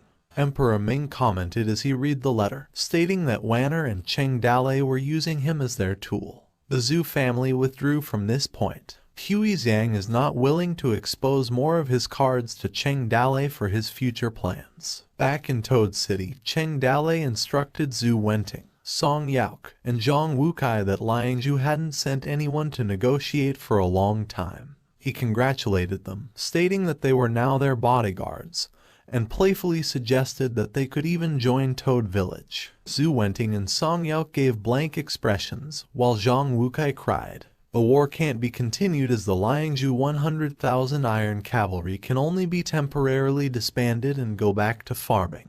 The war preparation that had been brewing for several months were aborted. The policy of Toad City attracted a large number of refugees to settle in Qinchuan. Toad City ushered in a golden time of development. Time flew by, and 3 months already passed. Xiaoyi, who entered the room carrying a tray of food for Su Ying, advised her to rest for a while and drink some tong sui to relieve fatigue. Liu Zhai, also present in the room, questioned Su Ying that she had been eating sweets recently and asked if she was not afraid of gaining weight. Su Ying responded that she craved sweets lately, and Cheng Dalei suggested that it would be great to eat more sweets if she's tired. In a serious tone, Su Ying suddenly called Liu Zhai, mentioning that she was almost 20 years old and would be a big lady soon. She planned to let Cheng Dalei welcome her into the family properly. Su Ying emphasized that as a woman, it's better to establish a good reputation, and, after a few months, she would send Cheng Dalei to Liu Zhai's room. Liu Zhai was shocked by Su Ying's sudden discussion and accidentally dropped her bowl of food. She asked why Su Ying was talking about this all of a sudden. Concerned, Liu Zhai wondered if Cheng Dalei upset Su Ying, offering to talk to him for an explanation. Su Ying reassured Liu Zhai that Cheng Dalei didn't upset her and took good care of her. Then Su Ying explained that it was her duty as Cheng Dalei's wife to help him take concubines, expand his harem, and spread branches of his family. However, she considered Cheng Dalei's nature that seemed weird and was afraid of her being jealous, so he never mentioned anything about concubines. She also expressed that Liu Zhai has long been a member of Cheng Dalei's family and would be taken in sooner or later, and that they are as close as sisters, and there's no need to worry about quarreling. Su Ying added that Liu Zhai had been with Cheng Dalei for a long time, and she must have wanted a status. Su Ying assured Liu Zhai that with status, there's no need to cheat. Embarrassed, Liu Zhai turned away and asked Su Ying how she knew all along. She clarified that Su Ying and Cheng Dalei had only been married for a few months, and they were taking concubines so quickly. She wondered if there was a fear that some weird rumors would spread around the whole town. In a dignified manner, Su Ying responded that in a few months she and Cheng Dalei would not be able to make love for some time, and she rubbed her stomach. Visibly shocked, Liu Zhai asked if Su Ying meant what she was thinking, and Su Ying nodded. With widened eyes, Liu Zhai questioned how many months it had been, and Su Ying responded that it should be about 2 months. Surprised, Liu Zhai stood up abruptly and exclaimed that she was going to tell Cheng Dalei about it. However, Su Ying stopped her, saying to wait for a second. Calmly, Su Ying stood up and mentioned that it was not urgent. She wanted to give Cheng Dalei a surprise, and if Cheng Dalei knows, he won't allow her to run around. She still needs to do some things and must return. She instructed Liu Zhai to tell them to prepare the carriage, letting her know that she's going to Descending Jade Village. A couple of hours later in Descending Jade Village, Linger welcomed Su Ying and asked why she was there. Su Ying inquired if Lihua was present, as she needed to talk to her. Linger instructed Su Ying to go to the gathering hall and wait for her while she fetched Lihua, and Su Ying thanked her. In the gathering hall, Su Ying asked Linger, who had just arrived, where Lihua was and if she wasn't coming. Linger simply stated that Lihua was sick. Su Ying wondered what kind of sickness she had, and Linger replied that she didn't know what happened, but Lihua got sick when she learned that Su Ying was coming. Linger added that Lihua probably got sick of not wanting to see her. Su Ying asked Linger again not to lie and inquired about Lihua's condition. Linger sighed and confessed that it was all her fault, as she didn't know what happened between Lihua and Cheng Dalei. Indifferent, Linger explained that everyone could wait until the wedding, but Lihua was almost 30, and she couldn't afford to wait at her age. After all, Cheng Dale must give her an explanation. Su Ying mentioned that she was with Cheng Dale even before Lihua met him. She contemplated that Cheng Dale had been with her since they married, and he did not have time to see Lihua in descending Jade Village. After that, she excused herself and told Linger that she would talk to her later. This time it had something to do with Lihua. She asked where Lihua was, and Linger responded that she thought Lihua was at the horse farm. Su Ying requested Linger to guide her to the horse farm.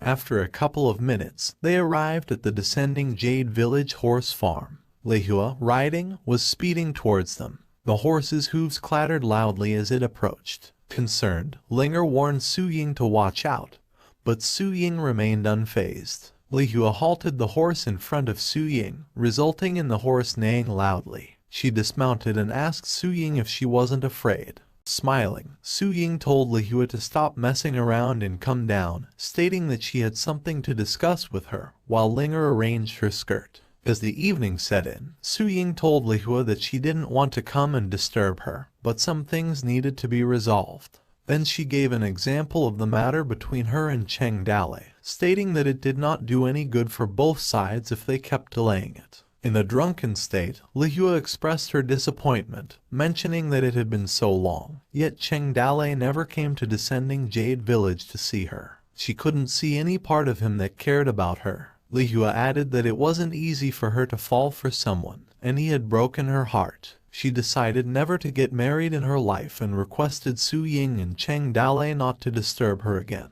Smiling, Su Ying persuaded Lihua not to sulk, explaining that Cheng Dale cared too much about others' opinions. Since he was just married, he was concerned that if he didn't come to find her, others would gossip about it. It wasn't that he didn't like Lihua, he was just worried about potential jealousy. Turning serious, Lihua remarked that Su Ying might be generous, but she couldn't be so generous as to push other girls toward Cheng Dale's side. Perplexed, Su Ying reasoned that she couldn't stand watching Lihua grow older each day. Lihua inquired if it was really because of that, and Su Ying confirmed. Su Ying recalled the time when Cheng Dale was resting, and Wanner approached him. While she was hiding, she peeked in their direction and saw Wanner approaching Cheng Dale's face, who was asleep. To her surprise, Wanner kissed Cheng Dale while he was still asleep. Afterward, Wanner walked away like nothing, leaving Cheng Dale still sleeping. Su Ying was bewildered by what she had witnessed. Wanner blushed, smiled, and chuckled after that moment. Su Ying, still silent, found the situation awkward and thought that Cheng Dale might not know about Wanner's feelings for him. Deep in thought, Su Ying considered that Wanner's status as a princess could be fatal. If she didn't have this status, her relationship with Cheng Dale would be nothing more than another romantic debt. However, given her status, Emperor Ming might want Wanner as the main wife, forcing Cheng Dale to divorce his current wife. Moreover, with the empire shattering, marrying a princess would tie Cheng Dale to the empire if he marries Wanner. And that Cheng Dale would be in a dilemma if they married Wanner, and no matter what. She decided that she needed to plan ahead and not let Cheng Dale pay too much attention to Wanner. She considered the idea of helping him find a few concubines. Thinking of potential candidates, Liu Zhai, Lihua, and Jidao came to her mind, all of whom had special relationships with her and harbored feelings for Cheng Dale. She thought that Liu Zhai would accept immediately, while Jidao seemed to have a master and disciple relationship with Cheng Dale, and decided to put Jidao aside as she needed to check if Cheng Dale likes her or not. Lastly, she thought that only Lihua was left. Su Ying explained to Lihua that Cheng Dale must have had some feelings for her, as he carried the sachet she had given him every day. Lihua dismissed what Su Ying said and questioned how Cheng Dale could be such a fickle man, mentioning that she wrote so many letters to him, but he never replied. Hollow, Su Ying responded to her, acknowledging that those were the letters she mentioned as she casually showed the letters back to Lihua. She explained that the letters got intercepted by her, and Cheng Dale didn't even know about them. Embarrassed, Lihua asked for them back. Trying to persuade Lihua, Su Ying planned that Lihua should give Cheng Dale a chance that they could investigate a little more. If he didn't feel anything towards her, it wouldn't be too late to cut off the feelings. Su Ying also subtly threatened that if Lihua was unwilling, she shouldn't blame her if she took the letters and let others look at them. Scared, Lihua pleaded with Su Ying not to do that. Ignoring her pleas, Su Ying resumed reading the letters. Written in them were Lihua's hopes to do 4 things with Cheng Dalei every day with him. Distressed, Lihua tried to stop Su Ying and insisted that she would do as she said. Su Ying remained unresponsive. Meanwhile, in Toad City, Liu Zhai hummed happily while carrying a stack of papers. She called Cheng Dalei excitedly, explaining that these were unverified documents from Jiang who collected in taverns over the past few months. Cheng Dalei confirmed it, praised her, and asked her to leave the papers there. Feeling giddy, Liu Zhai closed in on Cheng Dalei. Smirking, she continued to think that in just a few more months. However, Cheng Dalei was busy reading through the papers and contemplating the increasing number of people turning to banditry and gangster activities, as vassals were not obeying the emperor's orders. The justice cult revolted from Yuzhou. The divine general won every battle. No one was capable of stopping him. A little Taoist master blessed by an immortal appeared in Jinju's Jade Emperor Pagoda, possessing remarkable abilities with transcendental swordsmanship. His Tao name was Tian Sai. Jianghu Assassin Organization heard that Assassin Yuan undertook a task and assassinated a certain officer. A village slaughtering incident happened somewhere near Jinju. The conflict within the Ring clan is getting more intense. He also thought that the empire was getting more chaotic. Amid his contemplation, Liu Bei suddenly arrived and reported to Cheng Dalei that something happened outside Qinchuan Pass. Cheng Dalei asked what happened, prompting Liu Bei to explain that a massacre had occurred at Qinchuan Pass. He begged Cheng Dalei to deal with it as fast as possible. With a stern expression, Cheng Dalei replied that they would go, asking Liu Bei to bring him there to have a look. Upon arrival at Qinchuan Pass mortuary, Liu Bei advised Cheng Dalei that it was better if Nianyu did not go in. As he explained, the way they died was a bit severe and informed that the people who carried the corpses were still puking, advising that Childer was better off not looking at it, and he was afraid that Nianyu would have a nightmare. Cheng Dalei agreed and told Nianyu that she should stay outside as of now, and Nianyu gave him just a poker face. As they went inside, Liu Bei suggested opening all of them to have a look. Just looking at one would be enough as the others should be around the same. However, Cheng Dalei disagreed and instructed to open all of them. Uncovering the buried corpses, Cheng Dalei was visibly shocked. According to Liu Bei, recently, Lianzhu had frequent cases of village slaughtering, which might have been done by the same group of bandits. He explained that they liked to kill everyone, and this time they arrived in Qinchuan. Cheng Dalei inquired further into Liu Bei's investigation, prompting Liu Bei to affirm. Liu Bei started to explain that it happened last night, and the people who died used to live at Qinchuan Pass outskirts. Cheng Dalei inquired if their guards had not noticed the bandits. In response, Liu Bei mentioned that they hadn't, and he detailed to explain that Qinchuan has a vast 400 kilometers area. It was too extensive and full of uninhabited wilderness. Even with the unending number of vagrants moving in recently, it was still impossible to fill up the 400 kilometers of space. He further explained that most of the vagrants chose to settle near Qinchuan Pass, where they could receive protection. At the same time, they also needed to pay a certain amount of tax. That's why some of them chose to live a little further, so they wouldn't need to pay the tax. Moreover, they could not bother them, and those involved in the incident were the people. At that time, a total of 3 households were annihilated, amounting to 30 people, an elder, 5 men, 4 women, and 3 children. Liu Bei detailed the horrible things of the dead people, mentioning that some died due to having their skulls crushed, while others had their stomachs ripped open and stuffed with stones. The women were raped. Their bottoms were stabbed with wooden sticks that went through their intestines, leading to their demise. Visibly disturbed when he was to explain about the children, but he expressed exasperation. Hearing the gruesome details, Cheng Dalei was fueled by his anger. He tried to calm himself down, repeatedly telling himself to stay calm. He thought that he needed to control his anger, or it would affect his judgment, and vowed to make sure to kill them. Cheng Dalei asked what type of weapons they used. Liu Bei informed him that he had the chief medical examiner take a look. He revealed that what they used were their own hands. Cheng Dalei was speechless. He contemplated that a bunch of evil bastards sneaked into a house, used their hands to rip open people's chests, and took out their hearts. Some are dead due to having their skulls crushed. He thought it was due to a blunt object. Only now does he know it was crushed by a person's hands. He speculated that the skull is the hardest bone in a human's body and questioned what kind of strength is needed to crush it. Overwhelmed with anger, Cheng Dalei mentioned that it seems like a bunch of ruthless people came to Qinchuan. Liu Bei also informed that the people are getting uneasy. Many say it was them who did it, claiming that it was a punishment for evading the tax. He suggested that they block off the information and stop them from spreading it, but Cheng Dalei did not respond at first. Then Cheng Dalei asked why they blocked off the information. With an immense feeling, he instructed to find them, while Heart also said they should have killed them as well. Due to that, a sudden mission appeared on Cheng Dalei's task. As they exited the mortuary, Liu Bei asked Cheng Dalei who he thought the culprit might have been. Liu Bei speculated that it could have been the Ring clan or some troublemakers sent by Song Bakeng, or possibly an evil bandit gang that came from another place. Also, Cheng Dalei inferred and mentioned that by looking at the traces on the corpses, he thought there was only one killer. Questionably, Liu Bei asked if there was only one person and how was it possible.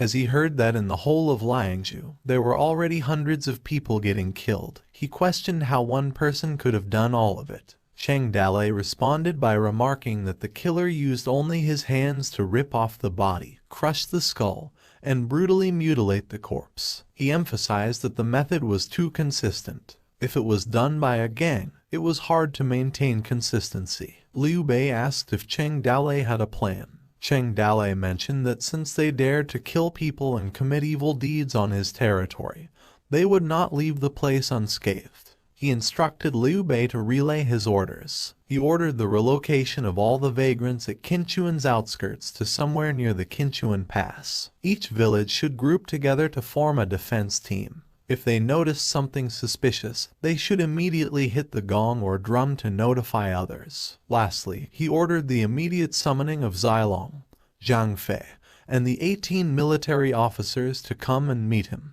When they all gathered, Cheng Dalei addressed them all, stating that all the generals should listen to his orders. He instructed them to form groups of 100 people, separate into regions, and divide the time for patrolling and manhunting. The newly allocated vagrants and caravans were strictly inspected, and he emphasized that they should execute these orders immediately without delay. Cheng Dalei told his people to find the unidentified wicked evil, even if they had to dig up the ground. While his men listened attentively, he also added that after they found him, they should kill it on sight. Everyone agreed with Cheng Dalei's order. Suddenly, someone from the Liangzhu officials sought Cheng Dalei. Cheng Dalei wondered why Song Bakeng's men were present and questioned the reason they were looking for him. Awkwardly smiling, the official mentioned that Master Song had heard that Cheng Dalei was preparing to search for the culprit behind the massacre. He slowly approached Cheng Dalei and introduced himself. They were from Liangzhu and were also investigating the matter. The official explained that at that time, a criminal had come to Qinchuan, which is why he received Master Song's order to come and asked for Cheng Dalei's help. Cheng Dalei wondered, although the Toad Village and Liangzhu City were maintaining peace on the surface, if Song Bakeng was hoping to get rid of him even in his dreams. Yet, this time, he was asking for his help. Perplexed, Cheng Dalei questioned why they needed his help. The official bowed respectfully and explained that Liangzhu had dispatched elite bailiffs, but still suffered from the massacre. It even alarmed the imperial court, and they were helpless right now. So, Song Bakeng thought of Cheng Dalei. He negotiated that if Cheng Dalei caught the culprit, they asked if he could let Song Bakeng handle the culprit. Of course, the official claimed, Song Bakeng would never let Cheng Dalei's efforts go to waste. By that time, there would be a gift of money and grains for Cheng Dalei, and mentioned the amount would surely satisfy him, and they would also report to the imperial court to acknowledge his achievement. Suspicious, Cheng Dale thought about why Song Bakeng was putting so much importance on the evil bandit, especially sending someone to get help. He questioned if seeking revenge for the common people was a typical case of upper officers stealing credit. Cheng Dale walked away and stated that it was still too early to discuss. He suggested addressing it after capturing the culprit, a suggestion the official confirmed. He also requested all the crime records in Liangju to bring all of their documents, and claimed it might assist in apprehending the wrongdoer, an idea the official agreed with. In his room, Cheng Dale pondered over the documents he read. There were no weapons. The perpetrator used both hands to rip out the victim's innards. Women and children were tied to a side, tortured and killed off by the men first. Sometimes the massacre continued for the whole night. It was the same killing method. The evil person wasn't motivated by revenge, not for money or pursuing women. They lacked any clear motive. Their actions were purely driven by a desire to kill people. While speculating, Cheng Dale questioned how there could be such a person in this world. However, he was not a professional detective and didn't have the skills to investigate. He wanted to know the other person's origin from the documents on hand, determined his whereabouts, and even captured him. He shook his head, saying it was simply impossible. Cheng Dale contemplated whether to use the summoning platform to summon a few elite bailiffs, but he felt too desperate, and asked himself what if he failed to summon the occupation he wanted. While engrossed in his thoughts, Su Ying suddenly arrived and mentioned that she had worked the whole day. She suggested they have a drink and rest for a while. Cheng Dale responded that he couldn't rest, he had no clue at all. Su Ying smiled and mentioned that she had called Lihua over from Descending Jade Village. She asked Cheng Dale if he wasn't going to meet her. Suddenly turning his head, Cheng Dale said that there she was, standing beneath the dim light. He recalled that Su Ying had a hidden attribute, clairvoyance. However, Su Ying's face still looked questionable. Cheng Dale slammed his hand on the table, approached her, and asked for help to take a look. He pushed Su Ying to the table and briefed her about the incident in Qinchuan.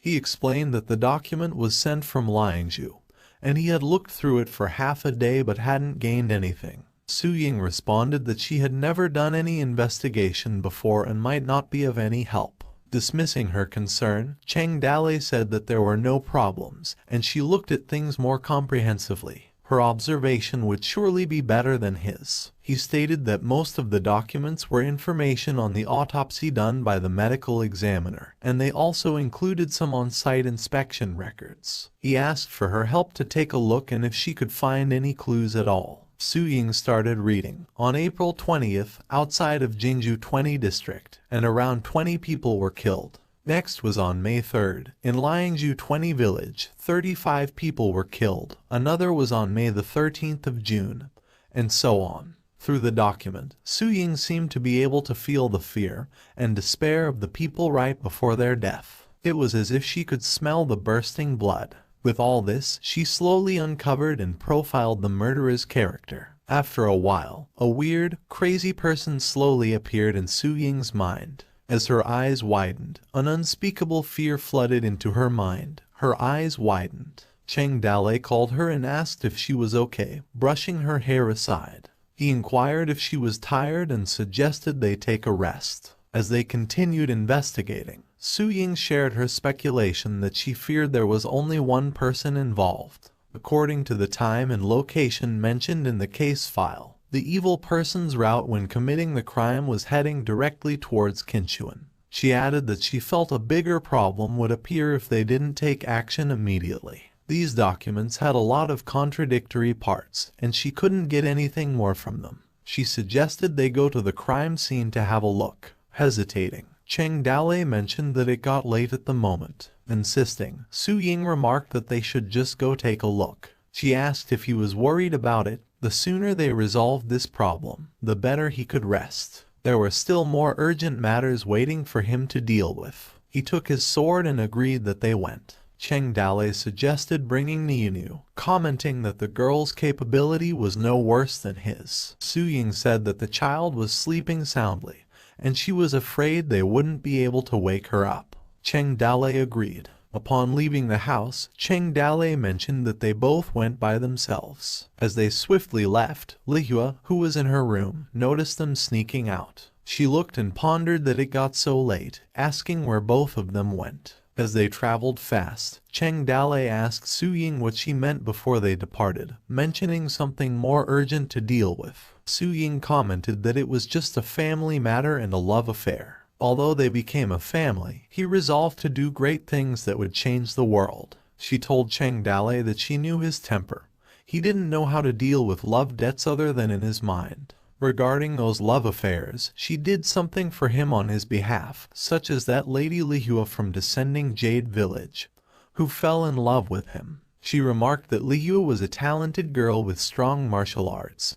She could hold up a whole mountain village by herself. She put great importance on self-respect and improvement. But in the few recent months before their engagement, she wrote love letters for him every day. She even drugged him with alcohol. Su Ying commented that a girl, to be able to do all these things for him, loved him to the point of discarding her dignity. But she was still an understanding person. When the news of their engagement came out, she stopped all her contact with him. Su Ying added that when she took the love letters to find Lihua yesterday, Lihua looked a lot more haggard. When Su Ying took out the love letters, Lihua suddenly panicked, as if she was there to catch her cheating with him. In the end, Su Ying asked her to come and meet him, commenting that it was such an excessive demand, yet she still came. Su Ying suggested to Cheng Dale that he carefully consider the situation, advising him that if he had affection for her, he should invite her in. However, if he didn't feel the same way, it was advisable to decline promptly. The time had come to make a decision. She also mentioned that some men said Kin Man was quite compatible with Lihua. She introduced him to her, mentioning that Lihua was an adult. He needed to give her an answer immediately. Ladies were unlike him, they couldn't drag it out. If, by any chance, she stayed alone her whole life because of him, he would feel guilty. Cheng Dale listened quietly. He was aware that, in the end, the root of this problem was himself. He didn't have a clear stance, even if he traveled into this feudal era. But with modern standard moral consciousness, he was afraid he might be cheating on Su Ying. Su Ying did not seem to mind him having concubines, and she even took the initiative to bring up the issue of taking in concubines. In his previous life, he was also single. Even if he got married in this life, he was still not an expert in handling love affairs. He also didn't put any points into Casanova. He couldn't help but be a little stiff when facing these types of issues and unable to find a solution. Suddenly, Hart's voice interrupted him, saying that he couldn't run away from it anymore and that he needed to make his decision right now, supposedly. Due to that, a triggered mission emerged, suggesting that Lihua should become a village mistress. They arrived at a small village with crows around. The two entered a house, with Cheng Dale carrying a torch. Inside, Su Ying was shocked by the corpses she saw and able to see how they died at the hands of the monster. Her expression turned frightened, while Cheng Dale beside her kept calling her name. As she caught her breath, Su Ying detailed the monster as a young man with long hair, barefoot, lacking martial arts skills but possessing ridiculous strength, and a large figure. She explained his killing method as plain and simple, likening it to slaughtering a chicken. Terrified, Su Ying added that it seemed like the monster murdered for amusement, resembling those who consumed washi powder. After she detailed the description, she caught her breath again. Concerned, Cheng Dale held her tightly to prevent fainting. After confirming his description, decided to send her back first as she didn't look well. Worried, Su Ying informed him that the man he described had returned before and had just left not too long ago, surprising Cheng Dale. Su Ying asked him if he could guess which direction that person might have gone. Cheng Dale mentioned where he might have gone. Suddenly, there was an eye at the window, observing them. Cheng Dale inquired who was there. He quickly rushed towards the window, making Su Ying concerned. Cheng Dale unsheathed his sword and pointed it towards the person. He realized that it was only Fan Lihua, and they both stared at each other without saying a word. He was relieved when he realized it was only Fan Lihua, and Fan Lihua asked why it couldn't be her and why both of them could come but not her. She inquired if he found any clues. Su Ying responded that the culprit left not too long ago, believing that he might have walked toward the west. Cheng Dalei told Fan Lihua that they were going to bring Su Ying back first because her body was weak, and he expressed his fear that she wouldn't be able to hold it. Fan Lihua agreed as she had no problem with it. On the way back, the three of them stayed silent with a hint of awkwardness. The three didn't say a word as they continued walking. Su Ying broke the awkward silence first by asking Cheng Dalei if he was not going to say anything to Fan Lihua as it had been months since he met her, and Cheng Dalei stuttered to respond. Cheng Dalei thought about what he should say, wondering what kind of thing he could say in such a situation. He explained that beside him was his newlywed wife, while on the other side was the one who asked him to cut off his contact with other girls. He wondered what to say and what he could even say as he had never been in such a situation before. He was confused about what to do as he was just there waiting for urgent help. Cheng Dalei addressed Fan Lihua, making her blush, and responded that she was listening. Cheng Dalei started small talk, telling Fan Lihua that the wind was strong that day, and Fan Lihua responded that it was quite strong. He also mentioned that the moon was also beautiful, and it was quite suitable for hunting. However, he paused in the middle of his sentence, prompting Fan Lihua to be speechless. After a while, Cheng Dalei informed them that the Qinchuan Pass was very close to where they were and instructed Fan Lihua to bring Su Ying back and inform the others because he would go find the evil bastard first. He also mentioned that she could take the bull with her as well because the noise it made when running was too loud and could be heard from far away, claiming that it was not suitable for searching people. Fan Lihua asked him if he was going alone. She insisted that it would be better if she came with him. Cheng Dalei declined and told her that he could do the task by himself. He had a thought that that person didn't know any martial arts, believing that it was definitely not a coincidence because he managed to kill hundreds of people by himself. Above, Heart expressed her fear that that person's body had a lost power fragment which she believed was the container. She stated that killing people was the easiest way of gaining fear points, and she wasn't sure how long he had acquired it, but she believed that to adeptly kill people to gain fear points was a skill he had acquired, leaving Cheng Dalei to contemplate. Heart also mentioned that she believes he found out his system and came to target them this time, cautioning Cheng Dalei to be careful because if he manages to kill him, he can also use his soul as he wishes, prompting Cheng Dalei to challenge him to let him come. Cheng Dalei told her that they would be the hunters this time. The gate opened at the Qin Chuang Pass as Fan Lihua approached. Su Ying showed her gratitude to Fan Lihua by thanking her. Fan Lihua instructed her to go and inform the city guard because she would go back the same way to find Cheng Dalei, expressing her worries because he was alone. Moments later, she quickly dashed with her horse, while Su Ying observed her from a distance. Su Ying murmured, mentioning somebody. She instructed the guards to notify Zhao Zilong,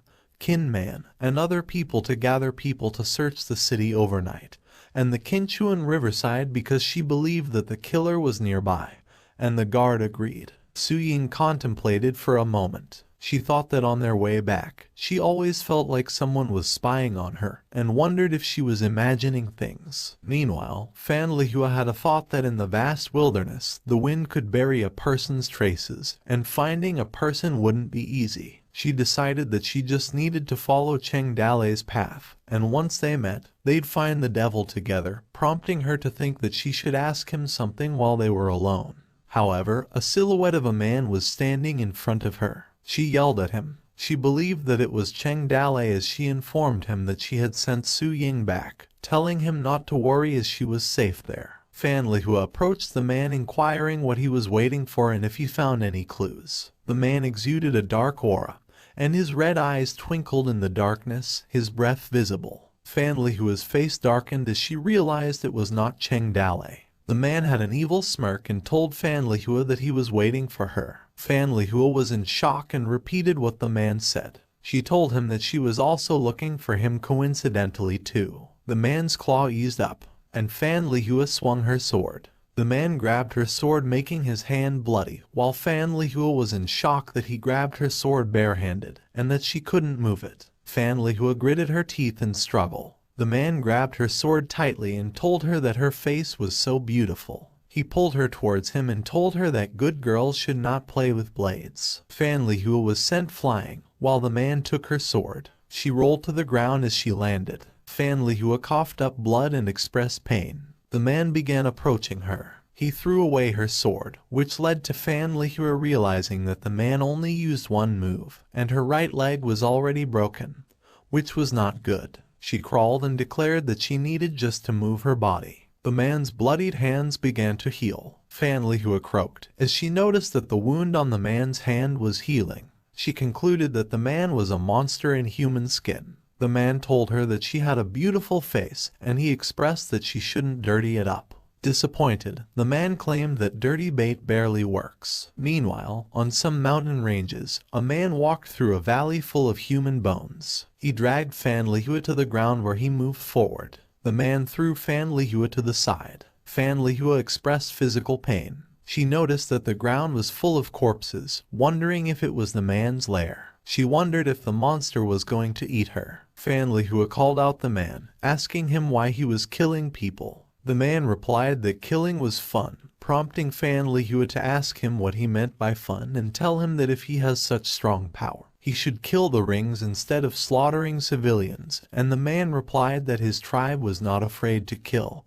and would resist, which he declared was not fun. He informed her that he heard someone mention to him that in ancient times there were 3,000 women in the night street of the Yellow Emperor who rose to the skies, and some people slaughtered thousands of people for him to become immortal, believing that their fear would become his nutrients. The man stated that it was the glory an outcast like him couldn't get for a life. That was the proof of immortality, his general drawing. He also declared that he would become even stronger and finally be above all beings, which left Fan Lihua speechless. She had wondered what the man had said was true, that with brute force and recovery she wondered if he really gained power by killing people, which led her to question that the man was just a psychopath killer, who was very calm and logical. Fan Lihua claimed that the man had a clear purpose for killing and his own goals, which questioned her why he would risk making a fire in the wilderness so that maybe he could become a target in the dark. She wondered if the man did it on purpose and was waiting for trouble when suddenly Cheng Dale appeared, yelling her name. Cheng Dale told her to wait for him and assured her that he would get rid of the man and save her, which made Fan Lihua murmur his name. The man informed Cheng Dale that he had been waiting for him for quite a while, where Cheng Dale viewed for the man's information. A system information appeared where the man's name was Kui Nongai, the famous villain, whose age was 23, with the skills of bronze skin and iron bones, self-healing, brute strength, and no fear of pain, and an attribute of bloodthirstiness. Kui Nongai declared that he was going to kill him right there, while also mentioning Fan Lihua. He stabbed his sword into Fan Lihua's hand, causing the blood to spurt out. Kui Nongai informed Cheng Dale that he would take his time with her after he killed him, and Fan Lihua screamed in pain. Cheng Dale called him a bastard, but Kui Nongai laughed hysterically. Cheng Dale released his Alfei quick sword. The man, however, anticipated his attack, and grabbed his sword. Cheng Dale, realizing that his fast sword was grabbed, declared that Kui Nongai had such monstrous reflexes, and Kui Nongai began his counterattack. He grabbed Cheng Dale's neck, causing Cheng Dale to croak. Kui Nongai praised his swift sword, however was disappointed by Cheng Dale's weak flesh. Cheng Dale took a step. Kui Nongai informed him that he was present on the day Cheng Dale had killed Yang Lanting, and that the power he erupted from his body at the end made him so excited at that time. Kui Nongai told him that he thought of him as his kind, and if it wasn't for the monk, they would have met long before. He informed him that he came from Jiangju for him but disagreed with himself that Cheng Dale was just an ordinary person, while Cheng Dale struggled to respond. The tip of a sword cut the flesh of Kui Nongai.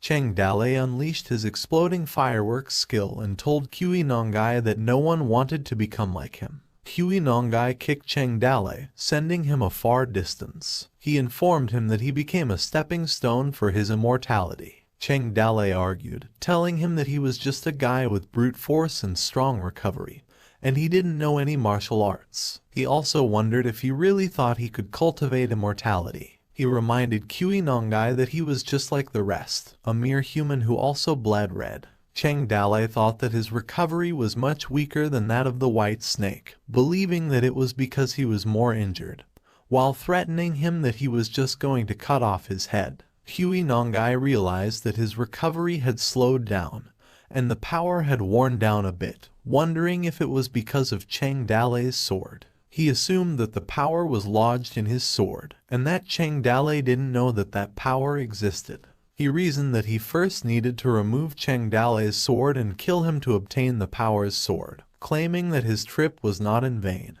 and he chuckled evilly, telling Cheng Dale that he could not kill him. He swiftly charged towards Cheng Dale, leaving an afterimage of himself. Cheng Dale was perplexed by what happened. He cursed while yelling Fan Lihua's name as he realized that Huey Nongai was targeting her. Cheng Dale's face darkened, screaming what he wanted to do. Huey Nongai smirked and instructed Cheng Dale not to move. He ordered Cheng Dale to throw his sword away while making Fan Lihua a hostage. He told Cheng Dale that he also did not want Fan Lihua to die, and instructed him to throw his sword as far away as possible, prompting Cheng Dale to scream. Cheng Dale was in distress, and Huey Nongai continued to taunt him, asking if she was his girl. He threatened him that he would only count to 3 to throw his sword, or he would crush Fan Lihua's skull, while Fan Lihua resisted, telling Cheng Dale not to listen to him. Huey Nongai started his countdown, where Cheng Dale contemplated while his hands trembled. He released a very deep sigh and called out Fan Lihua, and Huey Nongai continued to count. Cheng Dale threw away his sword and apologized to Fan Lihua, telling her that he couldn't turn his back on her. Huey Nongai released Fan Lihua while Cheng Dale challenged him to come. Huey Nongai released a dark aura and giggled creepily. He called Cheng Dale pathetic, as he had no idea what his true power was, and threatened him that he would tear him apart.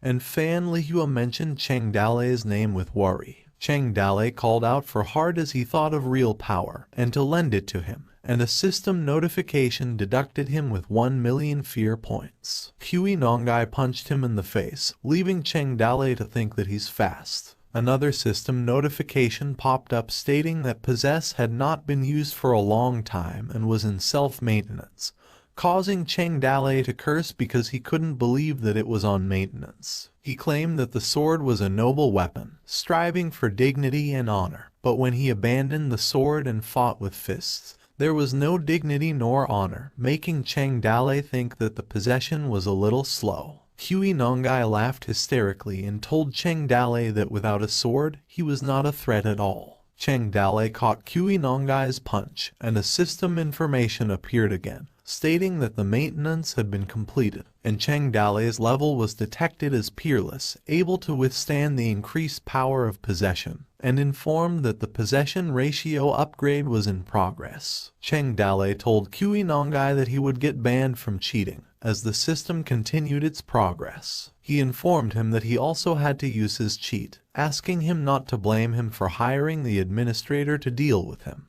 Cheng Dale punched Huey Nongai, causing a loud explosive noise to be heard. Huey Nongai rolled to the ground repeatedly. He was crushed into a pile of human bones, while Fan Lihua took hold of the sword stabbed in her wrist. The system continued its progress at 18%, while Cheng Dale mentioned her name, telling her to hang in there for a while until he cleaned up Huey Nongai. He assured her that he would take her home. Fan Lihua began to tear up and blushed from what Cheng Dale had said. Huey Nongai lay on the ground. Heart appeared, telling Cheng Dale that he had not used the function for a long time and forgot to adjust it, wondering if it was not too late. Cheng Dale agreed with her, stating that he took a few punches from Huey Nongai for nothing but felt relieved that he got back at him. Heart reminded him that it had been a long time since they had used possession to fight and asked Cheng Dale what he felt, which Cheng Dale told her was not bad.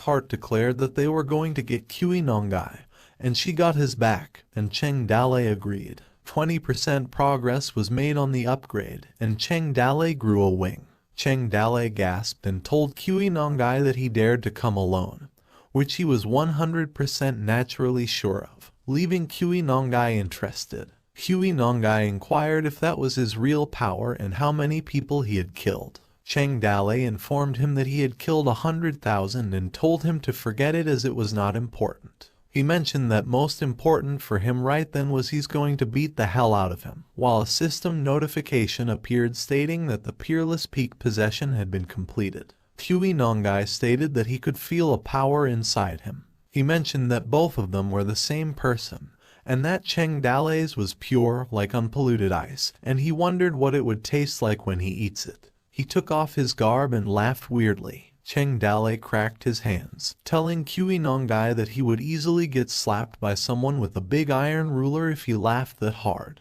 He taunted him to come. Kui Nongai smirked, showing his sharp teeth. He charged towards Cheng Dale and declared that he would kill him. Both fighters threw punches left and right. Cheng Dale dodged Kui Nongai's punches with ease and thought that he really didn't have a foundation in martial arts, claiming that he was just very fast. He wondered what was stopping him, which he had great strength and strong physical strength to be invincible. He also mentioned that when the power speed was pulled into a horizontal line, he stated that a skill would become extremely important while blocking Kui Nongai's attacks. Cheng Dale thought of a carp swimming against the current and deftly avoiding the rocks. After the attack, as he landed a hit on Kui Nongai, he clenched his fist tightly. Cheng Dale threw an uppercut and stated that it would expose all its flaws. Kui Nongai coughed up blood. As he was about to fall, he held on to the ground for balance. His eyes shined bright red and threatened Cheng Dale that he would kill him.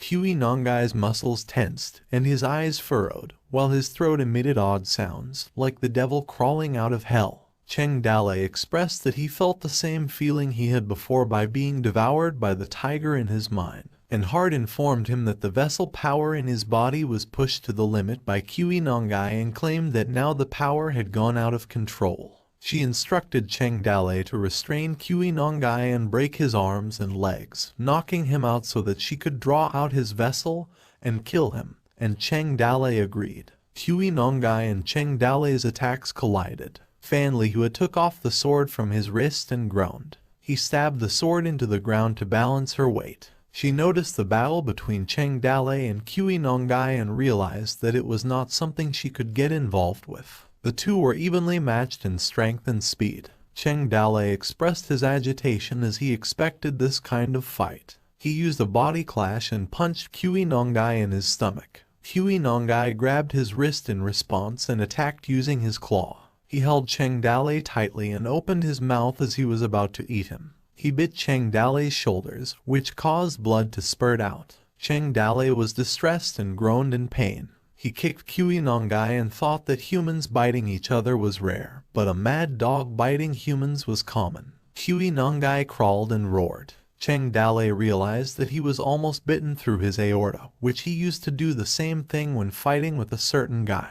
He couldn't comprehend how there could still be such a peerless crazy dog. Kui Nongai chuckled as steam came out from his body. Cheng Dale stated that as long as they were normal humans, they would avoid being hurt and tend to avoid harm, which was a completely instinctive reaction. However, Cheng Dale doubted that Kui Nongai was born without feeling pain and had the power to automatically recover. He concluded that was why he had developed such a sick personality, because he was completely incapable of empathizing with other people, and such a fighting style that didn't require him to dodge, which made Kui Nongai ponder what he had said. Cheng Dale told him that only a fool would continue to fight with him, who could recover automatically, and instructed him to hang tight as he had all his skill in the sword. He found it and told Kui Nongai that he should not go so far because it was hard to find someone at night. Cheng Dale declared that it was now game over for him.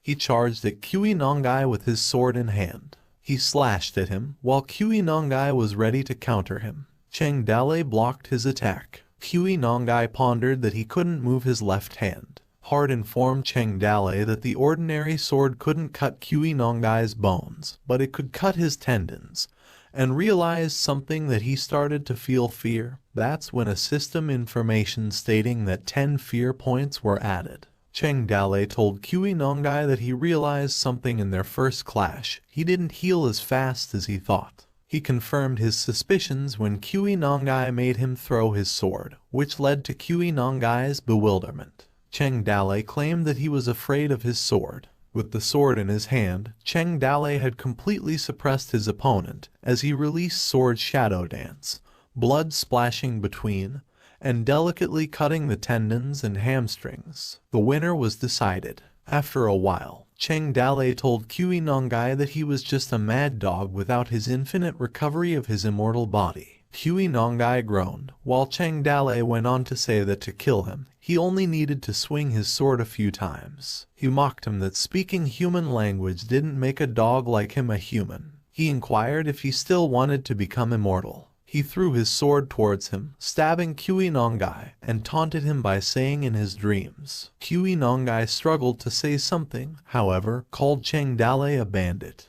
Cheng Dale sighed as it was now over, and Kui Nongai groaned in pain. Cheng Dale stated that Kui Nongai's vitality was strong, as he was still not dead, and told him that he would take him back and deal with him properly, and inquired where Fan Lihua was. Cheng Dale called out to Fan Lihua asking where she was. He paused for a moment as there was no answer, and fire began to scatter in the valley. Fan Lihua had disappeared. Fan Lihua was worried. She repeatedly screamed out Cheng Dale's name. She stood up and took a step. Shivering, she hugged Cheng Dale. Fan Lihua cried and apologized to him as she couldn't do anything besides watch him fight for her. She told him that she felt so useless. Concerned, Cheng Dale mentioned Fan Lihua's name. He comforted her and told her to stop crying as it was all right, and she was not to be blamed for it. Cheng Dale told her that Kui Nongai didn't show up in front of him until he got hostages, and assured her that their brothers would come right away when they saw the wolf smoke,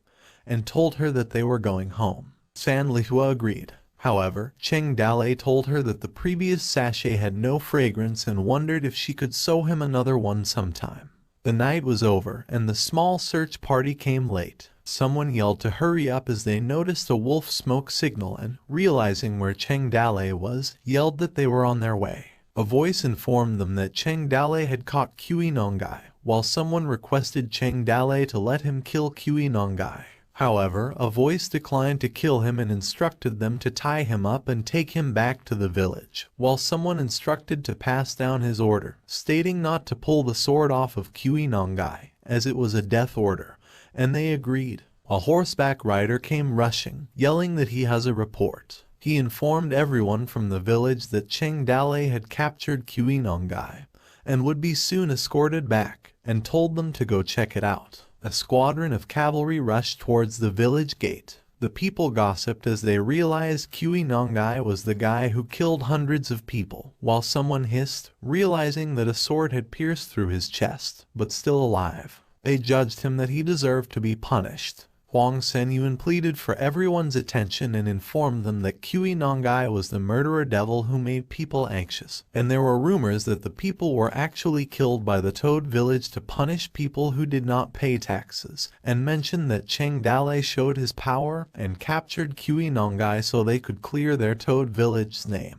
He assured them that since the day they came, they just wanted to live in peace, and they were taking and protecting people from the wilderness, announcing that they were welcome to settle in Toad City with 20% of their grain for the first 3 years. He also mentioned that the village could lend them grain seeds and farming tools, and those who had a skill, such as blacksmiths, carpenters, and scholars should report to craftsman workshops, which made the people interested in the 20% tax, realizing that it was too low to be true. Some wondered that in just a few days Cheng Dale had really caught Kui Nongai.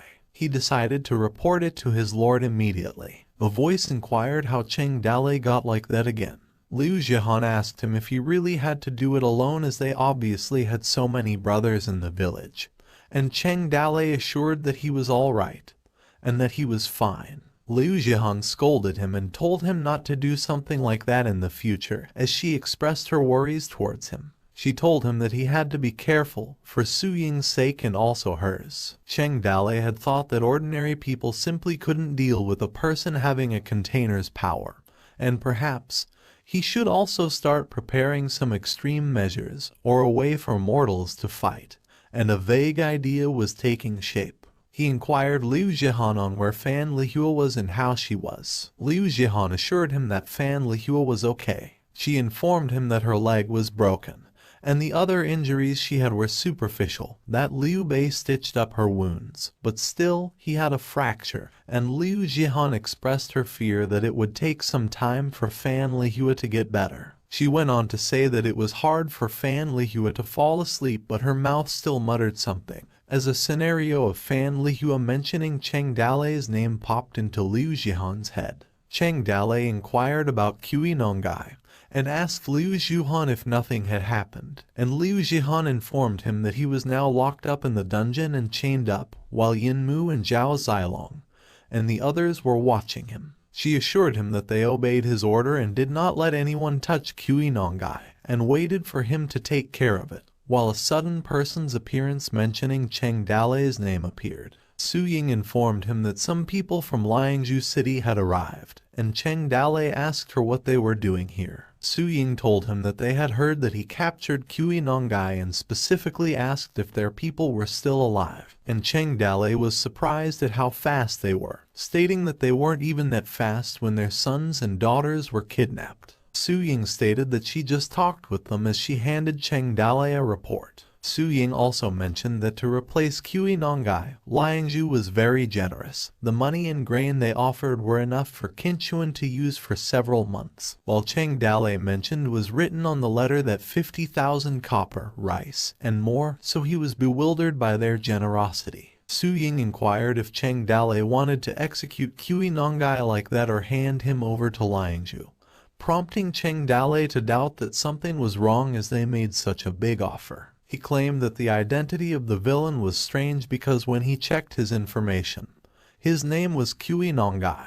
He was reminded that a few months ago, he had heard Kui Nongai's name from Princess Minju, a member of the Kui family and Minister Kui's son. Cheng Dale pondered that it was just that the gap between the identity of the murderer and the Chang'an noble's child was too big, and moreover, he paid attention to the safety of Fan Lihua and did not react, leading to Cheng Dale to assume that Liangzhu City was willing to exchange people at any cost, not for merit but to send him to the minister's house. He instructed Su Ying to go and tell them to double the money and grain, and they would hand Kui Nongai over to them. Su Ying expressed her fears that the villain was related to the Kui family and asked Cheng Dale once again if he really wanted him to let him go, that it was just like allowing the tiger to return to the mountain. Cheng Dale chuckled and asked Su Ying what her thought was and if there was a reason why he should not accept the money given by the evildoer, as he assumed that they just wanted Kui Nongai to live. As for how he lives, he didn't know. He claimed that if he let Kui Nongai leave safely,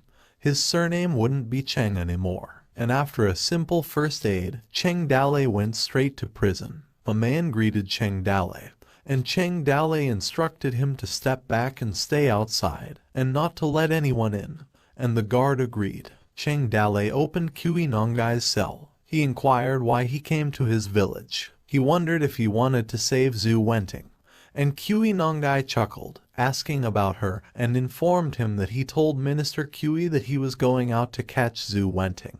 Kui Nongai revealed that Zhu Wenting was not essential as the one who he wanted to find was Cheng Dale.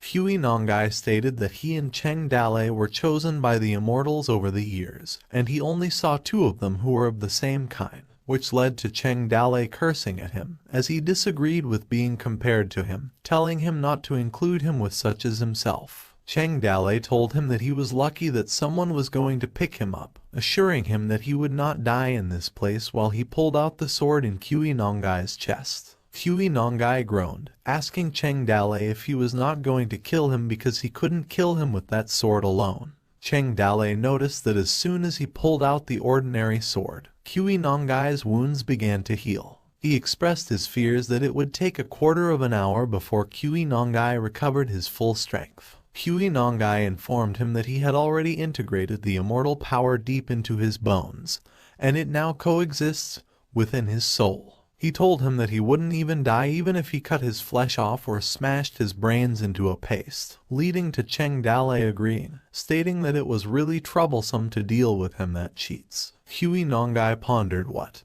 and taunted him that he didn't have the same kind like his body, and wouldn't even get its power as long as it's inside him. He asked Cheng Dalei if he wanted to be his companion because he would teach him how to use it.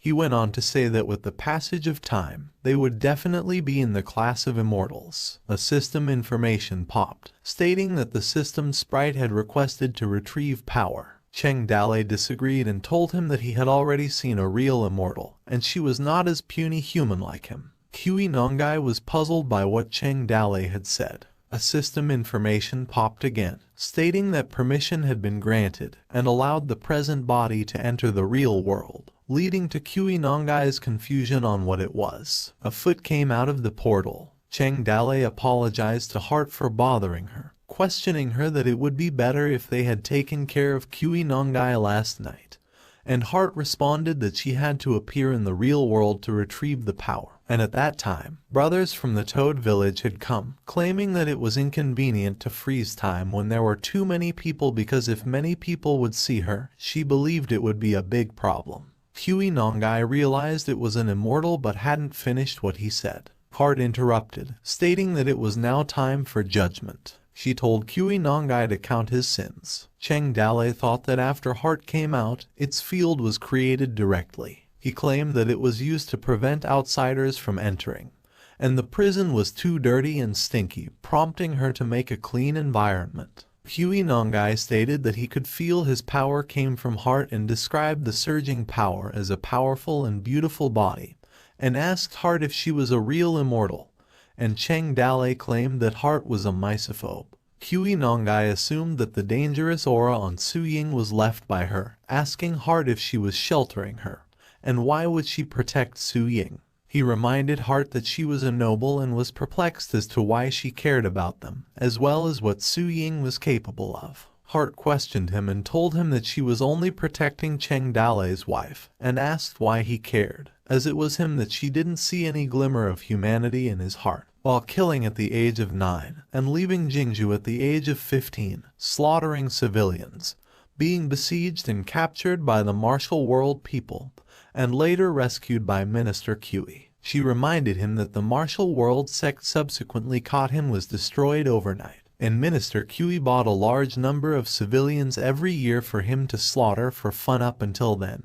And for 12 years, Kui Nongai killed more than 37,000 people. Heart dubbed him as the devil who brought hell to earth, which led to Kui Nongai being bewildered that she saw his past. He giggled and asked Heart if she judged him. Kui Nongai expressed that he felt that their power had the same origin, and if he was a devil, he wondered what she was. He asked what on earth she did when she reached the supreme state, taunting Heart to tell him. Heart ignored his taunt and explained how he only knew how to absorb fear points, questioning why he actually thought that the system sprite was the same as him. She expressed impatience and realized she had overshared too much to him, as he was not a young man, and told Kui Nongai to forget it. She presumed that there shouldn't be immortals in the world nor they need another sprite, as she was about to cast a spell on him. Heart told him that there were people like him that she wanted to return to, and Kui Nongai's existence trembled from Heart's power. Countless souls came out from Kui Nongai's body screaming.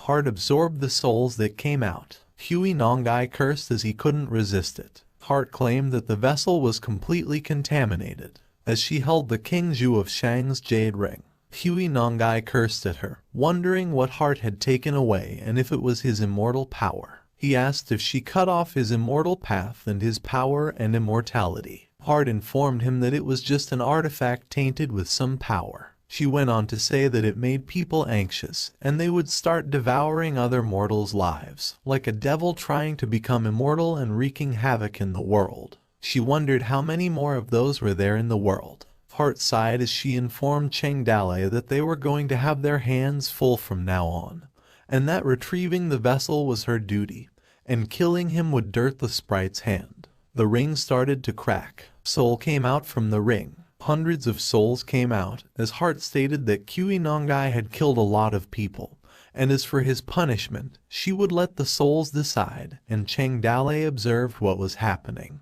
Heart informed Kuinongai that the souls remembered what he had done to them, and not a single thing. Heart expressed that karma was a cycle of retribution, and now Kuinongai should savor it. She told Kuinongai that it was what he had sown, and a system information popped stating the host had gained 9,999 fear value. A few hours later, Cheng Dale left the cell. The guard recognized that Cheng Dale had a heavy smell of blood and inquired if he finished Kuinongai. Cheng Dale ordered them to get a jar. He instructed the guard that after cleaning the jar, he should go and put Kuinongai in it. The guard was confused by what he was saying and asked if he killed him. Cheng Dale informed him that Kuinongai was not dead, as he was still breathing. He just became retarded. He instructed him to go quickly as he had not slept all night and was about to vomit, which made the guard struggle to respond. Another guard ordered to open Kuinongai's prison cell and put him in. His companion complained about how big the jar was and contained a large vat of sauerkraut. They cautioned each other to be careful as they knew that Kuinongai was a murderer, while his other companion debated. He peeked through the cell with a distraught expression. Meanwhile, at the system space, Heart observed the souls traveling. Countless souls began to come out of the big circle, prompting Heart to wish them to be reborn, assuring them the world would change for the better. In front of the village gate, a voice informed Cheng Dale that everything had been delivered in perfect condition. Cheng Dale apologized to Lord Song for bothering them and spared no effort in making a trip themselves, expressing how bad he felt. He informed his brothers that all of it was given by Song Pakeng, directing them to thank him in exchange. The villagers yelled their gratitude for Sun Pakeng. Depressed, Song Pakeng and Zhang Waihu said nothing. Zhang Waihu asked to release Kuinongai because the goods had been delivered. Cheng Dale realized that they said to release Kuinongai. Sun Pakeng reaffirmed what Zhang Waihu said to hand over Kuinongai so they could dispose of him. Cheng Dale told Song Pakeng that he was too anxious and suggested that they should unload the grain first and get the carriages out. Song Pakeng responded that there was no need for it as all of it was given to Kinchuan. Cheng Dale inquired if he really meant it as it was a lot, and Song Pakeng agreed, stating that all of those were for them. Cheng Dale clapped his hand and ordered his men to bring Kuinongai.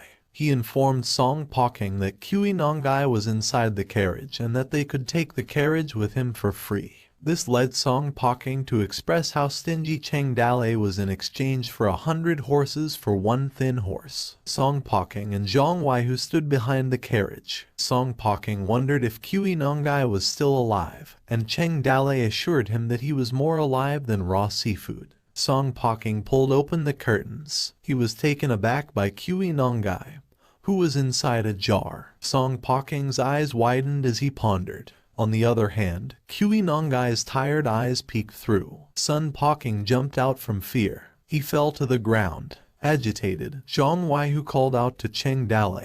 The soldiers who were with them lifted up their spears and pointed them towards Cheng Dale and the Toad village. Cheng Dale asked them what was wrong and why they backed out, and informed them that once the land tax comes to their Toad village, there would be no reason to spit it out. Song Pakeng reminded Cheng Dale of his promise that Kuinongai would remain alive. Cheng Dale responded that he was a man of his word, asking him to carefully observe Kuinongai and determine whether he was dead or alive. He explained that if he promised to provide them with a living person, he would ensure that Kuinongai stayed alive, claiming that he was honest and reliable in his work. He pondered and asked them why they were panicking, inquiring if they sought vengeance for a murderer. He also questioned Kuinongai's identity, whether he was worth their lives, and if they wanted to engage in a fight. Zhang Waihu was enraged, expressing doubt about how he knew Minister Kui. He believed that he would eventually lose his life and asserted that he couldn't remain still when Kuinongai was in that condition.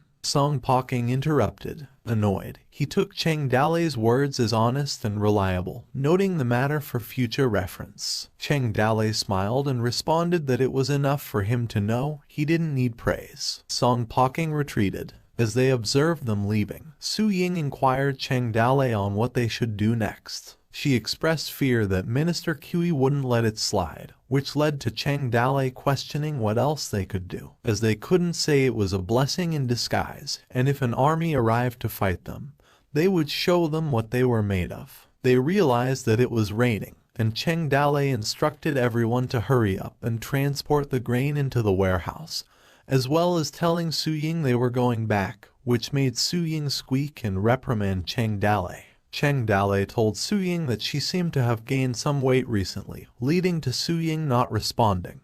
And in the summer, Cheng Dalei, who was protecting Su Ying, was drenched. Meanwhile, Zhang Weihu expressed his annoyance that there was not even a single shelter in the wilderness. Sun Poking was relieved that Kui Nongai was alive, but he now had countless large and small injuries on his body, making it appear as if he had been lynched by thousands of swords, prompting Zhang Weihu to call Cheng Dalei a worse villain than Kui Nongai and believe that villains needed to be dealt with by villains. Zhang Weihu inquired Song Poking on why they didn't just kill Kui Nongai, claiming that he was looking worse than a dead person even though he's alive. Song Poking sarcastically agreed with him and asked him to do the killing, which Zhang Weihu stuttered to respond. Zhang Weihu suggested that it would be okay to report that Kui Nongai died in the Toad village. However, he couldn't take the blame as he was not dead yet. He proceeded to embarrassedly shut up. Song Poking instructed them to firstly ask the doctor to clean Kui Nongai and send him back to Chang'an City as soon as possible, while the next step was up to Prime Minister Kui to decide. The journey was navigated by horse from Liangzhu to Jingzhou. A soldier ordered everyone to halt. A loud rumbling noise was heard and informed everyone that there seemed to be a situation ahead. The soldiers panicked, wondering how they got there, as they realized it was not good. They yelled that it was the Justice Cult. In the summer 20, the remnants of the Justice Cult rose up in high profile outside of Jingzhou. The team escorting Kui Nongai was caught up in the war, and none of the team members were spared. Kui Nongai was left in the wilderness to be eaten by wild dogs. Subsequently, it seemed that the Justice Cultists were active in various places, and that there was a resurgence of their activities, where the Taoists spread the word that killing the 7 stars and Emperor's power, where a flag behind him had written that the heavenly god descended and light shines in the night to kill the devil. The crowd in front of him yelled the same thing. Emperor Ming personally ordered the deployment of 150,000 troops to attack the Justice Cult. And almost at the same time, Cheng Dalei and Song Poking got the news that the Justice Cult was revolting. Song Poking explained that the great crime of Kui Nongai's death fell into the hands of the Justice Cult, while Cheng Dalei pondered on killing the demons, and that if the Justice Cult was really treating the royal Lai family as demons. Song Poking read the context of the scroll that Minister Kui couldn't afford to deal with Cheng Dalei. He laughed and expressed how good it was for them. There was a rumor that the Justice Cult had fled to Yuzhou, prompting Cheng Dalei to wonder if the martial world rumor was fake. He pondered how come the incident happened near Liangzhu that time, and claimed that Lin Sheiyu was in a bit of a rash. Minister Kui lost his beloved son and gave the order. The empire looked for members of the Justice Cult, and anyone who did the rituals of the Justice Cult in their home would be executed if found out. There were often rows of people being beheaded in the long streets of each city and province, and under such circumstances, soldiers often killed innocent people to get the credit. The people who could not survive in those harsh conditions were forced to join the Justice Cult, and the power of the cult increased rather than decreased. Emperor Ming himself sent an order to end the war before the winter. The two armies fought, while the Justice Cult was defeated and retreated. The Justice Cult retreated again and again, and finally fled to Yuzhou. 150,000 troops followed them. It prompted Cheng Dalei to ponder that if they retreated to Yuzhou, according to the martial world rumors, he believed that Yuzhou was long the base of the Justice Cult. Cheng Dalei thought that Lin Sheiyu's defeat looked more like bait to lure the enemy, like a very early plan. What the Empire didn't expect was that the Justice Cult would respond to every call in Yuju, which was not governed by officials, where a small village stated that if they would feed them, they would go to war with them. Countless people in Yuju, who had been abandoned by the Empire, joined the Justice Cult, where the people yelled to the general, begging him to let them follow him. And in just 6 months, the cult grew up to hundreds of thousands of followers. Once the Imperial Army entered the hinterland of Yuju, it was like being caught in a swamp, and it was impossible to retreat for them. And those unruly people with dirt on their faces, after taking up their weapon, burst out with unimaginable fighting power and cohesion. After another month, the battle report came from Yuju, and the Imperial Army was defeated. 150,000 soldiers were either killed or captured. Lin Xiaoyu raised the flag with the written word that God would descend, and behind it was to kill the demons. After the war, the position of the Justice Cult in Yuju became unshakable. Suddenly, a bird flew above a roof. Cheng Dalei came out of the building. He chuckled and said something. He reminisced the days when Lin Xiaoyu took classes in Toad Village. Cheng Dalei expressed how good of a student Lin Xiaoyu was. A fire broke out where people yelled that the craftsman's workshop was on fire and asked for somebody to help. After a while, the fire burned out. A person was in utter silence, while the other mentioned the people's safety awareness was still too poor, and they were lucky that no one died for the time being. Cheng Dalei expressed his upset that the craftsman's workshop burned down, and Zhu Yu assured him not to worry, informing him that most of their research results were secured. Cheng Dalei felt relieved and inquired her what was the cause of the fire, and Zhu Yu responded that the gunpowder they developed caught on fire because of how hot the weather was. She explained that they took the gunpowder he gave them as a sample and successfully fiddled with the materials inside. Zhu Yu informed him that the recipe was not complicated as it was just sulfur, saltpeter, and charcoal, and it was just that figuring out the best ratio was time-consuming. Cheng Dalei thought that it was no longer the small toad village on Snake Island, and that the village had developed so far that many things had matured. He expressed that relying on the system to exchange gunpowder was still not enough to use, claiming that now they had a production method. He also considered producing more gunpowder. They just needed to buy a lot of saltpeter and sulfur through the merchants. He also pondered that the gunpowder turned into a weapon still needed to be studied and developed, and expressed relief as the Toad village had enough iron ore. He told Zhu Yu to continue the experiment, and the next step was to develop rockets, firearms, explosive mines, and other weapons. And Zhu Yu informed him about the problem that now was that they didn't have experience in that field, and no one knows how to do it. Cheng Dalei assured her that he would find a way to solve that field and instructed her that their first priority was to rebuild the craftsman workshop. He also mentioned that they needed a complete safety system because gunpowder was dangerous and a little carelessness would result in casualties, and Zhu Yu agreed. A system notification appeared, stating that the prerequisites had been met, which were the iron ore resources, merchant road construction, craftsman workshops construction, and gunpowder production. A mission notification popped stating that a side quest Radiant Art had started, and the mission's content was the development of the gunpowder weapons, which Hart stated that the Three Kingdom warriors, Devil May Cry, were no fun. Cheng Dalei pondered that it was time to light up the technology tree for firearms and believed that as long as they could produce firearms, mortals could also fight to a certain extent against evil people like Kui Nongai.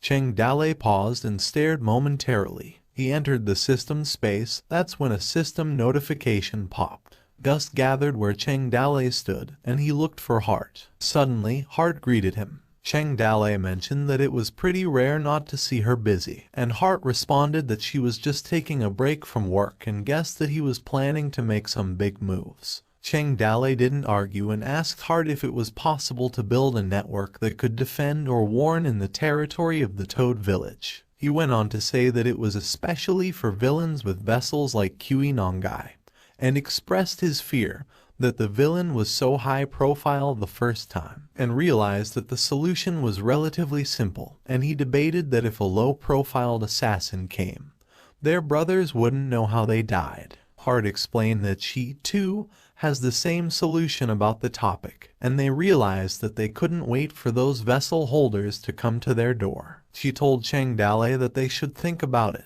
and she also mentioned that in the future she would need to go out to retrieve, as she believes that there must be a method, such as a radar. She informed Chang Dale that to establish the monitoring network, they needed that guy's assistance, which led to Chang Dale's confusion as to who it was. Hart told him that she would take him to him, as she described the man as much better behaved now that he has trained him. She snapped her fingers, instructing to go. Both Hart and Chang Dale teleported. A shining portal appeared. Hart descended slowly, and Chang Dale had the opposite landing. Hart scolded the lottery machine to take a break as he was playing video games again. Anxious, the lottery machine laughed, asked Hart that he has nothing to do recently, and Hart told him that it was now time for him to get busy. She informed him that she wasn't looking for him this time. She pointed at something as she mentioned who it was she was looking for. It was the nation's fate sprite, Guo Shang, who was shocked, wondering why she was looking for him. Chang Dale inquired if it was the dragon from before and how it became like that. Hart asked him how Guo Shang was and informed him that it took her a few months of teaching him to get it right. Chang Dale asked Hart how Guo Shang could help while viewing for his information. Guo Shang said nothing, and Hart told him not to give it a silly look, as it was still the incarnation of the nation's fate, where a system information appeared stating Guo Shang's information, an unknown mythical level nation's fate, whose age was transformed into a 1-year-old, and had unknown skills. Hart explained that when a country was prosperous, it would fill the world with the power of the country's fortune, and the demons and monsters wouldn't dare to come out to make trouble. On what the empire was about to collapse, and it was no longer suppressing the world, the evil people like Kui Nongai dared to show up openly. But then, its power level was placed there, and its power was absolutely not low. She instructed Guo Shang to be good and pull a bit of his heart-protecting dragon scales for her, and Guo Shang remained silent. Hart told him that it was not much, and just a few dozen. Guo Shang asked her if he could refuse. Annoyed, Hart asked him if he misunderstood something. That she wasn't asking him, she was just informing him, which made Guo Shang anxious. She told him to take it, which led to Guo Shang shouting how she could do it. Guo Shang cried and remained silent, and Hart protected his dragon scales and told him that she owed him one at the moment. She handed the dragon scale to Chang Dale and told him to take it, which made Chang Dale realize that the scales had a sense of limitation. Hart explained that he needed to send those dragon scales to a total of 21 mountain villages, such as the 18 lieutenants at Kinchuan, Snake Island, and Descending Jade Village, because each village would have a dragon scale and be integrated into the space. She informed him that she would be able to build a giant formation similar to the suppression of the nation's fate through the scales, which confused Chang Dale. Chang Dale retorted that the village needed a group of craftsmen who could develop firearms. Hart suggested that they were going to summon a general, just in time to use the summoning platform for functional optimization. She informed him that it also requires troubling Guo Shang. The lottery machine told Guo Shang that they were going to continue playing, but Hart called out Guo Shang, instructing him to start the summoning platform. Lottery machine sighed, realizing that Guo Shang was busy, so he informed him that he would go first and complained about how Hart was really good at ordering around. Guo Shang began to grow. His eyes started to be keener. Then moments later, a notification appeared, stating that the summoning platform had been activated and that the summoning platform optimization and function upgrade were now complete. An optional character occupation such as work occupation or combat occupation had emerged. Hart informed Chang Dale that he could choose the character occupation for his summoning generals. Guo Shang explained the combat occupations included ranger, bandits, general, despot warrior, and more. He elaborated that each occupation had its advantages. Some were suitable for the battlefield, and some were suitable for fighting a martial artist.